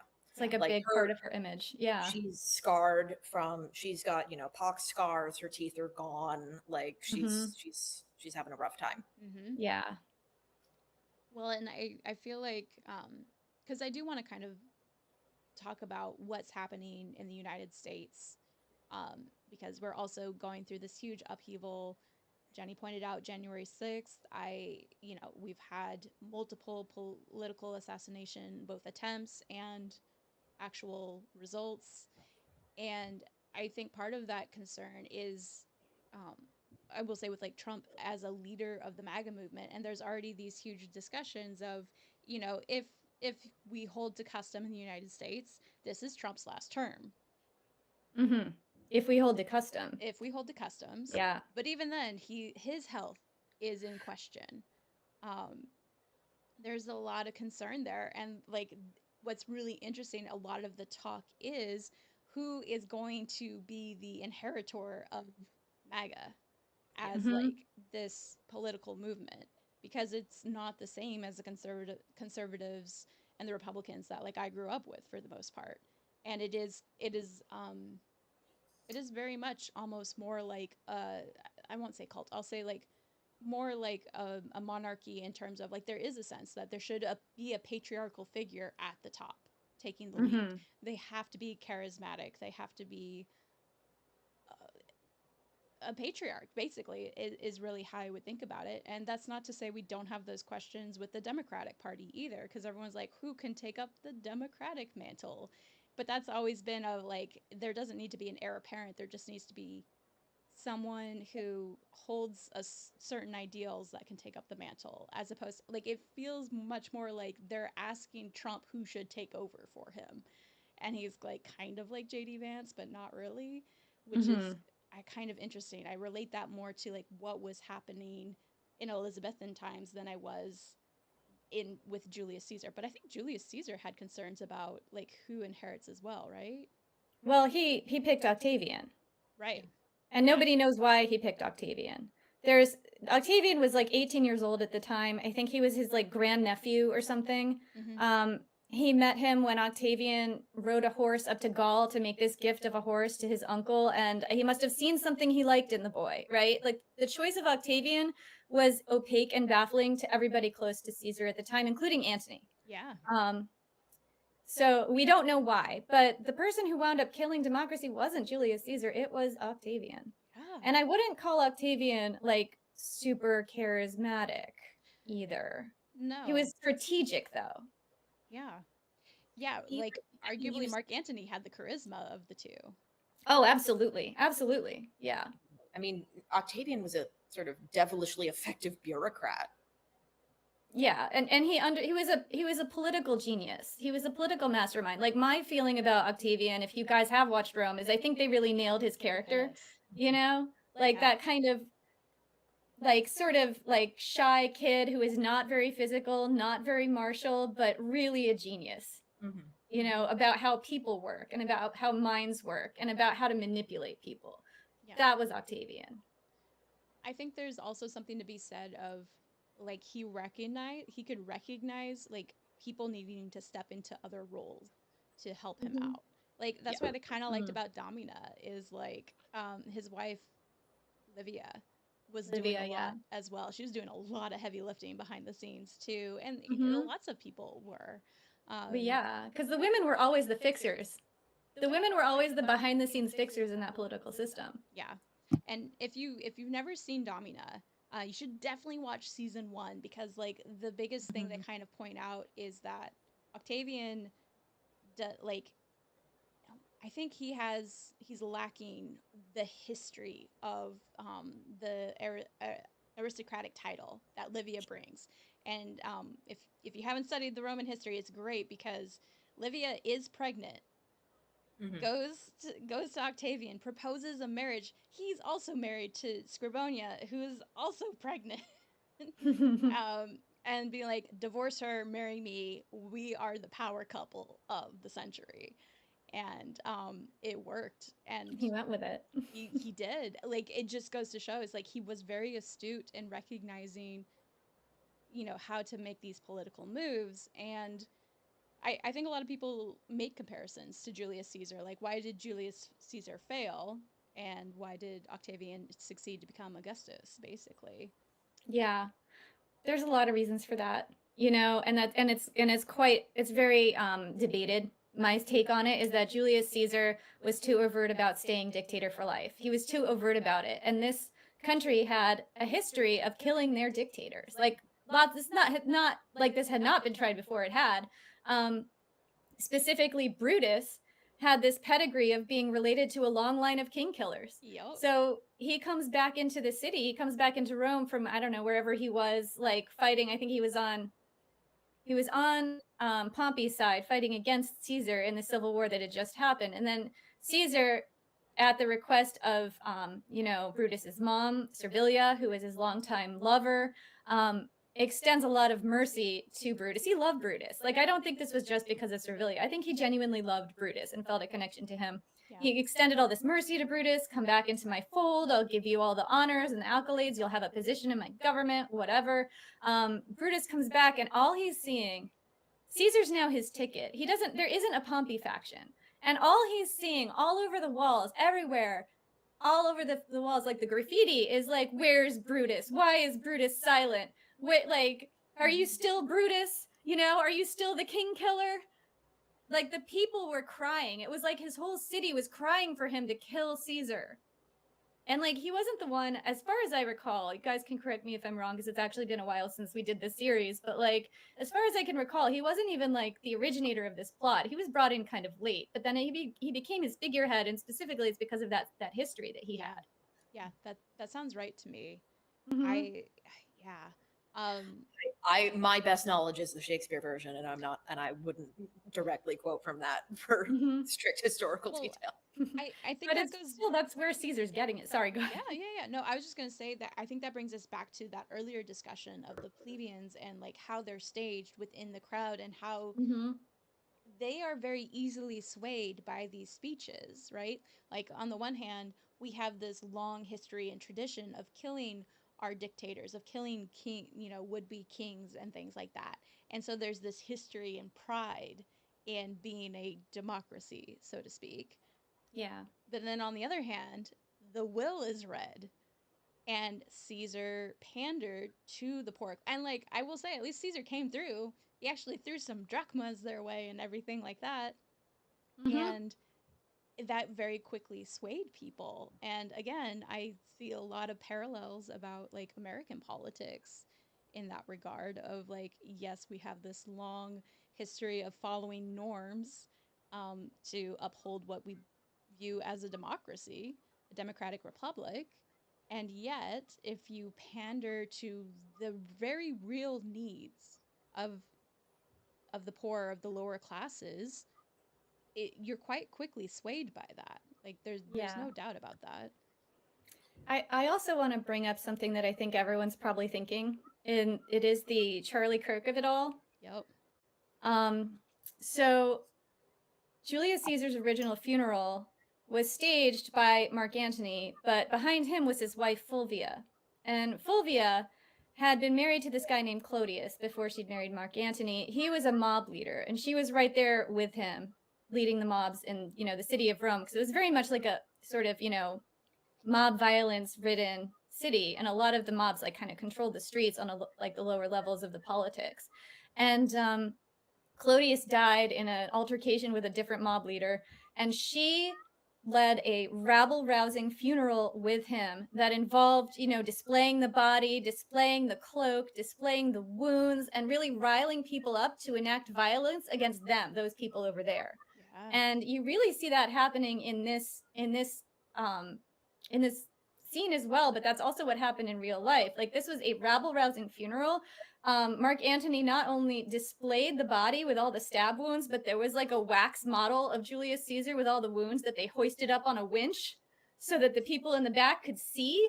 And it was all about like rousing up the crowd and to point that violence against the people who did this, right? And there had been, leading up to this real war of narrative between Brutus and his people and Antony and his people about what the story was going to be about Julius Caesar's killing. Did a hugely popular friend of the people just get murdered in cold blood, or were we saving our democracy? And for a while it looked like the democracy side was winning until this funeral happened, and then they riled up this mob. They took to the streets after the funeral. Several people died in the violence that ensued. So this was a real war of words, and they were really using that funeral to whip up violence. And I see that in what happened with the Charlie Kirk funeral. I think that you really have, like, when you watch that stuff, like I see this funeral, like it's not different. It's not. It also, as you were describing it, Jenny, it reminded me of the Emmett Till funeral as well. Yeah. Very similar maneuvers of Emmett Till's mother, a young boy who was lynched brutally, and she decided to have an open casket, and she worked with other um, civil rights leaders and stuff to publicize it as much as possible to bring attention to the issue. Like it's it's an interesting tactic used over and over again historically. Yeah, but I think there's a difference between, like, Emmett Till's death and like somebody like Charlie Kirk, where it's like they are whipping up violence against a people that, like, I wouldn't say that was necessarily happening with the Emmett Till. I don't think know that the that's a history very that important well. distinction to make. Yeah, but I think that this was more like bringing light to what is happening to us. Yeah. As opposed to like taking that and saying like, now go get those people and like, do horrible things to them, possibly people who didn't do anything wrong. That's not, I don't think we should That's why I think equate the two, really. knowing like understanding the narratives, like what story is being presented and who Yeah. what action it's asking you to take against Mm-hmm. whom. How are we focusing that? Well, You know? and this is reflect. I mean, and Shakespeare and his historical sources reflect this, even also like around the sort of mob violence after Caesar's funeral. We have the sort of the killing of Cinna the poet, Mm-hmm.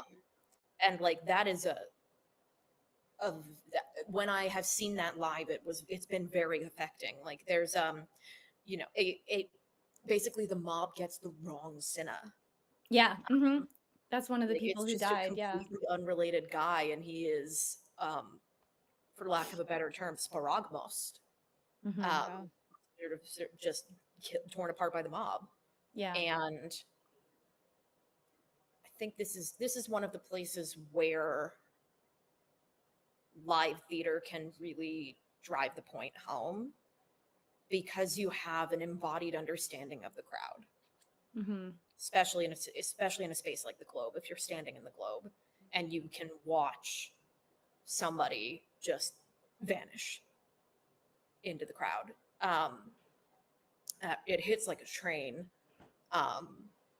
Especially, yeah. So sorry, that's all I had. But just No, this, like I mean, it's absolutely sort of reflected and augmented in the play. yeah. Mm-hmm. I think I'll broaden this out. It's like I think that's why live theater is so important right now. So a big thing we just discuss a lot in Movies We Dig, and we've had a few different creators come on to talk about this issue too, is how AI is infringing upon creative spaces, Mm-hmm. and how that like it literally dehumanizes us to look at the content created by a computer and everything like that. And one of the voice actors we spoke to suggests is like, at the end of the day, what's going to be what people who can afford to do so will pay for live shows. They will want no whiff of AI. There was already a big hoo-ha about like one of the songs Soda Pop being produced for K-pop Demon Slayers, Mm-hmm. possibly having been produced in part by AI, and everyone was so upset by that because it just goes to show how much people want authenticity in their media. Um, Yeah. but it's going to get, because people who are producing media, especially people who want to make a lot of money off of media, want to go through the cheapest way of doing that. And eventually we're going to get to the point like I've only gotten to see one Broadway show in Broadway once. I've seen a lot of off Broadway shows. I would love to see Hadestown. Like that is so high on my list of I want to live that experience. It is so prohibitively expensive to get to Yeah. do that.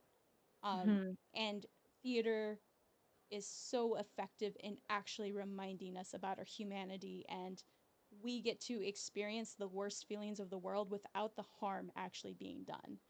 Unlike what social media does now, where if you were unfortunate enough to see the shooting of Charlie Kirk, because it's just there, but it also feels less real because it's just on your social media, just like every stupid cat video that pops up too. Like I don't.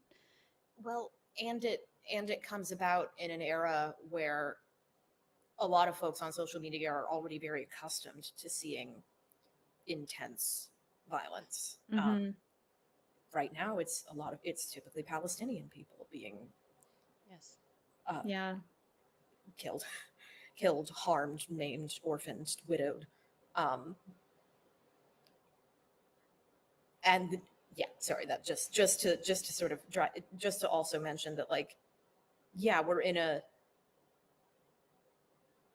point where a lot of the really intense violence that we witness is both real and mediated through technology, which is a really bizarre mix. Yeah. Yeah. But then it's like if it wasn't mediated through technology, we wouldn't see it. We You wouldn't see it. know, We wouldn't know about it. Yeah. we wouldn't know about it. And a lot of times, like there have been horrible things that happened that people just did not. It was not as widely publicized, and outside of normal channels that didn't want us to see it. You know. Yeah. I don't know. I've been thinking. Sorry, that No, you it's let me. okay. Somebody let me know if this is not the path to go down. I I think a lot about how there's some kind of like not full circle, but like there is, I think about the relationship to death in antiquity being quite close. Mhm. You know, you are probably in your life going to see someone die. And you are probably in your life a lot more likely to see people who have been very injured. Like death and pain and suffering are close. Mhm. And there has been a period where folks in, you know, the United States and Eastern and Western Europe have maybe been able to live most of their lives without having to see death and being able to insulate themselves from serious harm. Like the thing that you are most accustomed to see is like something from a medical show or something from a police drama. That's the kind of violence that has been accustomed. Yep. And death comes back. Yeah. And there is now like a different relationship to death and violence and suffering, and I think a vastly different one than exists in antiquity. 100%. Yeah. Yeah, sorry, that's all I got. No, like I, Mhm. you know, personally is I didn't attend my first funeral until I was very late in my 20s, and it was unfortunately for a coworker who was shot and killed at work. I was there the day as well that she was shot, and it was my very first funeral experience, and it was really hard. Like I you know, I had all these questions in my mind that I never even thought about. It's like, can I touch a dead body? Like, can I, you know, what is the etiquette? I am so Yeah. removed from death. I am so familiar with violence. I think that's what I really hate about media. That was like my number one critique of um uh Percy Jackson, was that Mhm. like it shows young children fighting and killing monsters, right? They're not quite human. They're monstrous in some way, but they don't bleed, they don't writhe in agony, they dispel into smoke and go to the underworld, and they eventually get to come back. So we get to show all of the violence and none of the actual painful repercussions that come from it. And like that's Yeah. present in a lot of media, which is really frustrating. Which is partly Mhm. why I like Spartacus, because like if you're gonna be hyper violent, you're gonna show just how gruesome it really is, and like that's what made the show really hard to watch. For me, a lot of the time was just it hit too hard sometimes. Mm. I'm a huge Spartacus fan, so Yeah, yeah. yeah. I understand that though.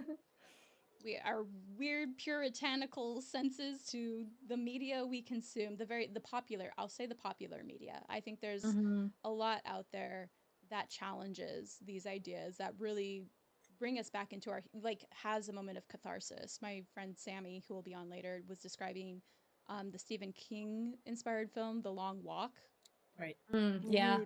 Brutal. And she Mhm. told me she's just full on sobbing in the theater. And it's like, maybe sometimes I can't see those kinds of movies. Like that, Mhm. it's really hard to feel that level of emotion in a public space, but maybe we need more of that, frankly. Yeah, I mean, I think it's one of those things that built community at the very beginning of theater, you know, with the goat song, and people gathered to um feel the same thing at the same time in a really intense way, in a way where everybody's heartbeat is beating at the same rhythm. And it's how we process trauma as a community, is by seeing theater and seeing and movies as well now, like seeing that all together, you know. Yeah. Yeah, and it's, I don't know, I always have difficulty with the rhetoric of catharsis. Mm-hmm. Of like implying that processing stays in the theater. Yeah. Um, I don't think it I necessarily does. I don't no, think so. No. I think it follows you home. Mm-hmm. Or it does if it does its job right. Yeah. Like I don't know. I think the idea of like Aristotelian catharsis is a little too neat. I Of don't like like Aristotle to begin with, so that's fair. I don't know why. He's a jerk. Yeah. Yeah, there's a lot of reasons. Poetics is I just think he's wrong. But no, I think the best theater follows you home. And that's what happens with, I mean, potentially that's what could have happened with an Elizabethan audience. The show could have followed them home. And also, like, for an Elizabethan audience, there's also a huge class dimension that, like, in a space like the Globe, classes are in close proximity to each other. You've got the rich, and the poor, watching the same show. Um, I don't know. I always think about, like, especially with, you know, scenes like this, of what do the folks in the gods and in the stalls think, watching this crowd below them be swayed. I get that feeling a lot with some of Euripides plays too, because like the Trojan women being produced, you know, at the height of the Peloponnesian, like going into the Peloponnesian Wars, and just some atrocious mass killing events being inflicted on others by the Athenians, and here's this Athenian playwright calling it out, but like also kind of shielding himself from saying that this is what this is, but like, you know, if you're aware, you know. And how did he get away? Like, that's my question too, is like, how did this man get away from some of these plays? Like, how did he get away from calling out some of these atrocious acts being committed by political leaders? And how did an audience react to that? Like, what were their thoughts? Well, he ends up in Macedonia eventually, so he kind of didn't all the way get away with it. True. Very true. But for someone like Shakespeare, like, the question also very much applies, because everything he writes has to go through the Lord Chamberlain. Everything he writes is getting vetted. And Shakespeare's career bridges two monarchs, because he keeps writing after Liz. He keeps writing after Liz goes, and he's writing for James the First, which gets interesting. Sorry. Anyway. Yeah. No. Yeah. Like, it makes me think of this whole so on the side of censorship here in the United States too, like this whole situation first with South Park and Colbert, like that scenario being like the South Park creators are getting a multi-billion-dollar contract at the same time that they're going to retire not Jon Stewart. I know I said it earlier. Well, Colbert. Yeah, Colbert. Yeah. And their entire season, their newest season, has been a big fuck you to the Trump administration, which has been great. Keep at it, y'all. Because the contract went through, the FCC approved the merger, so have at. And then we just saw the whole Kimmel thing too. It's like, I don't watch Kimmel, but I'm also ready to cancel my Disney, subscription and everything, to just be like, yeah, let's stop canceling the voices that are speaking out. It's Well, and I don't know, it should be a real warning sign that South Park is South Park, but Colbert and Kimmel are not by any means radical. No, they're not. No, they are so profoundly to the center. Like, that should be a real alarm bell. And that's what's scary, right? It's like, if those are the dissenting voices that are being shut down just by quietly canceling them, or like not continuing their shows, it's like, what else? Who else is vulnerable, and what are the consequences for them? Because I mean, there are Colbert and Kimmel are the ones we see. There's already been plenty of people with less wealth and power and opportunity who have been, silenced or suppressed or censored. Yep. Yeah. Easily. Yeah. There was when we were talking about Chaos, the cancellation of Chaos on Netflix, that was tied to some quotes that, like, an anonymous source who was a writer for person of color themselves, was writing for more diverse audiences. It's like, the networks were already anticipating a Trump win.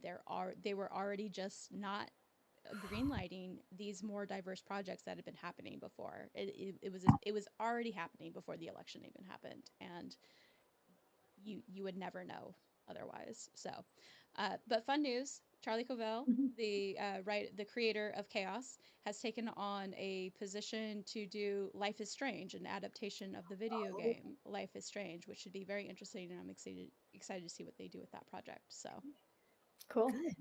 yeah.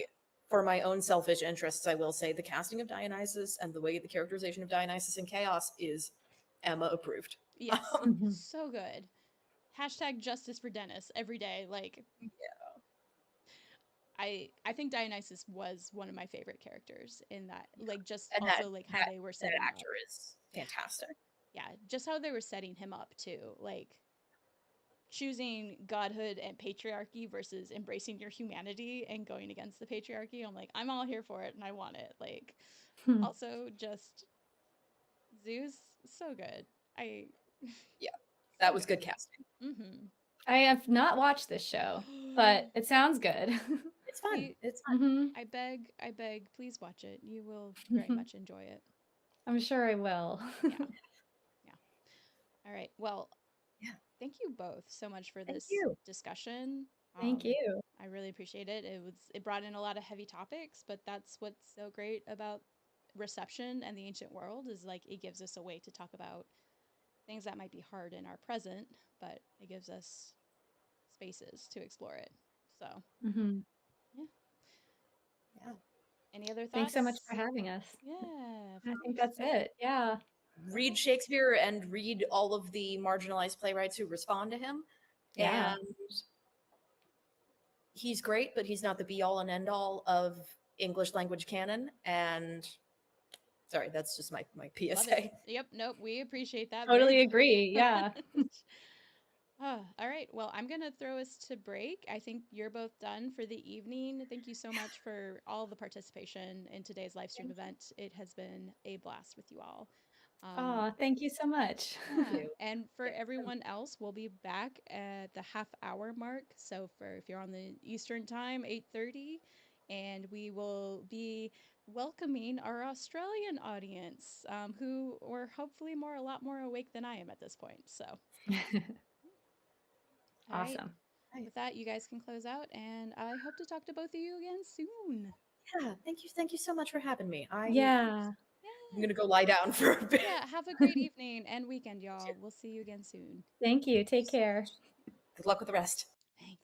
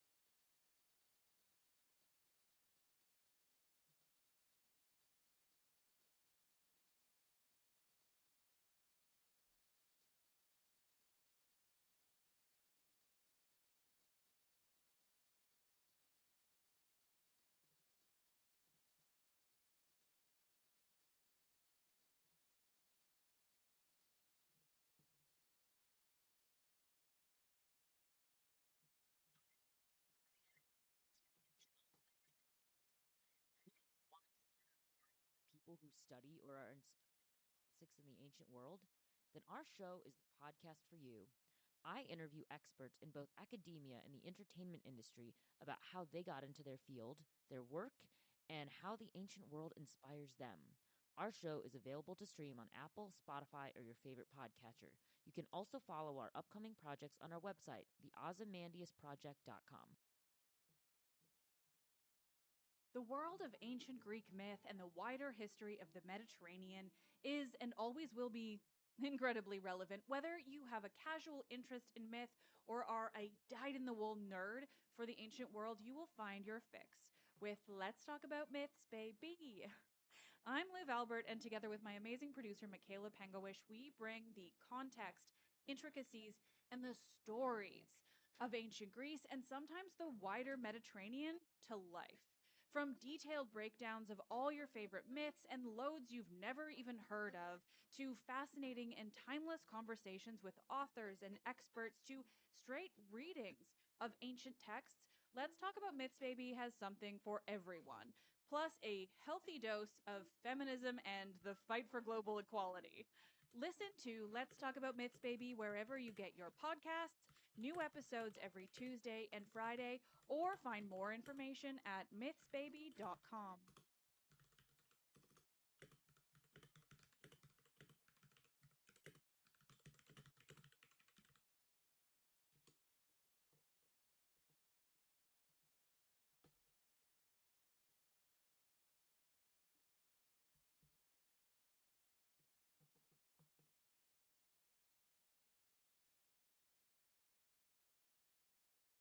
Friends, Romans, countrymen. Do you like films about gladiators? Are you not entertained? Do you want to know more about movies based on ancient history? If so, check out Movies We Dig, the podcast about film, antiquity, and everything in between. Each episode, hosts Elijah Fleming, Colin McCormick, and Christy Vogler dig through media about history, mythology, and archaeology with a cast of professional scholars and creatives. But we're not about nitpicking or fact-checking. Instead, we're interested in how the media today reimagines our past and why. We've excavated sword and sandal classics, comic book movies, dramas, romances, horrors, video games, novels, and more.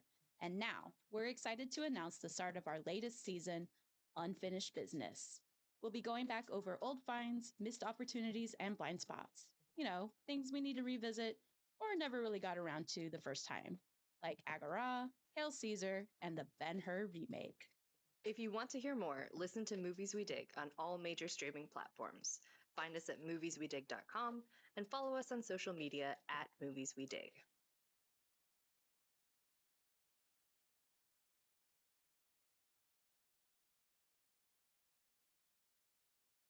What did it take to survive an ancient siege? Why was the cult of Dionysus behind so many slave revolts in ancient Rome? What's the tragic history and mythology behind Japan's most haunted ancient forest? We're Jen and Jenny from Ancient History Fangirl. Join us to explore ancient history and mythology from a fun, sometimes tipsy perspective. Find us at ancienthistoryfangirl.com or wherever you get your podcasts. Pele, Hawaiian goddess of volcanoes, fire, and rebirth. Maeve, Celtic warrior queen and nemesis of heroes. Kiyohime, Japanese fire-breathing snake demon. Pesta, Norwegian spirit of the Black Death. Our book, Women of Myth, is a fascinating look at women and femme characters in world mythology, including goddesses, heroines, and monsters. With captivating illustrations by Ringo Award-nominated artist Sarah Richard, it's the perfect gift for the mythology lover in your life, including yourself. Find Women of Myth wherever books are sold.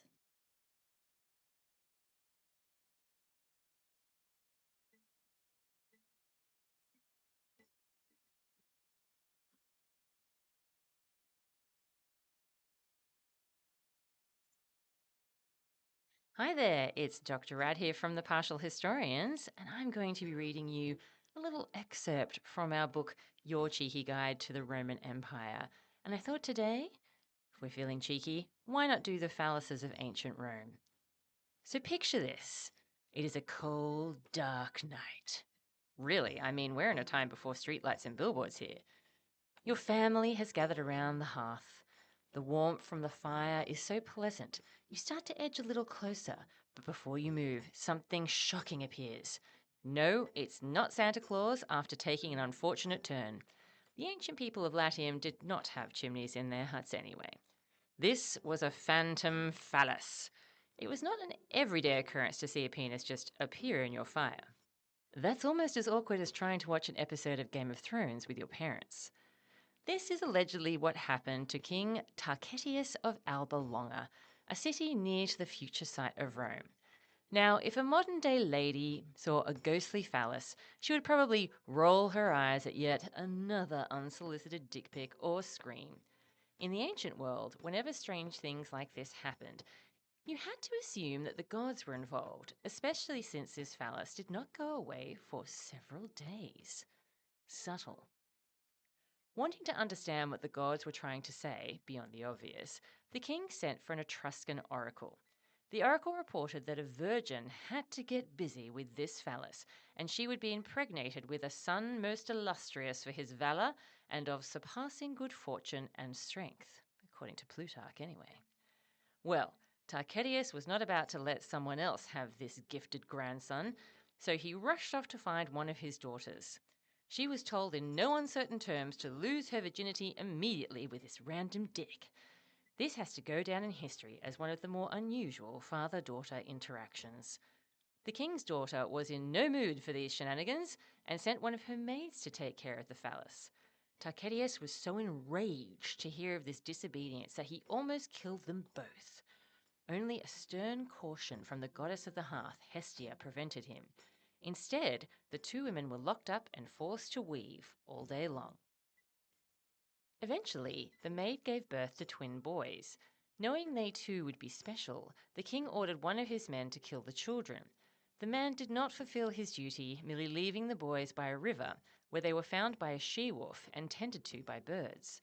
These animals kept the babies alive long enough for them to be found by a local cowherd. He raised them as his own, and when they were adults, they overthrew the king. This story may seem vaguely familiar, for the boys in question were Romulus and Remus.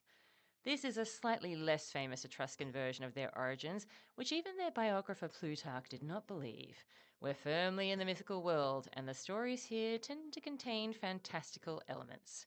Even so, would you believe there is another instance with a phantom phallus? During the reign of the Roman king Lucius Tarquinius Priscus, a royal woman named Acrisia was taken captive during a war with Corniculum. Perhaps because of her high status, she was given to Priscus's wife, Tanaquil. One day in the palace, Acrisia was making a sacrifice by the hearth when a phantom phallus suddenly appeared in the flames. She immediately alerted Tanaquil and Priscus. Tanaquil was originally Etruscan, and as we have seen in the previous story, they were believed to have a talent for reading omens and signs. Tanaquil knew if you see a fiery phallus, you jump on it. Literally. Acrisia was dressed as a bride, locked in the room with the hot prospect, and 9 months later, she gave birth to a truly spectacular boy. Who is his daddy? Was it Vulcan? Was it some other household god?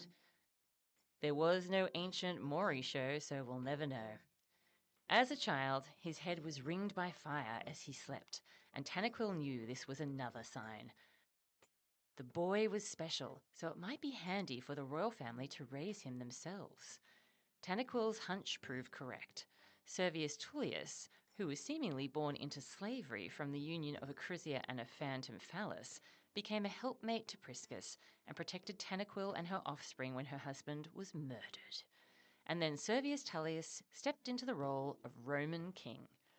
Now, as in Romulus's case, this is just one backstory that we are given for Servius Tullius, but it's interesting to see a phantom phallus popping up in a fire again. And it is not just in the myths. Anyone who has visited Pompeii will know that phalluses appear all over the place. On the streets, on the walls, on lamps, in gardens, in shops, and in graffiti. We find phallic images wherever the Romans went. Before we start thinking the Romans were deviants, let's remember that our society also seems to have a real fascination with dicks. And no, we're not talking about Donald Trump. Dick jokes, phallic imagery, dick pics, graffiti in bathrooms, insults. We keep returning to that area too. The difference between our societies is the reason for our attraction to this appendage. In this respect, the Romans were more varied. Sure, the Romans found a large phallus hilarious in certain contexts, like when they went to see a comedy at the theatre and the male characters would wear oversized genitalia. ROFL. And yes, it could be blatantly sexual, sometimes aggressively so, such as in the graffiti found on the walls of the brothels in Pompeii. It could also be used as part of a threatening insult, as graffiti around Pompeii and the stone found at the Roman fort in Vindolanda in 2022 suggests. But it was more than that, if you can believe it. Phalluses might represent virility and masculinity. Shocking, we know. How do we come up with these brilliant insights? They could be symbols of fertility, duh, but not always in the way that you might be thinking. It could mean regeneration or prosperity, that broader understanding of fertility. We should note one very important detail about the Romans and the Greeks here. They did not have an obsession with large penises, unlike some. A large phallus could be useful to convey meaning, but the Romans preferred smaller penises most of the time. A big dick could mean, well, a big dick head, someone who was ruled by his passions rather than his brain. If you take a peek at most classical statuary, you'll notice that modest penises were #trending. And that brings us to the end of this little excerpt today. If you want to hear the end of the chapter, I'm afraid you'll just have to check out our book, Your Cheeky Guide to the Roman Empire.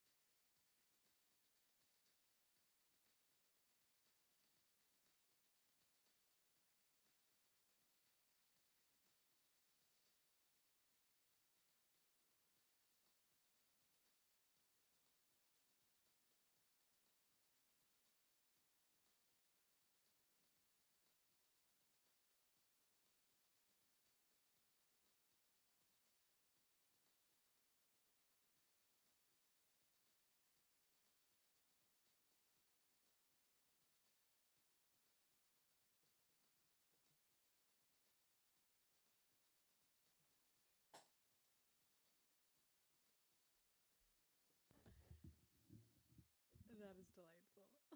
I have no idea if my sound is working, so do let me know. I am just a voice if you're only looking in Ninja, so I apologize for that. There's a lot going on my computer screen.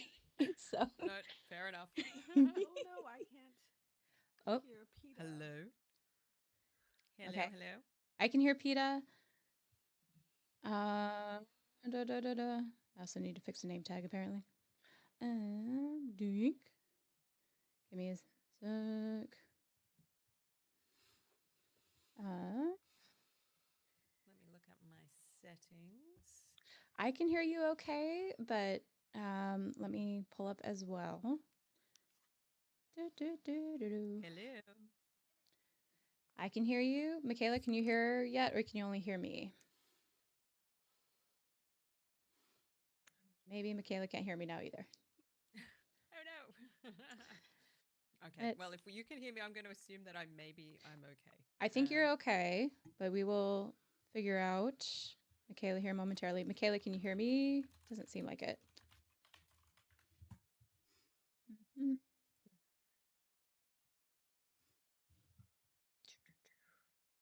Discord chat. Here we go. Nope. Other chat? Yeah. Other She chat? just popped something in the chat. Don't Okay. think I can hear anyone. Okay. Dun, dun, dun. So many windows. We'll find the correct one shortly. Okay. There we go. Okay.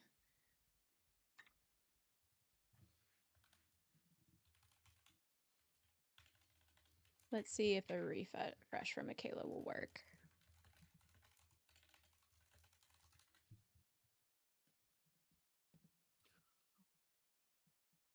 I'll also do the groovy background music again real quick, but we'll have it quieter. I figured it out. Oh, I figured it out. okay.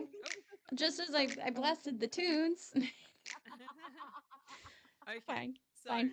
I can hear you, Michaela. Can you hear me? Yes, I can. Yay! Perfecto. Huzzah. All right. Well, we're a couple minutes early, but nothing wrong with that. I'm going to transition us back. Stream can hear us anyway. So here we are. Hi. Hello. Yeah, the one thing we've not managed to figure out in this entire stream is how to not shut down the backroom talk without nobody hearing me. So we make do where we can. We live and learn for next time we do this. So Truly. The technology. We do, and we try. we try, and A difficult mistress. She's a fickle bitch. I have had a crash course in so many programs the last few days. I'm impressed that we have not crashed the entire thing nor resorted to plan B at this point, because that's good though. yeah, no, I'm impressed. I'm happy, I'm thrilled, and I'm also having a very good time despite being in panic mode, probably 95% of the time. Well, welcome back, Michaela, and welcome, Peta. Thank you so much for joining us today as we sit in front of one of my favorite frescoes from Pompeii. So, I like It's this one. delightful. It's purple. It's pretty. I love it. Okay, I have an introduction I'll read for everyone really quick. So, hello. We have a new face joining the stream now. Give a warm welcome to Dr. G from the Partial Historians and to all of our Australian listeners joining the stream. We're very excited to have you. And of course, joining us from earlier today is Michaela Panguish. Have you recovered from Jackbox? A little bit, with just a help of a little bit more vom. There you go. I'm so glad you saved that image. And I regret not saving some of mine, but you know that I did. Yeah, Oh, so no. if you all missed out on our Jackbox shenanigans, definitely check that part out of the live stream later once this goes on YouTube fully. But yeah, we're going to dedicate the next hour or so to learning about these Memory Collective contributors, as well as answering listener chat and submitted questions, which we don't have a lot of. So if you are in chat and listening along, you can either submit your question to chat, or I've linked the Google form that you can submit questions there as well. So I still have more of an introduction to do. If you have questions, have at. Otherwise, I came prepared per usual. So, if you want to ask the three of us something, you can post questions in chat. I just said this. There we go. I'm tired. I'm on my third drink. Here we go. I talk faster. Just a quick reminder, we will be announcing the winners of our raffle fundraiser at the end of the stream. If you want to help support the scholars and creators of Mnemosyne, please consider buying tickets from the link included in the video description. It's also pinned to the top of the chat. So we had a bunch of the contributors donate books that they either wrote themselves or contributed to. There's some really fun ones there, including Rex was like my crash course into the Kings of Rome, and it was such an excellent resource. I wish I would have had it for the classroom when I was teaching Roman Civ. And thank you. I enjoyed it immensely. It was a fun one. I need to get my hand on the cheeky guide as well because I think that one will be very fun. I've Also, Peta, thank you for the long readings. That allows me to actually walk away from my computer during breaks.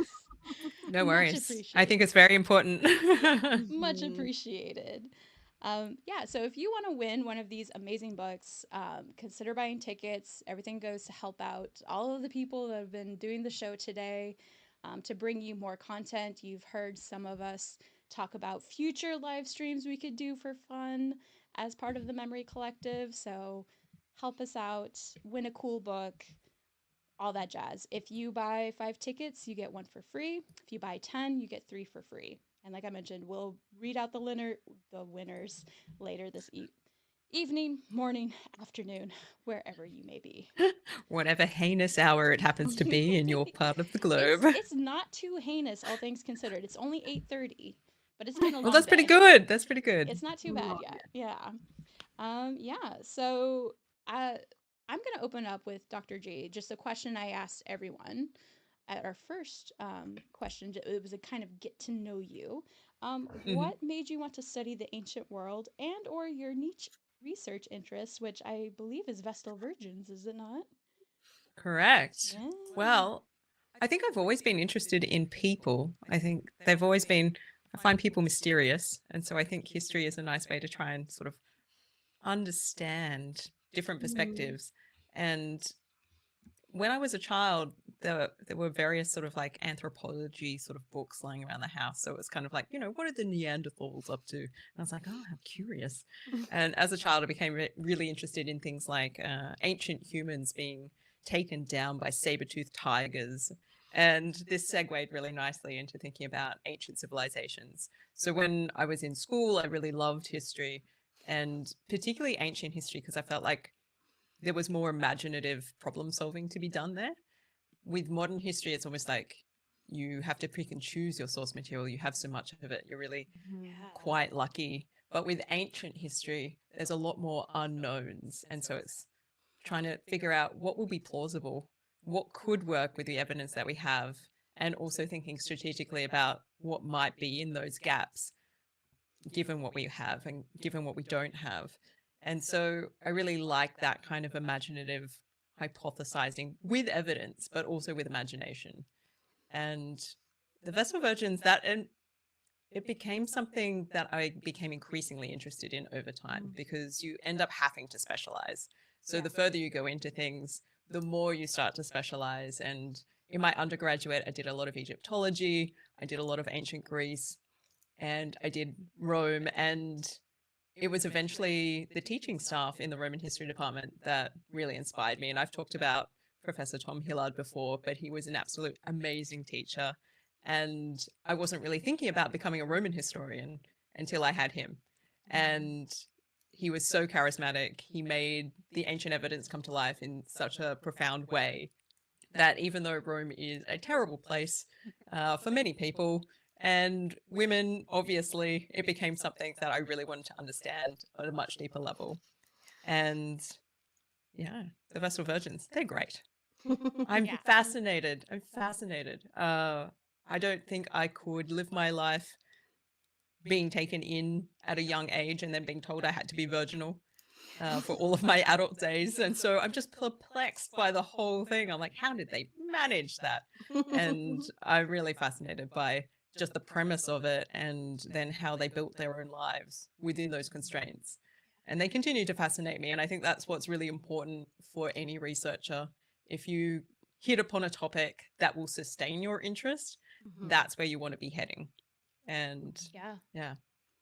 Agreed. And you just did a great episode with Let's Talk About Myths Baby about that topic. So, shameless plug here. Go listen to that one. We all make really fun episodes together. And that was Do it. Yeah. Don't miss out. I have been We talk about how shilling all terrible it day. is. That's what I am here for. Is to drive up the numbers, the money numbers, the follow numbers, the listen numbers, whatever it takes. Because yeah, I didn't get a chance to ask this question. It was kind of important for the Memory Collective. So, as part of the Memory Collective, this is in our ideals listed on the website. We recognize that history has always been political and ideological in its presentation, interpretation, and how it's shared. How is this brought out in each of our respective podcasts? So I kind of wanted to basically talk about, it's like we're not political podcast in that regard, but politics is very present in a lot of the things we talk about. So I was just wanting to give us a chance to speak on that. So, Michaela, I'll have you go first on this one. Sure. I think the thing is, anything in life is inherently political. You know, it no matter how small it can get, there is reasons for things. And especially with Myths Baby, like Liv really founded it on being, you know, looking at women and victims and sort of getting out of this patriarchal mindset that Greek myths specifically really focus in on, because that's what we have left over is these, you know, stories that were written down by men.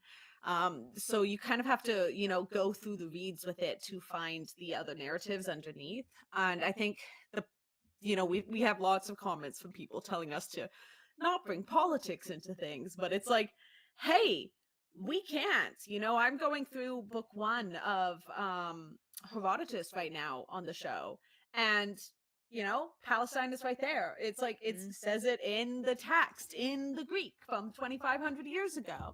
So it's like, how can that not be political? How can the politics not come out of it, especially when there's this whole narrative around Palestine today about how it's, you know, not that old. It's like, well, right there. What am I supposed to just ignore this? No. And on top of all that, like, classics has always been used to further certain ideals and certain narratives, and it still is being used like that today. But there are a lot of people, a lot of scholars and people in academia and in the field who are pushing back against that.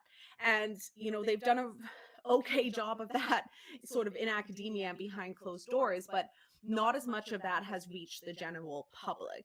And podcasting, you know, our audience is, at least for Myths Baby, the general public. That is who we are talking to. So we can't avoid it. It's political in nature. Myths are political in nature. The stories that we have and the reasons why we have it are political in nature, and it's unavoidable. 100%, yeah. Dr. G, would you like to add to that? Yeah, definitely. So I wholeheartedly concur with what Michaela has said, that the politics is intrinsic. I don't think we can get away from that. And I feel like the only groups of people that assume that politics is not involved in everything are people who stand in a highly privileged position. So they haven't necessarily had to think about it too much. And that can be very frustrating in terms of criticisms that get leveled at what we do. And certainly over the years, the Partial Historians is 2 women who both have PhDs in ancient Roman history and have been called into question for wanting to talk about history from our perspective, which is both scholarly and feminist, because that's our positionality. And for some reason, and I suppose maybe it's really obvious, the Romans seem like such a masculine driven patriarchal society. You know, they've got their military things, they've got the way that their family is structured, the exclusion of women from many aspects of public life and politics. And yet the women are always there. And it requires more effort as a historian to look for those things in the gaps. And we've got so much excellent work that emerged out of the second and third wave feminist moments in terms of scholarship, where people started to turn their gaze towards these things, being like, what is missing here? And so it's not like we're doing anything particularly radical in our podcast, I would say. We're really just following the lineage that has been set up through the scholarship that has been coming out since the 1960s, essentially. But it hasn't really filtered down that much into the public understanding. So when you get a moment like Gladiator, which bursts onto the scene and everyone's like, oh my God, Russell Crowe. And it's like, it's such a bro movie.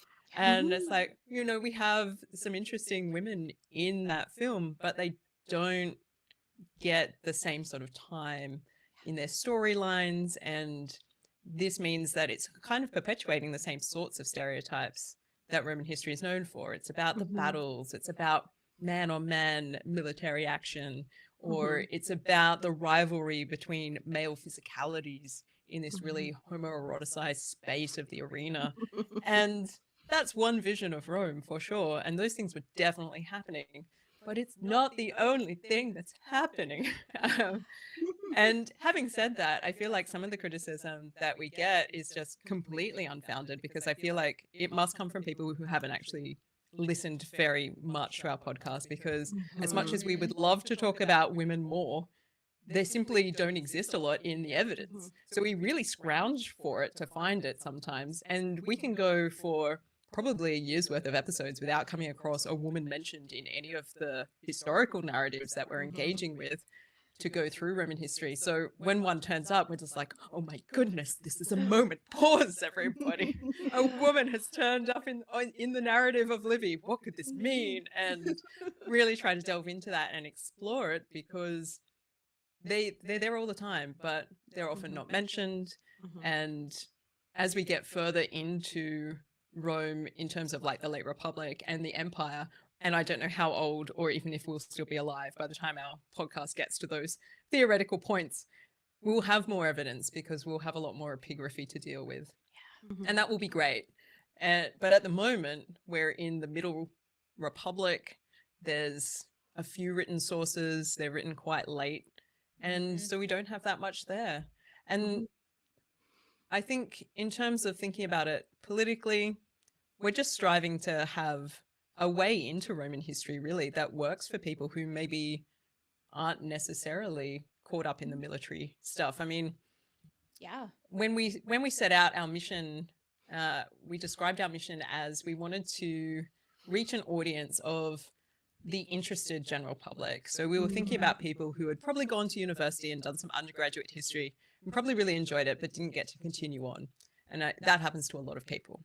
And so we didn't want to treat our audience as if they knew nothing, but we wanted to give a space to sort of explore it in a deep way and a slow way. And I think it's going very slow. And we should be in the running for the slowest version of Roman history retold in a podcast. We're going to surpass some of the greats soon. So I remember teaching Roman Civ for the first time, and I kept telling my students, is like, eventually we'll get to the fall of the Roman Republic. Apparently, a lot of stuff happened before then. A lot of stuff happens. Yeah. Things were going on. A lot of things were going on, and I so when I was teaching, I remember sitting down. I was part of the history department, and I was sitting down. It is in a department meeting, and the question was asked from the chairs, like, "Is there any way we could just like teach Greek and Roman Civ together?" And I'm like, I can't even teach Roman Civ. Like, good luck to you. Semester. What do you mean? And he specifically taught Tudor England, and I'm like, excuse me, sir. What do you mean? I consolidate Greek and Roman history into a single semester. You can do it. Take 1,000 years of history and just smush it in. If I taught it the way it had been traditionally taught and ignored a lot of things, sure, I could pull that off. But yeah, a lot of things you were saying, Dr. G, it reminded me of my experience of like why I like archaeology so much. And like originally I came at everything with the love of Greek mythology and Greek history. And I think that's in part because the Greek mythology had women, it had other people present, even if they were deities. I could at least see myself in that cultural history. And Roman history was so prohibitive to me because it just was all military. I really wish your podcast would have been around when I was learning a lot of stuff, because I threw myself into Greek mythology and eventually Greek history because I could see how people were connected to those stories. And I just couldn't imagine that. Like, I still don't have a strong understanding of Roman religion and myth because like it just doesn't connect. And the irony of my dissertation turning into this whole study of Roman women and ancient medicine and what their relationships with each other might have been like based upon needs of like just a doctor or a midwife, and how like status of slave versus freed person would all play into that. Like I looked into it because that's just where my research happened to lead. That just happened to be I was digging in Sicily, and I never would have been exposed to a lot of history as a result. And that's really sad because I feel like I know this imagined medica, this female doctor. Like I intimately know her, even if I don't know she existed 100%. And I'm fascinated by her, and yet no one get like no one the mass sorry, majority of people don't know about her, and they should. And I'm glad that we're doing the kind of work to help put more humans into the past that existed. Yeah. Mm. Making Yeah, I space think for the it's actual people. Yeah. yeah, I think it's really important work in the sense that how do we find the things that we know must have existed and we can tell from the fragments of the remaining evidence archaeologically, but was just simply never written down in a way that survived. Those are the sorts of things where we get a real glimpse of how life could have been for people in the ancient world in a realistic way. And I hear you when you talk about Roman religion and myth. It's a lot more thornier to navigate. The Greek mythic canon is so engaging and so character driven. And even the Romans loved it. And even by the time we get to written Roman history, they had already absorbed a lot of those stories into the way that they thought about themselves. And so the inevitable idea that Rome is just sort of like a weird copycat of Greece, I can see how people have gotten there, and trying to get into the detail on the ground of how their ritual practices were working in a way that's unique to them, that's much trickier, because then we're back in the sort of the archaeology of it, and where do we find the fragments, and what does it suggest when we find, a dish or a particular tool. And that investigative work is so important, but it's not quite the same as having a narrative to go with it. And the Greeks have really benefited from having some great stories that people love and continue to retell. Oh yeah, 100%. And I guess going back to the original question, I think movies we dig is a little more fortunate in that it's okay for us to talk about politics and ideology because a lot more people understand how that impacts the way we're retelling stories in a modern setting.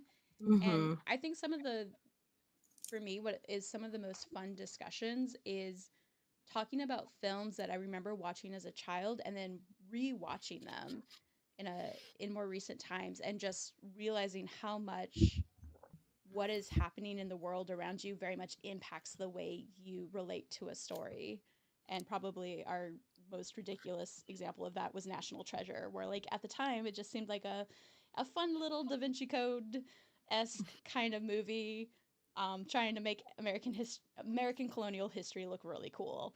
And having watched it again recently, I absolutely hate it, and it's full Oh. American exceptionalism bent along with the conspiracy theory element thrown into the mix as well.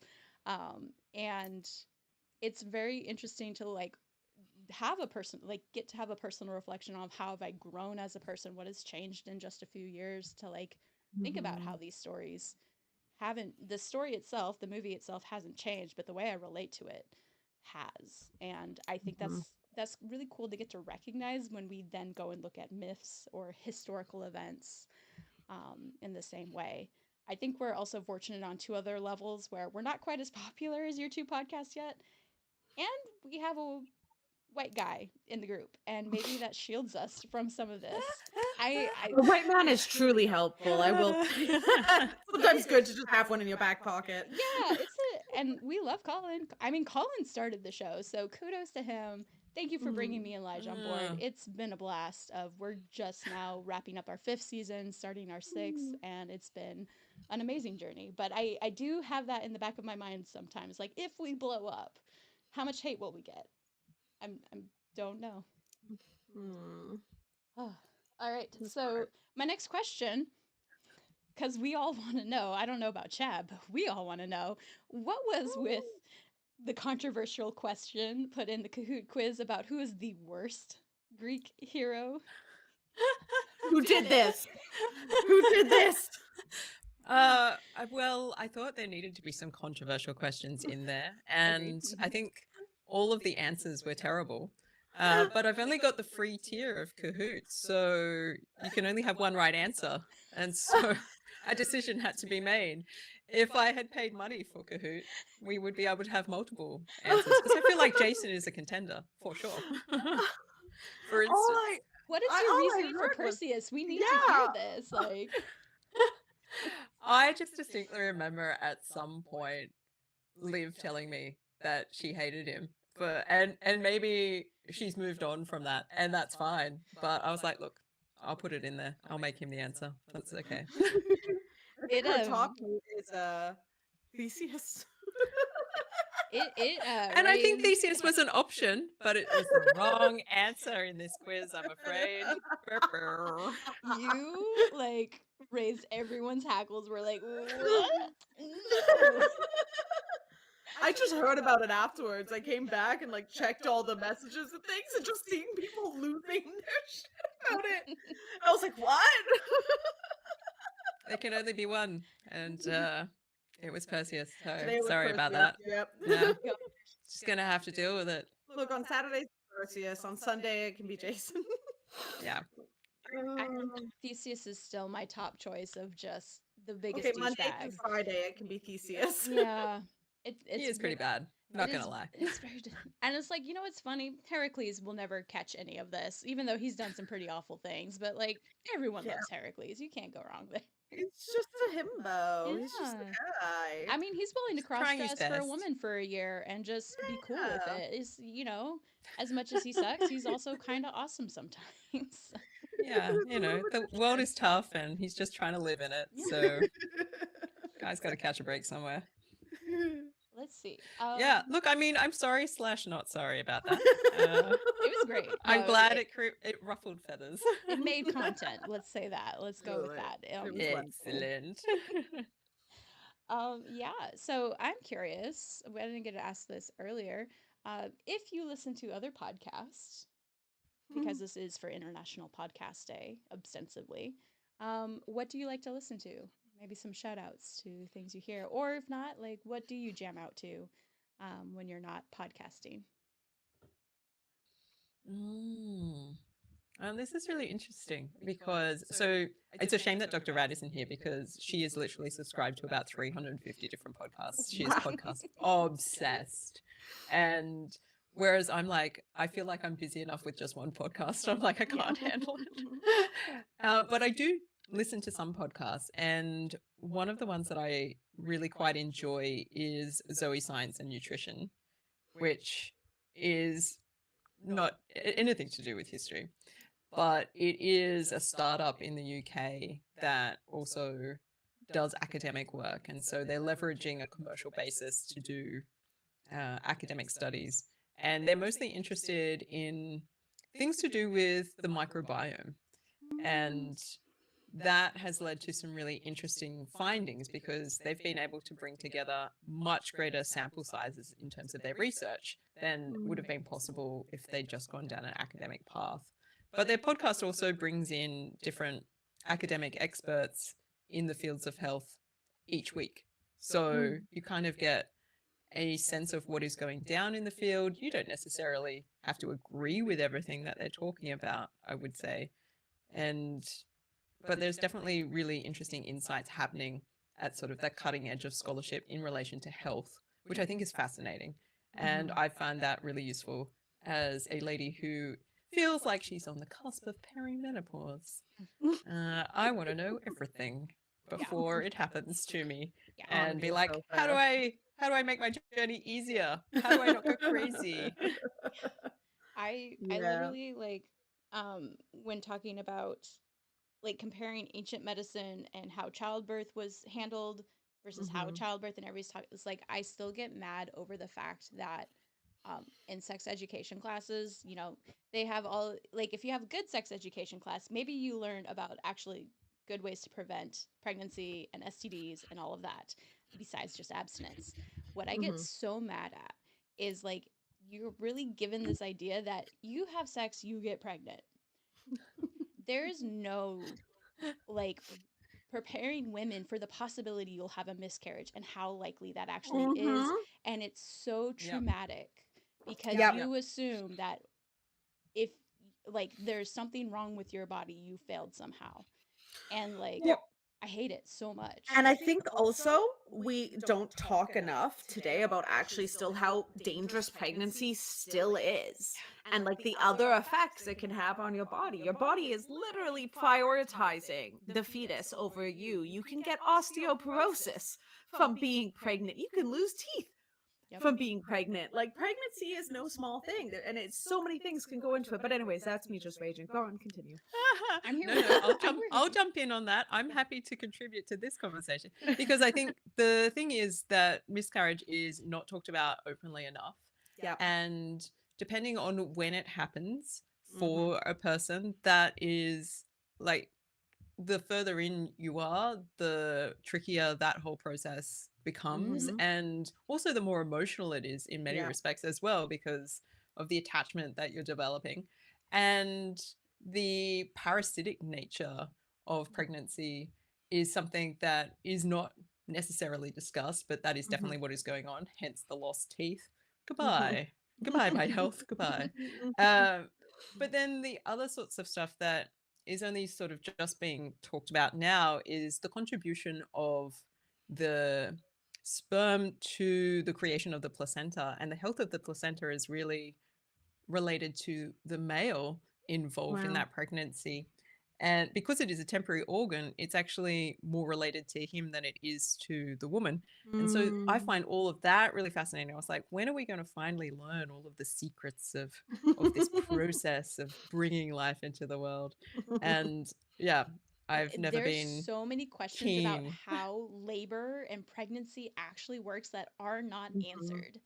Yeah. And and what you just said was fascinating, and it's going with this moment we had this week where Trump went on and said don't women in who are pregnant don't take Tylenol. You're if you do, it's your fault your baby has autism. Oh Uh, god. I don't think That's we've got how any it works? scientific evidence to back that one up. No.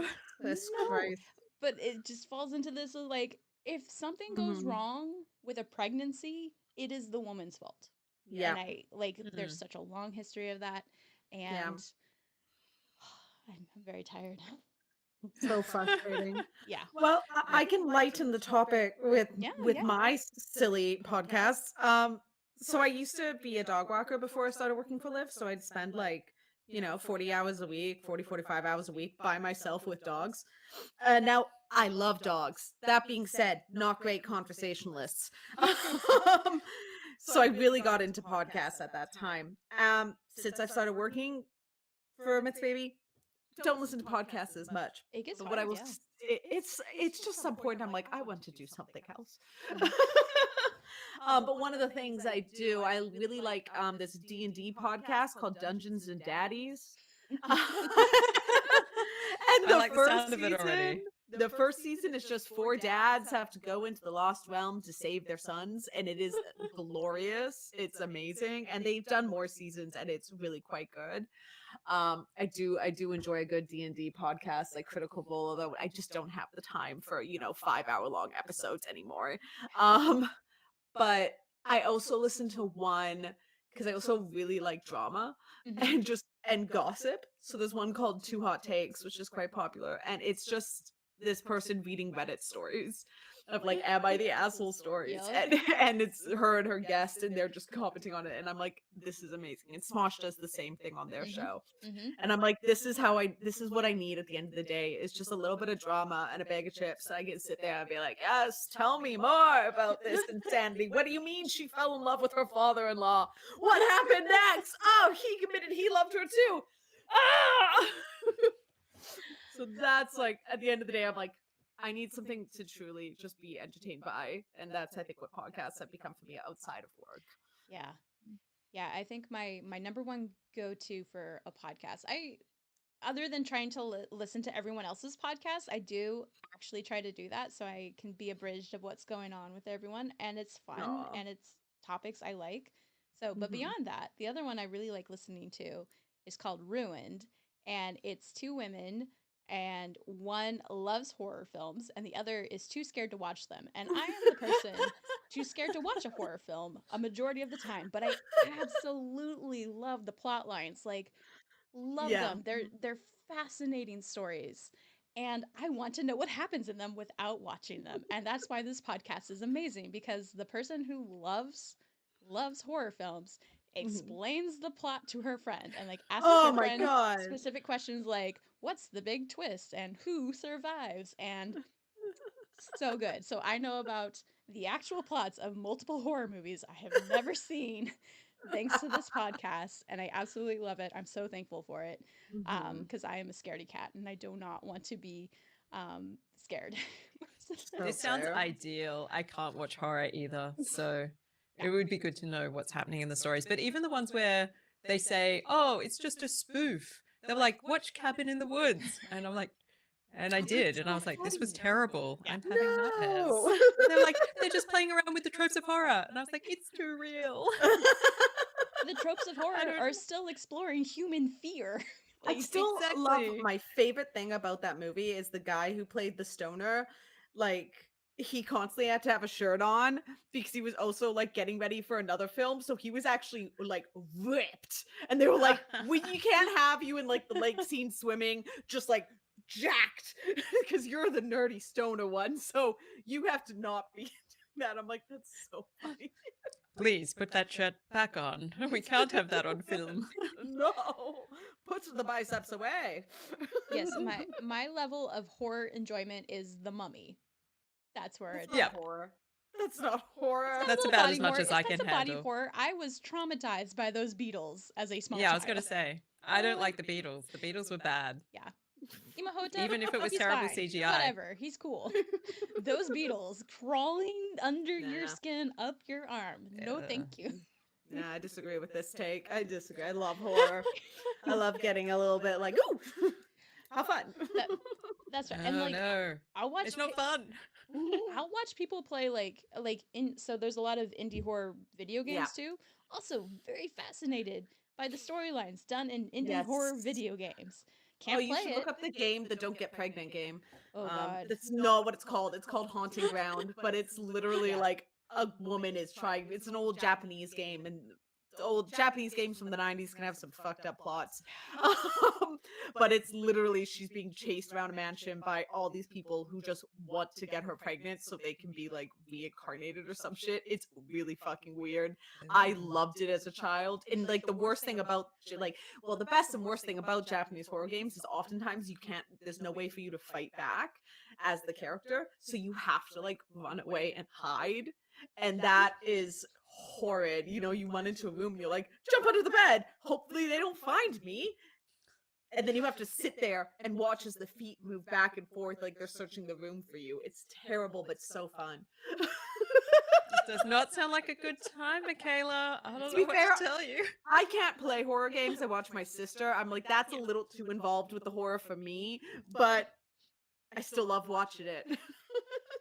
I kind of love the communities that come up around horror, Yes. like because a lot of people identify as theorists because it's like a lot of horror is mysterious in nature too. So like people Mhm. love like constructing theories around what is Mhm. actually happening, and you won't necessarily get a definitive correct answer, which is a lot of fun, I think. I think it speaks to my archaeology brain too, where like you don't get a bunch of answers, you get interpretations based on evidence and getting to be in conversation with other people about like, oh, but what about this? And it can shift the way that you're imagining the story in your head. It's, I don't know, it I like it. I like it a lot. I'm way too into Five Nights at Freddy's for that reason. I've never played a single game. I follow all the theorists trying So to fair. understand the insanity that is Five Nights at Freddy's. So So fair. So fair. Treating it like a detective novel.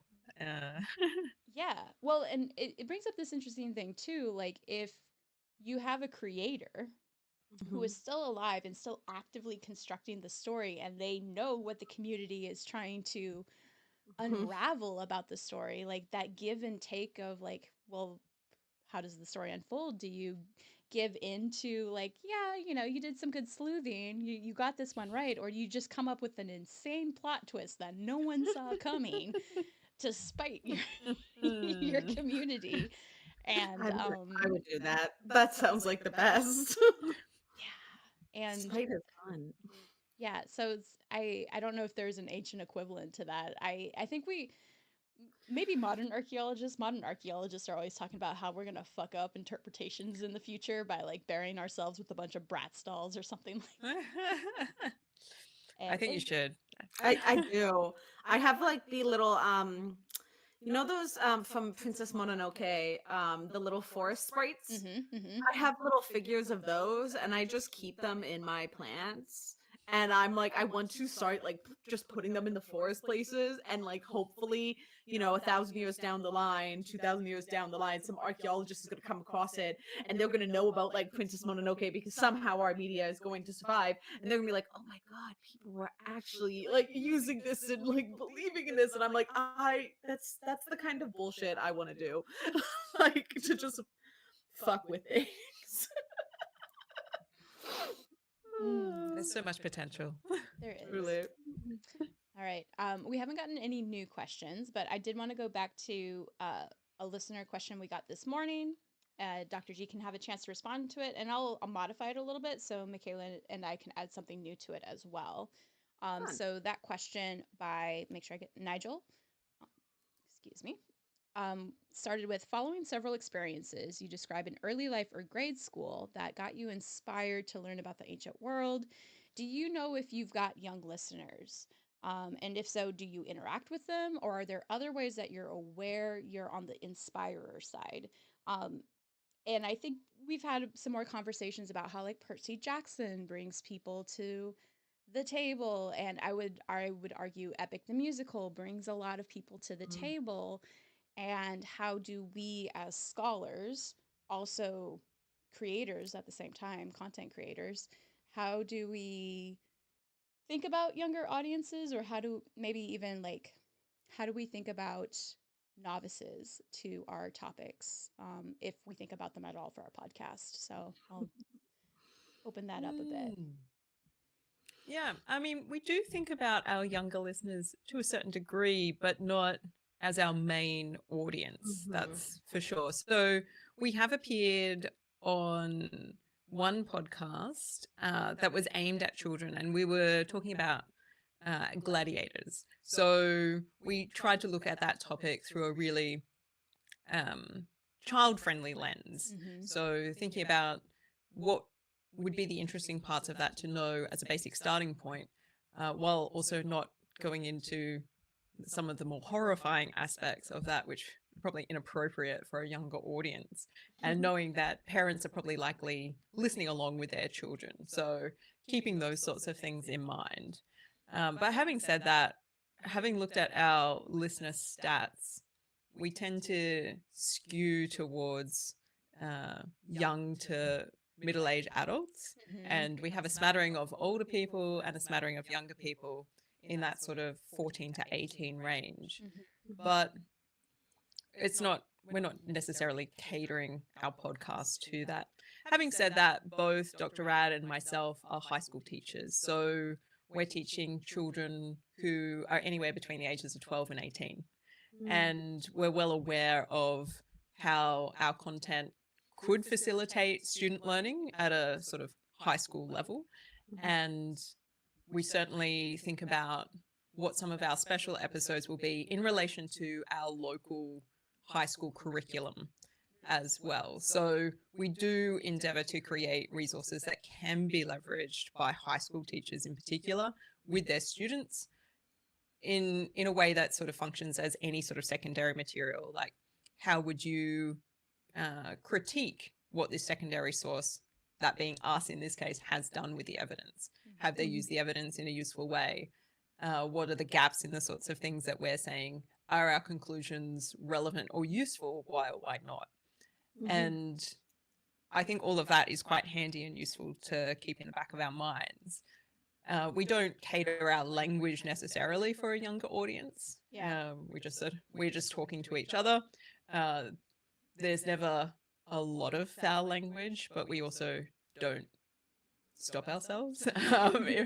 Like, we don't go out of our way to swear, but also if somebody swears, we don't edit that out. So it is kind of like, I would say, for a student at a high school level listening, I'd probably only recommend this to somebody who's about 15 and above. And then I'd be very selective about which episodes. And all of that is something that we have in the back of our minds, because obviously we get up every day as part of our work in front of children. Yeah. And we're approaching history not just with our scholarly lens, but with a pedagogical lens. And I think that comes through in the way that we try to structure the podcast and the way that it works. But again, we're not aiming for like listeners under the age of like 12 or something like that. That's not our demographic, and it's certainly not where we've pitched it. And it can be helpful to students. And I would say the other group that it can be really useful for is a supplement to undergraduate history students who are in their first, second years. Yeah. And after that, they're probably onto something more interesting and in depth for where they're at.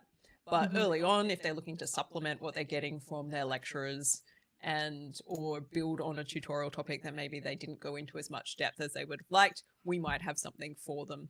And certainly our material has been utilized by some university academics in their courses. And that's really encouraging as well, to know that it sort of sits at that level of quality that it could be utilized in a university educational setting as well. Yeah. I agree with a lot of that. We don't tend to like cover children media a lot of the time to begin with. I imagine like the Percy Jackson series and Disney's Hercules and Atlantis are probably the closest we get to that, and a lot of it's nostalgia for us. And but I'm thinking back to a conversation I had with we had with Jenny Williamson about her book, and how we all kind of got in, me, Lige, and her got introduced to historical fiction and smut in general. And it was all kind of like we were probably reading at an age certain books that maybe would not be considered appropriate, but like we were also curious and like mature, and obviously didn't mess us up in any way to seek that No, information you say that out. now. Yeah, we've thought back on it a few times, but overall, like, you know, for me, I I didn't think I liked history as a course, because what I was taught in school, social studies in public school, was literally by the textbook, fill in the blank. There was not a lot of immersive exploration of history. There wasn't a lot of inclusivity, and things like that. But I was voracious for historical fiction. I read a ton of stuff that The other imagined Berlin girl. the other Berlin Girl. I started with American Girl, were books were some of them, and I had the Josefina doll. Like, those were some of my What was earliest. the? There was one that was like the Diaries of, and it was like Yes, Dear America was another huge one that. And what's really funny is like those books, and I've had conversations with students too, and I'm thinking that like there's some other books I remember reading in middle school that was dealing, I can't remember what the series was called, but it was the concept of, if in the United States there was a one child rule implement, or two child rule, I think in this case implemented, but you were a third child born, and what was it like to live in that world. And it was horrifying. And that was a middle school level book, and there's sometimes I kind of question of, do we not give young people, like, there's a difference between elementary school, like I wouldn't recommend a lot of this stuff for them, but like, I don't know, I think if like having the opportunity to seek out things you're curious about and getting to explore them through books or through podcasts in a safe way can be really important and impactful. Like it can drive this interest to topics, and it can open your eyes to like, hey, this is something worth exploring. Like again, I wish I would have had something Roman history that wasn't just military focused, but could have been really serious about like, what is it like to grow up as a female Roman slave and live in that existence. That would have intrigued me, and I would have read it as a middle schooler for sure. And yeah, I think a lot of this is related to what are the limitations on any particular curricula, because there are definitely things that, in terms of historical fiction and also fantasy, because I was a huge fantasy fan as a teenager, that I read that I would not be able to recommend to teenagers of the same age that I was when I read those things. But it has to come from sort of like a safe family context, I think, because for a lot of these things, when we're thinking about the curricula, we're thinking about what is appropriate at what age, and we have to work with the kids who need the most support always, and thinking from that perspective. So you can't just throw the same book at all of them and be like, read this, you'll have a great time. And it's like they may or may not be ready maturity wise for some of that sort of stuff. So I think the curriculum sort of operates as a safeguard a lot of the time, and that's unfortunate in the sense that it can lead to some really boring historical choices. So then the question becomes, how do we make those textbooks as interesting as possible? How do we make the supplementary material accessible for younger readers, listeners, and so forth? And some of that is, how do you pitch it? And some of it is like, keep your audience in mind. Are you going to make something that's specifically aimed at that demographic? Because if it is, then you have to think about the content very carefully. And it doesn't mean it can't be interesting, but it does need to come with like really clear scaffolds and safety networks around it, so all children can enjoy those things and learn in a safe environment. And yeah, so the books you were talking about, the ones I was thinking of, it's called like the Royal Diaries series. Yes, And that's it an like offshoot of yep, I know what an you're talking about. offshoot of them. Okay, great. Because like I remember I loved it because it was like it was looking at, you know, the women in history. You know, I remember the Marie Antoinette one really clearly. There's like looks at women in like South America, like during like the Aztec period. It has Cleopatra, and it literally says Cleopatra 7. It doesn't just say Cleopatra, it specifies which one. You know, Eleanor of Aquitaine and all those things. Like those were books that when I was younger, I was like eating those up because it was like, I know it was all fiction, but also at the same time it felt so like cool to be like, oh, these were real people. Yeah, Things. I had Isabel. I had all those ones you just mentioned. I had the Isabel doll as well. So I Wow. think they were pulling from historical royal figures. But again, I don't think there was any going back to like Roman or Well, there's Greece. Cleopatra, but Cleopatra is about as far back as I think it yeah, went I want to overall. see. I'm gonna check Yeah. Roman. Yeah. Not Read looking good. those, loved Olivia, those. are you out there? They might not want like remember. Can you imagine if they had Fulvia? Oh, that'd be fun. Right? I think it'd be, or Amazing. like Julia, Yeah, daughter get of her in there. Augustus. Would have been so good. Or hell, do Livia as a young adult. Like that would Truly. have been delicious, so to say. Like So to speak. honestly, I'm even trying to think of like ancient Greek women, like truly like in Aspasia. class. That's the only one I could think of. Um Aspasia is that's it. the no is it is it Roman? Yeah, it's still Roman. The mother of the Gracchi brothers would have been cool, but that's Oh, Roman again. Cornelia. Yeah, Yeah. yeah, Yeah, she would have been a good one. she Look, was great. Agrippina. the younger every Yeah. time. There's more Roman women than there is Greek women available, unfortunately. Yeah. Any of the Hellenistic queens, though, Yeah. like any of the Berenikes, like come on, they would have that would have been beautiful. Oh, you Get an could. Arsinoe in there, you'll be It's still fine. Hellenistic, but Olympia. I was about to say Olympia would be perfect. Yeah, that'd be fun. That'd be fun. Yeah. Oh, all right. Let's see. What else have we got? I do have another listener question. I was just double checking the quick questions I made on my own. I'm curious. What is everyone's favorite type of podcast to record? Like, I know we all do a few different versions. What ends up being the most enjoyable to work on? Now that Michaela's also starting to do her first scripted podcast episodes. Oh God. Oh God. Yeah, how's Herodotus going for you, Michaela? Tell us about it. The thing is, look at me bringing up stories from my childhood. This is what I do. Okay, I remember younger at a ceremony, and an elder looked at me, and he may have been fucking with me. You never know with us. But I remember him saying to me very seriously, "You're gonna grow up and you're gonna be a storyteller." And I was like, "No, I don't want to be that. I would want to be a storyteller. I want to be something cool, like a singer, dancer." And then doing these episodes, I'm like, oh, he was right. I'm doing it. I'm doing the thing. I've been enjoying them. I think I get in my head about it. I've been very Liv has been pushing me to get talk to see if I have ADHD for years now, and I'm like, certainly I'm fine. I gave up caffeine a year ago.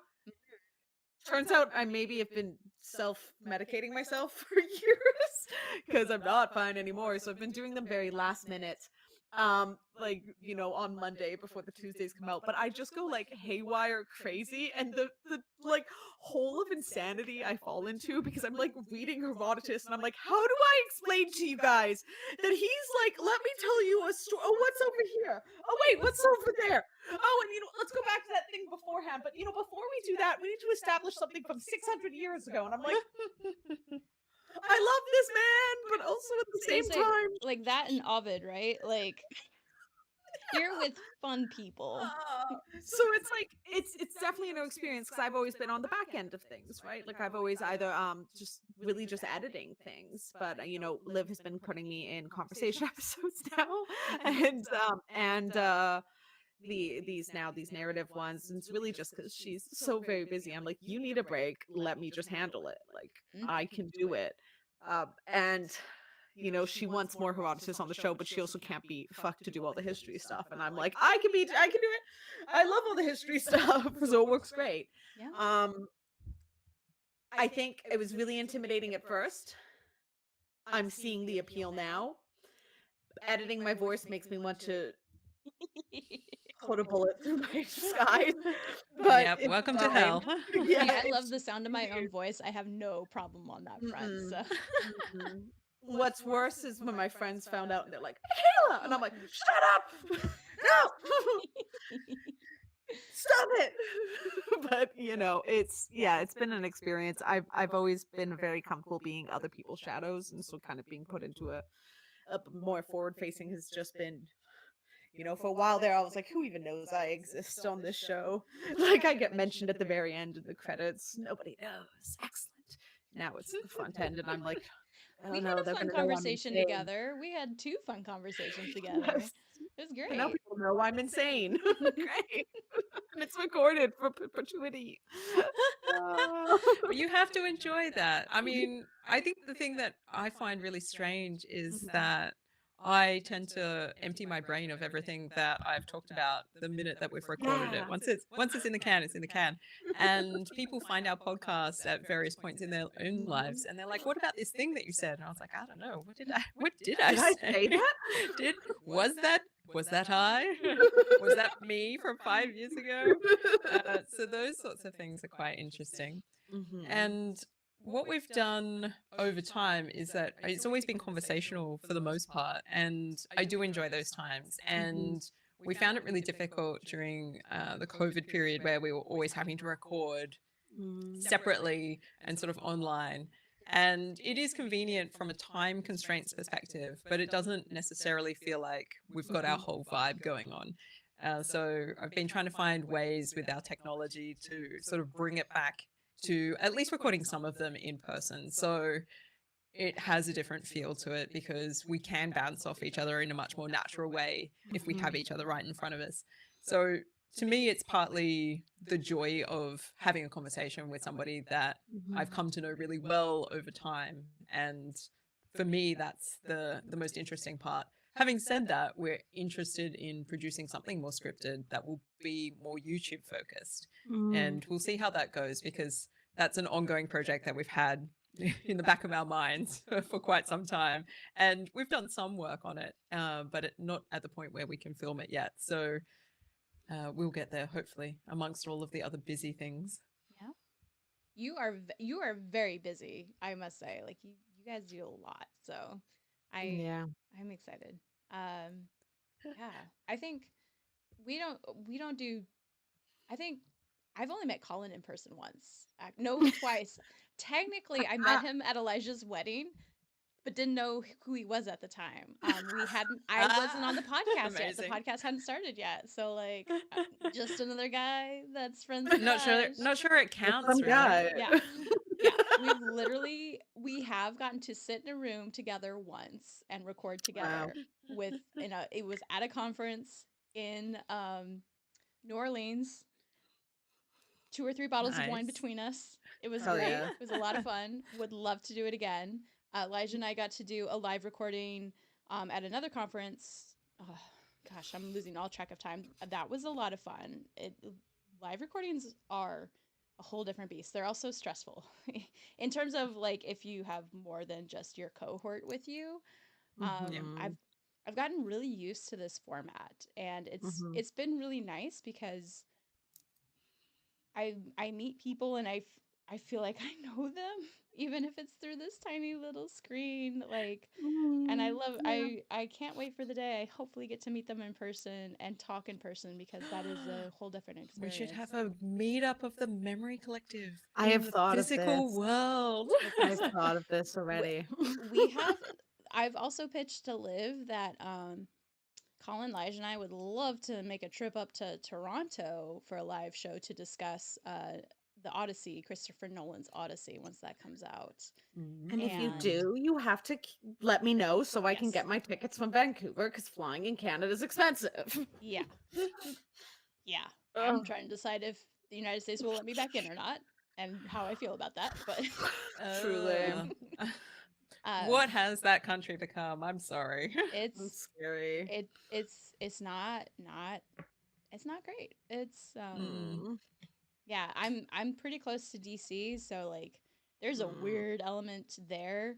But I also like I did graduate school at the University of Iowa, and one of the big videos that like dropped of ice this week was like 2 guys wrestling a guy down in what's known as Bread Garden. It's just this little independent grocery store in downtown Iowa City that I've eaten at many times, and this poor guy is just screaming, it's like, are you police, are you ICE, I don't even know who you are. And like like I've walked that space and I can't even imagine.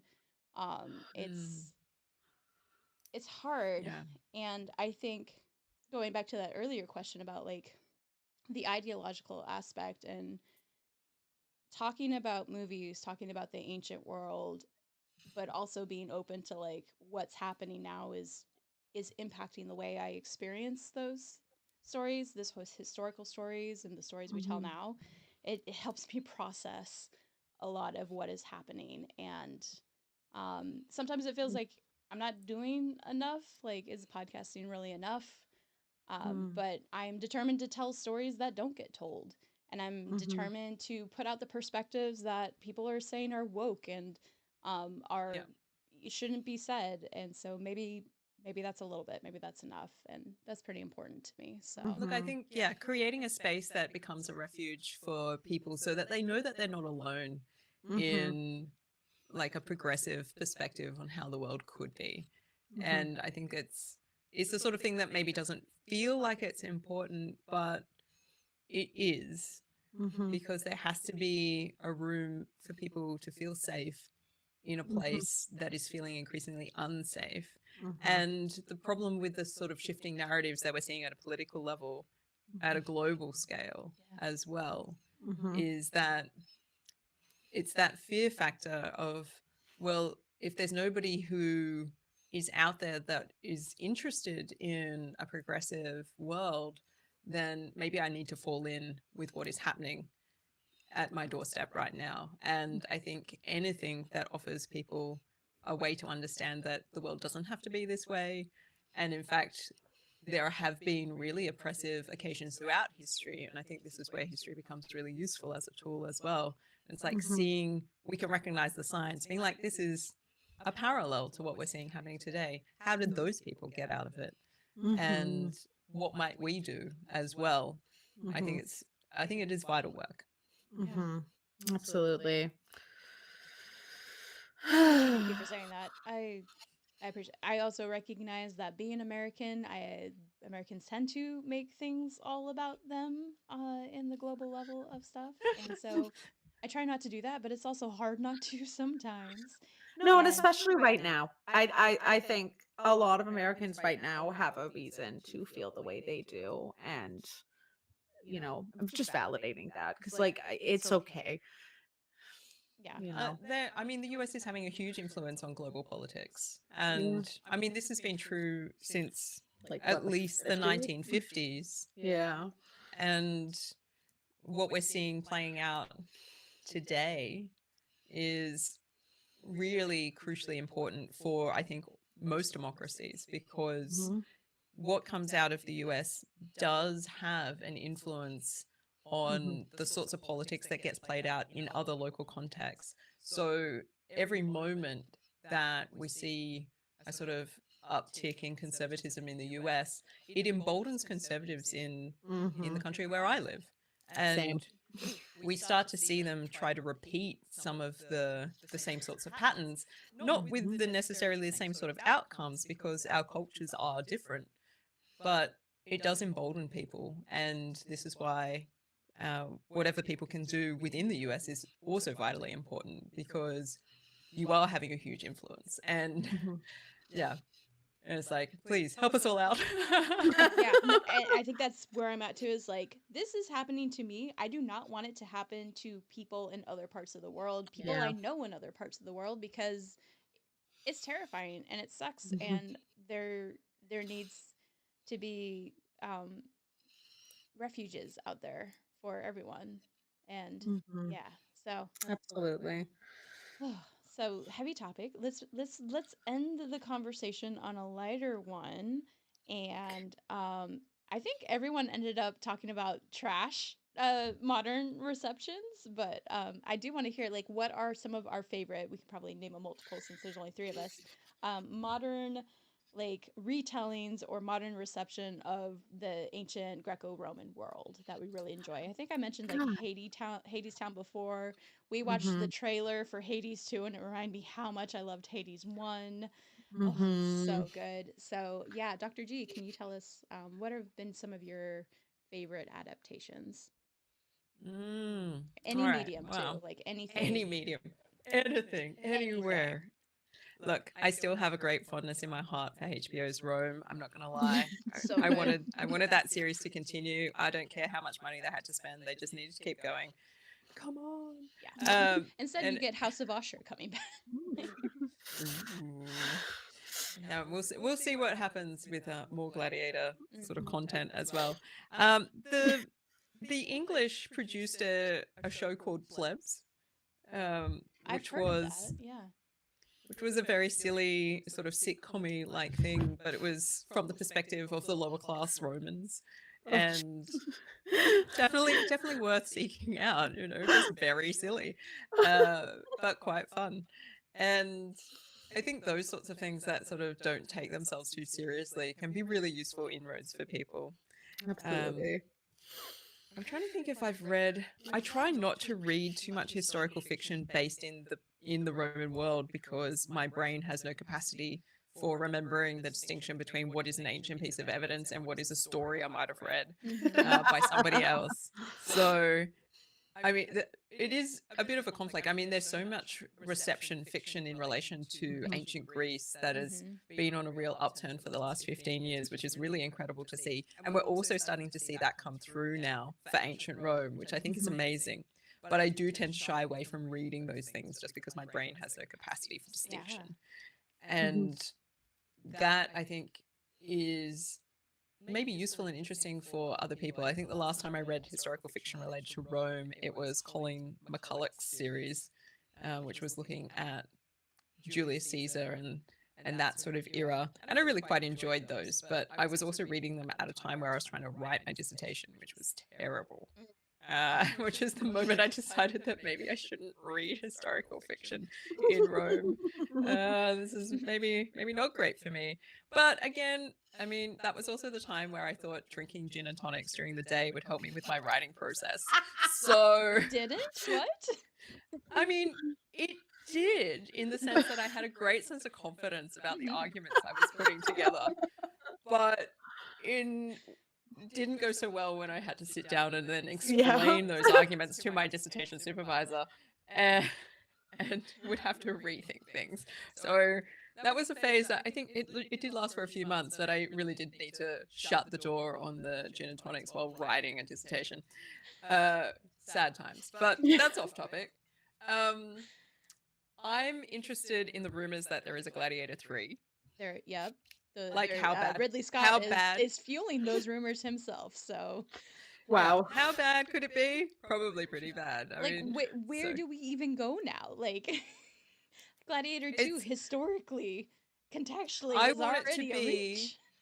I want it to be Lucius fighting to create the Republic again and to build up the Senate. And I want it to be a political drama where there's the hollowed out shell of the senatorial class that needs to be rebuilt, and he basically has to whip them all into line. So I want it to be like a closed room kind of drama, and there to be no gladiatorial combat whatsoever. Beautiful. I don't think I'm going to get my wish. Probably not. No. You got to have gladiators in Gladiator 3. Like, what? No gladiators in Gladiator 3. Yeah, that's the mandate. Yeah. Oh gosh. I just don't even know where that is going to go, frankly, because I'm like, you've lost me historically, for one thing. I think it's a real shame because the history is fascinating. Like, that period of time has so much going on. You could really have a great exploration of Septimius Severus and Julia Domna. There could be so much happening. So much potential, yeah. So much potential. These two kids, they could have been great and terrible, but not in a weird, whatever way they did them in this movie. Yeah. So anyway, I'm still waiting to see if Those About to Die is going to get a second season, because that was really pretty similar time period. And well, that's with Vespasian, and then he dies and his two sons take over. It's like another really fascinating time period that yeah, definitely. You know, the golden boy Titus. Oh, he was what a really time to be alive. that one too. I was like, ooh, okay. I like this. And we get Vesuvius too. Like, oh yeah. Let's redo Pompei, please. I don't understand. Isn't that film perfect? If you listen to our episode on it with Jen McMenemy, we do a complete rewrite that we think 100% improvement over the original film. Look, fair enough. Hey, I think it was quite brilliant, but that might have been the alcohol talking as we chatted as well. So who knows? Could have. Potentially. You'll never know. Yeah. Michaela, remind me of your favorite modern adaptation in any medium. Did I say? I feel like you were throwing a lot of trash examples instead. Oh, I do really love trash. Like, I do. 2004 Troy, like, Brad Pitt did something to me that I was 10 years old. And I was totally like, worth it for the arse scene, to be honest. Yes. But I was trying to think of other things. There are video games. I mean, I know Liv is big on ACO, and while I love ACO, I'm much more a fan of AC Valhalla. and getting to be a Viking, just storming places. I love that. I'm trying to think because I do read a lot, and I was like, is there any books, fiction that's in antiquity that I particularly love? The only one that's coming to me is Elodie Harper's Wolf Den series. Wolf Den was what I was gonna. Yeah, I adore it. I found it when we were in Greece. I found it in Greek, so I'm like bought that up. I really really enjoyed that. Oh, The Children of Jocasta by Natalie Haynes. I really loved that book. But I don't read a lot of historical fiction anymore. I do have a lot of just nonfiction books on them, and I have them all organized due to the Library of Congress's system. I'm Impressive. like, just for my books for work and school. Yeah. Everything else is vibes. Maybe that would help me with my organization system because, like, Probably I definitely not. I try to go by topic, but like I've got stuff that's like, okay, Yeah. here's all my Roman stuff, here's all my Greek stuff, and then I got this giant volume of women in the ancient world, and I'm like, Where does it this go? Yeah. I have to break the book up into sections. Am I gonna go look at it because I can see I probably my shelf. could cut that book in half, frankly, because Look, it is a brick. Ladies, I organize by color. It's chaos I over love here. it. No, it makes for a Right? It's beautiful so background. pretty. It's very pretty. Mine is chaos. That's chaos. Look But you have to remember the spine of every book. Chat, true. vote I for can't your do that. favorite bookshelf background. I like how just on one of my shelves, I don't know if you can see it, there's just a blue book. It's horizontal, and it just says on the spine, it just says sluts. Nice. Okay.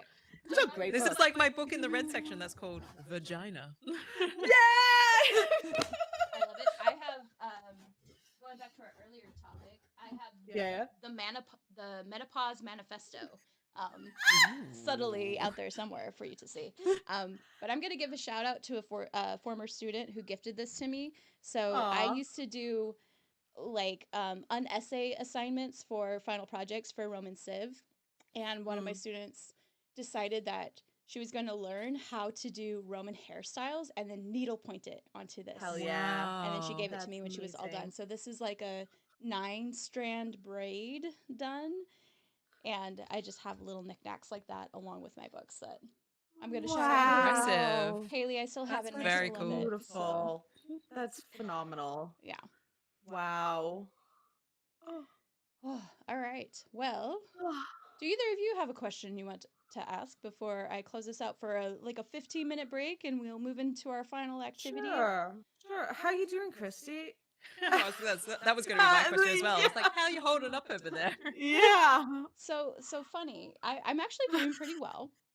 Hell This yeah. is the second year I've planned International Podcast Day live stream event, but we went bigger and bolder this year. And I have so many friends that have now told me they have ADHD or should probably be tested for it. And then I sit here and go, I believe in the Japanese blood typology system because I am AB. And that means I can turn on type A when I need to. And type A has been turned on for a month now. Beautiful. And tomorrow, It's impressive. in T-minus an hour and a half or so, it is going to be turned off for a very long time. I am so impressed with your Good. stamina and your Truly. organization. Truly. I don't know why, sometimes I love organizing. I took pictures of, I have 2 different notebooks. Also just going to shout out some more. So I'm pretty sure this comes from Greek Myth Comics, which has the spring fresco art as a cardigan. If you looked around my room, everything is covered in Flora's artwork as well, including the notebooks I plan in. And I have multiple pages of handwritten to-do lists to prepare for this event. And I took pictures of all of them, and I will probably post them to social media at some point to be like, this is what it took. And it doesn't even include the color-coded emails I sent to everyone. I love a good color code. I don't even have a real color code system. It's just like this color feels right for this statement and bold that. And there's not really an actual system. And it's fine. It's fine. When my students go with the feelings. Yeah. when my students would see my notations I leave in books, I also have a system of highlight, underline, star, star circle. Star circle is the most important. And it just kind of goes but like the number of things that are not actually notated in a book that I've read is so small.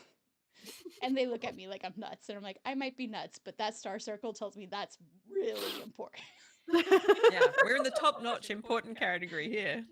Really.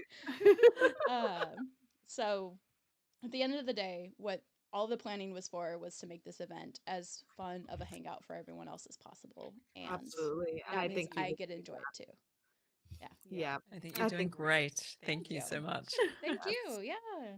Yeah. So with that, I'm gonna go breathe for like 14 minutes. Fantastic.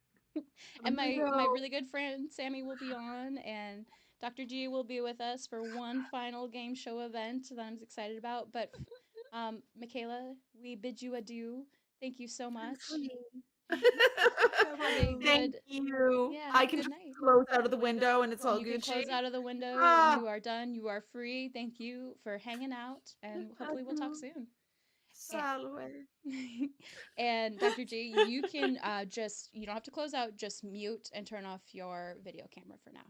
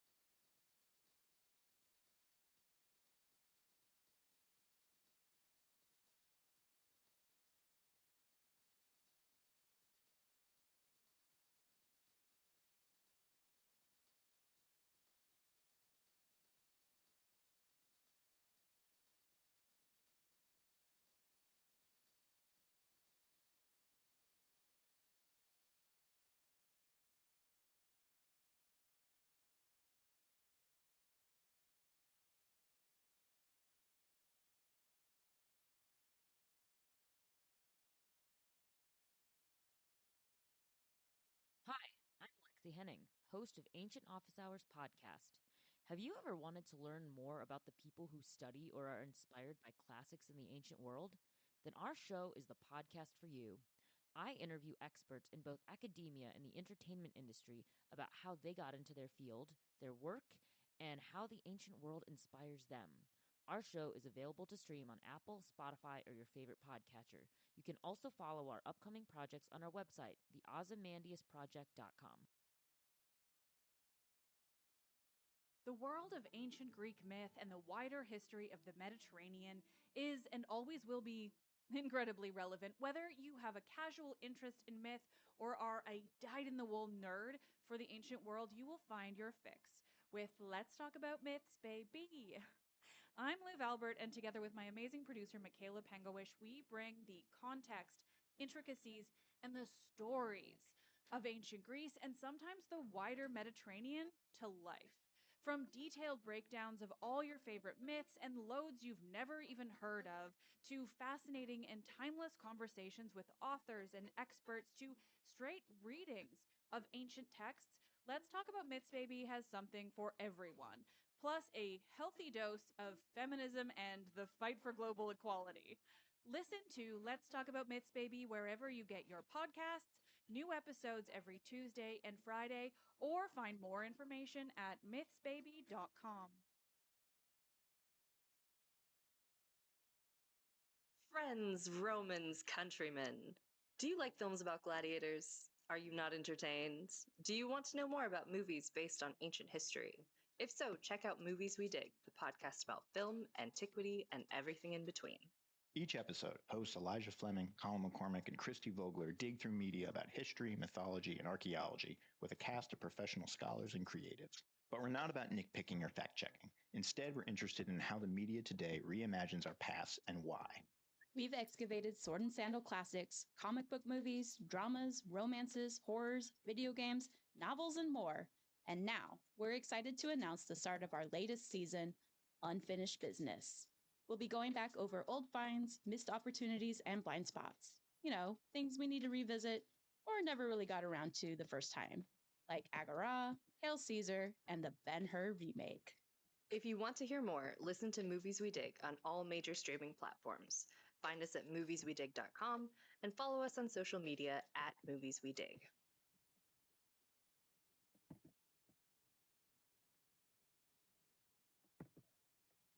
What did it take to survive an ancient siege? Why was the cult of Dionysus behind so many slave revolts in ancient Rome? What's the tragic history and mythology behind Japan's most haunted ancient forest? We're Jen And Jenny from Ancient History Fangirl. Join us to explore ancient history and mythology from a fun, sometimes tipsy perspective. Find us at ancienthistoryfangirl.com or wherever you get your podcasts. Pele, Hawaiian goddess of volcanoes, fire, and rebirth. Maeve, Celtic warrior queen and nemesis of heroes. Kiyohime, Japanese fire-breathing snake demon. Pesta, Norwegian spirit of the Black Death. Our book, Women of Myth, is a fascinating look at women and femme characters in world mythology, including goddesses, heroines, and monsters. With captivating illustrations by Ringo Award-nominated artist Sarah Richard, it's the perfect gift for the mythology lover in your life, including yourself. Find Women of Myth wherever books are sold.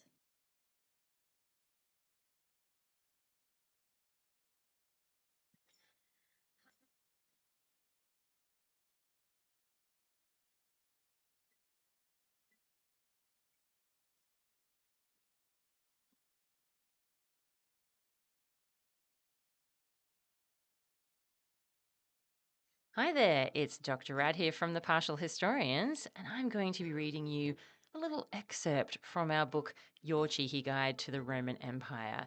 And I thought today, if we're feeling cheeky, why not do the phalluses of ancient Rome? So picture this. It is a cold, dark night. Really, I mean, we're in a time before streetlights and billboards here. Your family has gathered around the hearth. The warmth from the fire is so pleasant, you start to edge a little closer, but before you move, something shocking appears. No, it's not Santa Claus after taking an unfortunate turn. The ancient people of Latium did not have chimneys in their huts anyway. This was a phantom phallus. It was not an everyday occurrence to see a penis just appear in your fire. That's almost as awkward as trying to watch an episode of Game of Thrones with your parents. This is allegedly what happened to King Tarquetius of Alba Longa, a city near to the future site of Rome. Now, if a modern day lady saw a ghostly phallus, she would probably roll her eyes at yet another unsolicited dick pic or scream. In the ancient world, whenever strange things like this happened, you had to assume that the gods were involved, especially since this phallus did not go away for several days. Subtle. Wanting to understand what the gods were trying to say, beyond the obvious, the king sent for an Etruscan oracle. The oracle reported that a virgin had to get busy with this phallus, and she would be impregnated with a son most illustrious for his valor and of surpassing good fortune and strength. according to Plutarch anyway. Well, Tarquinius was not about to let someone else have this gifted grandson, so he rushed off to find one of his daughters. She was told in no uncertain terms to lose her virginity immediately with this random dick. This has to go down in history as one of the more unusual father-daughter interactions. The king's daughter was in no mood for these shenanigans and sent one of her maids to take care of the phallus. Tarquinius was so enraged to hear of this disobedience that he almost killed them both. Only a stern caution from the goddess of the hearth, Hestia, prevented him. Instead, the two women were locked up and forced to weave all day long. Eventually, the maid gave birth to twin boys. Knowing they too would be special, the king ordered one of his men to kill the children. The man did not fulfill his duty, merely leaving the boys by a river, where they were found by a she-wolf and tended to by birds. These animals kept the babies alive long enough for them to be found by a local cowherd. He raised them as his own, and when they were adults, they overthrew the king. This story may seem vaguely familiar, for the boys in question were Romulus and Remus. This is a slightly less famous Etruscan version of their origins, which even their biographer Plutarch did not believe. We're firmly in the mythical world, and the stories here tend to contain fantastical elements. Even so, would you believe there is another instance with a phantom phallus? During the reign of the Roman king Lucius Tarquinius Priscus, a royal woman named Acrisia was taken captive during a war with Corniculum.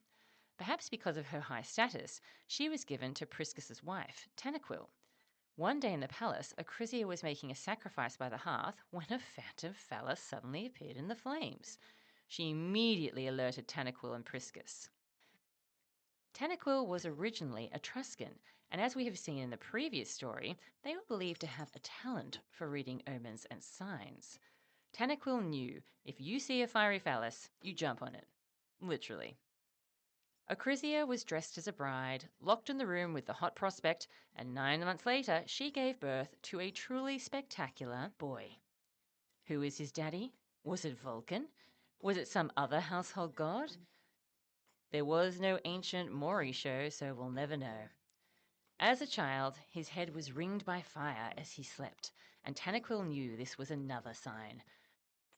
The boy was special, so it might be handy for the royal family to raise him themselves. Tanaquil's hunch proved correct. Servius Tullius, who was seemingly born into slavery from the union of Acrisia and a phantom phallus, became a helpmate to Priscus and protected Tanaquil and her offspring when her husband was murdered. And then Servius Tullius stepped into the role of Roman king. Now, as in Romulus's case, this is just one backstory that we are given for Servius Tullius, but it's interesting to see a phantom phallus popping up in a fire again. And it is not just in the myths. Anyone who has visited Pompeii will know that phalluses appear all over the place. On the streets, on the walls, on lamps, in gardens, in shops, and in graffiti. We find phallic images wherever the Romans went. Before we start thinking the Romans were deviants, let's remember that our society also seems to have a real fascination with dicks. And no, we're not talking about Donald Trump. Dick jokes, phallic imagery, dick pics, graffiti in bathrooms, insults. We keep returning to that area too. The difference between our societies is the reason for our attraction to this appendage. In this respect, the Romans were more varied. Sure, the Romans found a large phallus hilarious in certain contexts, like when they went to see a comedy at the theatre and the male characters would wear oversized genitalia. ROFL. And yes, it could be blatantly sexual, sometimes aggressively so, such as in the graffiti found on the walls of the brothels in Pompeii. It could also be used as part of a threatening insult, as graffiti around Pompeii and the stone found at the Roman fort in Vindolanda in 2022 suggests. But it was more than that, if you can believe it. Phalluses might represent virility and masculinity. Shocking, we know. How do we come up with these brilliant insights? They could be symbols of fertility, duh, but not always in the way that you might be thinking. It could mean regeneration or prosperity, that broader understanding of fertility. We should note one very important detail about the Romans and the Greeks here. They did not have an obsession with large penises, unlike some. A large phallus could be useful to convey meaning, but the Romans preferred smaller penises most of the time. A big dick could mean, well, a big dick head, someone who was ruled by his passions rather than his brain. If you take a peek at most classical statuary, you'll notice that modest penises were #trending. And that brings us to the end of this little excerpt today. If you want to hear the end of the chapter, I'm afraid you'll just have to check out our book, Your Cheeky Guide to the Roman Empire.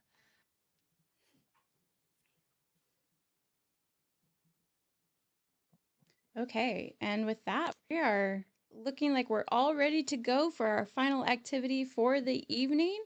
So just give me a moment. I'm going to transition us back into the live stream. And we have 2 audio checks to do really quick. And I forgot to add the audio to the stream deck. So, pause, por favor.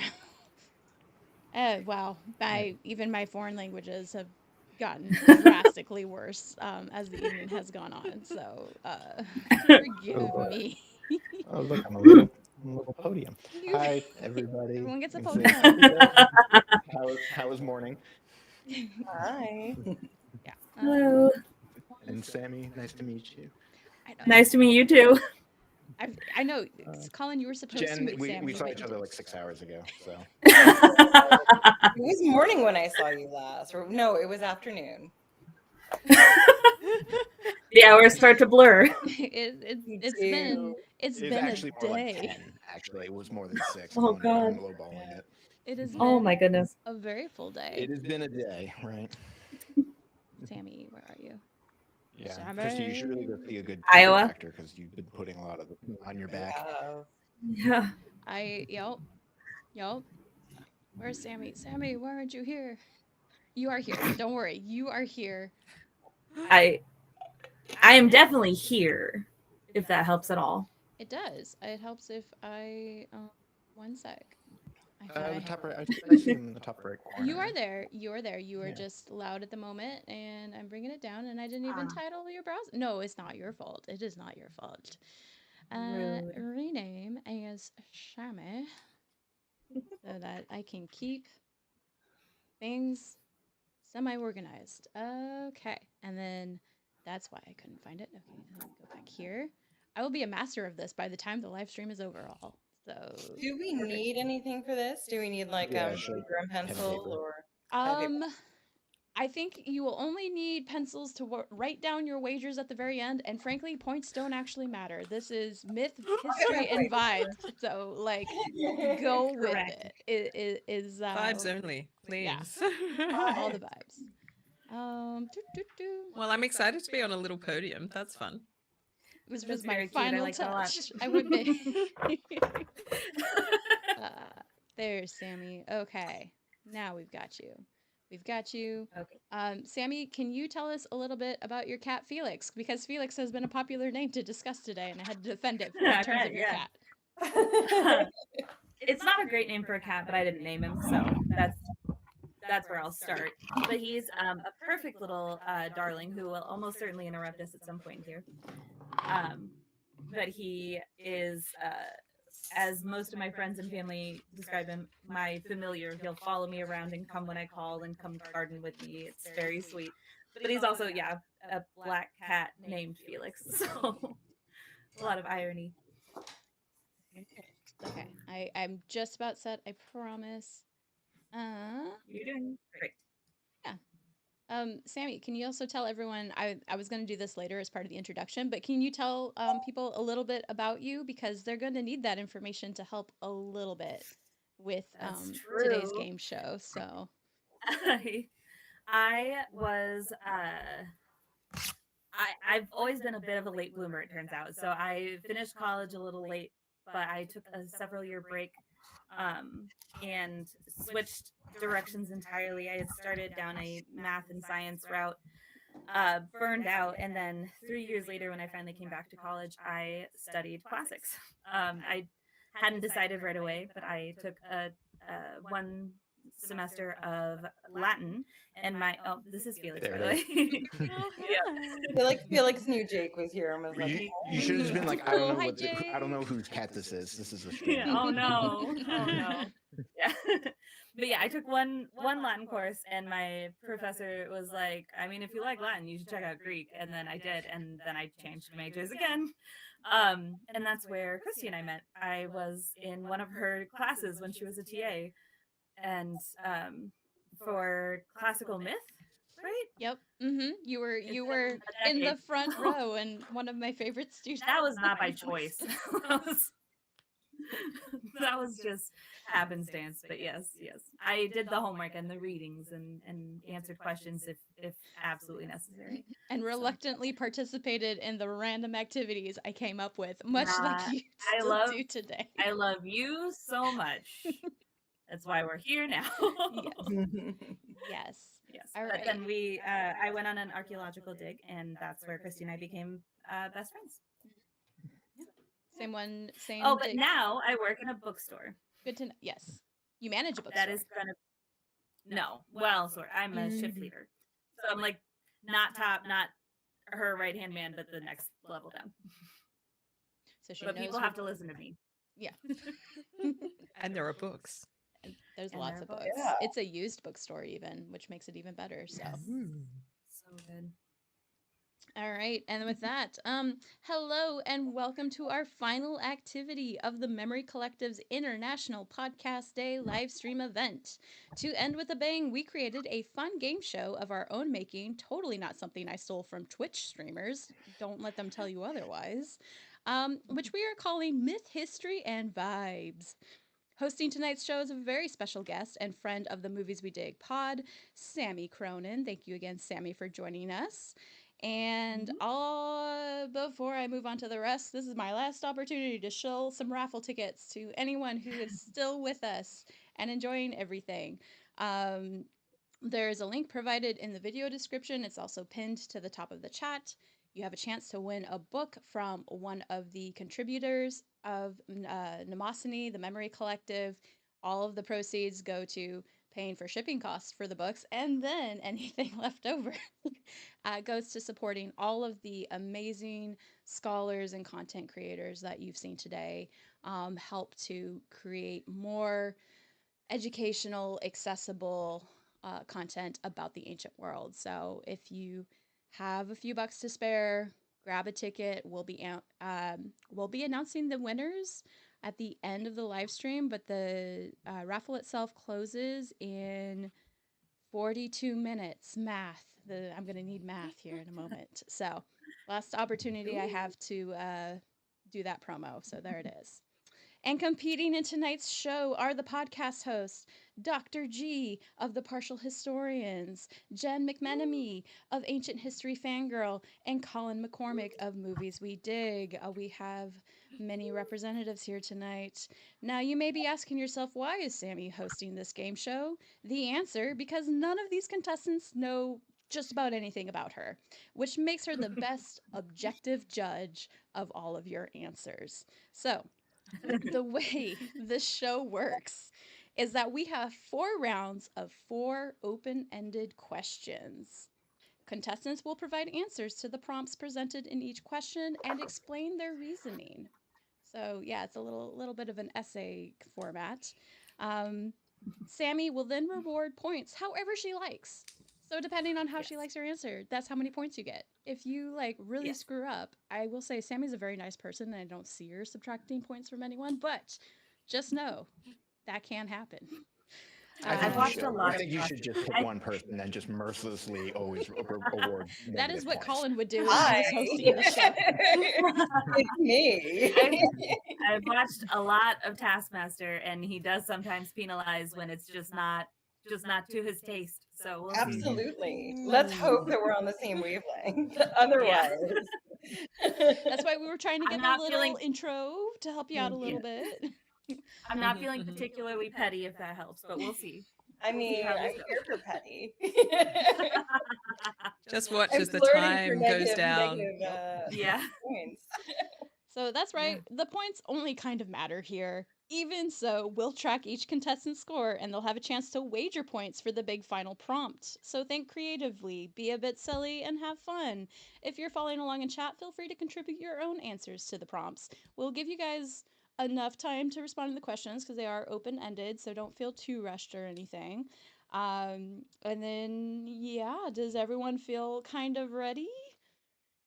Yeah. All As right. ready as I'll ever be. All right, so 1 second. I need to turn off my camera. I'm disappearing. I will be a disembodied voice for this. And there it is. And then we are turning on these. And beautiful. All right, and you guys can see it hopefully now. So welcome to Myth, History, and Vibes with your host, Sammy. I will be reading the questions out loud. I'm sure there'll be a delay in the stream if you can't see them. I was also supposed to send you all the questions, but too many moving parts. I am sorry.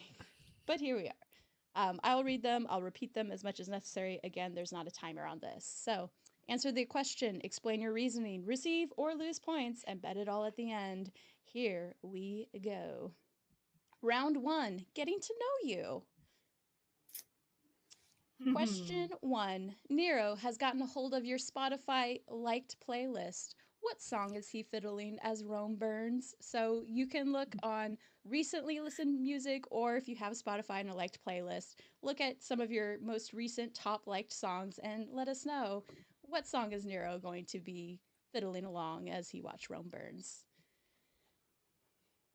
So Sammy, while we're here, maybe not to give too much away, like what kind of music do you tend to listen to? Let's not give away too much in terms of like specific artists or anything, but what's your vibes? I mean, it really does vary so dramatically, but by and large, I would say probably in the indie pop, indie folk kind of range recently. However, I have gone through a variety of different phases, British punk being one I come back to frequently. So, I like it. I like it. All right. yes, yes. And of course, all of the ones that you can dance to when there's enough of a beat, as you well know.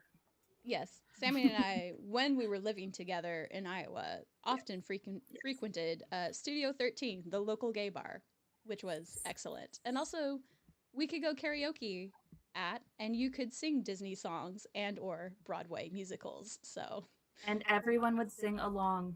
It was beautiful. It really was. All right, contestants, do you feel like you have answers ready for us? All right. I'm ready. We will start with Dr. G. Please give us your answer. Yes. All right. So, despite what you've said about your musical taste, Sammy, I hope this answer is something that gives you pleasure anyway. It is going to be Bruce Springsteen's Dancing in the Dark. Ooh. Oh, yeah. That is good. That is clever. Jen, what is your answer for us? So, we all know Nero is a big fan of the mashup. And he's been on my playlist. And he is mashing up You Should See Me in a Crown and Mystical Magic. They don't go together at all. But he is here for the noise. Solid. That sounds. Is that a real mashup? Because that sounds amazing. It should It's happen. on my playlist for the novel I'm working on. So in my head, it's canon. Okay. All right. Colin, what have you got for us? So my initial thought was to think that like probably 80s new wave had like a big influence on Nero, and I picture him kind of a la The Cure coming out with like heavy, eyeliner as he comes out. But then I ultimately settled on the Smiths, Heaven Knows I'm Miserable Now, because I can just see him watching Rome burn and being, I was looking for a job and then I found a job and Heaven Knows I'm Miserable Now, and just the real like the self-pitying of like this is somehow bad for me. I respect it. I think it's accurate. I don't like it. And mine would be Pink Pony Negative Club. 1,000 points. So take that as you will. I feel like Nero would have really liked that Chapel Roan bop. And I mean, who doesn't though? Yeah, exactly, right? Who doesn't? All right, Sammy, as our All right, host, points. we're gonna try and keep points under 100 because otherwise it's gonna look real wonky on the podium. So please present us with your scores. For now, I'll keep it straightforward. I'm gonna go Colin 1, Dr. G 2, but I liked Jen's. I like that one. We love a good so mashup. 3 points. I do like a good mashup. Okay. Can I say, Dr. G, Dancing in the Dark is also on my novel playlist. So Absolutely we're doing excellent. this together. This has definitely been in my head for the last couple of weeks because we just saw a show where it was a retelling of Orpheus's myth, and this song featured quite heavily in it, and it's just been in my head ever since. And Very nice. I was like, wait a minute, I think this works very nicely here too. Yeah. Yeah. But the image of "you should see me in a crown," that Yes. just worked. And then Benson Boone just doing that backflip. Because you know Hero would try to do that and not succeed. It would be like a run towards the wall to do like the wall flip and then like stop at like the last like 5 feet. Be like, no, hang on.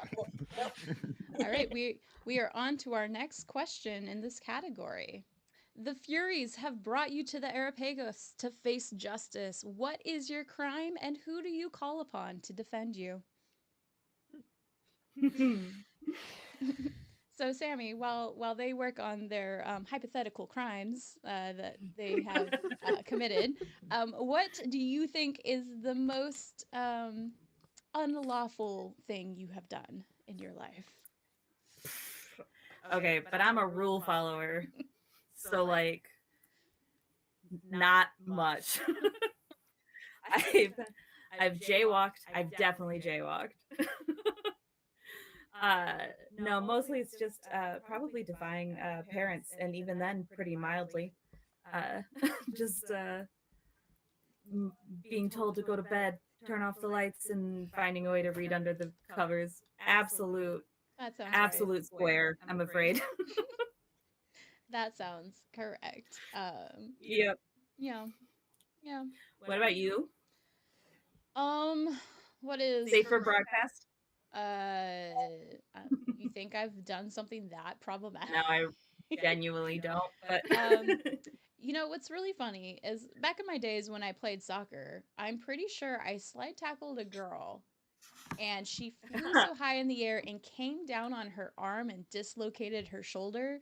So technically assault, but because it was in a soccer game, I didn't even get carded because I got all ball. It was kind of her fault. you know what? That does remind me. In middle school, I was on the football team, and I tackled a kid, legit tackle. Thank you very much. And he ended up having to go to the hospital.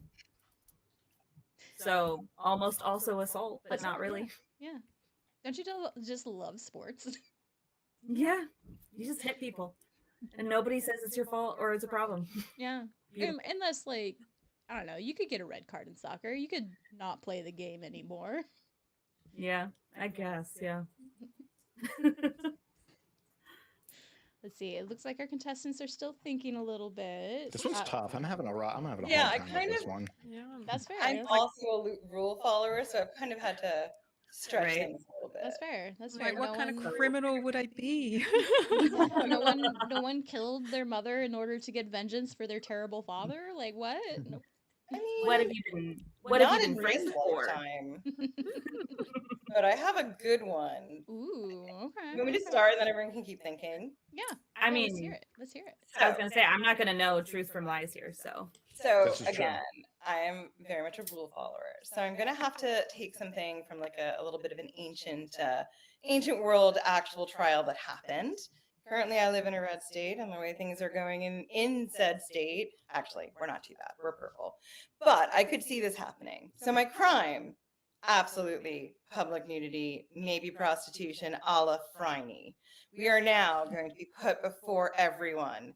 There is only one way in which we can sort of like make sure that my boobs or whatever it is that have been sculpted in a way that is an affront to the gods, because I may or may not have been used as a bust for Aphrodite, because why not? Why would we not make a bust of Aphrodite? Is to prove by disrobing. So Phryne had a very good lawyer who that is literally what happened. There was artwork of it. I would not take a lawyer because anyone who knows me knows that I'm not going to disrobe. My lawyer would be Medusa. So we would have an option. I could disrobe and you would turn to stone. Nice. That is my crime. I was, I guess, blasphemy, which actually does feel like something I would do. But just a funner version of blasphemy, because I blaspheme all the time. Hey, Colin or Dr. G, do either of you feel like you have a strong answer ready to go? I don't know. An answer Look, to go. strong is maybe too strong, but I have an answer. Okay. Okay, let's hear it. And I've also taken my model from the ancient world, being a rules follower in my day-to-day life. And I've Yo, taken this whole stream is inspiration rules followers? from yeah, look, I've taken inspiration from the Bonadea ritual, and infamously it is female only, and there was one year where a man snuck in dressed as a woman and he shouldn't have been there. And I was thinking, well, now I have to think about the Greek context because it's the Furies that I'm having to deal with here. And so I was like, what if we switch this up? What if I snuck in to the Eleusinian mysteries? Unannounced, haven't followed the procedures. It's all gone horribly awry. I've found myself on trial. And I think this is the moment that I have to call up my really good friend, Dionysus, to defend me. Because as an agent of chaos, I think he will really be on my side. Excellent. Very nice. Yes. Very nice. I don't know what crime I committed, but Dionysus is my first call no matter what. Yeah. Oh yeah. Would he help? I don't know, but Yeah, no. I don't know if it'll go well. Yeah, it'd just But be it'd be fun. Like, everyone It would will be fun. have a better time. I don't know how much better, but it will be better. All right, Colin, what have you got for us? My crime would be harassment and pestering. I'm not sure if that's actually a crime, but for the sake of the exercise, let's say it is, for just not leaving Plato alone and following around with a shaved chicken and asking, right? Like, is this a man? Does this look like a man to you? Right? Like, tell me about this. And so I would just do that all day until I have to drink poison, I guess. And for my defense lawyer, I think I would call forth. I guess I'm gonna stick in the theme. I'm gonna follow suit with everybody else, but I'm gonna call forth Plutarch, who was among other things, a early defender for animal rights. Is he going to look after the chicken more than he looks after you, though? Well, he'll believe that the chicken has logos and maybe has a more virtuous life than me. Because for the chicken, it comes naturally. If you're curious, he has a great essay called The Gryllus, where Odysseus talks to one of the sailors turned into a pig, and then the pig basically advances the argument that he'd rather stay a pig because life is more virtuous being a pig because it comes naturally to him, like a field that grows without cultivation. Whereas for humans, we have to work to cultivate virtue, but for the pig, it just comes naturally. Obviously, pigs are so cute. Yeah. All right, Sammy. This is a good one. Oh boy. Okay. All right. I'm gonna shake things up already. I'm gonna go Colin 3. That is definitely my favorite. Colin honed in on your love of animals. I I was ready to call that as a 1-point answer, but because I really pulled that out of my ass. Don't tell me yet. I haven't assigned the other points. No, I've been a vegetarian too long. I think you're onto something here. Very good. But I really like the other ones. So let's go 2 points each for the other two. Okay. All right. Let me math real quick. And actually, while I math, 2 points to the next ones. I'm going to go to the next question for you all. Stuck on a plane, you mistakenly revealed to your neighbor you study ancient history. What is the response you fear most?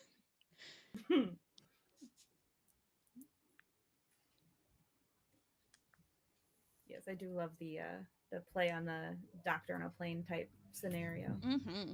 That you...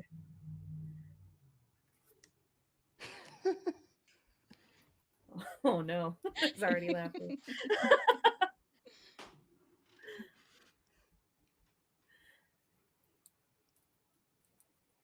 Oh, that sounds hard.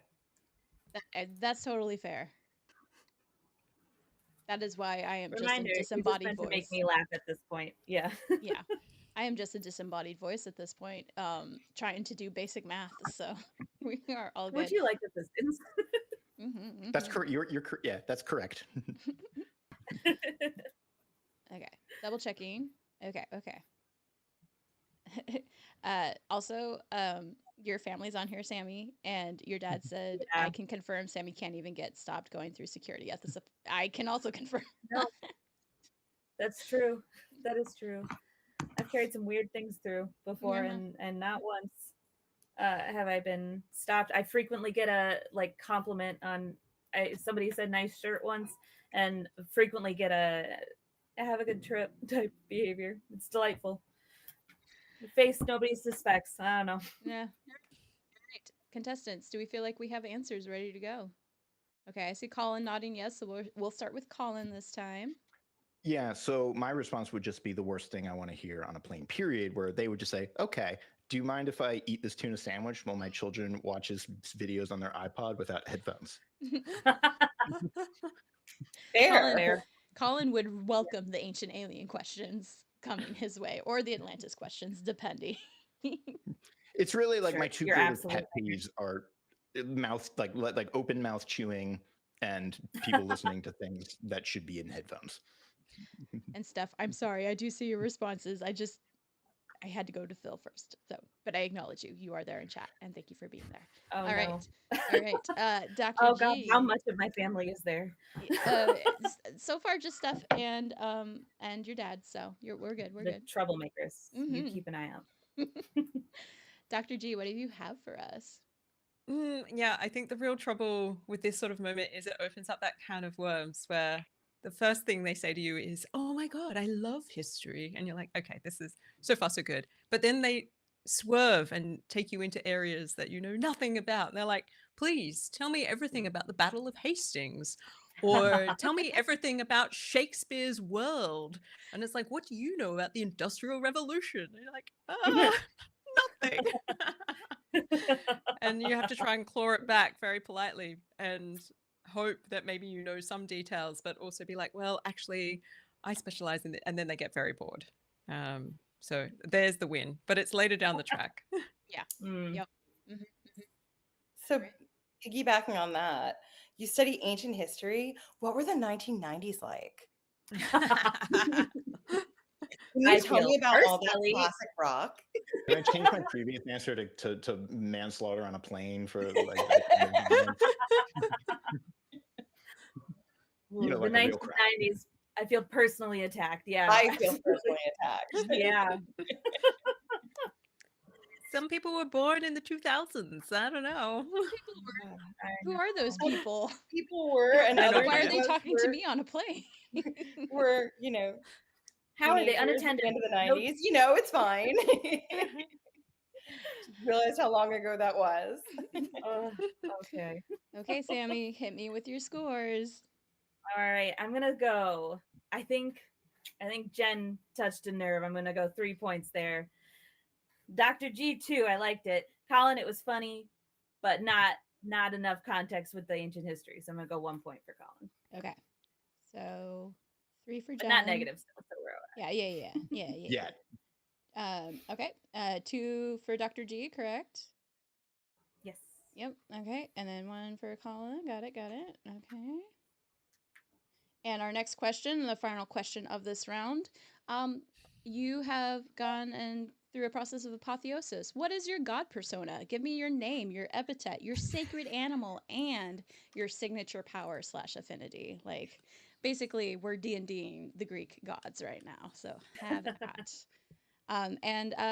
Sammy, tell me a little bit of some of your favorite mythological figures growing up and maybe presently. Sure.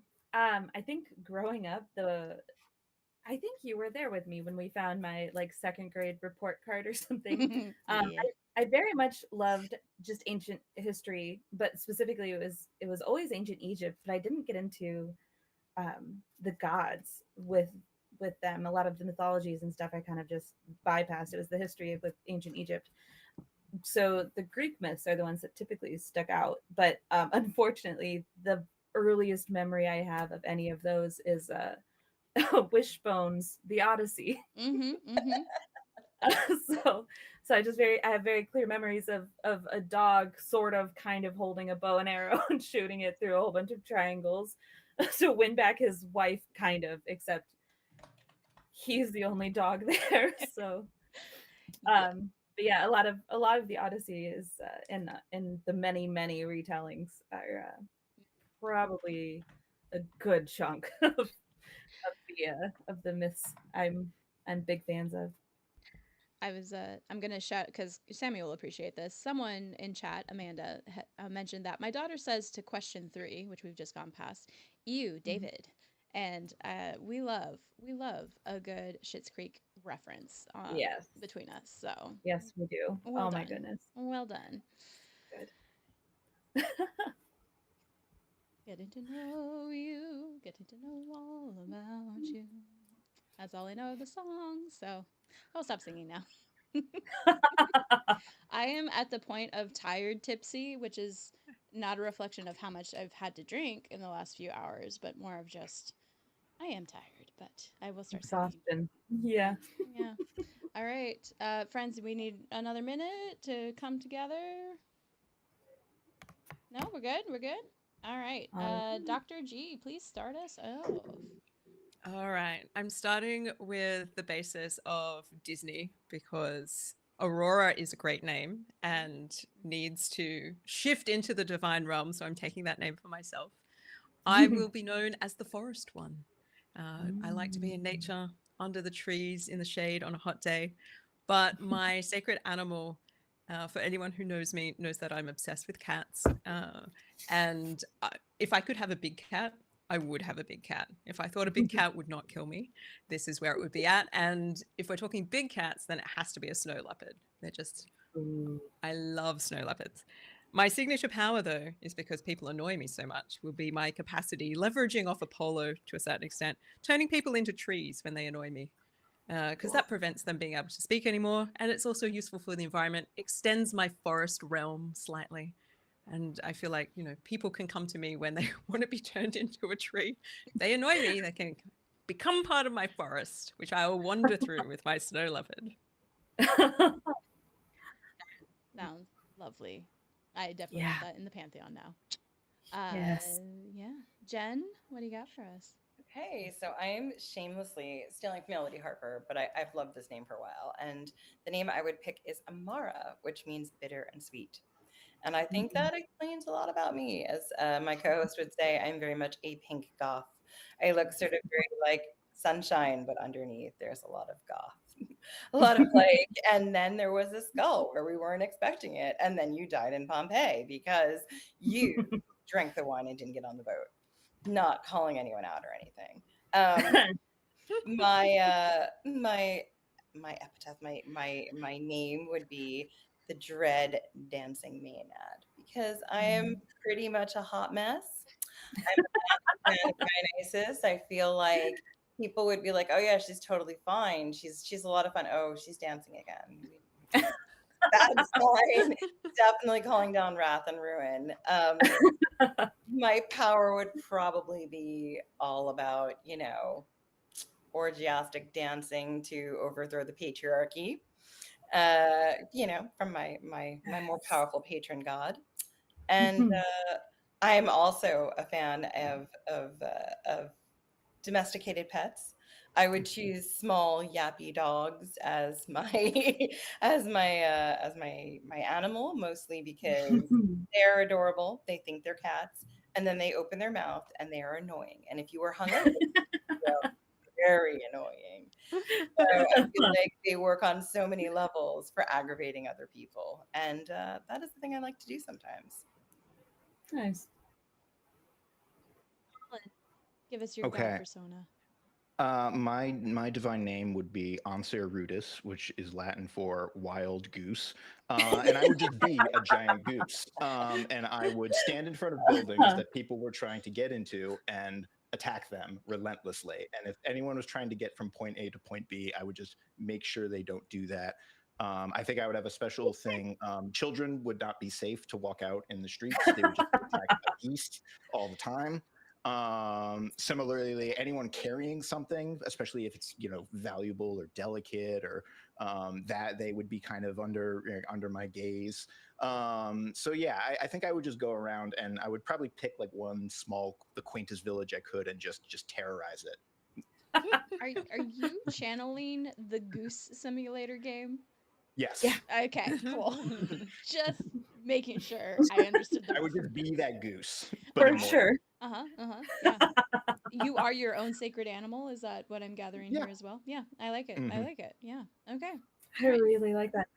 Ooh, that's a tough round. Those all spoke to me very deeply. Mm-hmm. All right. All right. Ooh. All right. I'm gonna go uh Jen and Colin, 3 points each. Okay. But Dr. D hit so many notes for me. I'm gonna go I knew bonus it. one. Yeah. Yeah. Okay. How did you not immediately think that was gonna win though? Yeah, I Christy? knew I was not gonna say There's anything. I'm like, too oh, many. Dr. G is Oh, speaking Sammy's language so too harder. many things. So 4 points to Dr. G Okay. for Okay. sure. Okay. Good. All right. I'm going to 3, and 4. I'm gonna prepare you guys for the next round. Let's make it a thruple, and that should give you some idea of what's about to go down with this What? one. Never titled any of our podcasts Julius Caesar and the Devil's Three-Way, or Ambiance, my co-host, to Julius Caesar and Cullen in the afterlife. Nope. All right. Okay, hang on. Just changing scores up real quick before I lose track of numbers, which is very likely to happen at some point. And 4 to Dr. G, correct? Yep. Yes, please. All right. Okay. So, what you all might suspect, here we go.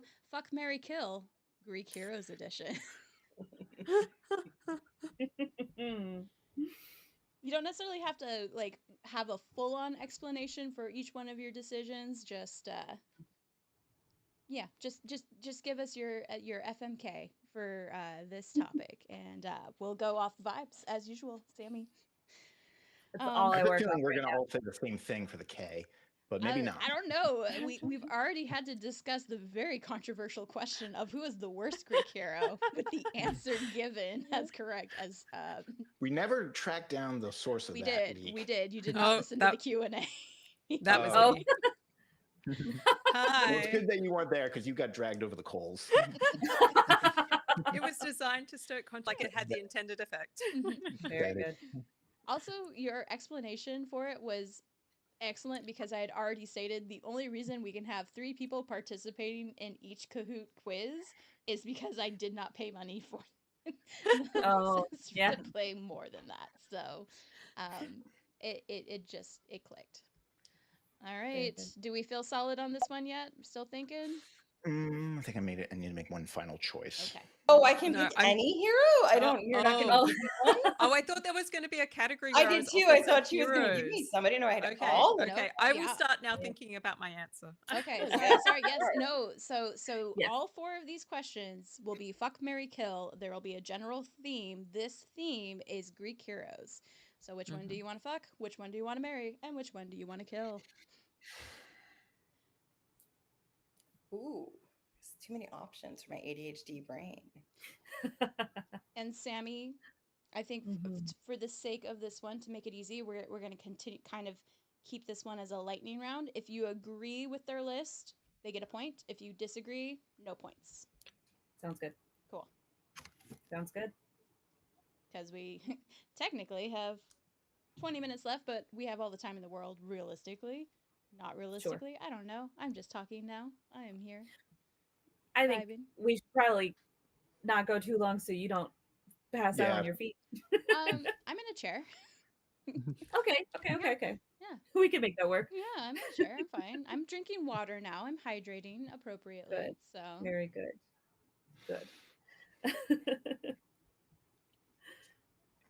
All right. How do we feel now? Okay. I'm locked in. Colin has his thruple for us. Yep. Okay. Hit us with it, Colin.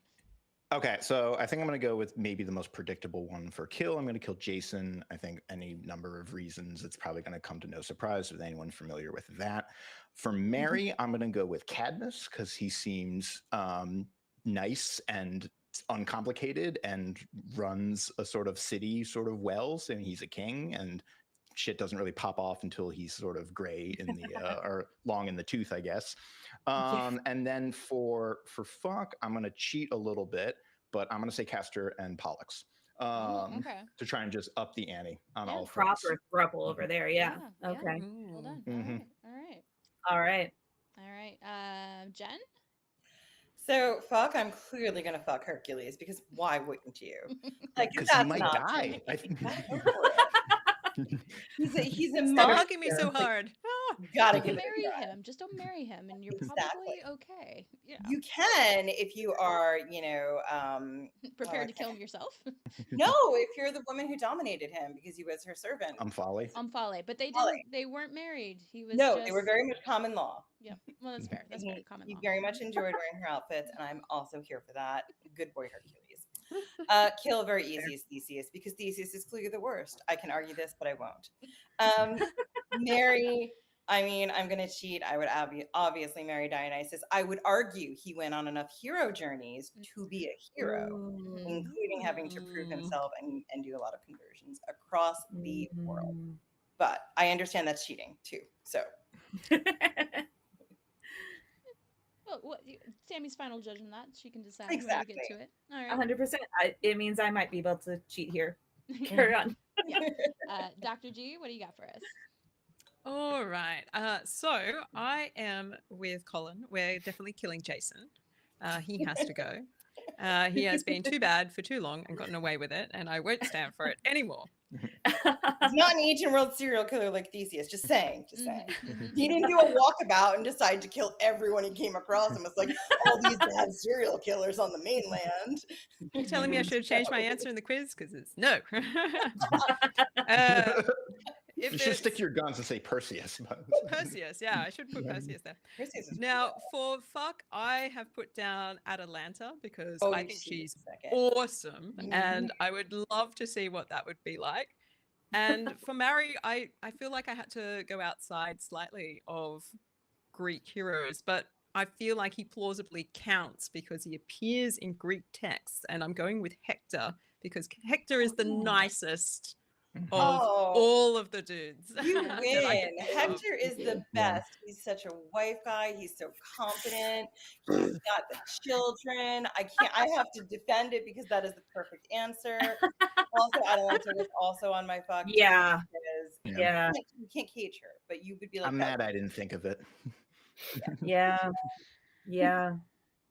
Sammy. Okay, I 100% agree with everybody, but I also 100% agree that Dr. G needs to win. So I think another bonus point is needed. Okay. 2-1-1. Okay, got it. All right. So I will add those scores momentarily. Here is your next thruple. Peter's going to take the lead.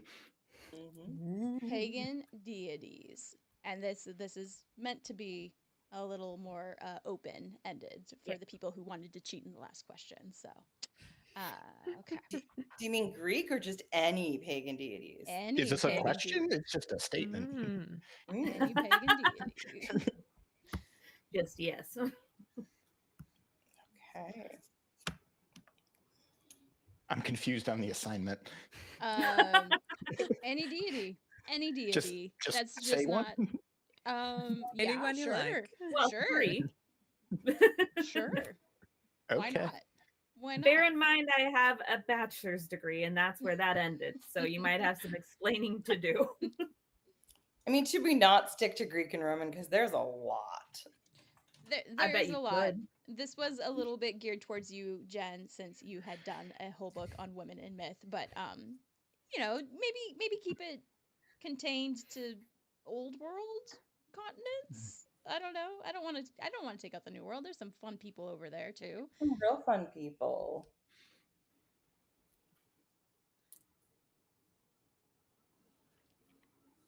I just don't think I want to kill any of them.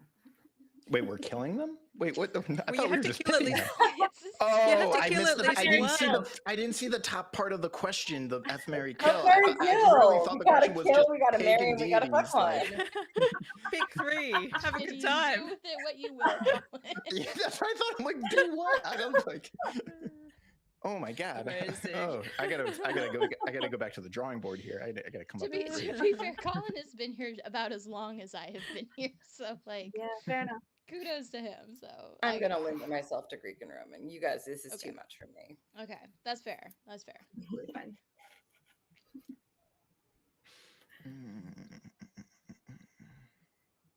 I'll give you all like one more minute, and then it sounds like Jen's pretty confident, so we'll start with Jen this time.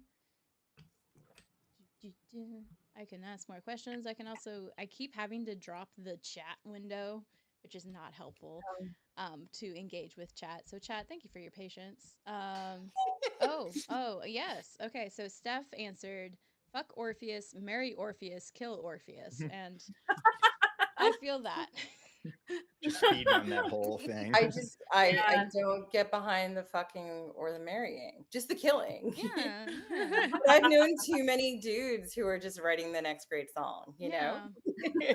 Okay, but is she considering the Orpheus from Chaos, Netflix's Chaos? Killing, yeah. Because I bet that's who she's envisioning right now. Mm-hmm. I can see that. I could see that. Because in that case, it'd be hard to deny. But you have to The for casting sure on that kill him. was Is top not notch. Mm-hmm. Oh, so good. Yeah. But he also still deserves to die. So yes, a little bit to die. He also would have like if his story did not continue from season 1, that would have been fine. He served his purpose. He achieved his fate, and that is all we needed of him, and I appreciate that. So all right, Jen, what do you got? So obviously, I'm narrowing the scope because my ADHD brain will go too crazy at this hour of the evening. My meds have worn off. So killing in Greco-Roman mythology has got to be Zeus. He's the fucking absolute worst. Very closely tied by his brother Poseidon, but in this instance, it's Zeus. Now, when we talk about fucking, we want to be in the best power throuple that there is, right? We want to be an Ares and Aphrodite in the middle of that sandwich. We want to be caught in that net. We want to be having a great time. We want to be telling Helios, you know what? You watch everyone while they're doing anything, and I bet you're masturbating, you fucking weirdo. So that's who you fuck. And, you know, once again, I stand by marrying Dionysus. He is not a wife guy or a wife or an anything, but he would be a good time. He would stick around, maybe not for a long time. You'd be able to enjoy a lot of fun times, less responsibility. I'm here for it. I'm here for it. Yeah. Excellent. Fair. Dr. G? All right. Well, I enjoyed this in the sense that we've got a lot of Roman emperors who are deified. So they come up for grabs now. Okay. And they can have their final fate revealed to them. So So Claudius has to die. He needs to be killed out of the pantheon. We cannot have that. It should never have happened. He's gone. We should have deified Agrippina. Both of them. Exactly. She was the one who deserved it. She didn't get it. Both It was of them. very unjustified. Yeah. Also, and this is mostly because fans of our show will know that there is a long-going and rivalry between Dr. Rad and myself between Augustus and Tiberius. I'm in Team Augustus. She's in Team Tiberius. I would put Augustus in my fuck category. Imagine the power play of being able to take on the guy who has turned Rome into the watershed that is the horror, that is the Principate, and being like, you know what? I own that guy's balls. That's what I own. I see a lot of Dom there. I see a lot going on. You know, he wants to be Dommed. Look, and that's fine. If he wants it, I will do it. I am here for it. But for marriage, I'm looking for something a little less complicated than all of that. And I'm looking to the East, and I think Ishtar would be a really interesting goddess to be able to settle into a life with. Both love and war. She's got everything. There's a complexity there to her. And I feel like I would learn a lot from her in a marriage. So that's where I'm heading. Nice. Colin? Okay, so I'm kind of following Jen's lead. I'm killing Poseidon on the grounds that he is sort of out of hovering between him and Zeus, but I'm settled on Poseidon because he doesn't even have the sort of, he's not even original or interesting in any way. He is a sort of duller version of Zeus. And for that, in me, being unoriginal and lame and derivative is the greatest crime. So that's I feel like he's even worse in some ways because he's stealth. You think he's better, but he's like, oh no, you're just as bad, and everyone thinks you're like just a not so bad. Yeah. And so, what was I gonna say? Oh, and for marrying, a la Madonna, I am a material girl in a material world, so I'm going with the wealthiest of gods. I'm going with Hades, because I don't want to have to pick between marriage or mortgage. I want both. And so it comes with the house. and all the attendant perks and privileges. So, and the underworld seems nice. And last but not least, so for I'm jumping ship, but for fuck, I'm gonna say Loki, because as a shapeshifter deity, that opens up a world of possibilities. Clever. Clever. All right. I see tentacles in your future. What's the community bit? Like, I hope this doesn't awaken anything in me. It's like, for those of you who don't listen to our show and don't know, both Jenny and I write romance in our spare time. That might have seemed weird, but yes, that's where my brain went. Nope. I know what hentai is. I know exactly where you're going with that. You gave it the name, Christy. Come on. Sorry. Here's a Latin phrase, lupus in fabula. When you speak the wolf in the story, he shows up. So now my Google feed's gonna be fucked up. So thanks for that. All right, Sammy. I mean, again, excellent across the board. I think I just agree. Period. I think points all around. All right, can do. Yeah.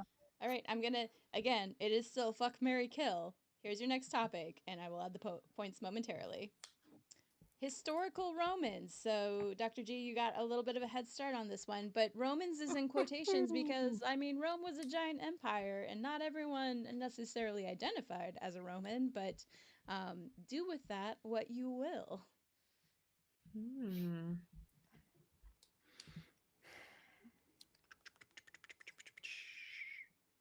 I love Colin's thinking thoughts, or thinking sounds. It's great. No, I'm like, part of me is just like, what if I just go for like the most, like the stretchiest sort of warp of this, and it's like, Emperor Frederick Barbarossa or something, and like, but no, I mean, won't you do that. still have to I'm gonna please stick to our the spirit of the judge. You have to question. please our judge. Yeah. And don't stretch too far, because even I have my Roman limits. So.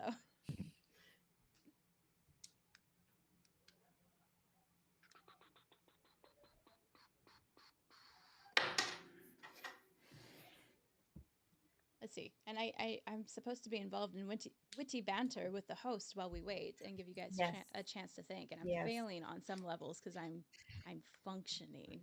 Yes. You're doing great. I am not used to filling the silence. No, Sorry. that's totally fair. Being people who can sit in silence is not a bad thing, unless you're trying to entertain others, and then it's a little problematic. Right. So. Right. Yeah, I'm afraid I'm not a natural entertainer. It's all good. And let's see. I am making sure I get to see how, like, the raffle is officially closed. And now I'm trying to make sure I can announce. Oh, okay. The draw will take place shortly. Good. I'm glad someone's figuring it out. Okay. Okay, great. Yep. We'll let the platform do its thing. Thank you all again if you bought tickets for that, and we'll have more on that soon. Okay. Who's ready? Colin, you haven't gone first in a while. I'm definitely not ready though, so you should start with somebody else while I scramble for an answer. Okay. Dr. G? Okay. Look, I found this category harder than previous categories. Oh, weird. Can you Historical Romans, how dare they? Can you hear me now? Yeah. Sorry, Colin. So many Romans deserve to be killed. Okay. So how do you narrow that down? So I eventually settled on Sulla, because he's kind of the start of the end of the Republic in many respects. And maybe we can do a bit of an alternative history where he just doesn't pop up. And then maybe we don't have to have Marius go so crazy. And maybe we don't have to have everybody in hyper competition with each other. I guess we'll see. He dies the best death. He's literally a bag of worms. Just saying, what if he never lived at all? What if we found him as a baby? Just put him out of his misery. You never know. Could have been good. If I'm thinking about marriage, I would be interested to find out what marriage would be like to the Emperor Titus, because he did seem to have a really long-standing love affair with Berenike and was unable to continue with it. But he never then settled down, but also he wasn't in power for that long. So it would have been interesting to maybe find out what that would have been like. And in my fuck category, I've gone with Germanicus because I think he is the most good looking of the Julia Claudians, and I'm happy to try him out. And no, I don't want to have children with him. I don't want to do an Agrippina the Elder. But I'd be interested. If I saw him at a party, I'd be like, all right, let's give it a go. Sure. So I'm going to piggyback off of that. I would marry Germanicus. I feel like he was a wife and family guy, very good looking. There's not, there's not a lot of entertainment. You would be on campaign all the time. Obviously, they had a good sex life because they kept having children. They didn't stop. It wasn't just the air and the spare as you have sometimes in your matron. She really, pined for him and went to bat for him after he passed. She was a real advocate. He let his wife have a vocal role. I am here for that. Germanicus, the Manicus, as we called him, our golden god, our blonde-haired god, our blue-eyed prince. We did a very long series on the ancient world Stark family. We called them about the Julia Claudians, particularly that part of the family. So yes, definitely marry Germanicus. I'm sorry, I would kill Augustus. I find his piece of space shocking. Right. No. Research for a new series called How a Democracy Dies, or How At a least we'll Republic wait until Dies. I've dominated him. Come on. Look, if you were there to dominate him, I would not kill him, and it would be fine because I know it would be okay. We would not have a blueprint for right-wing people to do what they want to do now. Anyway, with their punchable face and Augustus haircut. Moving on. That is why he has to go. Now, in the fuck category, I gotta go classic. Like, if I'm gonna fuck anyone, I'm gonna be in a throuple, and it's gonna be the hottest throuple of the ancient Romans, Cleo and Mark Antony. Like, he's described as having that rude health, and we know Cleopatra is gonna give you a good time, and you're gonna have fun with them. Like, you're gonna go out on the streets dressed as commoners, and everyone's gonna pretend they don't know who you are. You're gonna have parties where you dissolve giant pearls in glasses of vinegar just to show your opulent wealth. You know what? I might want to kill them. Realizing now. Give it enough time. Maybe. Yes. Yeah. No, Things start probably off I well. wouldn't. But I would have to remind them that maybe we don't do that when people are starving. But yeah. Maybe. Colin, can you hear everyone now? Yes, I only caught about 60% or less of whatever just happened. So I'm kind of in the dark about what has been said and not said already. But I did catch the part of Jen's answer, and I also am going to ditto Mark Anthony. Ditto and diddle, I guess. But for Mary, this one was tougher for me. But I mean, I guess I'd, Tie boring. Colin down in the Roman Empire. No, it's a boring answer, but I don't know, Hadrian, I guess. But for kill, this is the one where all the thought went into. Is this is more for the implications of what would happen. And I'm going to say Romulus because I'm just curious what would happen if we just nipped it in the bud and then see how it all plays out. We would be living under the Remian Empire.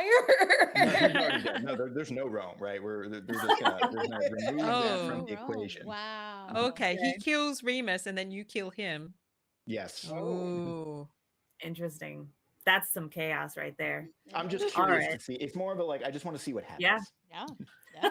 I mean, I don't know. If you kill Augustus, there's no propaganda. There's no playbook for how everything all stems from one great epic story. Don't kill my boy. Stay away. The rise of Carthage and the Phoenicians, maybe. Oh. Yeah. Maybe. Interesting. Yeah. It feels a little boring, but I do just genuinely agree again. Okay. Very, very persuasive on this. I agree. All right. I'm going to give 1 point to everyone. This is our final category of Fuck, Marry, Kill. Mythological monsters. Ooh. Nice.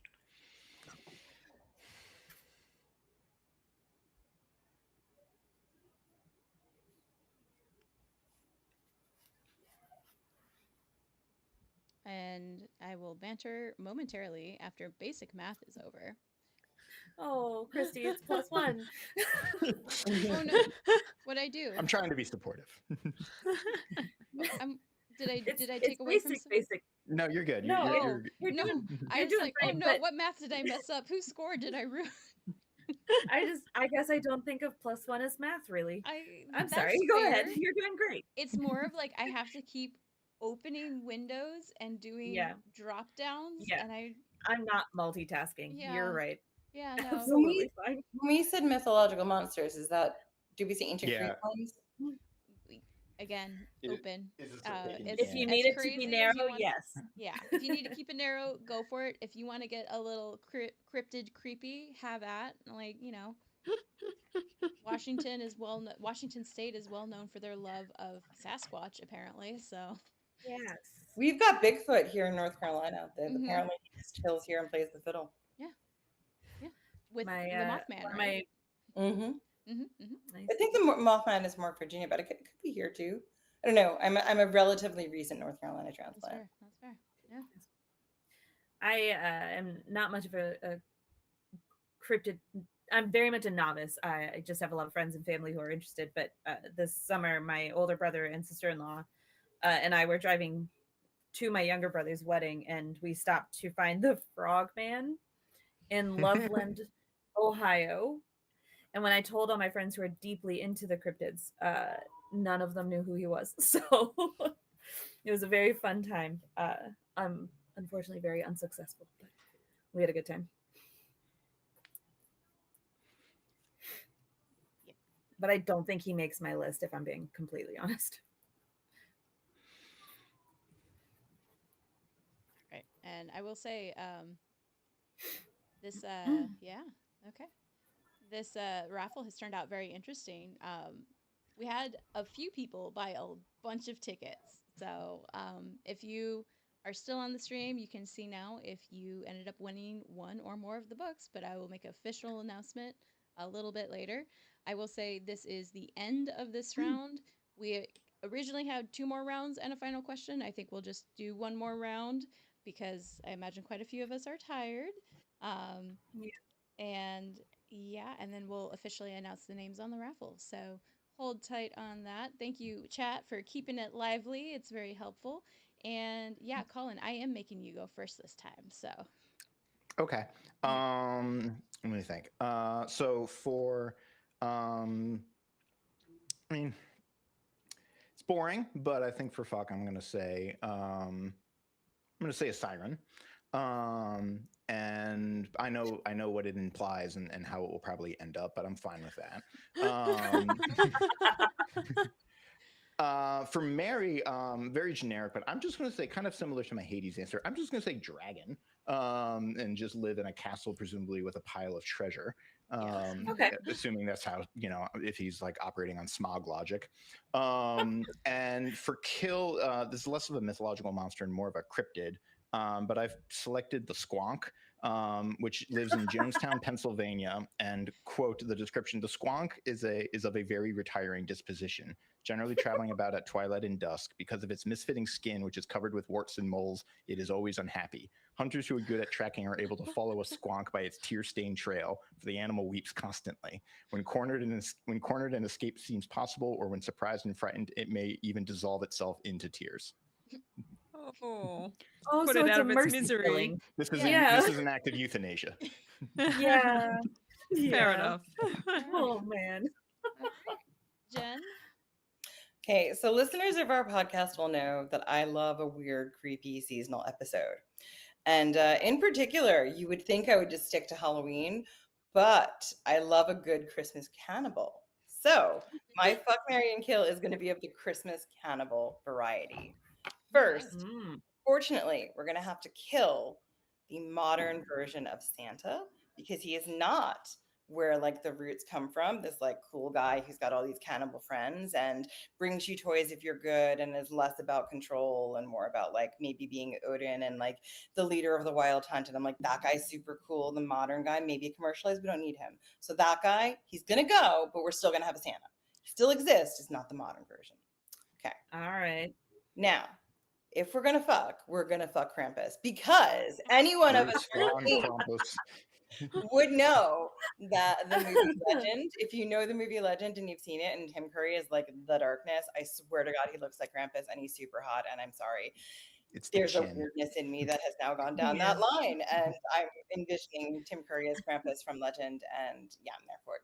And feel like we would marry the Perkta, because the Perkta needs to maybe be in a good, loving relationship to break the patriarchal, like, stuff that's been put on her of like punishing women who don't clean their houses well enough and take care of like their environment ahead of Yule.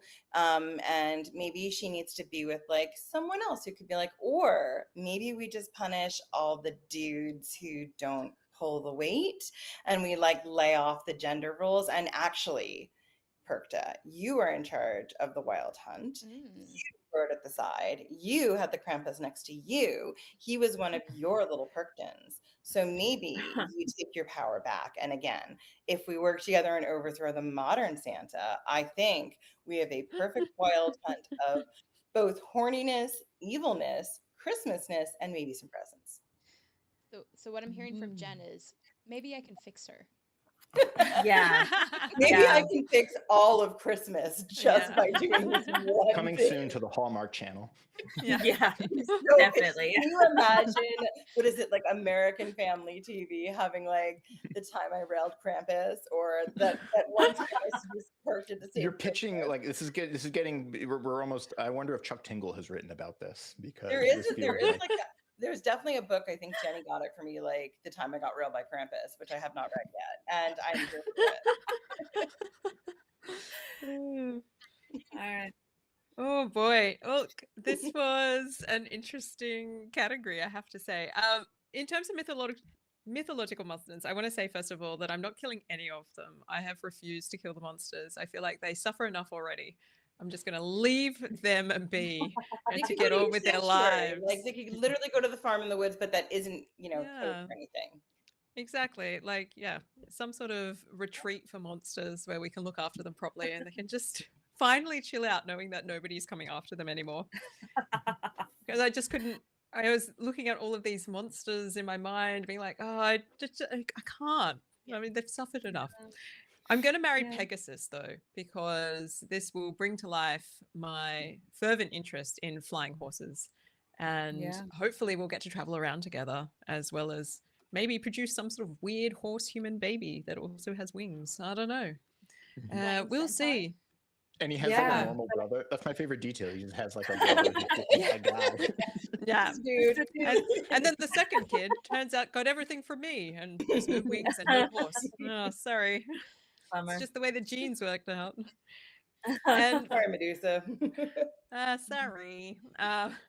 And in the fuck category, I'm going for the Lamia, because this kind of vampiric creature that is known for preying on young men. And I just want to get in on that action. She seems really cool. I want to hang out with her and have a good time. Yeah. And I feel like as I get older, I'm like, that might be my cougar territory. Yeah. You're like, just Yeah. transition into the vampiric That or an self. Ambuza, either or. There's that story in, I think it's like in the Apollonia story, about how the philosopher uncovers the Lamia at the wedding, and it just kind of ends with like publicly shaming her at her wedding, and she runs off crying, and it's kind of like, this is kind of mean, man. Like come on. That is actually really consistent across a lot of mythology. Like a lot of times the way in which you beat this sort of vampiric succubus creature, like you've got the Ambuza, where like, you beat her by being like, you have a leg of an ass and a leg of brass. And then she's like, oh no. And like the way you defeat like Deer Woman is by uncovering the fact that she has deer legs. There's a few others in mythology. So it's this idea of this like, buyer beware of a beautiful woman. Like what are they really up to? What's going on underneath those skirts? So I feel like men have always been scared. Cal and Kakon, right? With Hesiod's Pandora, and yep. All right, Sammy, hit us with your scores. Ooh, well, okay. Jen almost lost me by killing Santa, and then fucking Krampus. But it made him evil, fun Santa, right? But you did bring it back around, so I do think points across the board. Christy, are you opposed to half points? points. Yes. Okay. The podiums only have space for 2 digits, so. then that stands 1 point across the board. Okay. Okay. I was gonna do okay. Just for the record, though, Jen was gonna get a half point. Just Okay. to, Okay. to clarify. So everyone is okay. So like I said, we're gonna do just one more of the rounds, and then we'll do our final question. Because this is fun, but I'm also exhausted, and hopefully everyone's okay with that. So, let me decide. I'm gonna skip round 3. Hypothetically speaking, I believe is yes. I mean, this is your game. You can just pick your favorite. I really can. Could also just be like, you Oh, have man, the answer right now. I realized I should have just said dragon, dragon, and dragon for that last one, but this is the one I really wanted to do Fair. anyway. Yes. Round 4, TLDR, too long didn't read. In 10 words or Yeah. less, you need to briefly Ooh. summarize the given topic. Okay. Okay. So I am gonna give you guys the first question. I'll add points in a moment. Question 1: the House of word Atreus. processor out. In 10 words or less, summarize the House of Atreus for me. /Sammy.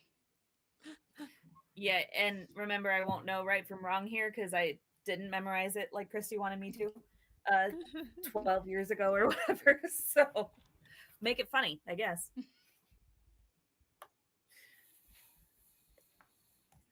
Christy, this is going much like most of our video chats. Felix won't stay out of the camera for long. No, he's too handsome. He's like, I deserve to be on YouTube as well. Yeah, look at my but tail. his That's butt all you doesn't. get. He's literally Yeah. teasing the audience with his adorableness. Yeah, I did cover his butt hole for modesty there a little while ago. But You just didn't put a sticker on it like some people feel the need to do. oh, weird. Just weird.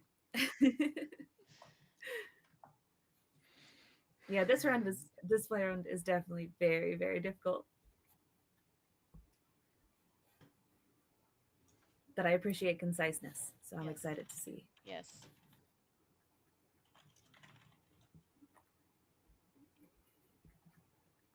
And Sammy, you can score this like 3-2-1 like you did with the first round. So sounds good. Okay. Okay, I got it. All right. I feel like I want to wait for every contestant to get their answer locked in before we ask people to speak. So I will give people the space to respond. Okay. Okay, Colin's good. Jen's good. I'm still thinking. Yummy, bro. I don't know who. Buccaneer, thank you for that. That was great. House of Atreus, Kitchen Nightmares. Yes, excellent work, Steph. You've nailed it in less than 10 words. So she's genuinely smarter than the rest of my family, so that is not shocking. She says of her brothers. Yeah, I meant it though. Yeah. Tonight alone, I told all of them that I hated every single one of them except Steph. So sorry, Kaylee. She's too new. I haven't. That's fair. All right. Steph's Dr. put in G, the work. do you feel locked in? Okay. All right. I forget who I started with first last time, so we'll go with Dr. G. Give us your TLDR. All right. Doom from the start, and then somehow more blood everywhere. Excellent. Yeah. All right. Jen? Never take life advice from women high on volcanic fumes. Oh, okay. Yep. I know what that's a reference to. Excellent. That's fairly late in the House of Atreus. Oh no, it's in the beginning. Is it in the beginning as well? Yeah, because oh wait, am I thinking of the wrong? I was gonna say fact check. No, you're in the right. Like technically, the House of Atreus goes all the way back to Tantalus. So yeah. Okay, is Correct. that involved too? Okay, then I've learned something new. I know prophecy becomes important very later on. So yes, all right, okay, Colin. I'll allow it. Absolutely. I don't want to put too fine a spin on it, but this might be my finest piece of writing, which is degenerative generations undergo generational degradation. Ooh. Semicolon, buy one, get one free curses. Oh. Oh, you're not wrong. That was so good. All Yeah, right. easy points here. 3, Colin for sure. 2, oh, hold on. Yeah, 2, Dr. G, 1, Jen. Okay. Very good. Okay. All right. I'm gonna put the next prompt Back in the to you game. guys. Same You idea. know what? 2. Hold on. I Wait. think Colin's gotta get an extra point. I Okay. love the wordplay. Okay. 4 points to Colin. 4 points to Poet Colin. and a scholar. 2 to Dr. G. 1 to Jen. Got it. All right. Here comes your next prompt. Again, 2 TLDR. 10 words or less. Herodotus's histories. This one's for you, Michaela.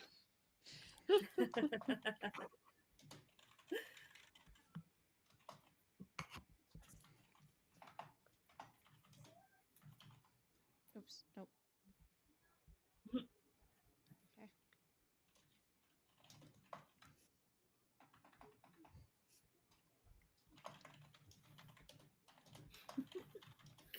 Christy, I just hear you working laboriously in the background. Yeah. That's also Colin typing. It's not just me. So. Yeah. Okay. I have a loud clicky keyboard. Colin and I okay. both have Okay. mechanical keyboards. It's great. Yeah. It feels so much better though. It's very tactile. I very much enjoy it. Oh, okay. We have a very close match happening right now. So.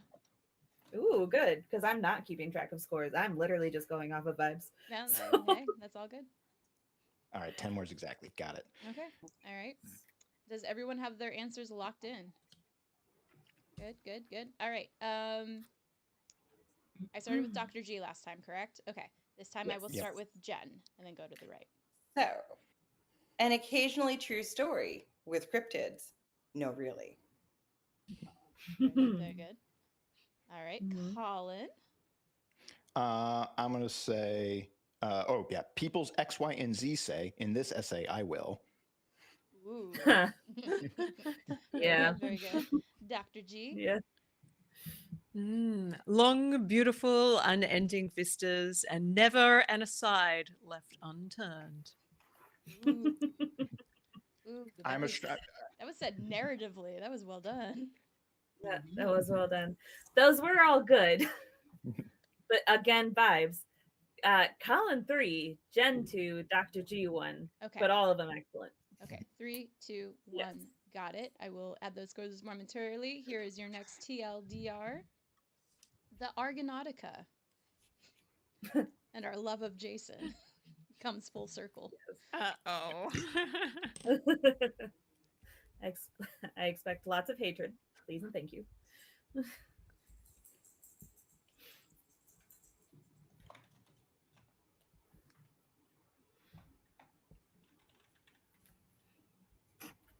Oh, Felix, my darling. Hi. Christy, are you out of banter? Oh, yeah. No, I just finished adding the scores too. So it got complicated again with the 1, 2, 3. But I am back. That's fair. What have I got? I've got not much left in the tank. What have you been reading lately? Well, as a matter of fact, just yesterday I finished excavations. For you. Yeah. For you, I finished. Yeah. I enjoyed it very, very much. I really liked the ending being so punitive for the dick. Big fan of that. But having heard your episode about that book first with the author was helpful because I kind of knew some of the stuff coming up. They weren't like big spoilers or anything, but there was enough that I knew like he wasn't gonna die in the pit type thing. Yeah. So it was really fun having that kind of like background knowledge there. Going into it because I was like, well, he doesn't die, so what does happen to him then? And I really loved that he got super injured and then had to pay lots of money and go to jail. Love that. So, but yeah, so that's what I just finished yesterday. So. Nice. I am very excited to see what Amy Poehler does with that. So, so good. I'm so excited about that. Cannot wait to see that show. All right, looks like close to being locked in, not quite there yet. That's okay. I think just making sure I'm in 10 words exactly. Okay, cool. I mean, we weren't going to hold you too strongly to it. We just figured having a limit would be helpful. Professionals have standards. That's true. I do not. Word counts. All right. Yeah, look, there are guidelines, aren't there? Yeah, exactly. Yeah. You know what's great about being independent? Those things don't matter. My scripts can be as long as I want, and then I skip over too much material as a result. So I guess that's how it goes. All right. I think it's Colin's turn to go first this time. Okay, coming in 10 words exactly. Through rose-tinted glasses, red flags just look like flags. Excellent. Good. Very Well, good. Okay, Dr. G. Boy doesn't even realize he can't achieve anything alone. Oh, so true. Yeah. Yeah. Yeah. All right. Jen? Ancient World Avengers help Nepo Baby out of so many jams. Ooh. Oh, they were all really good though. Oh no. Okay, Nepo Baby got me, so I'm going 3 to Jen, but 2 to the others. Excellent. Very I can do excellent. that. All right, here is our last one of this category. 3, 2, 2, got it. The fall of the Roman Empire. Oh, jeez. Summarize in 10 words. Never happened. I am going to count for this one. 10 words or less.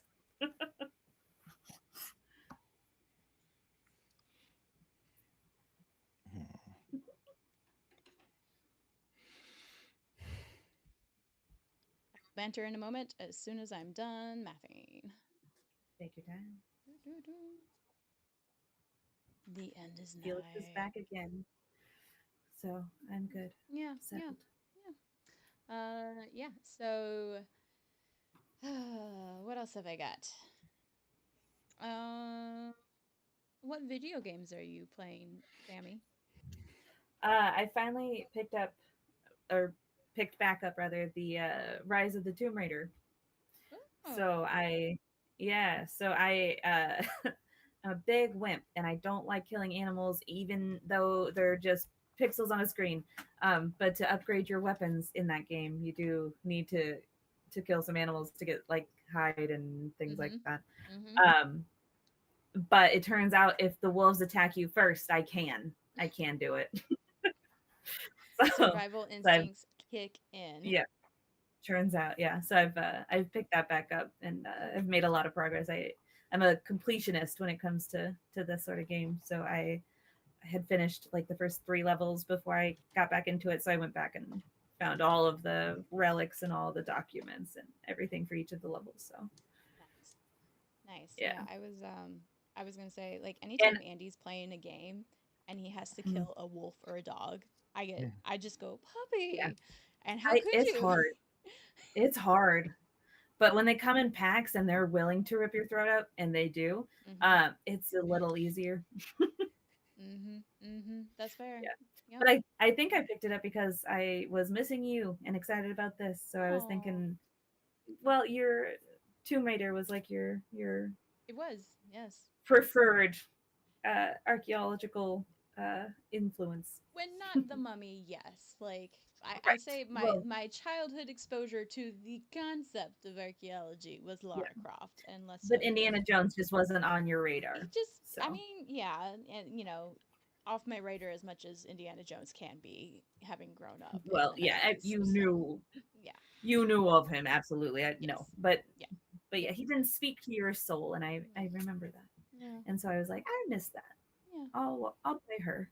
Oh, I appreciate that. All right, contestants, are we about wrapped? Yeah. Okay. Dr. G, the fall of the Roman Empire / Steph's answer, whiskey dick. Excellent. Oh no. Well, I've come in at just 10 words, which I think is great. Trash fire in the west, but glittery in the east. Ooh. I like it. Yeah. All right, Jen.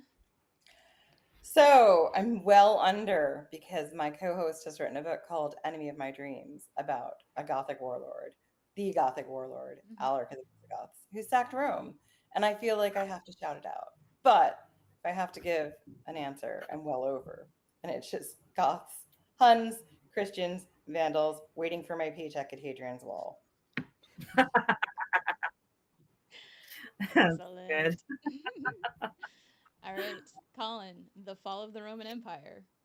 I was torn. I'll go with my actual answer, but then I might tell you my backup answer later. But similar to what Peter was going with, quote, better them than us, Greeks. Would not recommend. 1 star. Yeah. The God. Very good. Again, like them all. I think Colin just takes the edge, though. I'm going 3 and then 2 and 2. And then Colin, go ahead and hit us with your backup answer real quick before I. Things Fall Apart, Volume 1. Oh, bonus point for sure, though, Christy. Oh, okay. So now he's getting 4. Well, okay. I can do that math fast. There we go. Here we go. Gonna do what the Vandals are gonna do to the other competitors what the Vandals did to Rome, and then the Goths, and then the Vandals again. All right, but even so, we still have a pretty tight game, and at the end of the day, the points don't really matter. So, no. Final question: by yielding, you may obtain victory. Ovid said it probably. I'm sure. I don't know. Keep that in mind as you place your wagers, and here is your clue as to what the final prompt may entail. Agatha Christie. Again, the prompt doesn't necessarily matter much either. You just have to appeal to Sammy's sensibilities.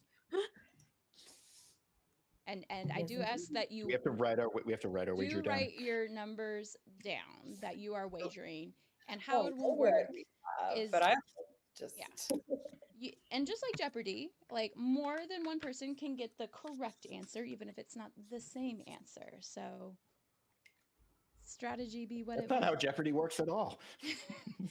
Multiple people can get the correct final answer. It all comes down to the wager. Okay. Yeah. Okay. Question. Yes. Am I supposed to be coming up with the question? No, we do have the question prepared for you. We are giving you the hint that Agatha Christie is going to be something. I don't know if that helps you in any regard when it comes to your wager. So. Okay. Yeah. Okay, everyone's got their numbers down, what they're willing to wager. Yeah. Should we show you or keep it no, secret? you can keep it to yourself at the moment, and we'll see what Sammy decides is right or wrong. All right, so here we go. Sammy And just to clarify, I get one pick.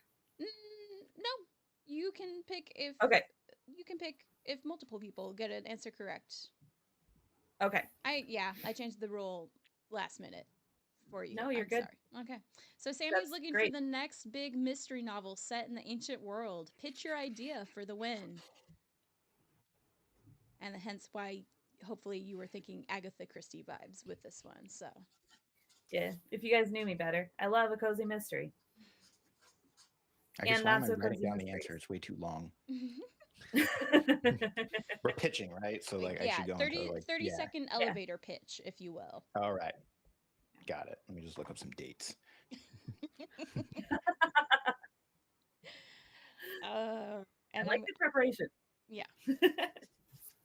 We are nothing if not professionals in this cohort. So look, man, that's not what I signed up for.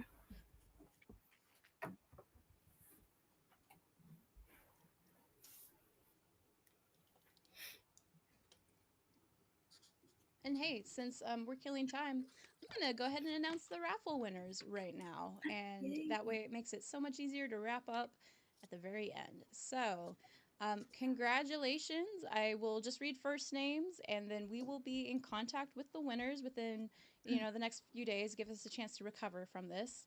And we'll be getting your text to you. So Blair won the copy of... Blair actually won one of the ones I wanted, the Women of Myth Oracle deck. So congratulations on that. Lindsay Bell won the copy of Enemy of My Dreams. Let's see, Blair won another one. You won 1,000 Ships by Natalie Haynes. Nigel gets the copy of How to Think About War, an Ancient Guide to Foreign Policy by Thucydides. Nigel wins another one, Rex the Seven Kings, and Nectar of the Gods. Nigel came out a big winner with this one. So, Nigel, thank you. I think you did buy quite a few tickets, so thank you for that. Cheryl wins a copy of Rex and another copy of Rex. So, Cheryl, we'll be in contact if you want both copies or maybe an Holiday alternative. gifting is covered this year. Yeah, we'll see. Yeah. Jack won the official Lore Olympus cookbook, another one I'm jealous about, as well as Medusa and History of Rome and Women of Myth by Jenny. Jack, you made out like a bandit on this one. Congratulations. Nicole, you won a copy of your cheeky guide to the Roman Empire, as did John and Melissa Reed. Oops, sorry, didn't mean to say names. I stopped myself with the final syllables with not, but you won Greek mythology. And Brittany also won the last copy of your cheeky guide. So again, thank you all for purchasing raffle tickets. We'll be in contact in the next few days about getting those books to you. I think for the one person who got 2 copies, we'll see if we can, if you want both, if you want to, I don't know. We'll figure something out when I have brain power again. So sit tight, and thanks again for, helping support all of these amazing writers and scholars and content creators. All right. And with that, we'll just go in order of left to right as I see it. Dr. G, hit us with your pitch. Okay, you have to go back in time. We're in the ancient Sumerian city-state of Ur. And the copper merchant, here, has turned up dead. Yep. He has turned up dead. This is terrible. But locally, there is a lady detective who lives in the city. So, Miss Marple has to get on the case. What is she going to do? She sometimes serves as a priestess in town.